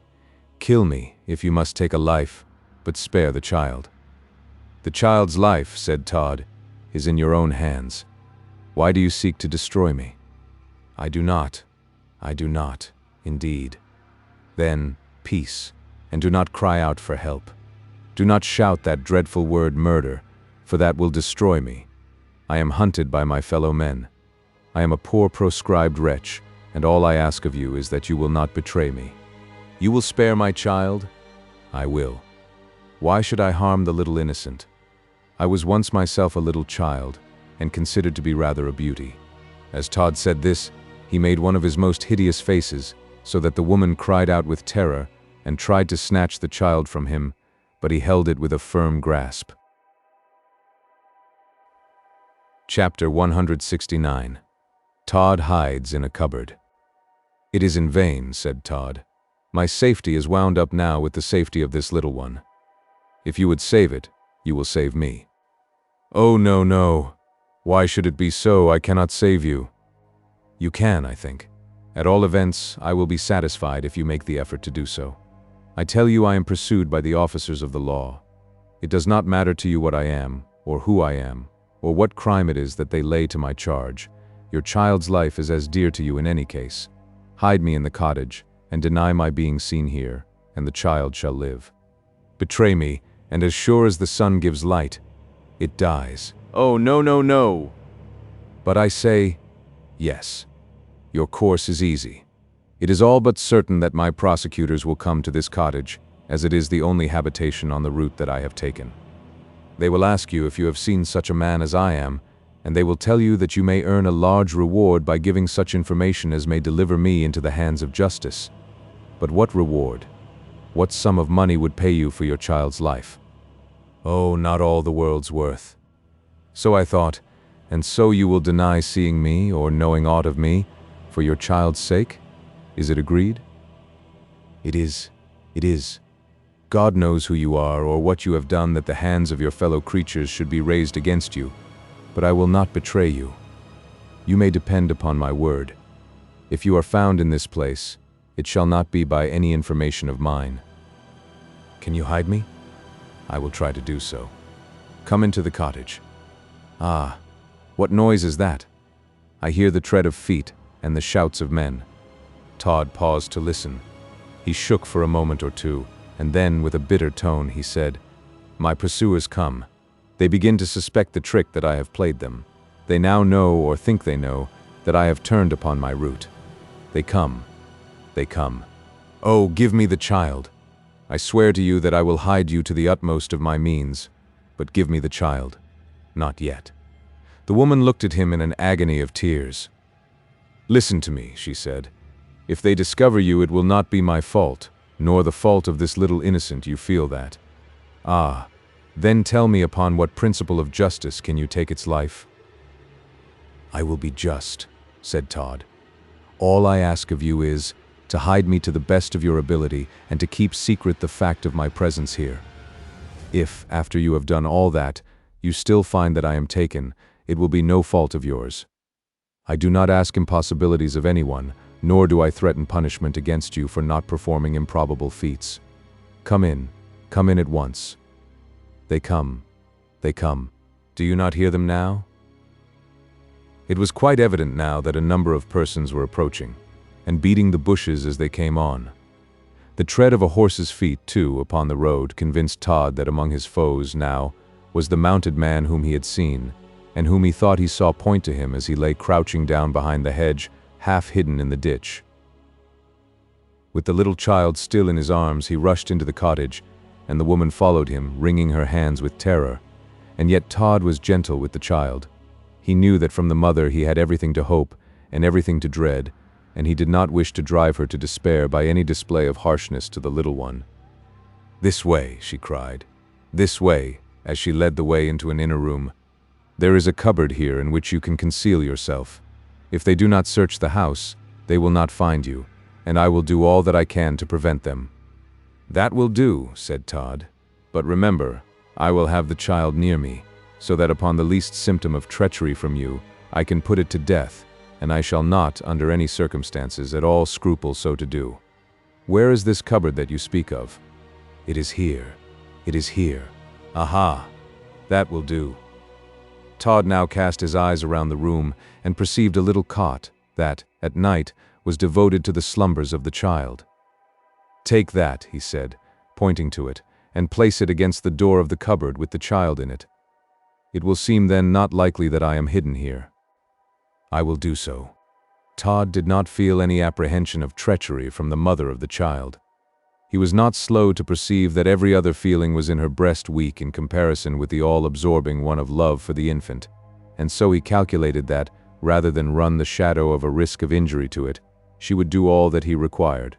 The cupboard was a deep one, but it was not high enough for Todd quite to stand upright in. That, however, was a trifling inconvenience, and he got into it at once.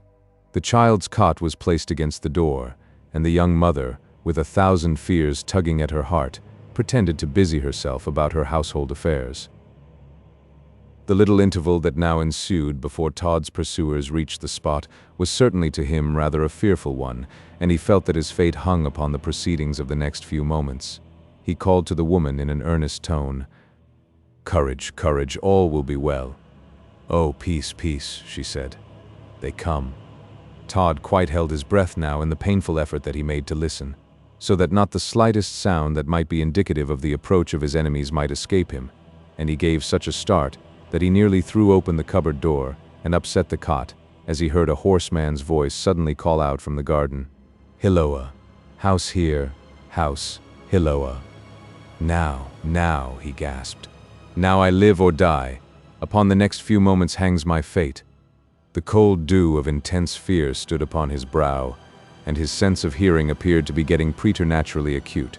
Not a word that was said escaped him, although it was right away in the garden that this, to him, fearfully interesting conversation took place. "What is the matter?" he heard the woman say, and then the rough voice replied to her. "We are the police, my good woman, and we are in search of a man who is hidden somewhere about this neighborhood. Has anyone come into your place, or have you seen a tall man pass the cottage?" "No," said the woman. Todd breathed a little more freely. "It's very odd," said another voice, "for he must be about this spot. That is quite clear, as he was dodging about the field at the back of here and hiding in the hedge. We must have passed him." "Well, he can't get away," said a third, "but after all, he may be lying down somewhere in the garden, for all we know to the contrary." "I don't think it," said the woman. At this moment, the child began to cry violently. "Oh, confound you for a brat," said Todd.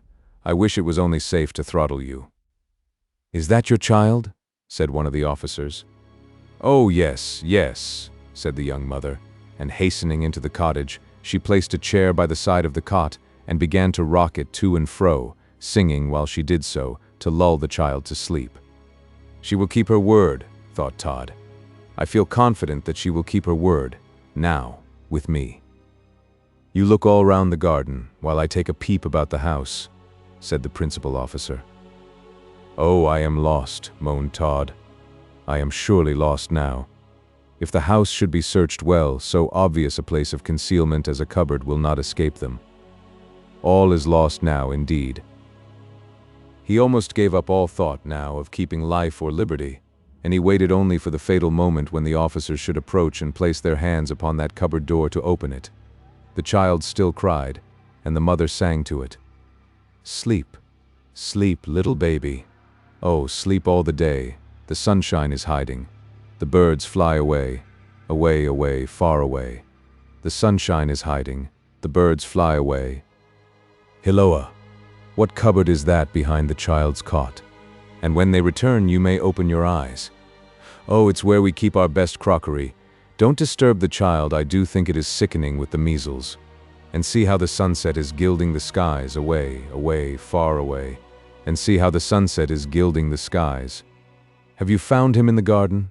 I shall be almost out of my wits, now, till my husband comes home. Who is it that you are looking for, and pray what has he done? He would need to be clever, indeed, to come in here without my knowing it, and as for the garden, why, I was hanging out the clothes there for the last half hour, I tell you." "Oh, he's not here," said the officer. "It would be no bad thing, marm, for anyone who could lend a helping hand to find him." "Ah, indeed?" "Yes. You have heard of Todd, the murderer? Well, that's the man we are after, and we have every reason to think that he is somewhere about here, and it is a large reward that is offered for him, I can tell you." "Ah, I should like to get it." "Not a doubt of it. Good day, marm. If you should see any suspicious-looking fellow about the fields, just give notice of it in some sort of a way, if you can, for you may depend upon it, it will be Todd." "Oh yes, I will. How very fractious this little thing is today, to be sure. I hardly ever knew it to be so before." "Ah, well, they will be so at times. But I'm off. Mind, now, you get the reward if you see anything of Todd." "Oh yes, trust me for that." The man left the room. What a reprieve from death that was for Todd. He thought that during all the perils that he had passed through, he had surely never been quite so near to destruction as then, and when he found that he was saved, temporarily, he could hardly hold himself up in the cupboard, and a sensation of faintness came over him. It was not safe for him yet, by any means, to think of emerging from his place of concealment. Indeed, he felt that the young mother would be the best judge upon that hand, so he did not stir nor speak, and at last he heard the cot with the now sleeping child in it, being gently moved from before the cupboard door. Then it was opened, and Todd, with his face pale and haggard, stepped out into the room. The young woman only pointed to the door of the little apartment steadily and significantly. "What do you mean?" said Todd. "Go," she said. "I have done that which you require of me. Now go." "To death?" "No. Your enemies are no longer here. At the sacrifice of truth and of feeling I saved you. It was all you asked of me, and now I tell you to go and no longer pollute this place by your presence. I know who and what you are now. You are Sweeney Todd, the murderer." "Well, and if I am, what then?" "Nothing. Nothing. I ask nothing of you, but that you should leave this house. I have kept my word. I will let the memory of this hour's work sink deeply into my heart, and there remain untold to anyone. Not even to my husband will I breathe it. I only ask you to go." "I am going, I am going." Todd felt awed by her manner. He cowered before the look that, full of horror, she bent upon him, and he crept towards the cottage door. But the dread that some of his enemies might be lurking about the spot detained him. "Tell me," he said. "Oh, tell me truly, are they gone?" "Wait," she said, "and I will see again." She took the child in her arms and left the cottage. Todd found, now that the child was no longer in his power as a kind of hostage for the faith of the mother, that he had trusted her too far, but it was too late, now, for him to recede from the position in which he had placed himself, and with all his terror, he had no resource but to calmly as he could wait her return. She came back again in a few moments. "You can go with safety. They are all away." "I will trust you, and take your word for it," said Todd. "I thank you for the service you have rendered to me, and I am not ungrateful. Accept of this in remembrance of me and of this day's adventure." He took from his pocket a splendid gold watch and laid it upon the table, in the outer room, but with vehemence the woman cried, "No, no, take it up. I will not have it. Take it up, or even now I will dare everything and call for help. I will take nothing from your blood-stained hands. Take up the watch, or I will destroy it." "As you please," said Todd, as he placed the watch in his pocket again. "I wish not to force it upon you. I am gone." He went out into the little garden, but he looked about him very nervously indeed before he trusted himself to walk towards the little white gate that opened upon the high road. Each moment, however, that passed without anyone springing upon and attacking him was a moment of confidence gained. He carried a pistol in his hand, and keeping his eyes keenly around him, he reached the road. "All is safe," he said. "I do indeed think she is right, and that they have given up the chase for me. She has not deceived me, and I may yet escape." He kept close to the roadside, so that he was very much covered by the hedge, and then, at as fast a pace as he thought he could keep up for any length of time, he ran on. He had not gone far when he heard the sound of wheels behind him, and he got over a hedge and hid behind it, until he could see what sort of vehicle it was that approached. It turned out to be a cart driven by a couple of countrymen, who were talking upon their own affairs in rather loud tones. As they came on, Todd listened intently, and was satisfied that his supposed escape into that neighborhood was not the subject of their discourse. Chapter 170. The ship bound for Havre takes a passenger. "Hilloa!" cried Todd, as he came out into the middle of the road and confronted the cart with the two men in it. "Hilloa, which way are you going?" "One would think you might see that," said one of the men, "by the way the horse's nose points." "What do you want?" said the other, rather sharply. "Not to intrude upon you at all, if you don't like it," replied Todd. "But I am going to Gravesend, and if you will help me on a part of the way, I will pay you well for it. I thought it would be good for my constitution to walk, but I find I am older than I thought I was." "What will you give?" said one of the men, in a dubious tone of voice. "Name your price," said Todd, "and I will give it. I know you will not be unreasonable with me." "Will you give half a guinea?" said the other. "Yes, for I am foot-weary." "Jump up, then, and we will soon take you to Gravesend. You ain't many miles off from it now by the near cuts that we know. Come on."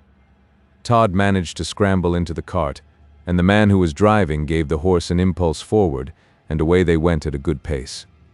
Todd began to feel a little easier in his mind now, for the quick motion of the cart in the direction that he wished to go in was most satisfactory to him.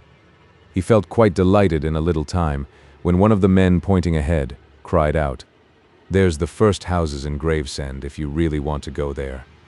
"Really?" said Todd. "Indeed I do. Can you tell me what vessels are off the port?" "Perhaps we can, and perhaps we can't, old fellow, but we will have some talk about that soon. Ha, ha." There was something so peculiar in the laugh of the man that Todd began to wonder into what hands he had fallen. They, every now and then, too, gave to each other a very significant look, as though there was some secret between them which they would not converse of before him. All this began to make Todd very uneasy indeed, and the little amount of felicitation which he had been giving to himself so short a time before rapidly subsided. "Am I a prisoner?" These were the words that occurred to him, but he had no ready means of answering the question. All he could do was to keep upon his guard and, to tell the truth, well armed and desperate as he was, Todd was no very despicable match for any two men. Suddenly, the man who was driving turned the horse's head down a deep declivity that led towards the river, to the right of the road. The country they were in was all of chalk, and this narrow road, or rather lane, at right angles with the high road, was evidently a cutting through the chalk foundation for the sake of a ready passage from the side of the Thames to the high road. A more picturesque spot could not well have been conceived. The small amount of loam upon the surface of the chalk bore a brilliant vegetation, and upon the tall, rugged sides of the deep cutting, wherever a small portion of earth had lodged, tall weeds had grown up, while on each side of the lane, close to the base of the chalky heights, there was a mass of weeds and tall creeping plants, and here and there a young tree, which lent a beautifully verdant aspect to the place.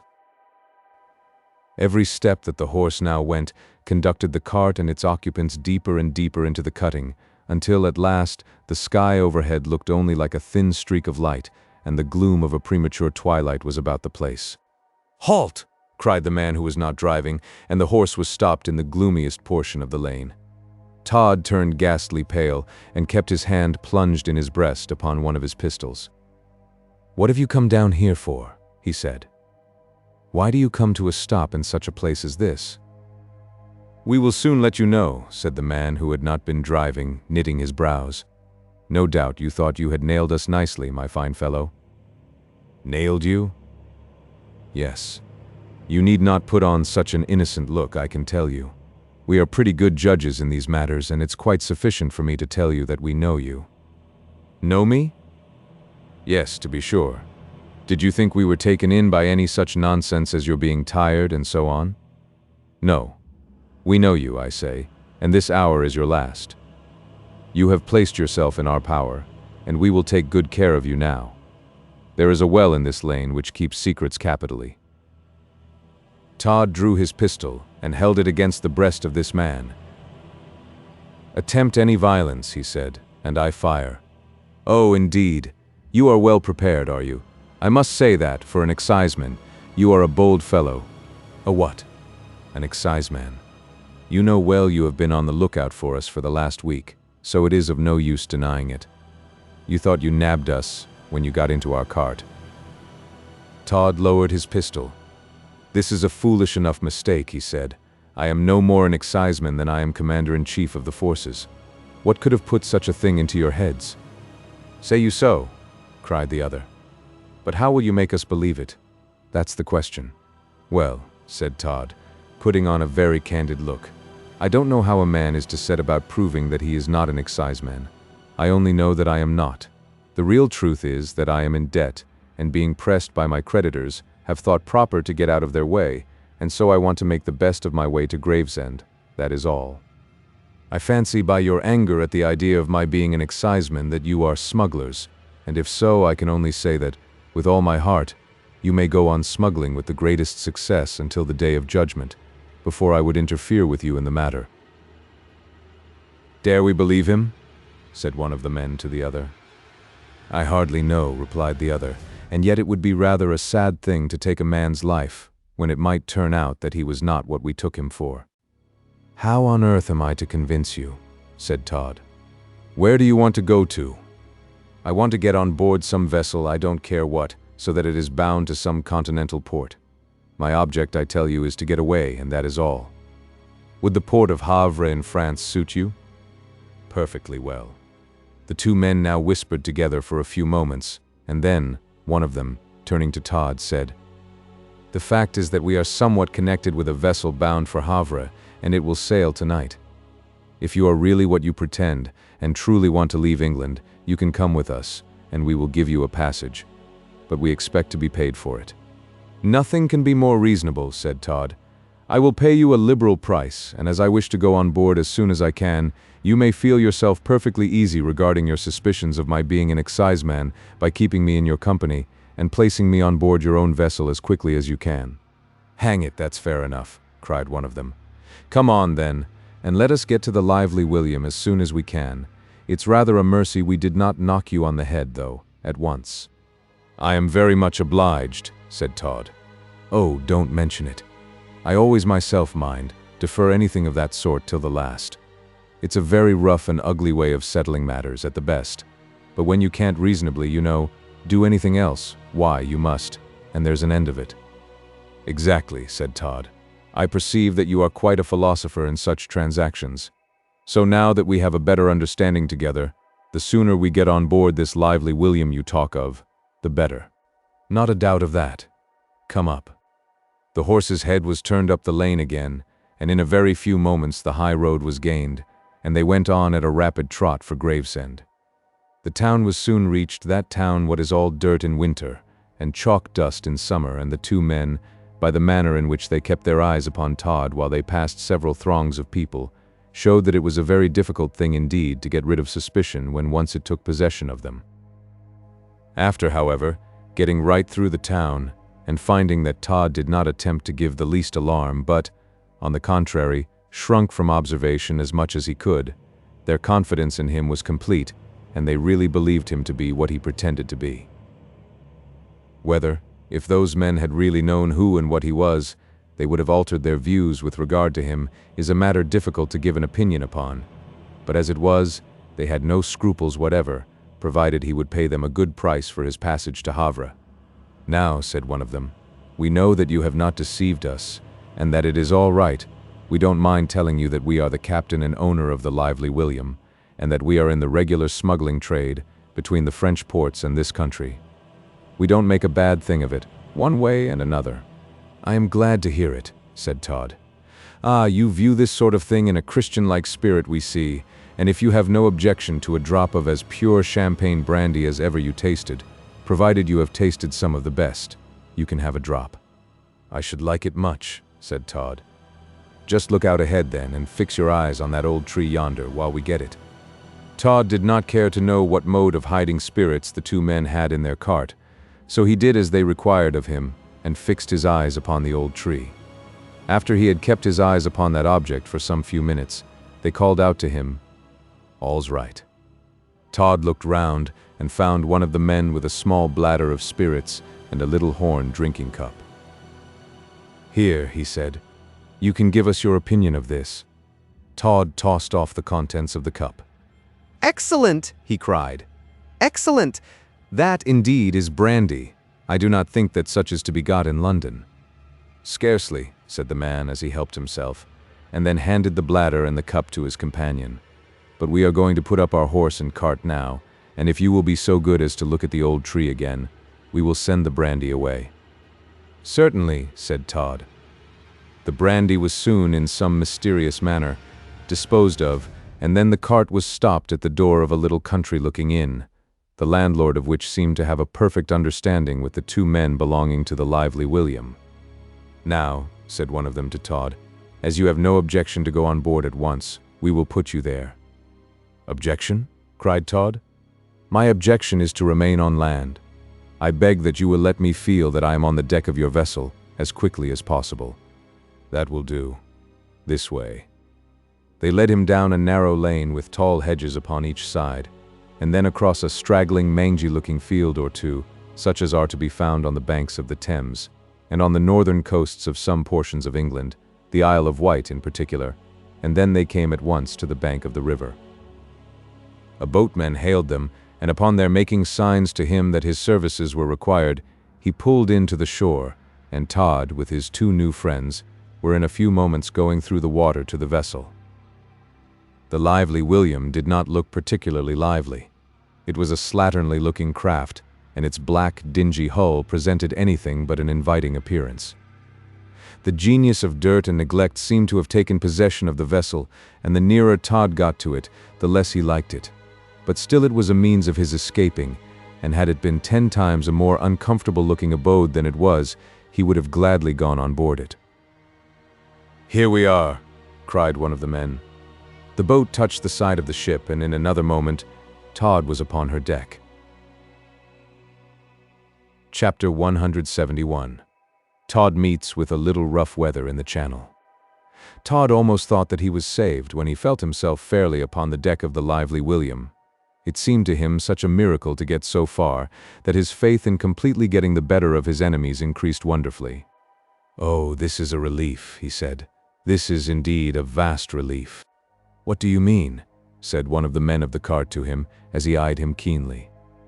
Todd was very anxious not to excite any suspicion that he was other than what he had represented himself to be, so he answered quickly, "I mean that it is a relief to get out of the small boat into the ship. Ever so little a distance in a boat disagrees with me." "Oh, that's it, is it?"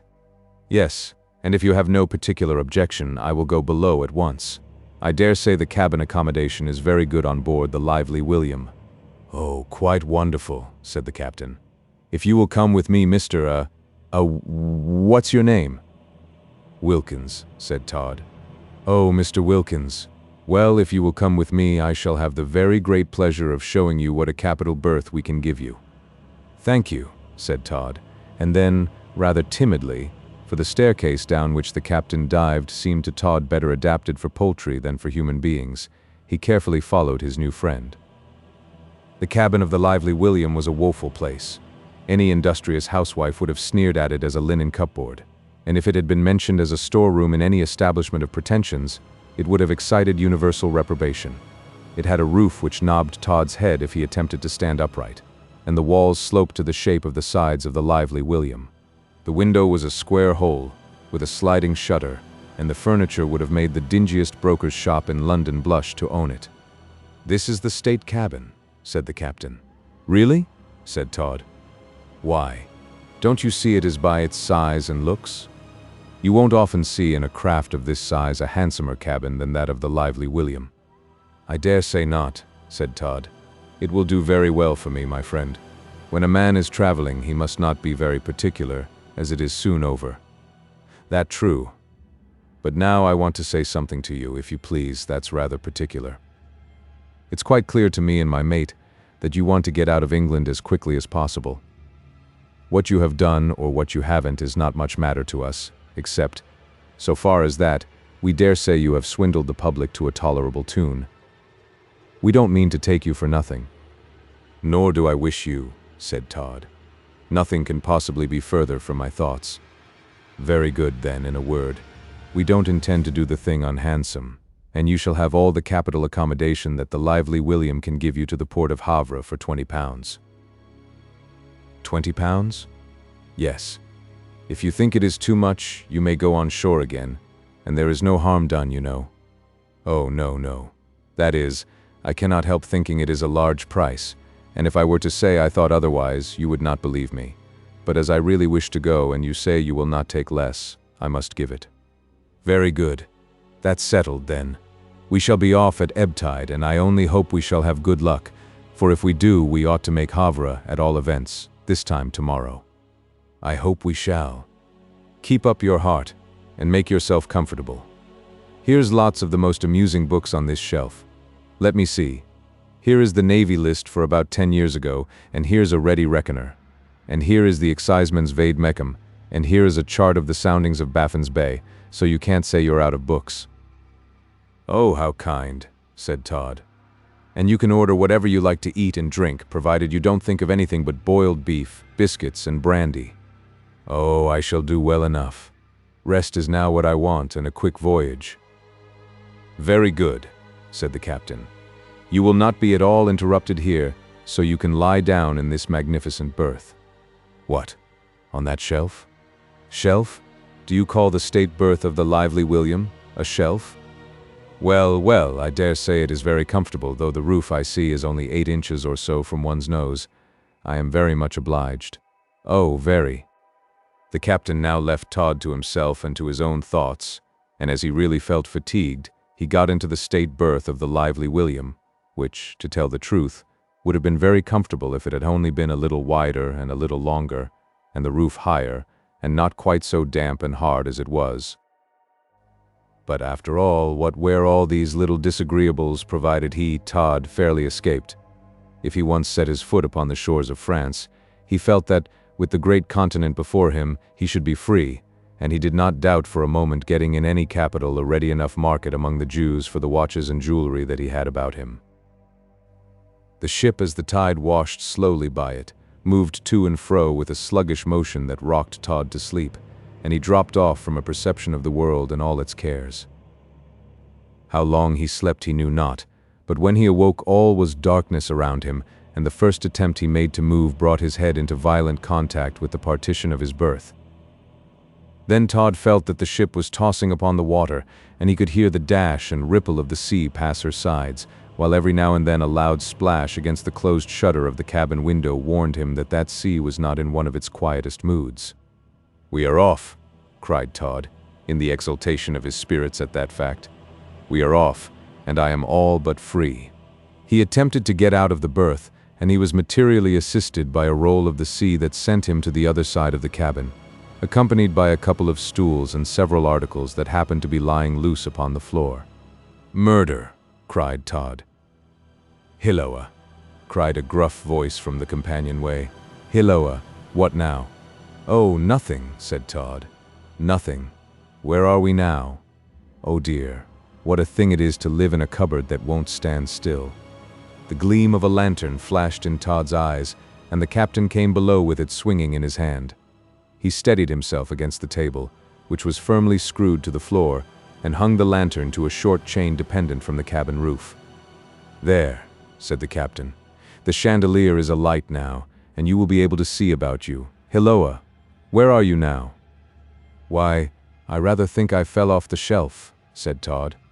"I beg your pardon, the state berth, I mean." "Then you had better turn in again, for we shall have, I think, a squally sort of night rather. There are symptoms of a sou'wester, and if so, you will know a little of what weather is in the channel." "Where are we now?" said Todd mournfully. "About 15 miles off the North Foreland, so we are tolerably quiet just yet. But when we turn the head of the land, it's likely enough we may find out what the wind means to say to us." While the captain spoke, he tugged on a complete suit of waterproof apparel that seemed as thick and inflexible as so much armor covered with tar, and then up he went upon deck again, leaving Todd to the society of his own reflections and the chandelier. The lively William was going on just then with a flowing sheet, so that she was carrying a tolerably even keel, and Todd was able to get up and reach his berth. But at the moment that he laid hold of the side of it to clamber in, the ship was tacked, and away went Todd to the opposite side of the state cabin with the rug in his grasp that did duty as a counterpane in the berth. "This will kill me," he groaned. "Oh, this will kill me. But yet I am escaping, and that is something. There will be a storm, but all ships are not lost that encounter storms." Todd made up his mind to remain where he was, jammed up against the cabin partition, until the ship should right itself sufficiently for him to make another effort to reach his berth. After a few minutes he thought he would make the attempt. "Now," he said. "Now, surely, I can do it. I will try. How the wind howls, to be sure, and how the waves dash against the ship's sides as though they would stave in her timbers, but all is well, no doubt. I will try again." Very cautiously now Todd crept to his berth, and this time the winds and the waves were kind enough only to move the ship so that he knocked his head right and left a little, and managed then to scramble onto the little inconvenient shelf, with its damp mattress that served for a bed. "Ah," said Todd, "and there are people who might, if they liked, stay on land all their lives, and yet they pretend to prefer the sea. There's no accounting for tastes." By dint of jerking it a little from under him, Todd propped the mattress against the outer edge of the berth, so that provided the vessel did lurch in that direction, it was not so likely to tumble him out, and there he lay listening to the winds and the waves. "A storm in the channel," he muttered. "From what that beast of a captain said, it appears we are to have one. Well, well, I have weathered many a storm on land, and now I must put up with one at sea." At this moment, there was a tremendous bustle upon deck, and some orders were issued that were quite unintelligible to Todd. There was, however, a great flapping of canvas, and a rattling of chains. The lively William was weathering the South Foreland, and just going to do battle with half a gale of wind in the channel. Up to this point, Todd had, with something approaching to resignation, put up with the disagreeables about him, and upon the principle of the song which states that, "When a man travels, he mustn't look queer, if he meets a few rubs that he does not meet here." He regarded his position with philosophy, but now there came over him a dreadful sensation. A cold, clammy dew burst out upon his face, all strength fled from his limbs, and with a deep groan, Todd began to feel the real horror of seasickness. Nothing can be like seasickness but death, and nothing can be like death but seasickness. Todd had never suffered from that calamity before, and now that it came upon him, in all its aggravated horrors, he could not believe that it was a mere passing indisposition, but concluded that he must have been poisoned by the captain of the ship, and that his last hour was come. And now Todd would fain have made a noise and called for help. He would have liked to fire one of his pistols in the face of that captain, provided he could but have got him to the side of his berth. But he had not strength left to utter a word above a whisper, and as for moving his hand to his pockets to get out his firearms, he could not so much as lift a finger. All Todd could do was to go on, and to get each moment worse and worse with that awful sensation of sickness, which resembles the sickness of the soul at parting from its mortal house, to which it had clung so long. The wind howled upon the deck, and through the cordage of the vessel, the spray dashed over her bulwarks, and each moment the storm increased in fury. Chapter 172. Todd gets a world of maritime experience. The idea that he was poisoned grew upon Todd each moment, and to such a man it was truly terrific to think that he should come to so fearful an end. "Help! "Help," he groaned, but after all it was only a groan and not a cry. Not that that mattered, for if he had had the lungs of 10 men all concentrated in his own person, and had so been able to cry out with a superhuman voice, it would have been most completely lost amid the roar of the wind and the wild dashing of the waves. The storm was certainly increasing. "Oh, this sickness," groaned Todd. "Oh dear, oh dear." At the moment that he was so bad that, in his want of experience of what seasickness really was, he heard someone coming down into the cabin, and one of the crew rolled rather than walked into it. "Help," said Todd. "Oh, help." "You go to the hell," said the man. "The captain is washed overboard, and we are all going to the bottom, so I am one who likes to take a little spirits with him to qualify the water that one may be obliged to swallow. That's it. Steady, craft, steady." Practiced as this man no doubt was in the art of keeping his footing upon an undulating surface, the pitching of the ship was so tremendous that even he was thrown to the cabin floor with considerable violence, and had no easy task to rise again. "No," cried Todd, finding that positive fright lent him strength. "You do not mean that?" "Mean what, you old sinner?" "That we shall be lost?" The man nodded, and having opened a little cupboard, he brought out a little bladder of spirits, and placing it to his lips, he drank a large quantity, while he held by the cupboard door to keep himself from falling. "That will do," he said as he dropped the bladder to the floor, and then, after several unsuccessful efforts to do so, he scrambled upon deck again. "I too will drink," said Todd. "Oh yes, I will drink. I feel that if anything will give me strength to bear the horrors of the night, it will be my old and well-tried friend, brandy." He cast his eyes upon the bladder of spirits that the sailor had thrown to the floor. The spirit was slowly weltering out of the bladder and running in a stream across the cabin. As the odor of it saluted the nose of Todd, he exclaimed, "It is brandy. I must and will have some." It was all very well for Todd to say that he must and would have some of the brandy, but the difficulty of getting at it was one by no means easy to surmount. He recollected what a job he had to get into his berth again upon the occasion that he had got out of it before, and he dreaded to place himself in a similar predicament. Yet he found the vessel was more steady, although the wind had not at all abated. Yes, it certainly was more steady. "I will try," said Todd.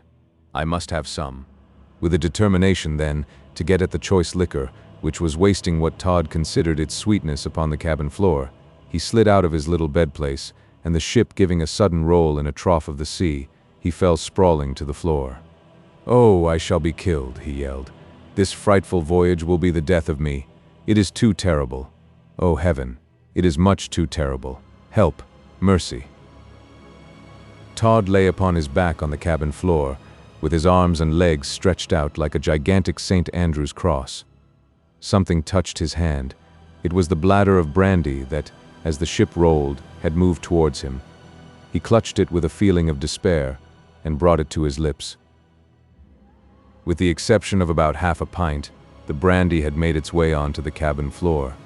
But it was strong, pure spirit, such brandy, in fact, as smugglers might well reserve for their own private drinking, so that the half pint was a very tolerable dose to take at once, and Todd drained it to the last drop. "Better," he said. "Oh yes, I am better, now." The fumes of the strong spirit mounted to his brain and got the better, for the time, of that frightful feeling of sickness which had been so like death that Todd had mistaken it for the last pangs that he was likely to feel in this world. "Oh yes, I am better. How the wind howls now, and how the waves dash the ship hither and thither. The deck, yes, the deck will be the place for me. Oh gracious, what was that?" A loud crash, and a scream from some drowning wretches who had gone overboard along with a mast, had broken upon his ears. Terror sat at his very heart, and unable any longer to endure the frightful suspense of being below, he tried, upon his hands and knees, to crawl upon the deck. By no other mode could Todd have had the slightest hope or expectation of reaching the deck of that fated vessel, but as he tried it, he did, after a time, succeed in dragging himself up from the cabin. The sea was washing over the deck, and for a few moments he could see no one. He watched for a lull in the wind, and then he cried, "Help! Help! Oh, help!" "Who's that?" shouted a voice. "Aye," said Todd. "Go to blazes, then." "Oh, how kind," groaned Todd. "How very considerate at such a time as this, too."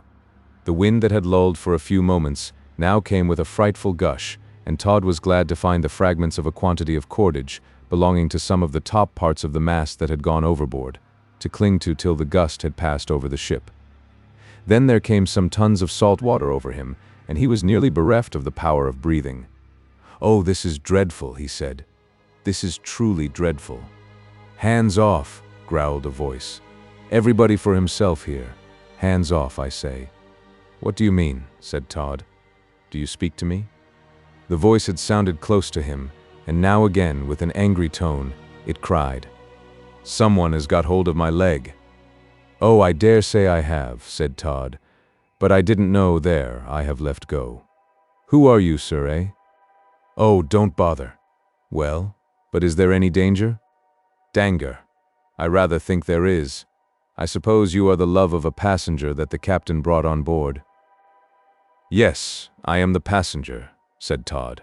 Why he should be called a love of a passenger he did not exactly know, but he repeated his question concerning the condition of the ship, and at the next lull of wind, for it came now very strangely in gusts, he got a not very consolatory reply. "Why, as to danger," said the man, "that's rather past, I reckon. But perhaps you are a landsman, and have not yet thoroughly made up your mind." "To what?" "To be drowned some day or night, as I have." "Oh, no, no, don't say that. Drowning is a very dreadful death indeed. I am sure it is." "It may or it may not be so," said the man. "But whether it is or not, you and I are very likely soon to find out, for the old craft is going at last." "Going?" "Yes. It's all up with her, and it will soon be all down with her, likewise. But the ship goes easier through the sea. Oh, she's filling, you see, and settling lower down in the water, so you can't have quite so much pitching and tossing as you had an hour ago, hardly." "You can't mean that?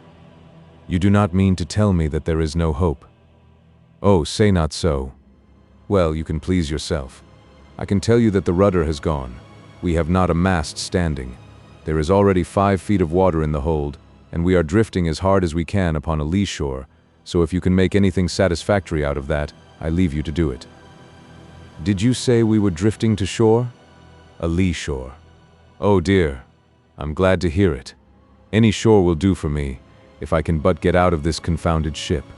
What is that afar off? Is it a light?" "Oh yes, it is a light." "It is. We are on the Sussex coast somewhere, but I can't take upon myself to say where. But it don't matter a bit, for we shall go to pieces long before we reach the surf, and then in such a sea as this you might as well try to swallow the channel at a few draughts as to swim. But I can't swim at all." "It don't matter a bit. But my dear friend—" "Hold your row, I am not your dear friend, nor anybody else's, just now. I tell you we shall be all drowned, and the best thing you can do is to take it as easy as possible. What can be the good of making a fuss about it?" This information was to Todd of so deplorable a character, for to none is death so terrible as to the guilty, that he wept aloud and screamed with terror as the spray of the sea struck him on the face, and the wind roared and whistled over him. "Oh, no, no," he cried. "I cannot die yet, I must not. Spare me, I am afraid to die." "Oh, you stupid," said the sailors.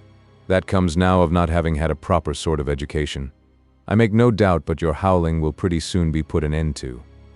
The situation of the ship was undoubtedly one of the greatest possible peril.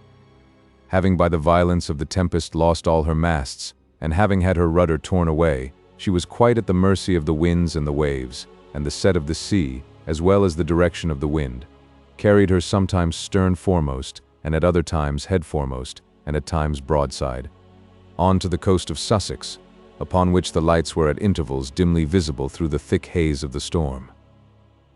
It was truly a dreadful night, and such as fully merited the worst apprehensions of the sailor, who had spoken so coolly to Todd of his coming fate.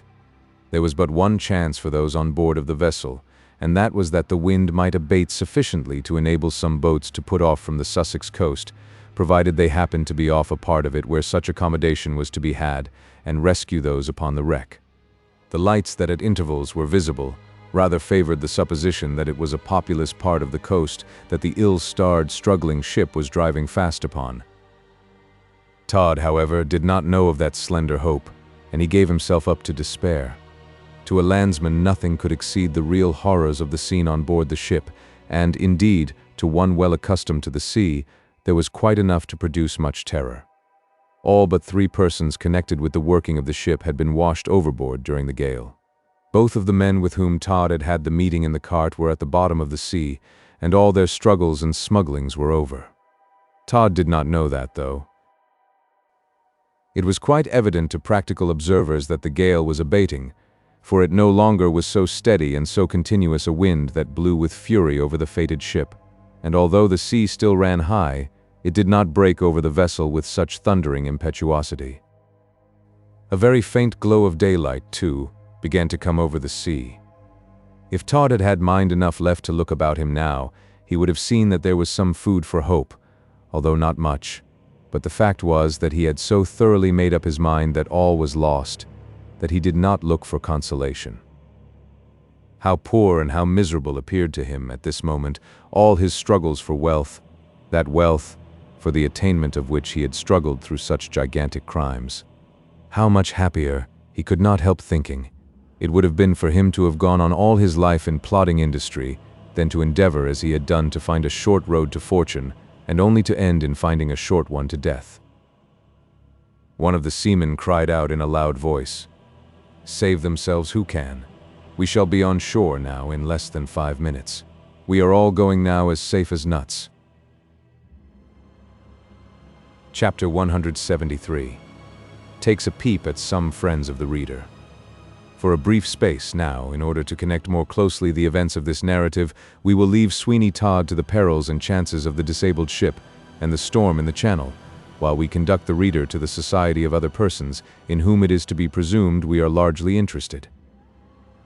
In the most cheerful room of one of the prettiest houses at Brighton, facing the beach upon the esplanade, which is unrivaled, was a rather select party. That party consisted of old and well-tried friends of the reader, and when we announce of whom it was composed, it will be seen that their society is decidedly good.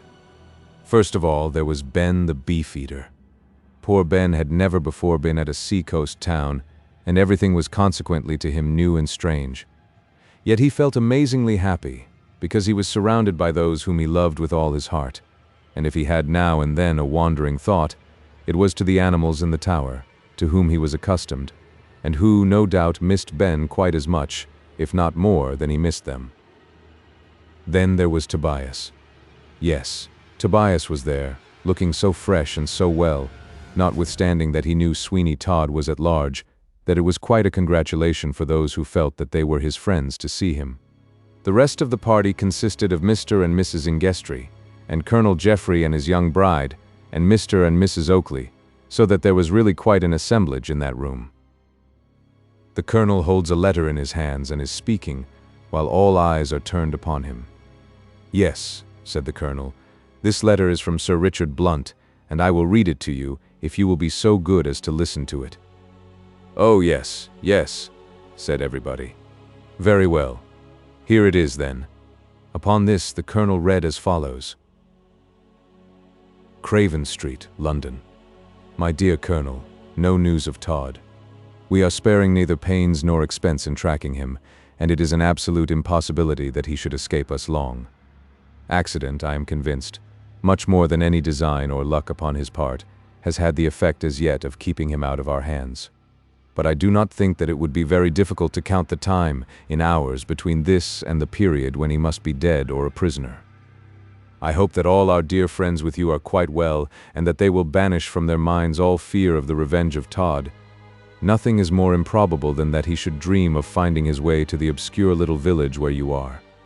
I hope all of you are benefiting much by the health-giving breezes of the ocean. With kind regard to all, I am, my dear Colonel, yours very truly, Richard Blunt. Still at large, said Mark Ingestry, upon the conclusion of the letter. So the rascal is still at large? Yes, said the Colonel. But you hear what the magistrate says, that he will soon have him. Yes, but that is rather a hope than a certainty. Tobias changed color, and Johanna turned to him, saying in a kind tone, "Nay, now, Tobias, you have nothing to fear from Todd. Did you not hear what the letter said upon that point?" "Yes, oh yes," replied Tobias. "I will fear nothing while you are all so good to me." "I tells you what it is," said Ben. "That ere fellow is for all the world just like one of the wild beastesses as declines being tamed. We had one once as got away one night, and he swam over the river, you see." "And did you catch him?" said Tobias. "After a time, yes. Easy did it." "Who did it, sir?" "Easy, it ain't a who. It's a way of doing things. You take it easy, you know." "Oh yes, I understand now."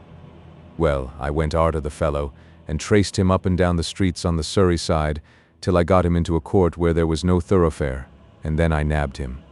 "And he did no mischief?" "None to signify. He settled a couple of old women and 5 or 6 children. That was all." Tobias shuddered, and the colonel said, "I cannot but be surprised that Sir Richard has not yet found out the retreat of Todd, and my own opinion is that he is dead." "It is more than probable," said Ingestri. "I have thought so several times, when he found that there was no hope for him, and that he was in a state of destitution, or something near it, which must be the fact. It is likely enough that he has laid violent hands upon himself, and his body may not be found for a long time." "Well," said the colonel, "let us get out for a stroll upon the beach. It will be dark in another half hour, and as there is no moon tonight, we shall not like to remain out." They all rose upon this suggestion, but the evening dropped so rapidly, and several black clouds piled themselves up in the sky, that Ingestri, after stepping out upon the balcony and looking at the weather, came back again and said, "You had better remain in, all of you. I have seen enough of the sea, and heard enough of the wind, to prophesy that this will be a rough night in the Channel." "Will there be a storm, Mark?" said Johanna. "There will be a very good imitation of one, you may depend, if not a real one." "If there should be," said the colonel, "you will be rather surprised, for, I can tell you, that a gale off this coast is no joke. You would be truly amazed at the violence with which a regular southwestern sets upon this shore." "I can easily imagine it," said Mark Ingestri. "See, it darkens every minute, and what an angry look that small cloud right away in the horizon has." "It has indeed," said Johanna, as she clung to the arm of her husband. "Do you think, Mark, that any poor souls will be wrecked tonight?" "Probably enough, but the coast of Suffolk and the Irish Channel will be the worst. It will be child's play here in comparison." A strange booming noise came across the sea at this moment, and the colonel cried out, "Is that a gun? Or is it thunder?" "Thunder," said Ingestri. "Hark! There it is again. There is a storm some 40 or 50 miles off. It's right away in the German Ocean, most likely, but only look now, even dark as it is getting, how the sea is rising, and what an odd seething condition it is getting into." They all stood on the balcony and looked out towards the sea. The surface of it was to the eye only undulating quite gently, and yet, strange to say, it was rapidly covering with white foam, and that from no perceptible cause, for as yet the wind was a mere trifle. "How is that?" said Johanna. "The sea is not very rough, and yet it is all white." "It is the worst sign of bad weather," said Ingestri. "The commotion has begun below the surface in some mysterious way, and that white foam which you see each moment rapidly increasing is cast up. But soon the whole surface will begin to heave, and then you will find out what a storm is." "We may hear it," said the colonel, "but if this darkness continues, I doubt very much if we shall be able to bring any other of our senses into requisition upon the occasion." "Hush," said Tobias. "What is that?" He held up his hand as he spoke, and as they were then all profoundly still, a strange, low, wailing sound came over the water. "What can it be?" said Johanna. "Only the gale," smiled Ingestri. "It's coming, now. That's the sigh of the wind over the water. You will soon hear it, I can tell you. Now, only notice how still everything is. There, look how that bird flies in a terrified manner close to the ground. It knows that the gale is coming. The sound you heard with intense listening, you will be able now to hear without listening at all. It will force itself upon your notice. Hilloa. There it comes. Look at the sea." A few miles out from the shore, the sea seemed to rise like a wall of water, tipped with a ridge of foam, and then down it came with such a splash and a roar that it was plainly heard on the shore, and then, in a moment or two, the impulse so given communicated itself to the whole of the sea, and it was fearfully agitated. With a roar and a shriek, the gale swept on, and from that moment conversation was almost out of the question. The ladies of the party were glad to get into the house again, and in a little time the colonel and Ingestri found it anything but comfortable to remain in the balcony, and as the night had fairly set in, they likewise retreated. The gale lasted the whole of the evening, and when our friends retired to rest it seemed to be rather increasing than otherwise. It was still dark when Ingestri was awakened from his sleep by a knocking at the door of his room. "Hilloa," he said. "Who's there?" "It is I," said Colonel Jeffrey. "Will you get up, Mr. Ingestri? It is nearly morning, and they say a ship is going down about a couple of miles off the coast." "I'm coming," cried Ingestri, as he sprang out of bed and dressed himself with amazing rapidity. "If it does go down, it will not be the only one that finds the bottom of the channel tonight." When he reached the lower part of the house, he found the colonel and Ben waiting for him. "This has been an awful night," said the colonel. "Well, I don't know," said Ingestri, "for I have been fast asleep." "Asleep?" cried Ben. "I couldn't get a wink of sleep but once, and then I dreamt I was a mermaid.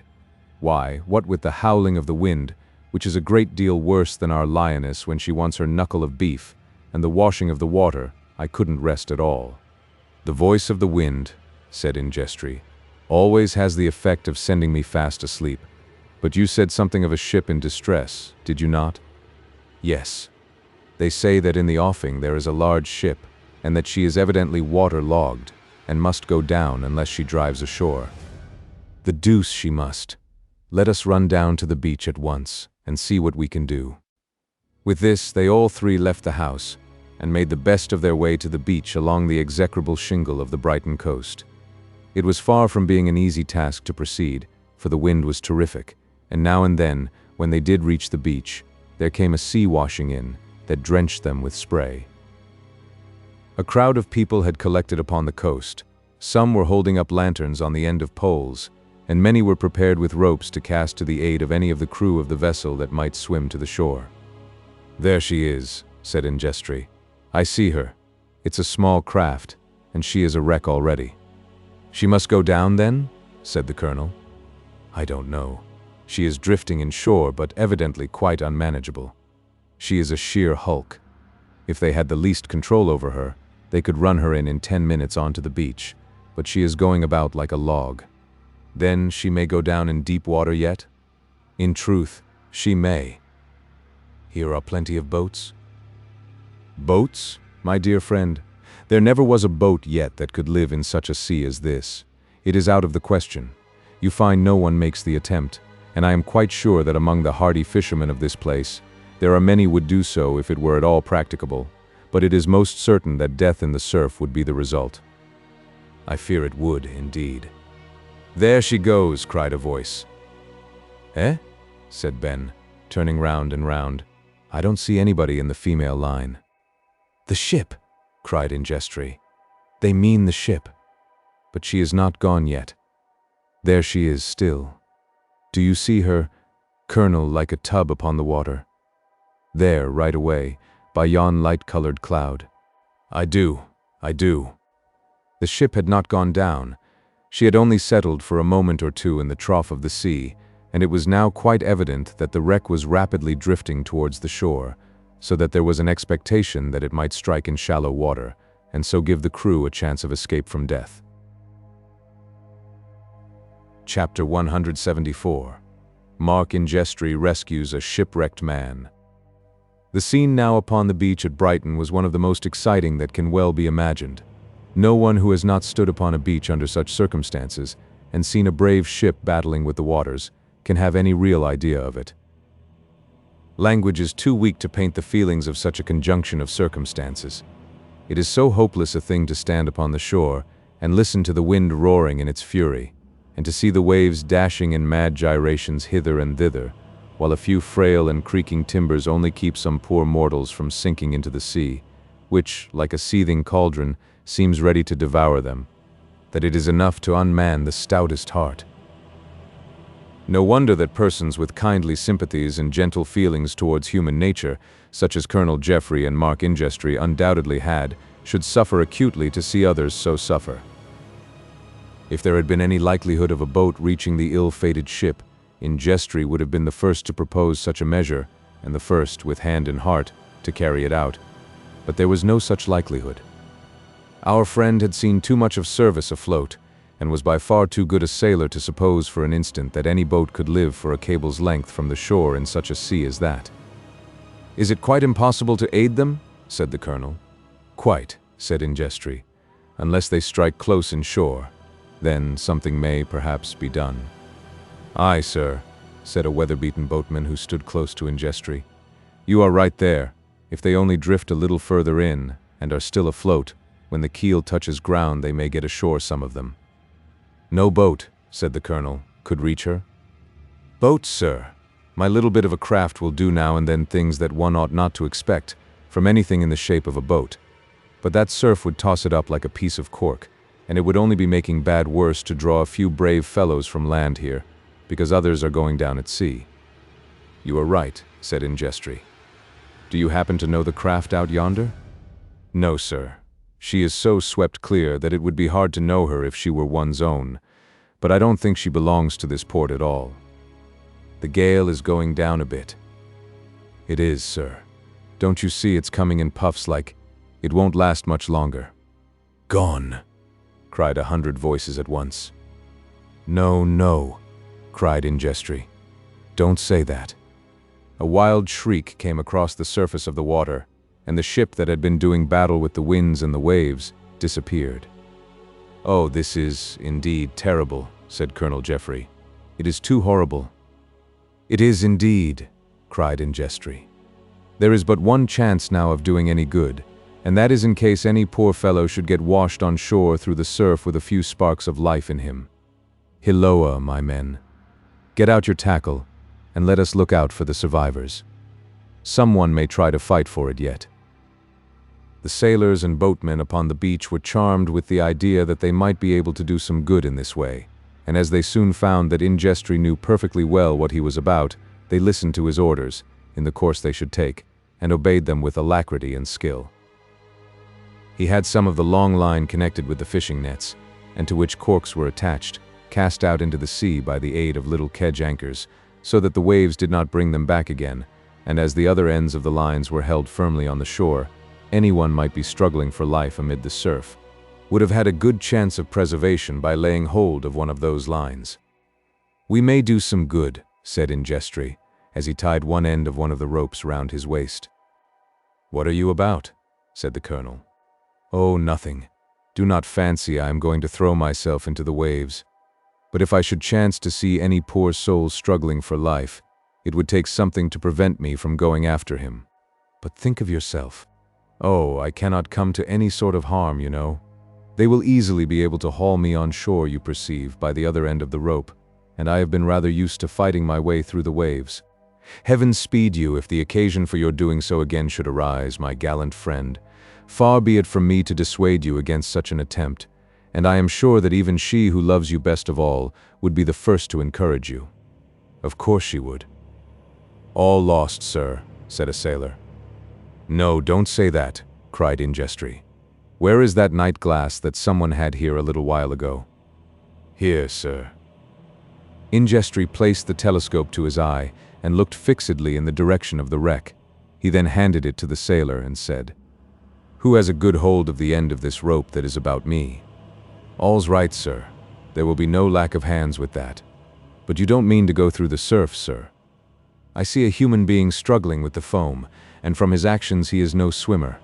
I cannot stand here and see him die while there is a chance of saving him. Hark you, don't wait for me to sing out, but use your own eyes and begin to pull in the moment you see me close with him. The dawn is coming rapidly, and you will see better each moment. Now I'm off." "For the love of heaven, be careful," cried the colonel. Ingestry smiled and then dashed into the roaring, bubbling surf of the sea with the rope round his waist.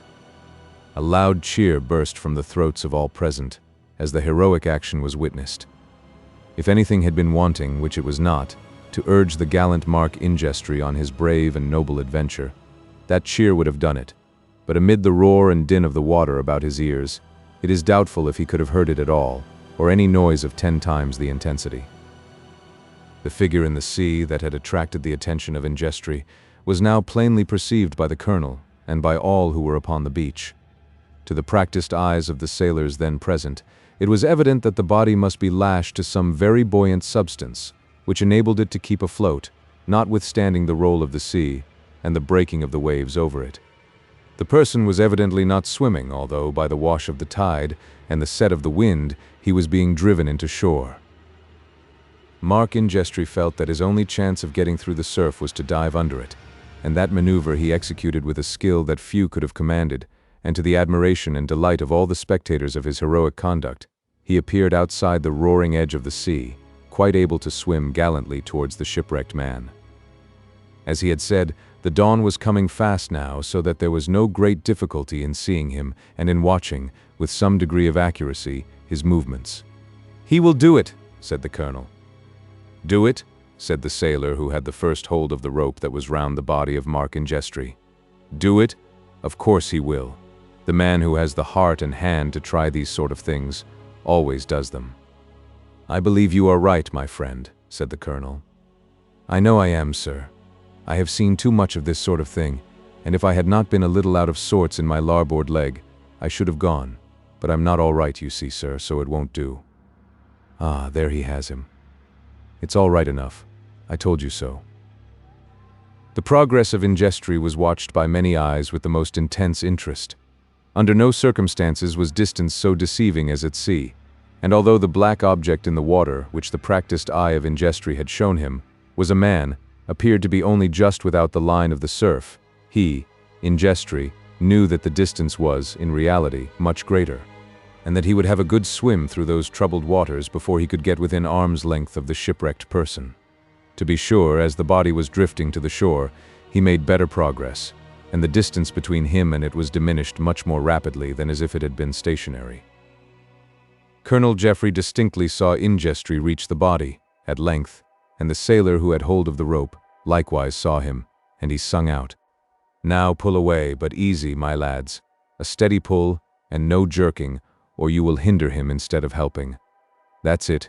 Easy now, easy." "Ah," said Ben, who had come down to the beach to see what was going on. "Easy does everything, as I always said. Pray, Colonel Jeffrey, what unfortunate animal is that you are dragging out of the water?"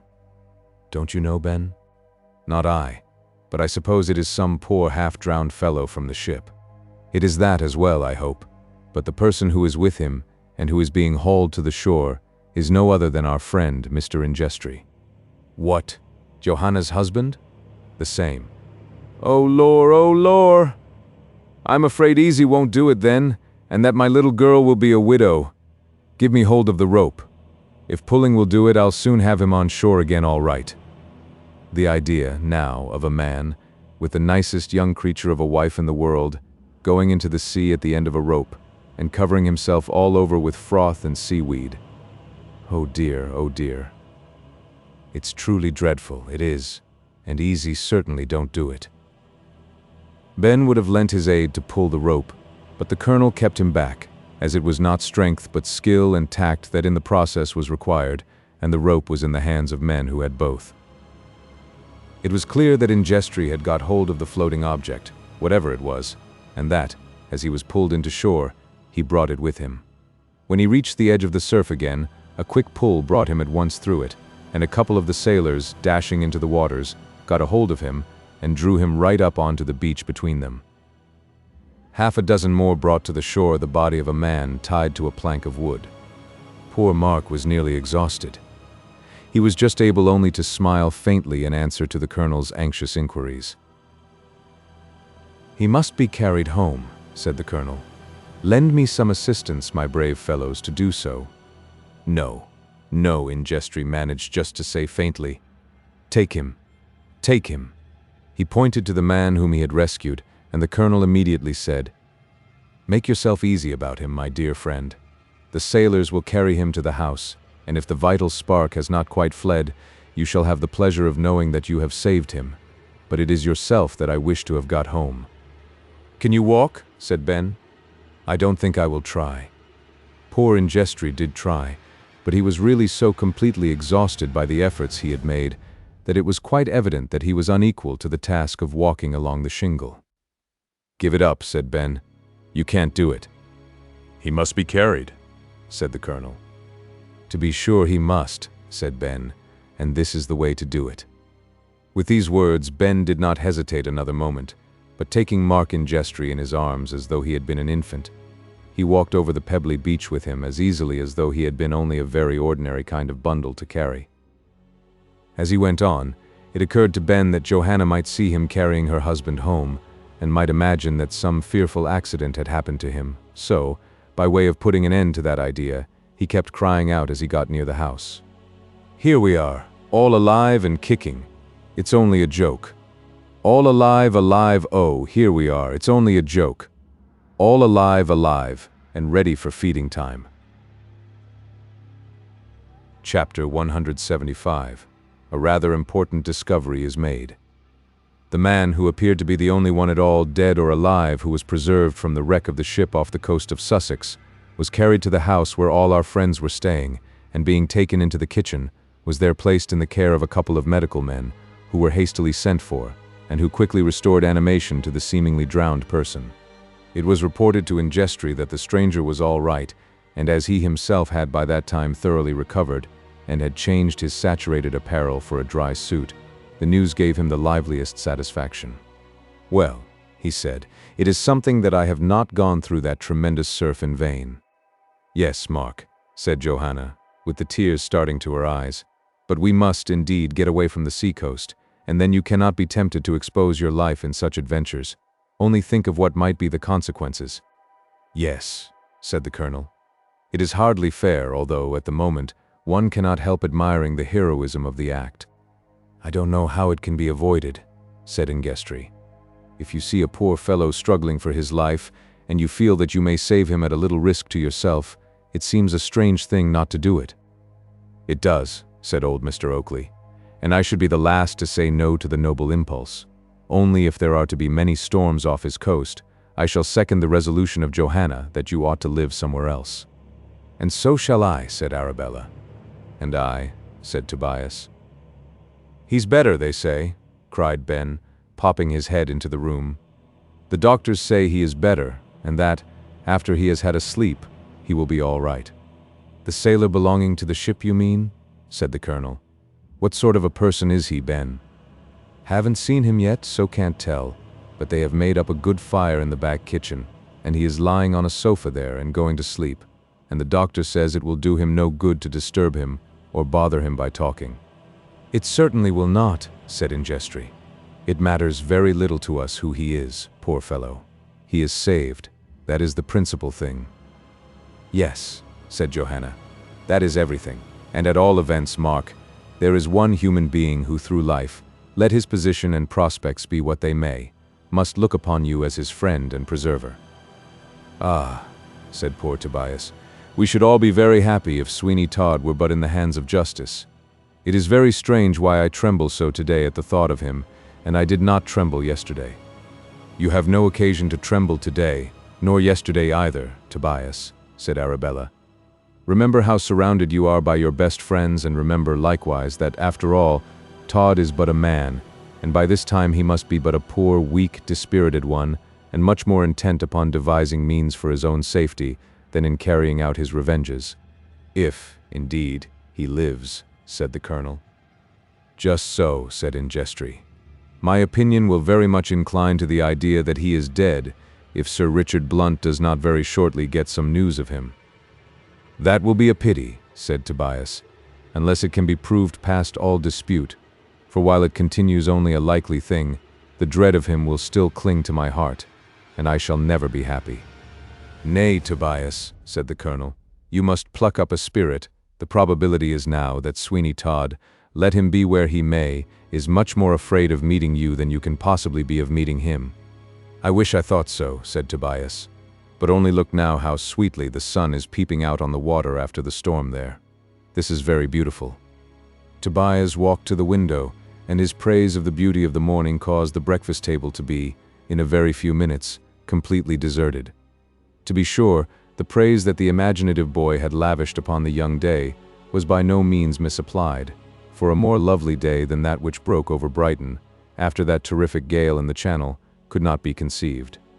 It seemed as if the good genii of earth, sea, and sky were striving to banish from the minds of all the inhabitants of that place the recollections of the frightful storm that had made the world dismal and terrific. "Indeed it is lovely," said Johanna, who, now, to look at that placid sheet of water, with scarce a ripple upon its surface to reflect the sunbeams, would think that only a few hours ago it presented a scene of such fury that it was a shuddering terror to look upon it. "And yet," said Ingestri, "it is these varieties that make the great world beautiful." "Not a doubt of it, but they require more stern minds than mine, Mark, to stand them." The party now, finding that the day was so delightful, sallied out to the beach to make some inquiry among the sailors and boatmen concerning the damage that the gale had done. The moment Mark Ingestri appeared with his friends, he was recognized as the person who had performed the gallant exploit of going through the surf to the rescue of the shipwrecked man, and he became immediately the observed of all observers. This sort of homage was at once flattering and embarrassing to Johanna. She felt proud that it was her husband who was entitled to so much popular consideration and respect, and yet, with her natural timidity of disposition, she shrank from sharing it with him. Some eager inquiries were made of Ingestri now, regarding the man he had saved, and it was a great gratification to him to be enabled to state that he was doing well, although he had not himself seen him since he grappled with him in the water, and brought him to the beach. A few fragments only of the wreck had been washed to the shore, but nothing that could in any way enable them to identify the vessel, so that was a species of information that must come from the man who had been saved whenever he should be able to go through the fatigue of an interview with his friend and his deliverer. After an hour's stroll upon the beach, the party, at a slow pace, returned to the house they had hired during their stay at Brighton. The moment they got to the door, the colonel's servant appeared with his horse, which he had ordered to be ready for him at 12 o'clock. "Just walk him up and down," said the colonel to the man. "I shall be ready in a few minutes. Hilloa! My friend Hector, are you here?" The dog was with the horse, and the man said, touching his hat, "We were half a mind, sir, to let Hector loose last night during the storm, for he is a famous fellow in the water, but knowing how much you valued him, we were afraid to do so." "I am glad you didn't," said the colonel. "You were quite right to keep him shut up. I would not have him come to any mischief for any money." The colonel entered the house, and when he and all his friends had got into the drawing-room, they sent for a servant to inquire how the poor wrecked man was getting on, and after a little time, one of the domestics of the house came to say that he was up and sitting, dressed, in the front kitchen, and would be happy to see, and to thank those who had saved him from death in the raging sea. "Shall we have him up here?" said the colonel. "Yes, if you please," said Ingestri, "and I dare say a glass of wine won't hurt him, while he tells us the name of his ship, poor fellow, and who and what he is." "Certainly not," said Mr. Oakley. "I will get out the decanter." "Allow me, my dear," said Mrs. Oakley. "You know you always break every glass that you interfere with." "Oh, stuff! But I say, Mr. Oakley, that you do." "Easy does it," said Ben in his deepest bass voice. "Easy does it, I say. Easy." "How cold I am," said Tobias. "Cold, Tobias," said Ingestri. "My good fellow, we will have a fire if you are cold." "Oh, no, no. Not on my account, Mr. Ingestri. I shall be better soon, but I feel as if something were going to happen. My heart beats so fearfully, and at the same time I shake as if I know not what." "Give him a glass of wine," said Ingestri to Johanna. Tobias took the glass of wine, and it evidently did him some good, but yet he looked ill and uneasy. Orders were given that the shipwrecked man should be shown up to the drawing-room, for they were all curious to know to what ship he had belonged, and how many had fallen victims to the frightful gale that had made the vessel such a complete wreck. "He is coming, poor fellow," said the colonel. "I hear his footsteps on the stairs. He comes slowly. No doubt he is weak yet." "Poor fellow," sighed Johanna. "Have the wine ready to give him at once, mother. It will put some heart into him. What must be his feelings towards you, Mark?" "Come now," said Ingestri. "Don't plague him, any of you, about his being saved by me, and all that sort of thing. Just say nothing about it. Sailors are no great orators at the best of times, and if he begins to make a speech about his gratitude, you may depend he will never get to the end of it." "Yes, but he ought to know," said Mrs. Oakley, "who he owes his life to under Providence." "Hem," said Ben. He never liked to hear Mrs. Oakley begin to use religious phrases, as they had a tendency to remind him of the late Mr. Lupin. The door of the drawing-room opened, and all eyes were eagerly bent in that direction. A servant came in and said, "The poor man is here, if you please." "Is he to come in now? He seems rather timid." "Oh, yes," said Ingestri. "Let him come in, by all manner of means, poor fellow. He and I made acquaintance in the sea, and we ought to be good friends now." A tall, gigantic figure marched 3 paces into the room. "Todd!" shouted Tobias. "It is Todd!" It was Sweeney Todd. With one glance round the room, he recognized an enemy in every face. With a perfect yell of fear and rage, he turned and dashed down the staircase. The servant who had conducted him up to the drawing-room, and whom he met in his way, he knocked down with one blow, and in another moment he was in the street. The colonel's horse was close to the door. Todd felled the man who held it by a blow on the top of the head that took him so suddenly he could not guard against it, and then springing upon the horse, the murderer raised another wild, unearthly kind of shout and set off at a gallop.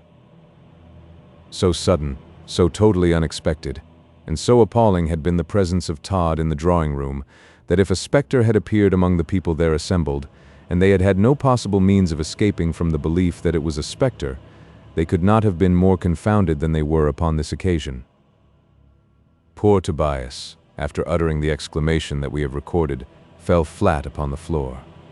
Ben swung backwards in his chair and went with a tremendous crash right away into a corner. Ingestri and the colonel rose together and impeded each other in their efforts to follow Todd. Johanna, shrieking, clung to Ingestri, and Arabella made a vain attempt to delay the colonel. "By heaven, he is off!" cried the colonel, as he heard the clatter of the horse's feet. "No," shouted Ingestri, "it cannot be." "Easy does it," said Ben, from the corner into which he had fallen. "Easy, easy." "Johanna, unhand me, I implore you," cried Mark Ingestri. "Do you wish the murderer to be lost sight of? Come on, Colonel. You and I must engage in this pursuit. God of heaven, the idea of me saving Todd from the waves." The colonel and Ingestri seized their hats and rushed down the stairs, tumbling over the servant in the hall. The next object they came across was the groom who had had charge of the horse.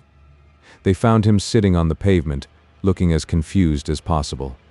"Which way has he gone?" cried the colonel. The man. Round that corner, and Hector has gone after him like mad, sir. Oh dear. Hector. Then he will be taken, for I will back Hector to hang upon him like grim death. Come with me to the nearest stable in Ingestri, and let us get horses. Come, come. Chapter 176. The Pursuit of Todd on the London Road.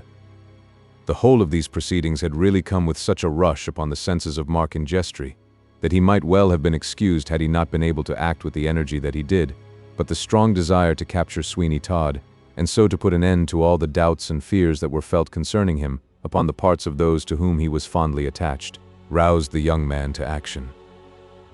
Colonel Jeffrey was cooler than Ingestri in the affair, but he was not a whit the less determined upon that account. In the course of 7 or 8 minutes at the outside, they were both mounted, and as there were plenty of people who could tell them in which direction Todd had gone, they were soon upon his track.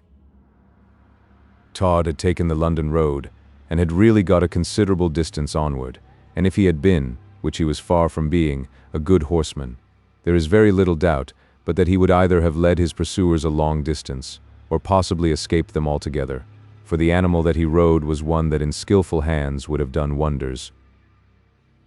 It was no small aggravation to Colonel Jeffrey to be pursuing his own horse, while he himself was mounted upon a hack that was by no means equal to it.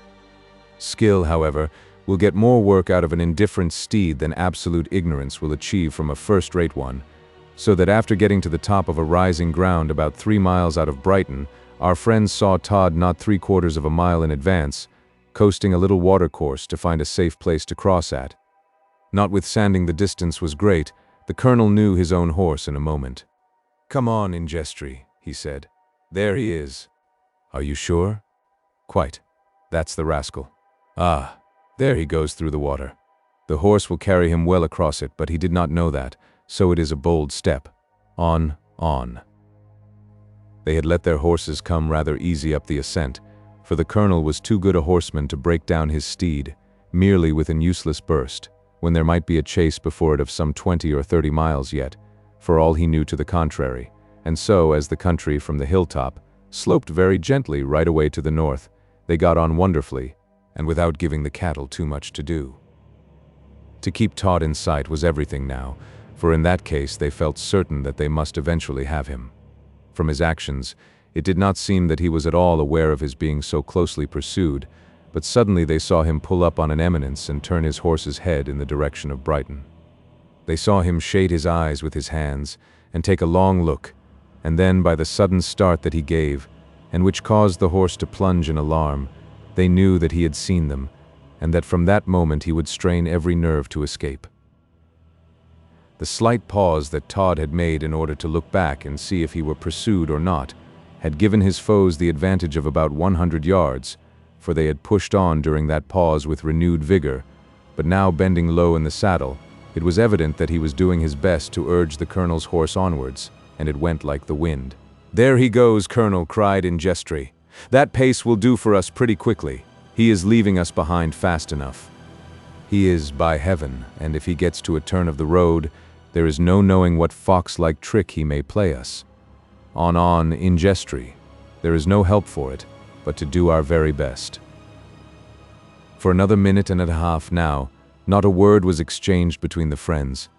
The road did take a turn, and for some time they were out of all sight of Todd, but the moment they themselves got round the elbow of the road, the colonel raised a shout of gratification and then cried, "There he is.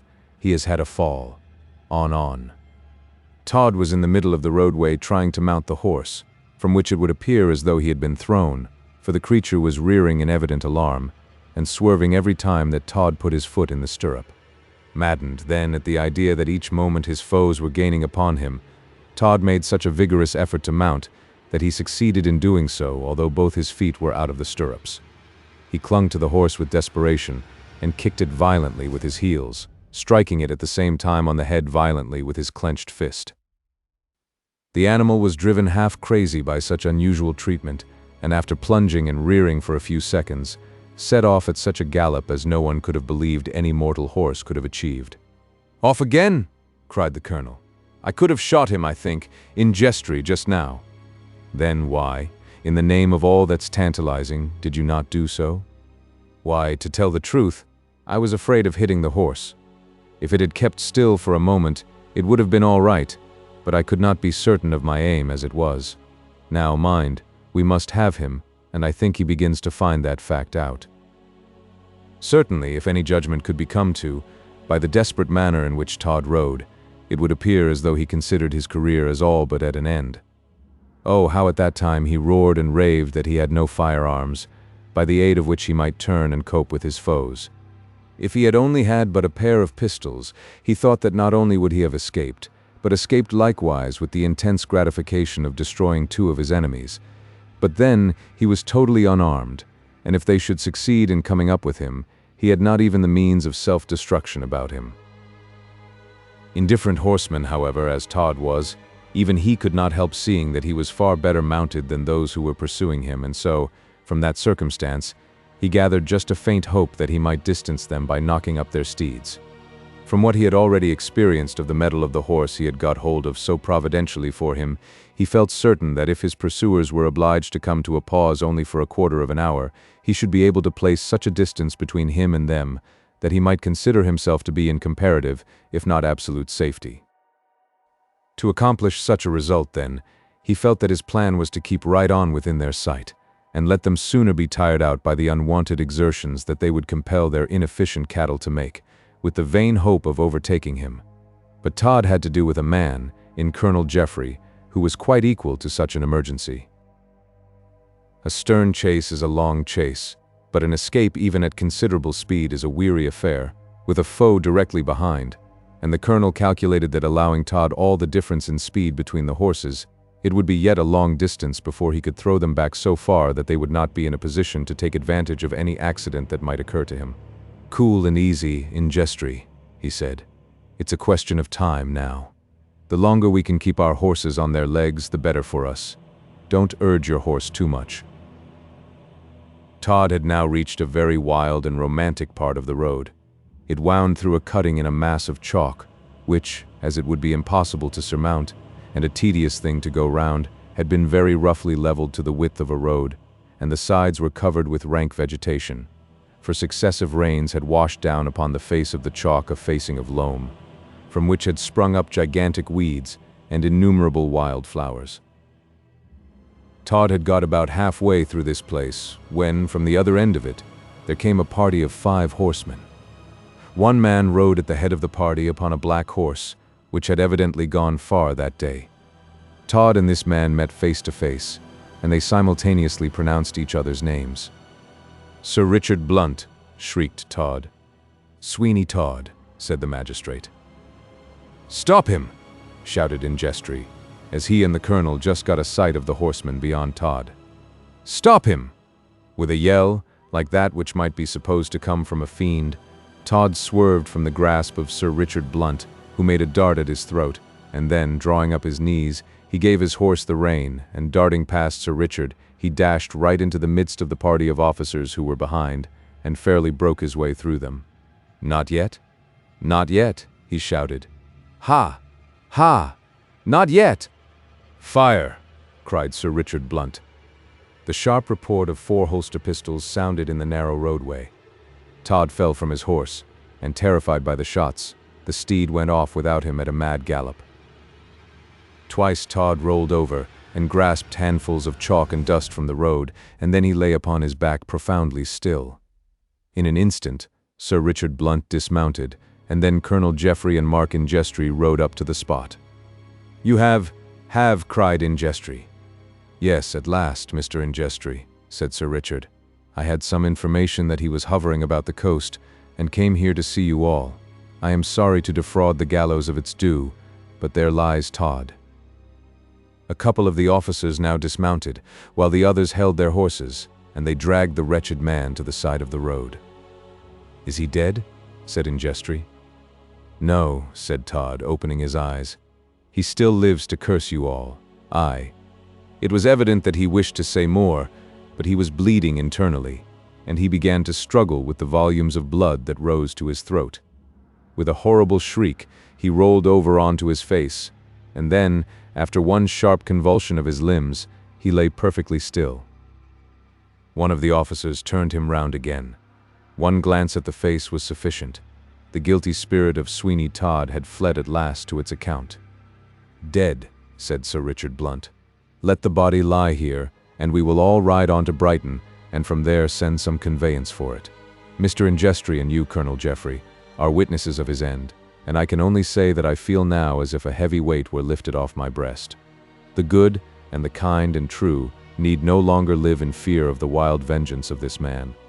Let us hope that heaven will have more mercy upon his guilty soul than ever he had consideration for the sufferings of others." Chapter 177. The Conclusion. We have little to say in conclusion now that the chief actor in the fearful domestic drama it has been our fate to record is no more. Todd was buried in the old churchyard at Brighton, but no record of the spot where the murderer's bones decayed was preserved. Sir Richard Blunt lived long to enjoy the respect and the admiration of all who knew him, and died full of years and honors. The sunshine of the existence of Johanna and Mark was perfectly unclouded, and the Colonel and Arabella, likewise, presented a true picture of connubial felicity. In due time Tobias was married to her whom he loved so well, and as he got older and more used to the world, that timidity of disposition that Todd by his cruelties had induced entirely left him. Ben did not marry after all, and he never ceased to congratulate himself upon his escape. Mr. and Mrs. Oakley were happy in the happiness of Johanna. The madhouse at Peckham was completely pulled down, and in the well at the back of it was found the skeleton of the wretched victim of Fogg's villainy. It was by his own hand that Fogg really died. Often as Johanna would sit on a winter's evening, with her children climbing upon her knee, she would, with a faltering voice, tell them what their dear father had suffered to procure for her, and for them the string of pearls. The end.